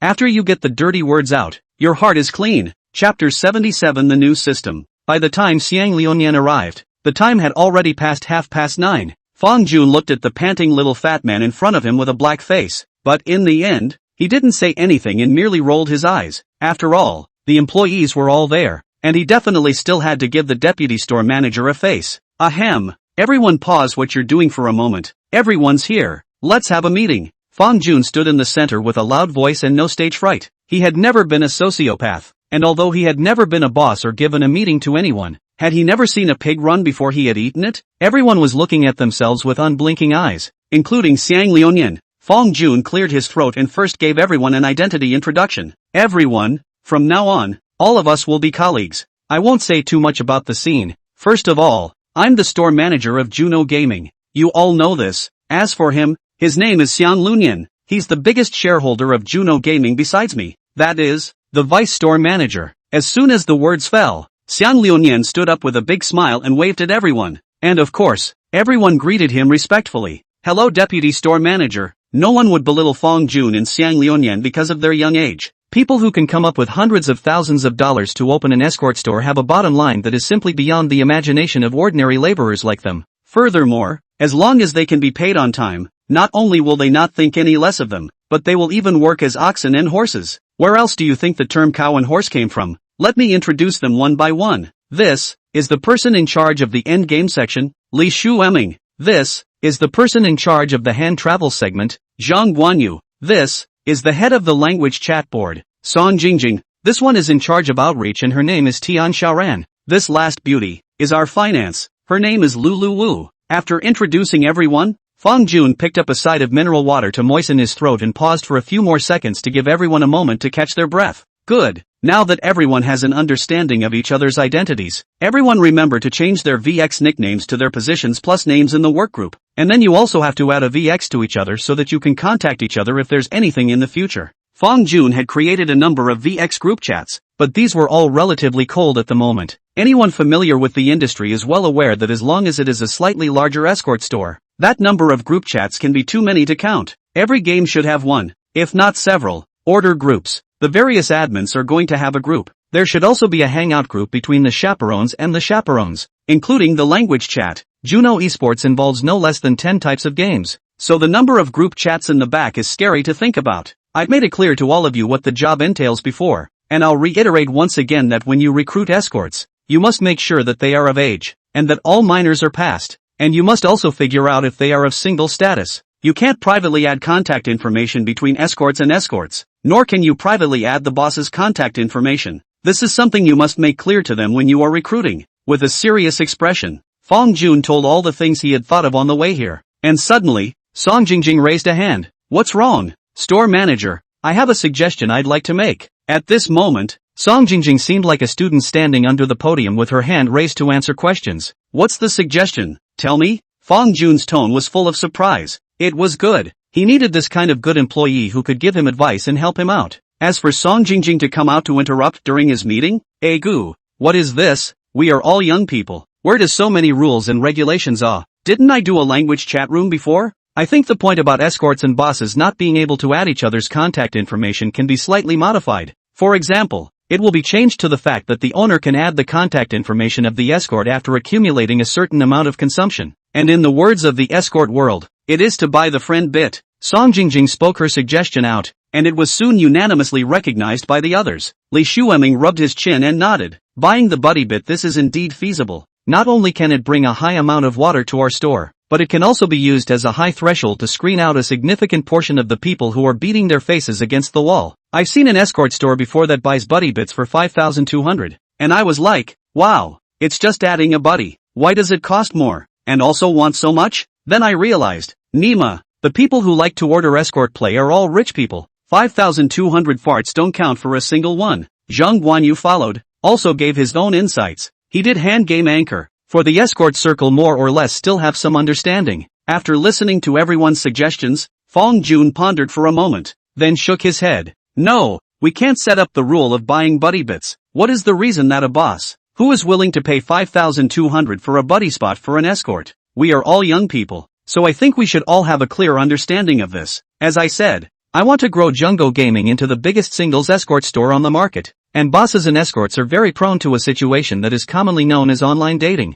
So, in order to eliminate that, we can't create a rule like buying a buddy seat. Upon hearing this, Song Jingjing nodded. Indeed, it is indeed very easy for the boss and the escort to engage in an ambiguity between them, which then develops into an online romance. Li Shueming scratched his head. I'm a bit confused. Although we can set such rules, but if there are really escorts who privately add each other, or even privately add their bosses, how can we find out? That's something I've considered, and it's really a thing that's almost impossible to eliminate. Fong Jun smiled slightly. That's why I'm going to set up a reporting system, where escorts are welcome to report each other to escorts, and bosses are welcome to come and report them as well. The owner reports it, and if the situation is true, he or she can directly access all the wages of this escort who has been reported. Play along to report it and you can get $500 directly from finance. I know, although this still cannot be completely eliminated. But under the heavy money there will be a brave man. Absolutely can minimize the probability of the emergence of this situation of private edition. In fact, Fong Jun had another idea in his mind. His energy was limited after all, and so was the amount of management. And when there were more chaperones, all sorts of problems were sure to arise. For example, making bad comments in a casual chat group, including but not limited to pornography, politics, or maybe escorts cricketing bosses behind their backs with escorts. As a service industry, failure to deal with this in a timely manner will definitely lead to negative repercussions. So this is the time when someone has to come forward and report it. He was going to recruit a few escorts with special identities, commonly known as the mole, whose job description was to hide in the various group chats as escorts to monitor everyone's every move. And this system, which has been utilized by some escort stores in the market, is commonly known as the pecking order reporting mechanism. Chapter 78. I'm going to confess my love on the 4th of July. After hearing Fong Jun's words, Wu Lulu, who had furthered her education at Tilankio, immediately frowned slightly. But isn't this a violation of labor laws? In response, Fong Jun just smiled slightly. What I said just now, if placed in a regular business, it is indeed not applicable. But we are an escort store. Lulu Wu wondered, is an escort store special? As soon as this question came out, before Fong Jun could answer, Zhang Guanyu,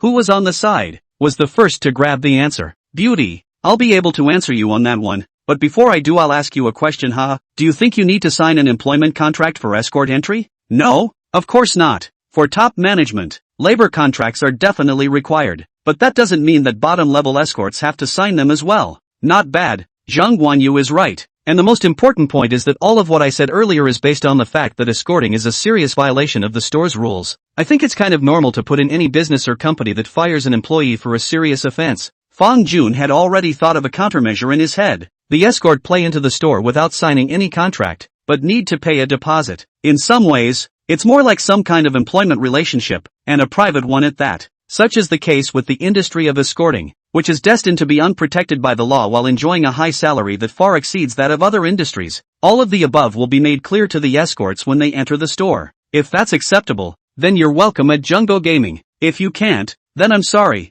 then you'd better find another job. Fong Jun didn't have a leadership frame. Although today was a meeting for the employees, it was more on the side of some kind of discussion meeting. For the next period of time, Fong Jun said some more irrelevant but necessary notes, and by the time the meeting was over, the time had come to 10:30. Alright everyone, let's call it a day. Let's go about our business. Quicksilver, let's pull out. Fong Jun waved at Xiang Liuyan, who sat down on a chair and yawned before heading towards the door without any fuss. In the elevator, Xiang Liuyan tilted his head, his gaze dull, as if he hadn't woken up yet. So what was the point of you calling me over this morning? It seems like not a single word needs to be said by me. You're the assistant store manager. You have to let everyone get to know you. Some of them haven't met you yet. Alright, get back to school. I need to catch up on my sleep. Last night wore me out. Again, it's not that I'm saying, you should take it easy. Don't mess up your body at a young age. Fong Jun's gaze was strange, but his tone was quite sincere. Xiang Liuyan laughed.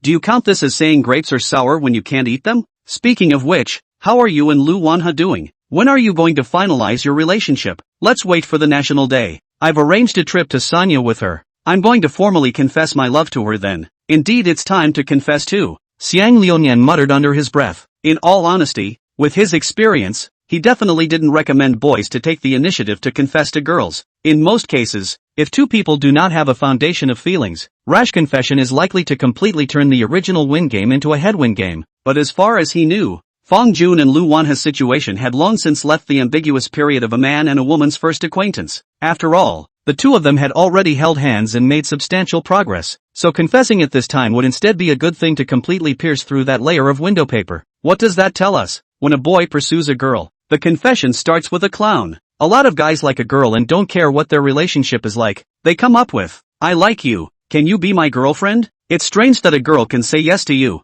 The most correct thing to do would be to be like Fong Jun, successfully holding a girl's hand without confirming the relationship. And when the relationship goes further, the confession becomes a catalyst that makes everything fall into place. There are too many doors in this, or why not say, a woman's heart, the bottom of the sea needle? It is precisely because of this that Xiang Liuyan does not want to go through the trouble of pursuing a girl, time-consuming and laborious, or to use money to smash a little simpler. By the time the two got back to school, it was exactly 11 o'clock noon. Xiang Liuyan yawned again and was just about to push the door to get out of the car. However, at this time, Fong Jun suddenly asked, do you want to have dinner together as well? No. Xiang Liuyan waved his hand. I'm not too hungry. I'll go back to bed first. Alright. Fong Jun nodded and then sent a message to Lu Evening Hua. Male protagonist, I'll wait for you downstairs. Let's go to dinner together. It was also a second reply from there because it had been agreed upon beforehand. Shua is angry again, Roger. Sir. Salute. JPG. Looking at the emoticon sent over, Fong Jun couldn't help but laugh. How dare you call him sir? Then don't blame him for being a 78th officer 80th corporal in the future. Ha, this chapter seems to be exactly 78 chapters. Hey, who in the family understands? How in the world can there be such a cute girl? Varied personalities, quirky. Without letting Fong Jun wait too long, Lu Wanha jogged all the way to the car. Fong Kuan, turn up the air conditioner. It's hot. Just as soon as she got into the car, Lu Lian has spat out her little tongue and kept fanning herself with both hands. We're not in a hurry. Why are you running so fast? Look, you're sweating, aren't you? Upon hearing this, Lu Lian's face revealed a dainty smile. I don't want to see you faster. You see, this little mouth is so sweet. It simply charmed Fong Jun. Fong Jun turned the air conditioner to the maximum, but aimed the air vents to the other side. The cold wind was whistling. He didn't want to see Lu Wanha catching a cold. What do you want to eat for lunch? Fong Jun slowly drove the car out of the school and drove aimlessly on the road. I want to eat duck. I swiped it on my cell phone yesterday and I heard the duck over by the water west gate is delicious. Okay, then let's go eat duck. Fong Jun had a smile on his face. He was having trouble choosing, and every day, he would struggle with what to eat. But fortunately, Lu Eveninghua was very opinionated and could always give an answer when he hesitated. For him, it was a godsend to find such a girlfriend. It wasn't a long trip to the water west gate, but it poured on the time because the road was very congested. While waiting for the traffic light, Fong Jun's cell phone ringtone suddenly rang in the car. Still the familiar small-town girl. Fong Jun looked sideways and realized that it was his old mom who had called. So, he gave a gentle SHHH to Lu Wanha before connecting. Since the phone was connected to the car's Bluetooth, Zhao Xia's voice echoed throughout the car. Chapter 79, Eating Roast Duck. Hello? What are you doing? Have you eaten yet? Hearing this unfamiliar voice, Lu Eveninghua kept silent, but her face had a rich expression. Fong Jun's mom sounds so gentle. I bet she's a very nice person in reality. He. As Fong Jun drove, he replied, I'm outside with my friends, and I'm on my way to dinner now. No classes? Of course there are classes, but it's noon here now. Also, I'm calling you to ask you, it's almost the 4th of July. What date are you planning to come back? Hearing Zhao Xia's inquiry, Fong Jun subconsciously glanced at Lu Evening beside him. Mom, that what? Our country's celebration may not go back. I'm going to go out with my classmates for a trip and have some fun. Traveling? With who? Just classmates. I thought I remembered that you kids hated going out on trips. You didn't even want to go when I used to talk to your dad about taking you out. Gee, this is a different time. Really traveling? You're not in love, are you? Zhao Xia's suspicious voice echoed in the carriage, and upon hearing this question, the two of them glanced at each other. Fong Jun, oh, Lu Wanha, oh. How do you expect Fong Jun to answer such a question? If you want to say you didn't talk about it, that's not quite right. After all, his relationship with Lu Eveningwei is here, but it's not good to talk about it. They're not in a committed relationship yet. So, Fong Jun decided not to answer. How have you and Dad been? Your father and I are fine. It's you. You didn't want the living expenses you were given at the beginning of the school year, and now you're going on a trip. Do you have enough money on you? Zhao Xia appeared to be complaining, but her voice was full of care. Definitely enough. I forgot to tell you. I've started a little business at the school, and your son, me, I'm about to be a big boss. You got a business? What kind of business? I'll talk to you about that later. We're about to get to dinner, so I'll hang up now, haha. After saying that, and without waiting for a response from the other end, Fong Jun directly hung up the phone with a quick eye, as if he was afraid that Zhao Xia would ask one more question. On the other hand, far away in Yundu, Hui Province, Zhao Xia sat on the sofa, listening to the busy signal on her cell phone, her expression both puzzled and heartbroken. She had mixed feelings, similar to most parents. If Fong Jun asked her for money every month, she would not only talk about it, but she would also give all sorts of arguments, such as like what it's not easy to make money, and that you have to save it and so on. But now that Fong Jun didn't ask her for money, she would instead lose her mind, feeling as if she hadn't fulfilled her responsibilities as a parent. But Zhao Xia wasn't a cutie either. Just now when she asked Fong Jun if he was in love, Fong Jun didn't answer. In that instant, the answer came to her mind. Zhao Xia glanced at the empty living room, and a touch of nostalgia surfaced in her eyes. Once upon a time, Fong Jun was a little kid, mischievous at home, often yelling, "Mommy, give me a hug." On the contrary, TSK. Let's just say that the kids are older, more aware, opinionated, and independent. Shuiximen is a street bustling with pedestrians, and the road is lined with a variety of duck stores. After choosing a random one,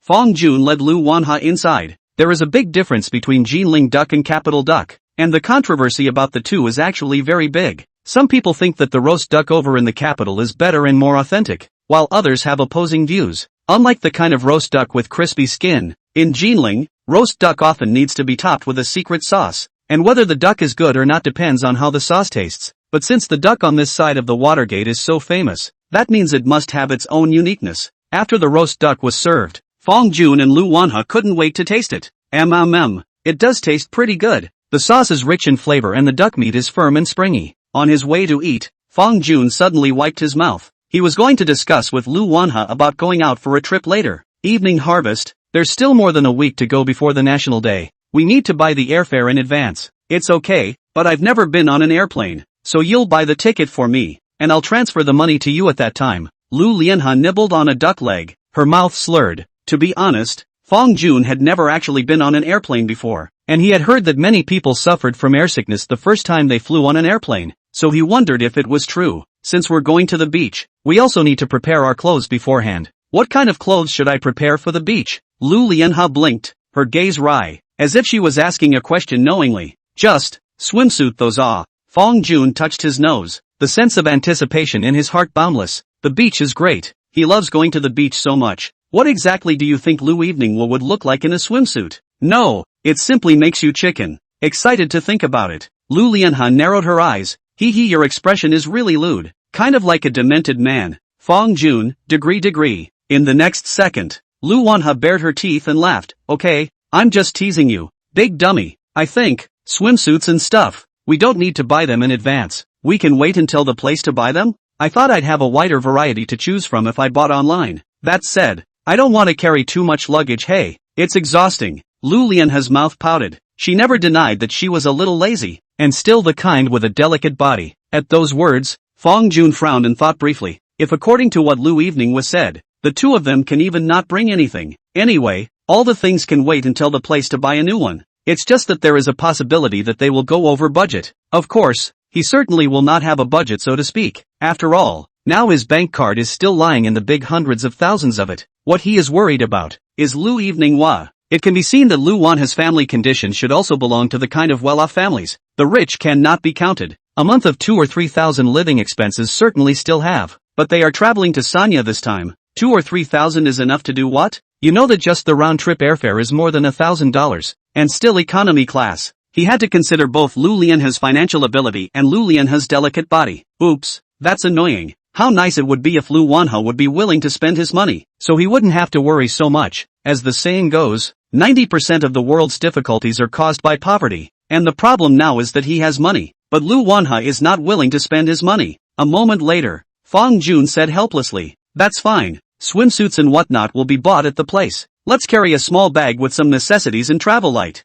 Yeah, Lu Wanha raised both hands and feet in agreement. Chapter 80 Ginkgo Lake Paradise. A big bowl of rice went down, and Fang Jun sat contentedly in his seat, quietly waiting for Lu Wanha. I have to say, boys and girls are worlds apart when it comes to the speed of their dry meals, one gobbling and the other chewing. Fang Jun picked up his cell phone and first glanced at the class schedule, then said, "Evening Harvest, it seems like there are no classes this afternoon, hey?" "Yeah, so should we go out and have some fun?" Fang Jun's eyes burning. Jinling has many tourist attractions: Fuzimio, Xuanwu Lake, Jiming Temple, Zaijinshan Mountain, Nayashushan. However, the weather outside was rather hot, and these aforementioned Netflix hit spots were obviously not very suitable, and he didn't want to experience the feeling of being crowded by people. "Do you have any good ideas?" Lu Wanha blinked her big eyes. She also really wanted to go out with Fang Jun. "How about we go to Ginkgo Lake and have some fun? There's a playground over there." Yeah, I want to ride a roller coaster. Then we'll be there after dinner." Fang Jun had a doting look on his face. For any couple, if they didn't get to go to an amusement park together once, it would be quite a pity when it came to it. After discussing the target, Lu Wanha obviously accelerated the speed of dry rice. The roast duck meat dipped in the sauce was stuffed into the mouth in large chunks. The two cheeks bulged up, like a small hamster that was eating fiercely. While waiting on the way, Fang Jun booked 2 tickets on his cell phone for the Ginkgo Lake Paradise. The tickets were not expensive, and the 2 tickets were only less than $200. It's worth noting that Ginkgo Lake not only has a playground, but also a golf course that covers a modest area. It is a place where some of the young people who are quite well off gather from time to time. But unfortunately, Fang Jun does not know how to play golf. He can only play fly, to play the king. Don't laugh. You guys in front of the screen are the same. Are you full? Fang Jun asked with a smile. Eat your fill. Lu Evening patted her small stomach. Her eyes narrowed. Indescribably cozy. No way family. Too cute. Then I'll go check out. And you go wait in the car for a while. No. Hearing Fang Jun's words, Lu Lianhe's 2 eyes widened and he directly catapulted to start. I'll take care of the check. You come? Fang Jun scratched his head, very confused. Yeah, I can't let you pay for every meal. I'd feel bad about it. Lu Lianhe's expression was very serious, and the words she said were warming to hear in her heart. Fang Jun smiled slightly and nodded. Aha, good. Looking at that pretty back. For a moment Fang Jun couldn't help but start thinking about the future again. There is a saying that has been widely spread that if you have a wife like this, what more can a man ask for? And now he finally understands the meaning of this saying. He did not have any grand ambitions, not to mention what beyond the ordinary people's lofty ideals, compared to the bombardment. In fact, he preferred the plain and simple. As also mentioned earlier, Fang Jun had written online articles for a while in high school, and his imagination was so rich that at this moment, he had even thought of what his future child's name would be. Leaving the Water West Gate, Fang Jun turned on the navigation and drove directly towards Ginkgo Lake. Jinling locals should know very well that there is no off-peak season to visit here. In other words, Jinling has a very large number of foreign tourists all year round. As the ancient capital of the 6 dynasties, almost every attraction is crowded with people. I thought Ginkgo Lake would be better, but after coming here, I realized, how come there are so many people here too? At the entrance of the paradise, looking at the queue that was like a long dragon, Fang Jun felt his head getting big. Seeing this, Lu Wanha bared her smile. What? You hate waiting in line? Yeah, it's such a hot day and you have to crowd people here. Ugh, that can't be helped. Come on, let's go and line up. Lu Evening's face was all smiles as she took the initiative to hold Fang Jun's hand and stood at the very end of the line. After about 10 minutes of waiting, it was finally the 2 men's turn to check their tickets. After presenting the QR code, the gates of Ginkgo Lake Paradise were also finally opened for the two. As soon as he entered, a small store next to him instantly attracted Fang Jun's attention. It was a store that sold Jinling's special cultural and creative cold drinks, so he lowered his head and asked in a low voice, "Evening Harvest, Do you eat ice cream? Hearing the word ice cream, Lu Evening was obviously a bit impressed. Her brows slightly wrinkled and a tangle appeared on her small face, but after pondering for a moment, she still gently nodded. You can have a small one. Fong Jun didn't pay much attention to the abnormality on Lu Wanha's face, and after hearing that she was willing to eat it, he didn't say anything, and went directly to the front of the store and purchased 2 signature Wenchuan cherry blossom ice creams. The ice cream is beautifully pink and tender, with a miniature of Ginkgo Lake Paradise printed on both sides. Receiving the ice cream handed over by Fong Jun, Lu Wanha stretched out her tongue and gently licked it. The sweet and creamy cherry blossom flavor went all the way down her tongue, and the ice-cold texture made it simply not too comfortable. Meanwhile, Lu Evening was pondering a question in his mind. After a moment, though, she shook off all these jumbled thoughts. No matter, a stomachache is a stomachache. Who made this ice cream so tempting that it had induced all her cravings? Yeah, it's all the ice cream's fault. It has nothing to do with her craving or not. Lu Wanha ate ice cream very slowly, but Fong Junki was different. Just like when he ate at lunch, he still gobbled up the ice cream, and the large ice cream was wiped out in just 3 bites. In his words, a real man should gulp down ice cream, the main attraction being the thrill of a cold top. Gosh, who understands the sense of redemption that comes from a bite of ice cream on a hot summer day? The two held hands and headed deeper into the air as a cheer rang out from the sky, and when they looked up, it was the jumper. Fong Jun, I want to play that. Lu Lianha's eyes were full of excitement. She pointed to the rides that went up and down, very impatient. Wouldn't that be a little too exciting? Aren't you scared? What is there to be afraid of? You see those people play, how happy ah. Fong Jun looked up with a bitter smile on his face. Are you sure they're cheering? It feels like they're ghosting anyways, right? Fong Jun, who aspired to be a wife-favoring devil, definitely couldn't refuse Lu Wanha's request in the face of it. Although he was slightly afraid of heights, he still very decisively bought a ticket and came to the bottom of the jumper with Lu Lianha. There were many men and women on the jumper, and in Fong Jun's line of sight, there were quite a few couples clinging to each other's hands, as if this would bring a sense of security in general. It also reminded him of a song lyric he couldn't help but think of. Baby, our relationship seems like a jumper. Let me have a sudden liftoff and an extremely fast landing. Chapter 81, Fragrant and Soft Cupcakes. Like other young couples, after getting on the jumper, Lu Wanha clutched Fong Jun's hand tightly, and a touch of fleshly tension appeared on her small face. Seeing this, Fong Jun couldn't help but smile. Didn't you say you weren't afraid? Right ah. I didn't say I'm afraid ah. Lu Lianha's small mouth pouted. Her mouth hardened. But your palms are sweaty, hey. As if it was a prank. Fong Jun even stretched out his fingers to tickle Lu Evening's palm. Haven't you heard the saying? Fear is the instinct of creatures, and courage is the hymn of mankind. Today this young lady is going to completely conquer the jumper. Lu Evening was so proud that Lu Evening's body was shaking. The contrast between this back and forth greatly aroused Fong Jun's desire for protection. As the jumper slowly rose into the air, Fong Jun could clearly feel Lu Lianha's small hand pushing even harder, and it was still the kind where the fingertips were a little white. No fear, I'm here, high above the sky, Fong Jun softly consoled. The more times like this, as a man, the more he couldn't show his cowardice. Don't look at Lu Lianha, who usually has a big grin, as if she is not afraid of the sky and the earth, but in reality, she is just a very ordinary girl. With the jumper going up and down, the tourists also let out a loud scream under the strong sense of excitement. Aha dash! Lu Lianha didn't scream, but her eyes were tightly closed and her whole body was exerting itself, none of which highlighted the tension within her. The jumper didn't last long, and when it was over, Lu Evening took a long breath of relief, and with Fong Jun's assistance, slowly stood up and left her seat. It's over. Why don't you leave? Looking at Lu Lianha's figure that stood in place, Fong Jun asked suspiciously. Hearing this, a touch of embarrassment surfaced on Lu Wanha's face. Fong Jun, my legs are a little soft. Fong Jun's eyes narrowed into a slit, and without any hesitation, he directly chose to pick up the entirety of the petite Lu Lianha in a princess hug. Lu Lianha let out a gasp, but Fong Jun's thick chest still brought her a great sense of security. The girl in his arms was fragrant and soft, like a piece of cake. Fong Jun's gaze was firm as he walked towards the seats outside. Speaking of which, this is still the first time he's hugged Lu Evening, even though it's a princess hug. But let's just say that a princess hug counts as a hug. The two of them sat on the chairs by the roadside for tourists to rest. Lu Wanha gently leaned her head against Fong Jun's shoulder, her small face slightly red. Her mind still seemed to be recalling the feeling she had just experienced. Fong Jun was also a bit apoplectic. For a moment, he really wanted to keep hugging Lu Evening for the rest of his life, the kind that would never let go of his hand. After resting for a while, Lu Lianha then slowed down. Her red little face seemed like an apple, making people want to take a bite. Let's go play with that coffee cup.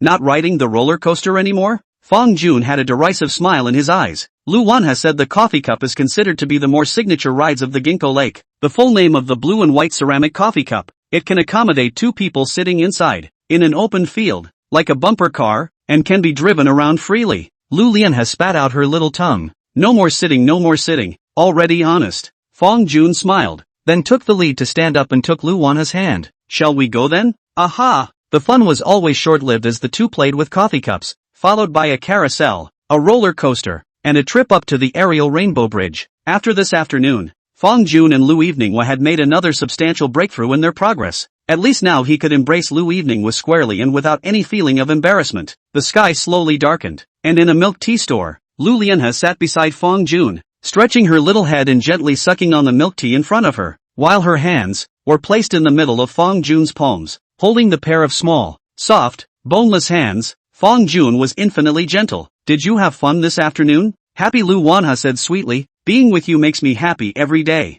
Yo, talking about love and teasing me, ha, why, can't I? Lu Lianhe puffed up her cheeks. That cute little expression was simply seducing people into committing a crime. I'm happy with you, too. Fong Jun poked Lu Wanha's little face with his finger, and this interaction of theirs resembled a young couple in the throes of love. Even though neither of them had an official name for each other yet, the two of them dealt with the evening at a randomly selected restaurant near Ginkgo Lake before returning to school. Standing downstairs in the dormitory, Fong Jun opened his arms and said with a smile, "Want a big hug?" Lu Eveninghua blankly glanced at Fong Jun in a petulant manner and did not say anything, merely taking a step forward. Her movements gave a response. Fong Jun did not hesitate and directly embraced the piece of cupcake in front of him. A couple. From meeting, to holding hands, to hugging, then the next is, does any of the reps know what the two of them should do next? That's right, it's a kiss. Then, jia. Standing under the street lamp, the two tightly embraced each other, lightly sniffing each other's body scent,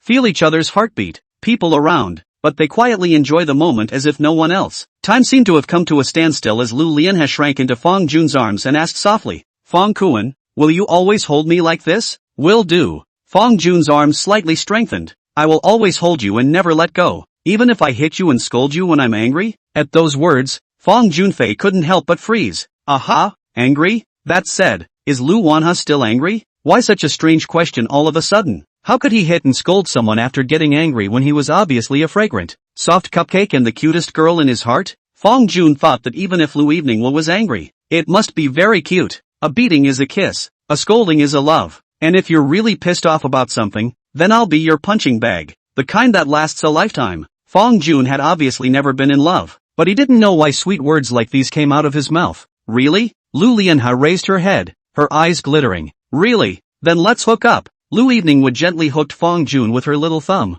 just like a small child. Okay, pull the hook. Fong Jun had heard from time to time on the internet that Sichuan and Chongqing girls would all turn into mother tyrannies after falling in love, but he believed that there was absolutely no way that Lu Wanha would be like that. After all, a person's character can't be faked. Even if Lu Eveninghua would really have a fierce day, he was willing to do so, and truth be told, he had already turned into Lu Eveninghua's warped mouth. Chapter 82, Fong Jun, Stomach Ache. In the evening, after returning to his dorm room, Fong Jun first checked up on the airfare to Sanya. Economy class fares aren't that expensive, and after fuel costs and other nonsense, a ticket works out to just over 700. Just as he was about to take a screenshot and send the ticket price to Lu Lianhe, Xiang Liunian suddenly passed by him with a box of cigarettes. Yo, Mr. Fong, you're starting to look at the airfare here? Right. Fong Jun slid up and down with his cell phone. National Day is the peak season for traveling after all, so look at the tickets early to save yourself from not being able to buy them by then. I just remembered when you said this.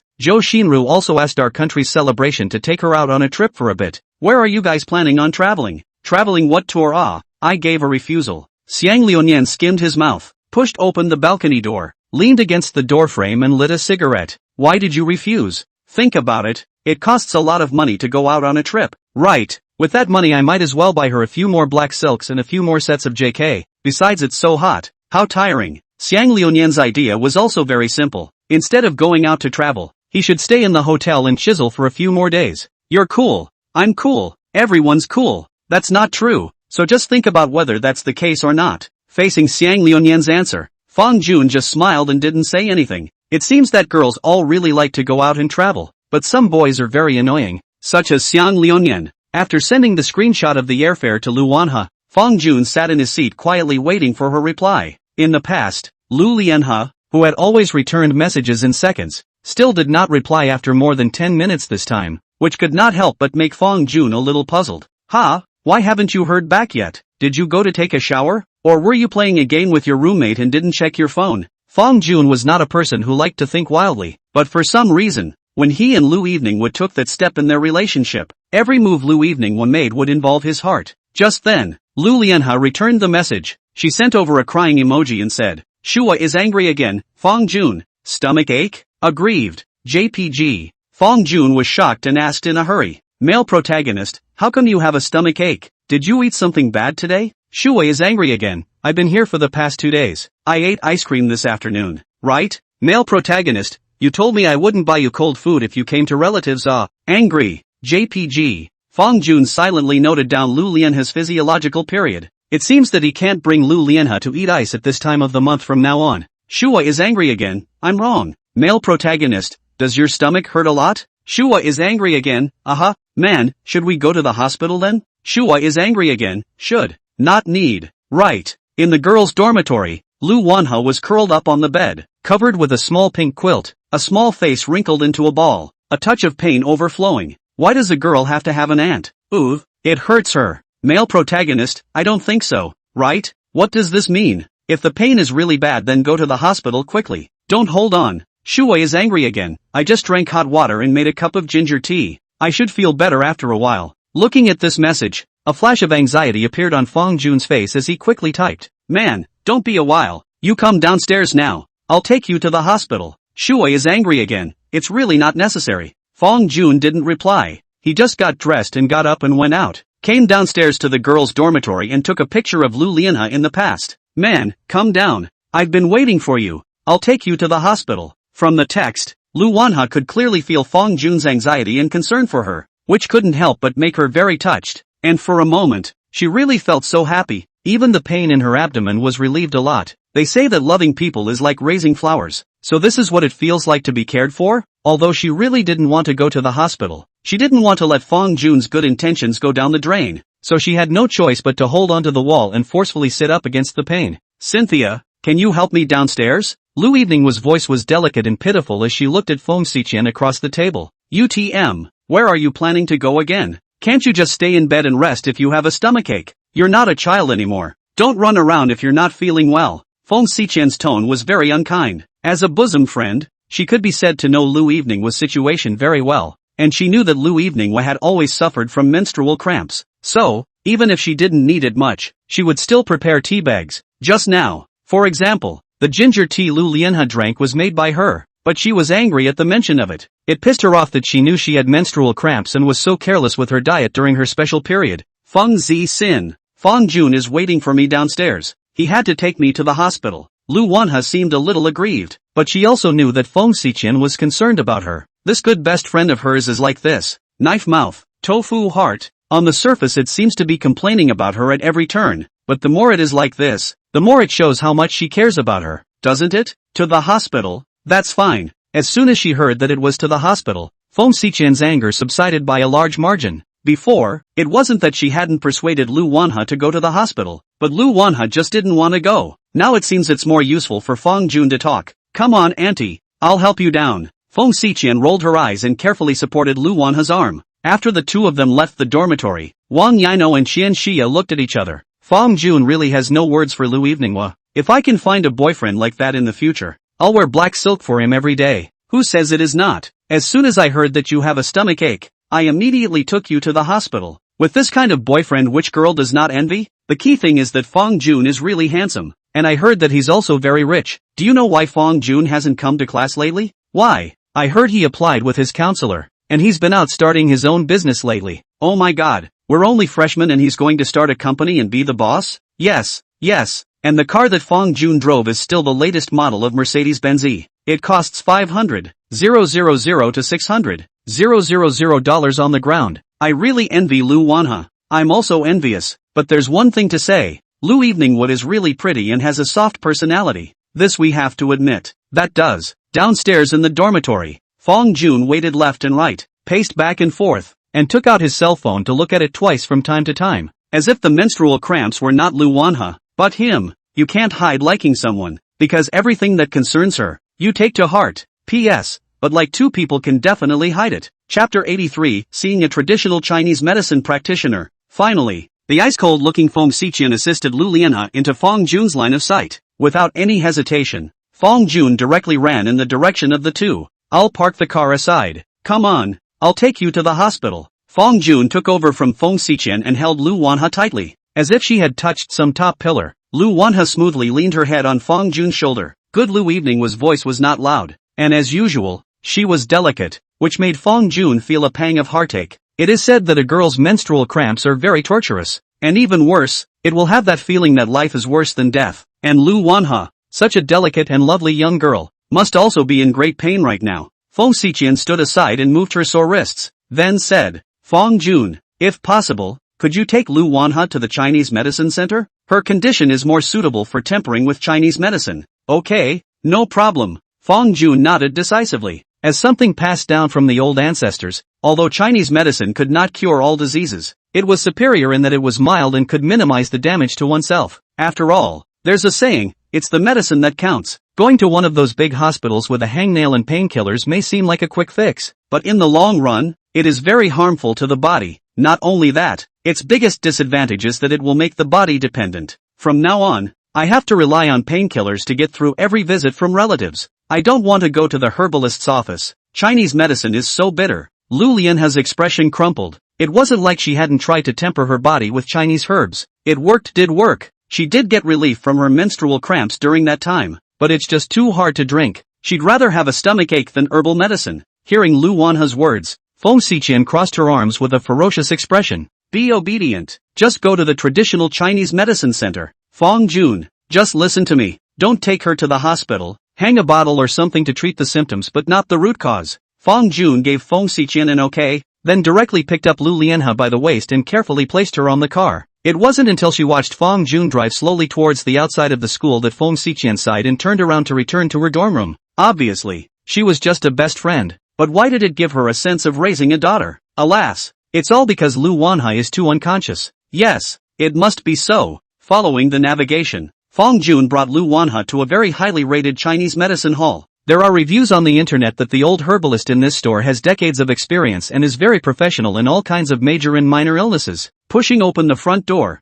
I was greeted by an aunt who was cleaning the herbalist's shop and seemed to be ready to close. Hello, can I see the doctor now? Feng Jun supported Lu Lianhe and asked at that aunt. Sure, come in, old who? Here comes the patient. Auntie smiled and welcomed the two in, then turned around and yelled at the inner room. In the next second, an old but middle-aged voice suddenly came from one of the rooms inside. I'm dealing with the dregs of the medicine. You can let the patient come in directly. Auntie made a wink at the two of them. Feng Jun nodded and led Lu Wanhe into the inner room. A strong smell of traditional Chinese medicine came from the house, giving Lu Wanhe a smoky almost rolled her eyes. She was certain that it had to be the worst smell in the world. Vomiting. An older man who was about 50 or 60 years old and wearing a white coat sat there with a smile on his face. And when he saw the two of them walk in, he directly opened his mouth and asked, "What's wrong?" Feng Jun pointed to Lu Eveningwa. Doctor, she came to relatives, her stomach hurts, menstrual cramps.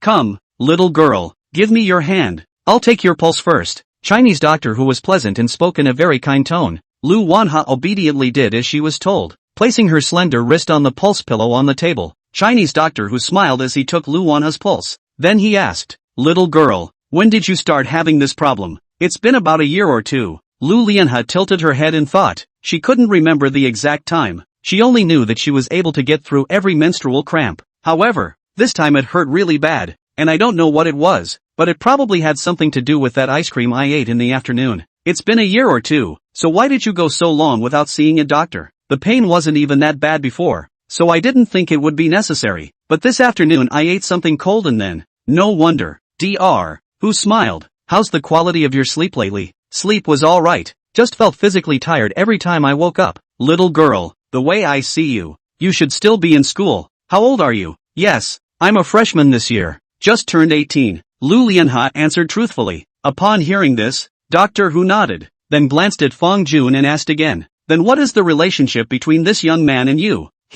"Oh, you'll consider us a couple. When she said this, Lu Wanha's small face slightly reddened because she really didn't know how to answer this question. It's not good to say friend, say classmates, and it won't work. Then it's just a boyfriend and girlfriend. It's no surprise that the two are a couple anyway, so there's nothing wrong with saying that. In the next second, Dr. Who asked a question that made both of them incredibly embarrassed. And have you ever shared a room? Fang Jun's eyes widened while Lu Lianhe also looked at her with her small mouth open. The two of their gazes intertwined in the air and the room was suddenly quiet. Chinese medicine Dr. Who smiled. Dysmenorrhea, and this also has a large part of the relationship. Western medicine often said that it is endocrine disorders, while we Chinese medicine, it is said that the yin and yang harmonization. This is nothing to be ashamed of. Just tell the truth. Lu Lianhe's small face was red as if it was about to drip blood as she shook her head and gave her answer. That way. Chinese Doctor Who looked at Fang Jun. Then, young man, is it convenient for you to go out and wait for a while? I have something to say to this little girl. Okay.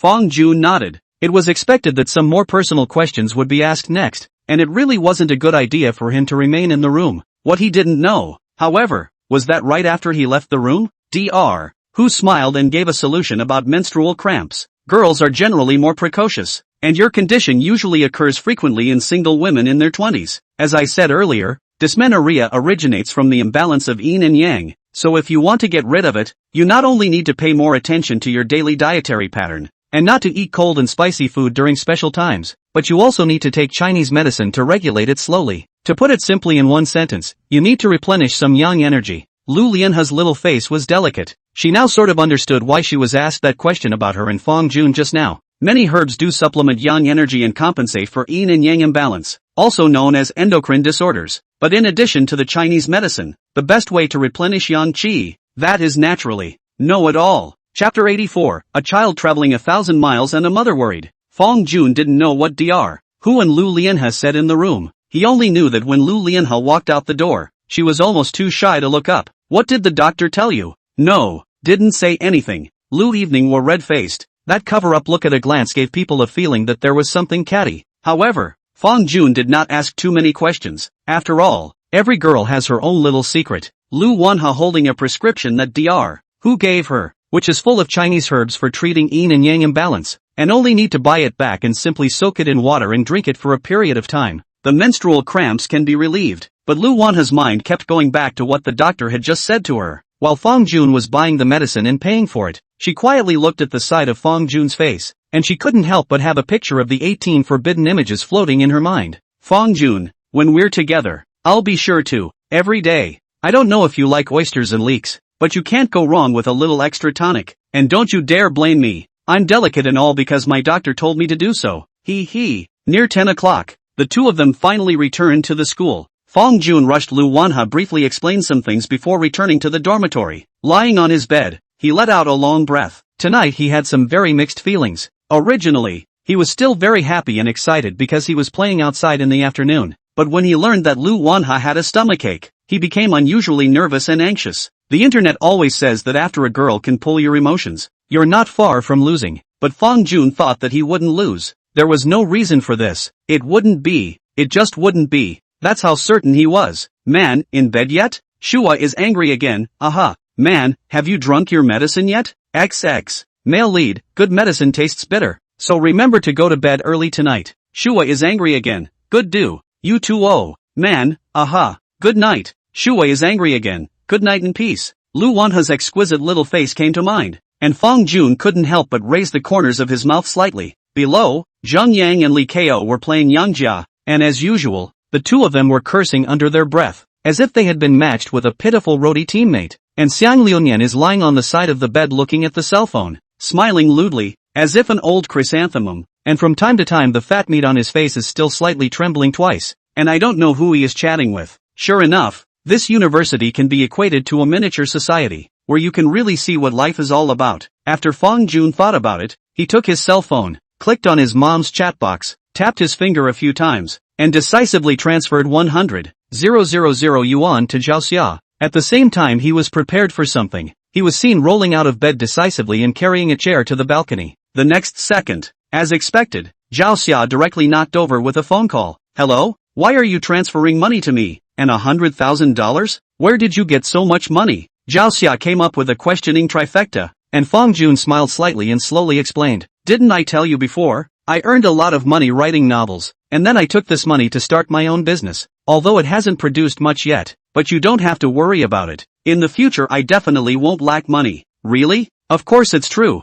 Mom, how could I lie to you? Whether you start a business or write a novel, Mom won't stop you. But this money, Mom really can't have it. For what? What kind of mom takes her son's money? Zhao Xia's tone carried a sense of relief. Come to think of it, if you look at the whole world, no matter what parents, after seeing their sons so successful, they will probably be happy and smiling. I've said, I don't lack money. This money is for you to take. As my filial piety to you guys, go out and buy some clothes, buy some cosmetics and so on. In the future, your son and I will only have more and more money. By the way, didn't Dad say that he didn't want to do his current job and wanted to open a snack store? Don't worry about the money. Everything is with me. Although Fong Jun is only 18 years old now, he already has the vigor of being the pillar of the family. Don't listen to your father. Don't you know him? He thinks one thing and does another. He's got a good job now. What's the point of opening a snack store? It's a waste of time and energy. Xiao Jun, if you have to ask Mom to take this money, then Mom will not be polite. Mom will keep it for you first. If there is a need, feel free to ask Mom. Mom, don't say things like that. The money was given to you to spend, and 100,000 isn't much. Fong Jun touched his nose. He didn't say this blindly. $100,000 was just a little more than a day's work for him. You child, you can't spend money recklessly, can you? Think about your future to buy a car, buy a house, marry a daughter-in-law to the bride price, spend a lot of money. Mom, I forgot to tell you, I already bought a car. What? You bought a car? Zhao Xia's tone was very shocked as she stared wide-eyed and sat up violently from the bed. Yeah, now I've started my own business and have a company. It's not big, but I have a good number of employees under my hand, so I bought a car for transportation. Why don't you discuss something as big as buying a car with your family? It's not negotiable. I'm not a kid anymore, and the car I bought wasn't very expensive. Indeed, it wasn't too expensive. It was just under $600,000. Fong Jun silently murmured in his heart. On the cell phone, Zhao Xia was silent for a moment, then slowly sighed. Alas, your mom and your dad are both from small towns and have little to show for it, and you're old enough to have an opinion. The only thing Mom wants to say is that you must take care of yourself out there. Come home and visit if you feel tired. Tell Mom if you're wronged, and don't tough it out on your own, okay? As the saying goes, being a man is always a good news story on the outside. Zhao Xia had lived half her life and understood this all too well. She doesn't seek any great wealth. She just wants her children to be happy in life. After all, a child traveling 1,000 miles is a mother's concern. Mom, just don't worry, Fong Jun said softly, while a warm current slowly rose from his heart. It will soon be almost a month or so away from home, and for you to say that you don't miss it at all is simply impossible. When the National Day was over and after Juno Esports had stabilized, he specified that he would make a trip home in style. Originally, he wanted to chat more with Zhao Xia. However, the rest of Fong Jun's eyes suddenly saw Zhang Yan walking towards the balcony with a cigarette in his mouth. So he hurriedly said, Mom, without further ado, just take the money quickly. I'm hanging up now. Chapter 85, I want to buy a house. Hanging up the phone and looking at the darkened campus outside the balcony, Fong Jun had a lot of thoughts. Zhang Yang walked up to him, the lighter in his hand making a crisp sound. On the phone with your family? Yeah, kind of want to go home. To be honest, Fong Jun actually didn't have much pressure at all, but his home, always his haven, was the place where he had lived for 18 years. He seemed mature, but in reality, only he knew that he was pretending to be mature most of the time, both in front of his classmates and in front of the staff of Jungo Gaming. At the end of the day, he's just an 18-year-old and homesickness is inevitable. I'm quite homesick too. Isn't it the National Day soon? Just so I can go home and visit. You don't know, since I came to Jinling, I've wanted to drink my mom's old hen soup almost every day. Hey, have you ever had our Luzhou's Feishi old hen soup? That flavor. One word. Fresh. Zhang Yang smoked a cigarette and as if he had opened up his box of words, he directly began to introduce Fong Jun to the specialties of his hometown. Fong Jun smiled and shook his head. I've heard of it, but I've never had an authentic one. Come over to my place sometime and I'll treat you to the most authentic. Okay. After chatting a few more times, Fong Jun turned around and returned to his dorm room, lying on the bed once again. His mom's comment earlier had reminded him of that. He's a grown man. Talk of marriage is inevitable. And now that the car is there, so isn't it time to buy a house next? In recent years, the economy is relatively depressed. All walks of life are not doing well. Housing prices are also falling again and again. The internet can often be seen on the experts call on people not to buy a house. But as a native of a flower-growing family, the idea of buying a car or a house is etched in your bones. Since he's going to be staying in Jinling for the next few years, it makes sense for him to buy a house here, right? When the back of the Juno Gaming has taken off, as the boss he will be more busy. It is not good to live in the dormitory early in the morning and return late at night. Having a set of their own house, and commuting later is also more convenient. The most crucial thing was that when he and Lu Evening would confirm their relationship, he could rightfully invite Lu Evening Hua to his home as a guest, and even hopefully live together with Lu Evening Hua, when the time comes.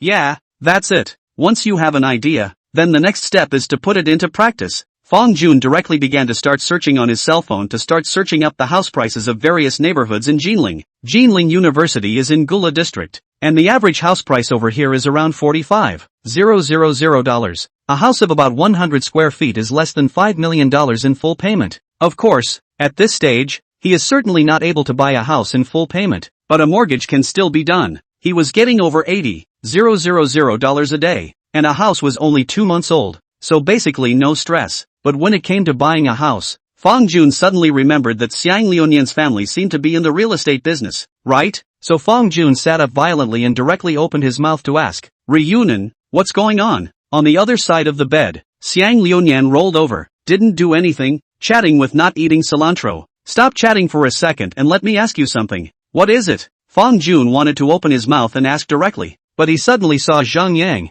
who had finished smoking, walk into the dormitory. With the idea that he didn't want to be too inviting, he doubled over and rolled out of bed again, rushing toward the flow and hooking his hand. "You come to the balcony and I'll tell you." "So mysterious?" Xiang Liunian raised his eyebrows in confusion, put on a jacket, and came to the balcony as well. "Mr. Fong, what's going on? I remember what you said before. Your family seems to be in real estate?" "Right, that's just right. I'm planning to buy a house soon. Do you have any recommendations from your side?" "What did you say? You're buying a house?" "Right. No dude, you're super rich." "Ha, I'm really not a rich second generation. I'm just a kid from an ordinary family." Fong Jun smiled and joked. At those words, Xian Liunian scratched his head with a very strange expression. "You're a freshman. You're buying a car and a house. Who'd believe you if you're not a rich kid? Which neighborhood are you going to buy? What's the budget? I'll see if I can recommend one or two for you. This I am not too good to say. After all, I don't know much about Jinling,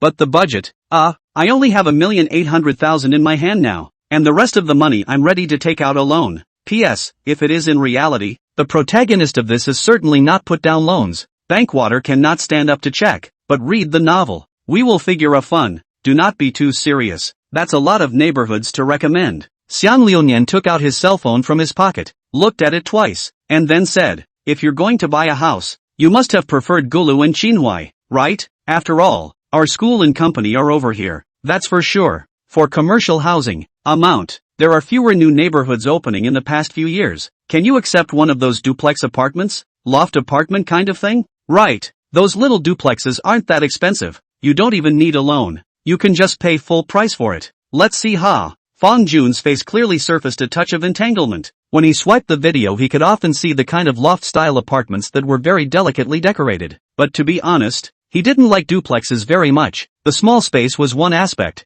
and the effective waiver of the house was also very short. After thinking for a moment, Fong Jun shook his head. "Don't really want to consider that. It's better to have a commercial house. Of course, a suitable large flat would be even better if it's available. There must be, but, like this, you wait for me for 2 days. I turn around and ask my dad. Okay, he knows a lot of people, should be able to help you find as satisfactory." "Okay." Fong Jun did not doubt Xiang Liunian's strength in the slightest. To be precise, he did not doubt Xiang Liunian's dad's strength. Wouldn't it be easy for a big boss in the real estate industry who travels in a Maybach to help his son's roommate and business partner find a house? That night, Fong Jun slept deeply. He had a beautiful dream. In his dream, he was in a very large single-family house with an atmospheric yet minimalist decor and a piano in one corner of the living room. Dressed in a white dress, Lu Evening was sat at the piano, her fingers clear and her movements elegant. The gentle sound of the zither made Fong Jun listen to it as if he was mesmerized. Suddenly, however, the sound of the piano stopped abruptly, only to see Lu Evening was sitting up with a smile, stepping on her high heels and walking towards him, her slender heels colliding with the ground, making a crisp sound. "Fong Jun, it's getting late. We should rest." Fong Jun had a demented smile on his face. Resting was good. He loved resting the most. Chapter 86, The Steady Rise of Juno Gaming. 3 days have flown by and we are getting closer to the 4th of July. Early that morning, after Fong Jun woke up, he went directly to Juanhai Gaming to start inspecting the work of the employees. Although he said he didn't care whether the escort store was profitable or not, it was after all the first business he had ever started in his life, so he was more than a little attached to it. After arriving at the company, the first thing Fong Jun did was to gather all the employees and start asking about the current progress. As the person in charge of the endgame segment, Li Shueming was the first to stand up and report. Now there are already more than 100 accompanying players in the endgame board. At the same time, I also contacted a few small anchors with a certain number of fans to allow them to be stationed in Juno Esports, and now there are 2 who have already agreed to it. As for the others, they are all still in the consideration stage, probably because they want to wait and see again. Hearing this, Fong Jun nodded. More than 100 accompanying players. This number seemed a lot, but don't forget that the endgame section contained a lot of game types as well. More than 100 people, once spread evenly across different games, then the actual number of escorts who can take orders for each game is only 20 or 30. Let's say, if a boss wants to come to some Winged Hulk escorts, and as a result of entering the store and taking a look, he finds that there are only a handful of a dozen people who can take orders, then it's not the end of the story? Too little choice can very easily dampen the owner's excitement about ordering. Fong Jun's request to Li Shueming is also very simple. Only 5 words: continue to recruit escorts. Not to say much, but at the very least you have to be able to guarantee hundreds of chaperones for each game, right? Afterward, Fong Jun looked at Zheng Guanyu again and asked, how is the situation on the handheld game side? Zheng Guanyu lightly coughed twice. The market for handheld games has almost been monopolized by 2 games, King and Chicken, and now the King escorts have already recruited 50 to 60, and the Chicken side is about the same,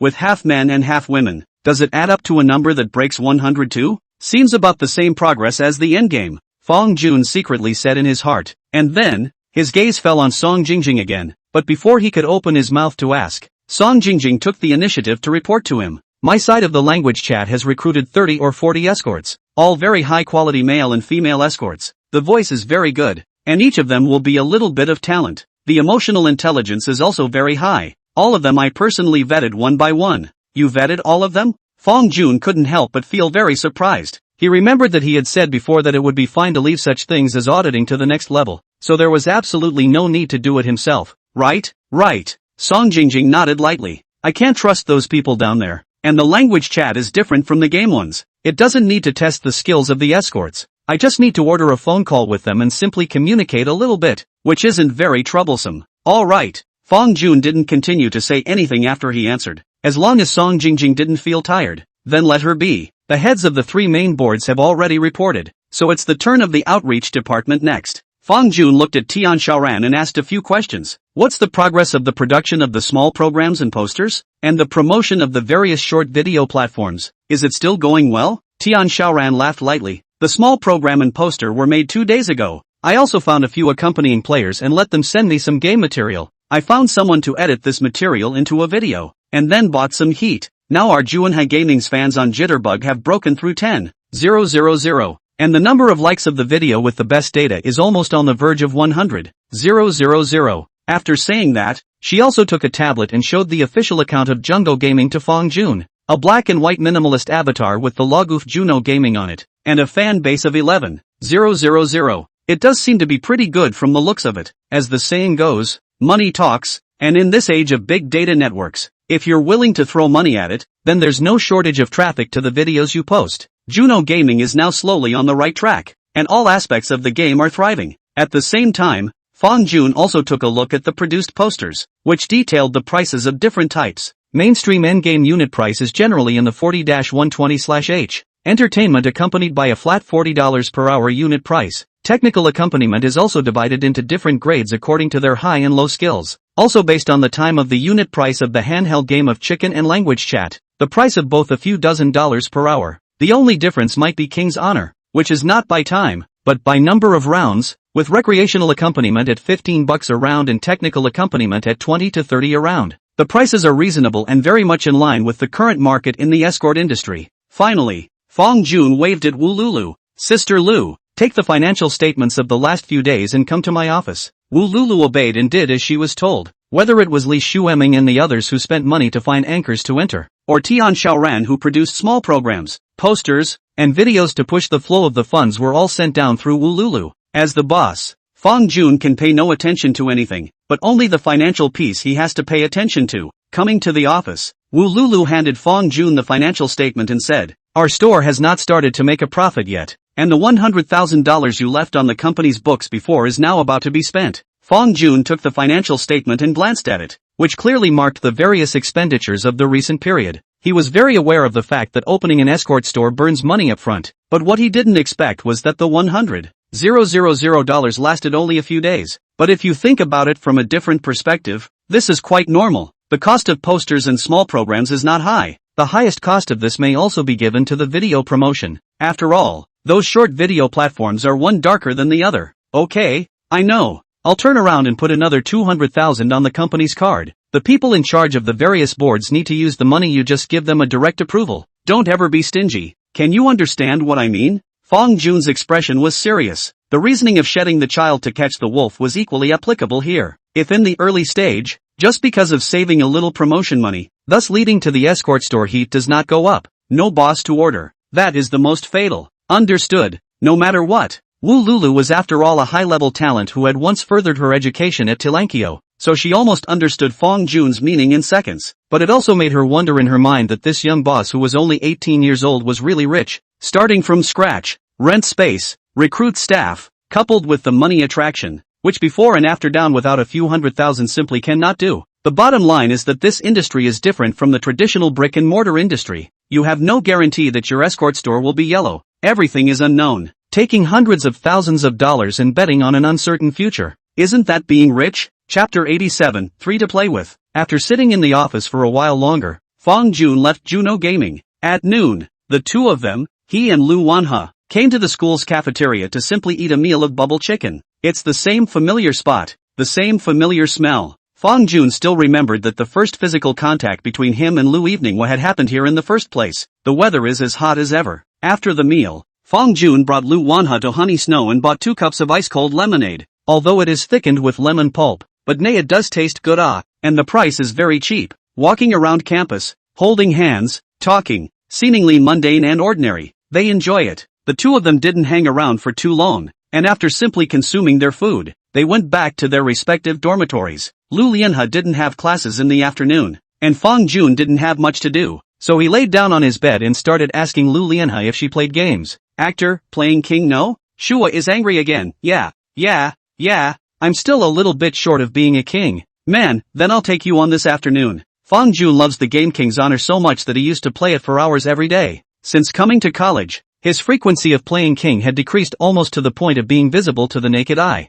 Entering the game, Lu Lianhe was already online. Fong Jun didn't have any games and directly pulled her into the room. He turned on the microphone and asked, "Just the two of us? Is Fong Xiqian coming?" "I'll ask." In the girls' dormitory, Lu Wanhe twisted her head to look and found Fong Xiqian sitting by the computer brushing the drama. "Shanshan, I'm playing King of Kings with Fong Jun. Do you want to come along?" Hearing these words, Fong Xiqian didn't even return her head and just shook her head. "I'm not coming. You two youngsters can play by yourselves." "Are you kidding me? You want her to go over there and be a light bulb again?" The words little two children made Lu Evening's face uncontrollably red, but she didn't retort. Only her tone was slightly regretful. "Ha, you're not coming? Okay, then." She then said softly into the cell phone microphone, "Fong Jun, she's not coming, so only the two of us can play." "Okay." Fong Jun nodded and directly clicked match, and the game began. He had thought that this was a perfectly ordinary platoon, but after entering the game, Fong Jun suddenly realized that their family's top laner was hung up. What's going on here? Hanging up at the start of the game? What the hell? He's leading his sister to the top. As we all know, in a 5v5 game like King's Honor, all positions are missing. Although Fong Jun is a highly rated player with a GB, it's not very realistic to try to lead his team to take the match 4-5. Not to mention him, even if we let those professional players come, who would dare to guarantee that they could win the final victory of the game with a teammate hanging out in the opening round? It would be acceptable if it was a late hangover. After all, everyone has developed, and 4-5 is not a bad idea. But you're hanging out in this opening game, not giving people any time to develop. As expected, with less counterpaths, half of Fong Jun's wild area was directly invaded ruthlessly, and in the opening 6 minutes, the economy was directly behind by 5,000. Although there were a few waves of group battles where he recovered some of the disadvantage with his superior skills, the game was still lost when the matchup stalemated until 15 minutes with fewer people. Back to the game room, Fong Jun helplessly sighed. Out of the division before the first death, said that this afternoon to take Lu Wanha on the king,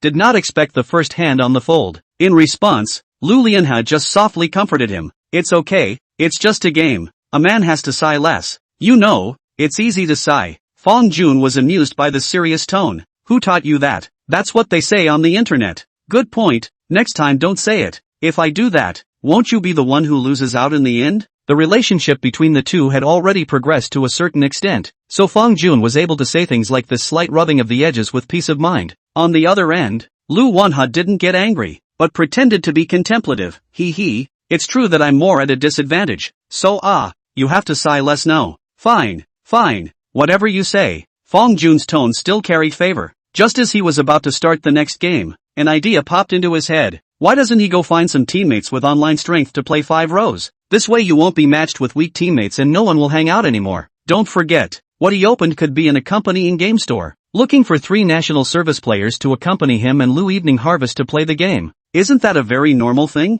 The most crucial thing is that he can also take this opportunity to examine how the accompanying play quality under his hand is. In ancient times, this would have been a private visit for him. Evening Harvest, why don't I call out a few people from my escort store and let's play 5 rows? Yeah, but I have a question. What's the problem? You as the store manager, then you order your own hand under the escort still want to pay off? Of course I have to give it. Fong Jun smiled. The escorts earn hard-earned money. That's what they rely on to eat. If I go and white scoop them because I have a special status, that would be too unfair to them. Oh, I see. Go on then. I'll wait for you. Fong Jun nodded and immediately cut to the VX interface, sending a message to Zhang Guanyu, the person in charge of the handheld game board. Male protagonist, help me find 3 king escorts from the store, the ones with the best skills. I'm playing a game with Lu Eveninghua, and don't expose my identity as the store manager. What's the point of making a private visit if you expose your identity? In the company, Zhang Guanyu, who received the instruction,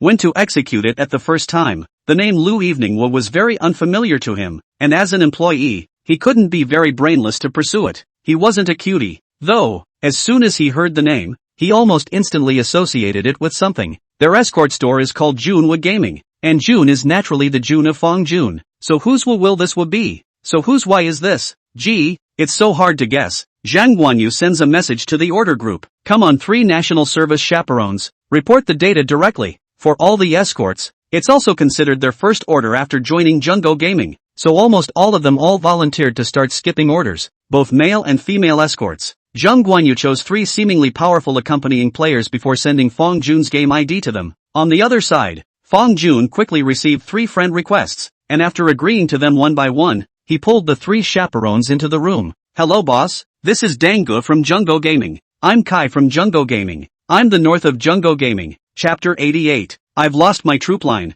After entering the game, Fong Jun made a request that wasn't really a request. The 3 of you just close your mics and play the game seriously. Unlike other bosses, he doesn't need chaperones to provide him with emotional value. As long as these 3 chaperones can play the game well, then that's when someone has to ask. If you don't let the escort open the microphone, then how to examine the service attitude of the escort and the comprehensive quality in the end how? Then Fong Jun could only say that the mountain man had his own plan. You can still type without a mic? As always, it doesn't hinder communication. Today Fong Jun was playing the game with Lu Lianhe. He didn't want to have 3 chattering teammates to disturb the 2 of them. After entering the game, the 3 chaperones chose to play the field, the top single, and the shooter respectively, with Lu Lianhe playing the middle, while Fong Jun played the auxiliary. Although Fong Jun was a national champion, it didn't mean that he didn't play a great supporting game. Moreover, he could also protect Lu Wanha more attentively by playing auxiliary. After all, she had chosen a Xiao Qiao this time, which was very easy to be targeted by the opposite side. What about the bottom shooter? Fong Jun's answer was, I care if you die. You are my point of accompaniment, but also the national service technical accompaniment. If a star game still need to be everywhere auxiliary protection, then what do I need you for? The game started, and Fong Jun chose Zhang Fei to follow Xiao Qiao every inch of the way. Lu Evening was said with a smile. Why did you play such an ugly hero? Ugly? I think it's kinda handsome. Leopard's head and ringed eyes show off the hero's character. Fong Jun's tone was quirky as he mimicked a line from Zhang Fei. Then he continued, mostly don't you think I'm a safe hero? After saying that, he tapped his second skill, and the villain on the screen instantly leapt to Xiao Qiao's side, putting a thick shield on it. Goose goose goose goose dash. Lu Lianhe laughed out a goose call, looking as if she was extremely happy. Playing games with the opposite sex is just that. Often, It may be that you just make a small gesture like, stay close to her when it matters, pick her up when she comes out of the spring, or turn around and wait for her when you're on your way. You know, in the eyes of a girl, these behaviors can be a big plus. Fong Jun didn't bring sisters, but that didn't mean he didn't know how to do so. Boys who have been in love should know that playing games with girls can quickly bring the two closer to each other, but also to enhance the best flavor of the relationship. What? You said you've never talked about it? No way. No way? It's 2025. There can't be anyone without a date, can there? Dog's head for life. 2 minutes into the game, Fong Jun's side received a good news from the upper road. Our Ma Chao had successfully single-killed the opposite side's Lu Bu with a very magnificent maneuver. As the saying goes, help the best and not the worst. Since they had played with an advantage, then Fong Jun and Lu Evening Harvest definitely wanted to help the upper road a bit more, and it would be best to directly put the opposite side of Lu Bu through. As for the lower road, just develop obscenely for a few minutes and replenish under the tower. It shouldn't be too hard for a skillful companion with a national service level, right? Let's go to the upper road after clearing this wave of lines and see if we can capture the opposite side of Lu Bu once more. Fong Jun whispered into the microphone, while Lu Wanha softly responded, good do. Lu Bu is a late-stage hero. If you can make him drop points twice in the early stages, then this game Lu Bu can basically say that you don't need to play. Directly waste. The two each maneuvered their heroes to the top lane and hid in the bushes, just as Lu Bu, who had just resurrected from the spring, came to the line at that moment. Lu Lianhe directly blew Lu Bu up high with a precise second skill, and Fong Jun maneuvered Zhang Fei up to make up a bit of damage, combining with Ma Chao's reaping to once again cut him down. With a 0-2 start, Lu Bu only felt that the sky had collapsed, and hurriedly turned on all the typing and said, no dude, you're playing against me like this, aren't you? Okay, you guys have the guts to wait for me to come out of my broken army. Seeing this, Fong Jun smiled slightly. Didn't really think you'd be given the time to wait for the breakers, did you? Just take your stormy greatsword and watch your home crystal explode. Fong Jun, let's go back to the middle and clear the lines. Looking at the small map that was about to intersect the middle line, Lu Wanha walked towards the middle, while Fong Jun followed closely to protect in case the opposite side of the playing field ambushed in the river channel. But just as the two were about to return to the middle, they suddenly saw their family's playing field. Bailey Schwanza, directly starting with his second skill, together with his big move plus punishment, and alone ate the middle line of soldiers cleanly. Ha! The troop line is gone. I should have known not to come back. Lu Lianhe skimmed her mouth, her tone slightly tinged with a hint of loss. Fong Jun didn't think much about it. After all, Shen Su was a wildcore hero, and eating a wave or two of his teammates' troop lines made sense. He was a playmaker himself, so he was able to understand Schwanza's behavior. It's okay, put a wave of troops on him. Let's go down the road and help the shooter. Since he had nothing to do, Fong Jun finally remembered the lower road shooters. Just as the two of them were rushing towards the lower road, they suddenly heard the broadcast of a double kill coming from their cell phones. Gong Sunli on the bottom lane took a double kill on a 1-2. Froggy fun, the shooter is so good. Straight double kill hey. Lu Lianhe voiced with surprise. Fong Jun also cannot help but slightly raised eyebrows. Really worthy of the national service shooter strength is really quite good. Through the mini-map, Fong Jun suddenly saw that the opponent's fielder had missed his vision in the blue zone, and then reminded him, shooter you're in bad shape, quickly move back, the opposite field may be coming to catch you. However, it was too late, only to see the opposite Yin Zhong Jun flying through the layers of walls, his big move starting and reaping the bloodied Gong Sunli ruthlessly. Gong Sunli typed, this wave is mine, my condition is too bad, or else I could still kill back. Fong Jun also gave a comforting cry, cheer up, you're already great. The opposite side of the lower road hadn't been resurrected yet, and the troop lines hadn't been intersected yet, so Lu Wanhe, who had nothing to do, could only maneuver Xiao Qiao to rush towards the middle road again. But just as he approached the river grass, a red circle suddenly lit up under Xiao Qiao's feet, its opposite Wang Zhaojuan's freezing skill. Not only that, in the moment of freezing Xiao Qiao, Wang Zhaojun also opened the move. Although the equipment of everyone in the early stage is not very good, but Wang Zhaojun still has a set of ability to take away the brittle skin. Fong Jun's quick eyes and hands put a shield on Lu Wanhe while saying in a gentle tone, it's okay, with me here, you won't die, our family fighters are nearby, this Wang Zhaojun won't be able to escape. Just when Fong Jun thought that the fighters would come over to support him, Bailey Schwanza made a move that made him very unexpected. I only saw that I had just come out of the blue zone with Bailey Schwanza. He went straight towards the troop line, and after clearing it in 3 tries, he went straight back to the red zone to continue brushing the field. Chapter 89. Do you know what the service industry is? Schwanza's actions could not help but cause Fong Jun to frown slightly. What do you mean? He's already mic'd up and said that.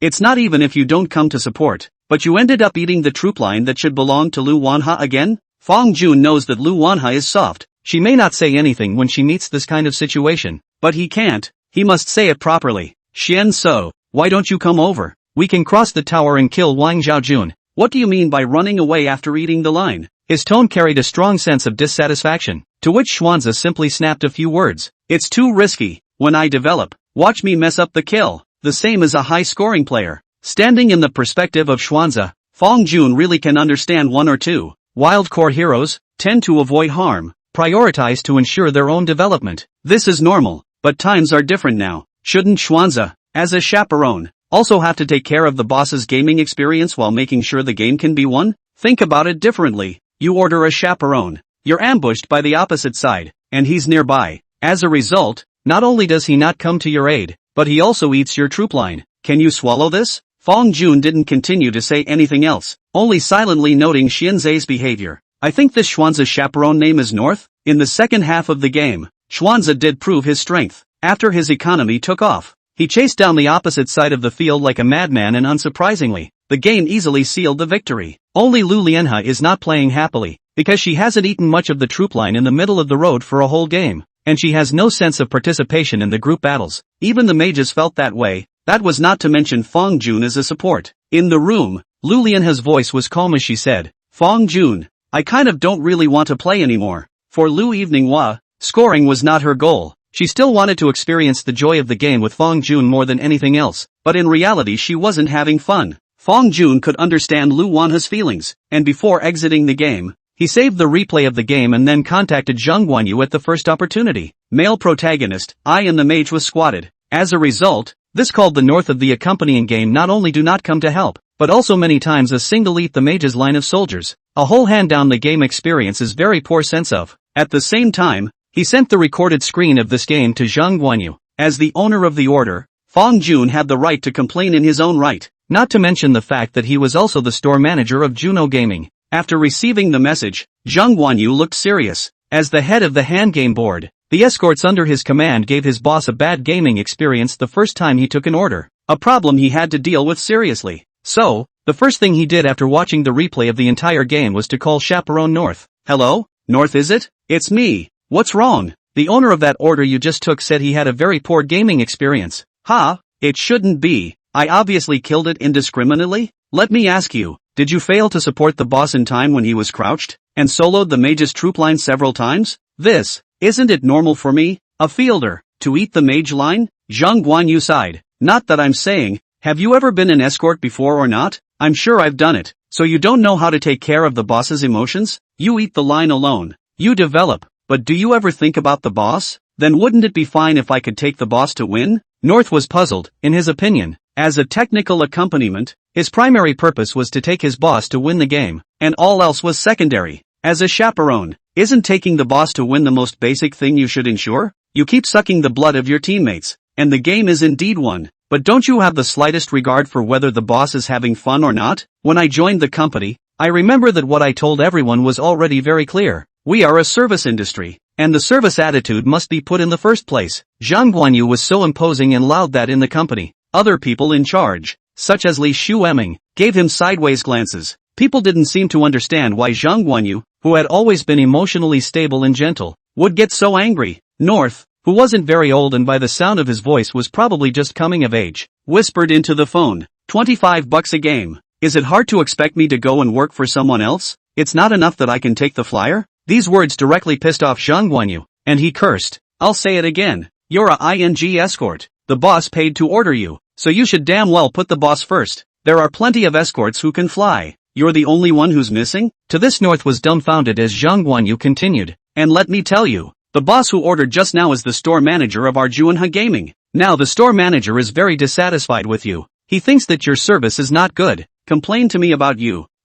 Then why didn't you tell me earlier? If you had told me he was our store manager, I would have made sure to give him tight protection. Upon hearing this, Zhang Guanyu frowned. You mean, your service attitude is still divided into people? One attitude for other bosses, and another for our store manager? On the phone, North was silent for a long time, then explained. Well, that's certainly not what I meant. I just thought that the boss must have wanted to score points in the end by paying to order us technical escorts, and I did that. Simple as that. If the boss really want to score, then why don't you go directly to find a substitute trainer but to order you to play with you? Don't you even have that kind of awareness? If you still insist on your own ideas, then I'm sorry. I can only fire you first and you sink your teeth into yourself. Zhang Guanyu sighed and directly hung up the phone. Standing up for the North, he's not really wrong. He has the strength to take the flyer, but the only thing he neglects is the most important responsibility he should do as a chaperone. That's taking care of the owner's gaming experience and emotions. After settling the wages of the last single of this escort,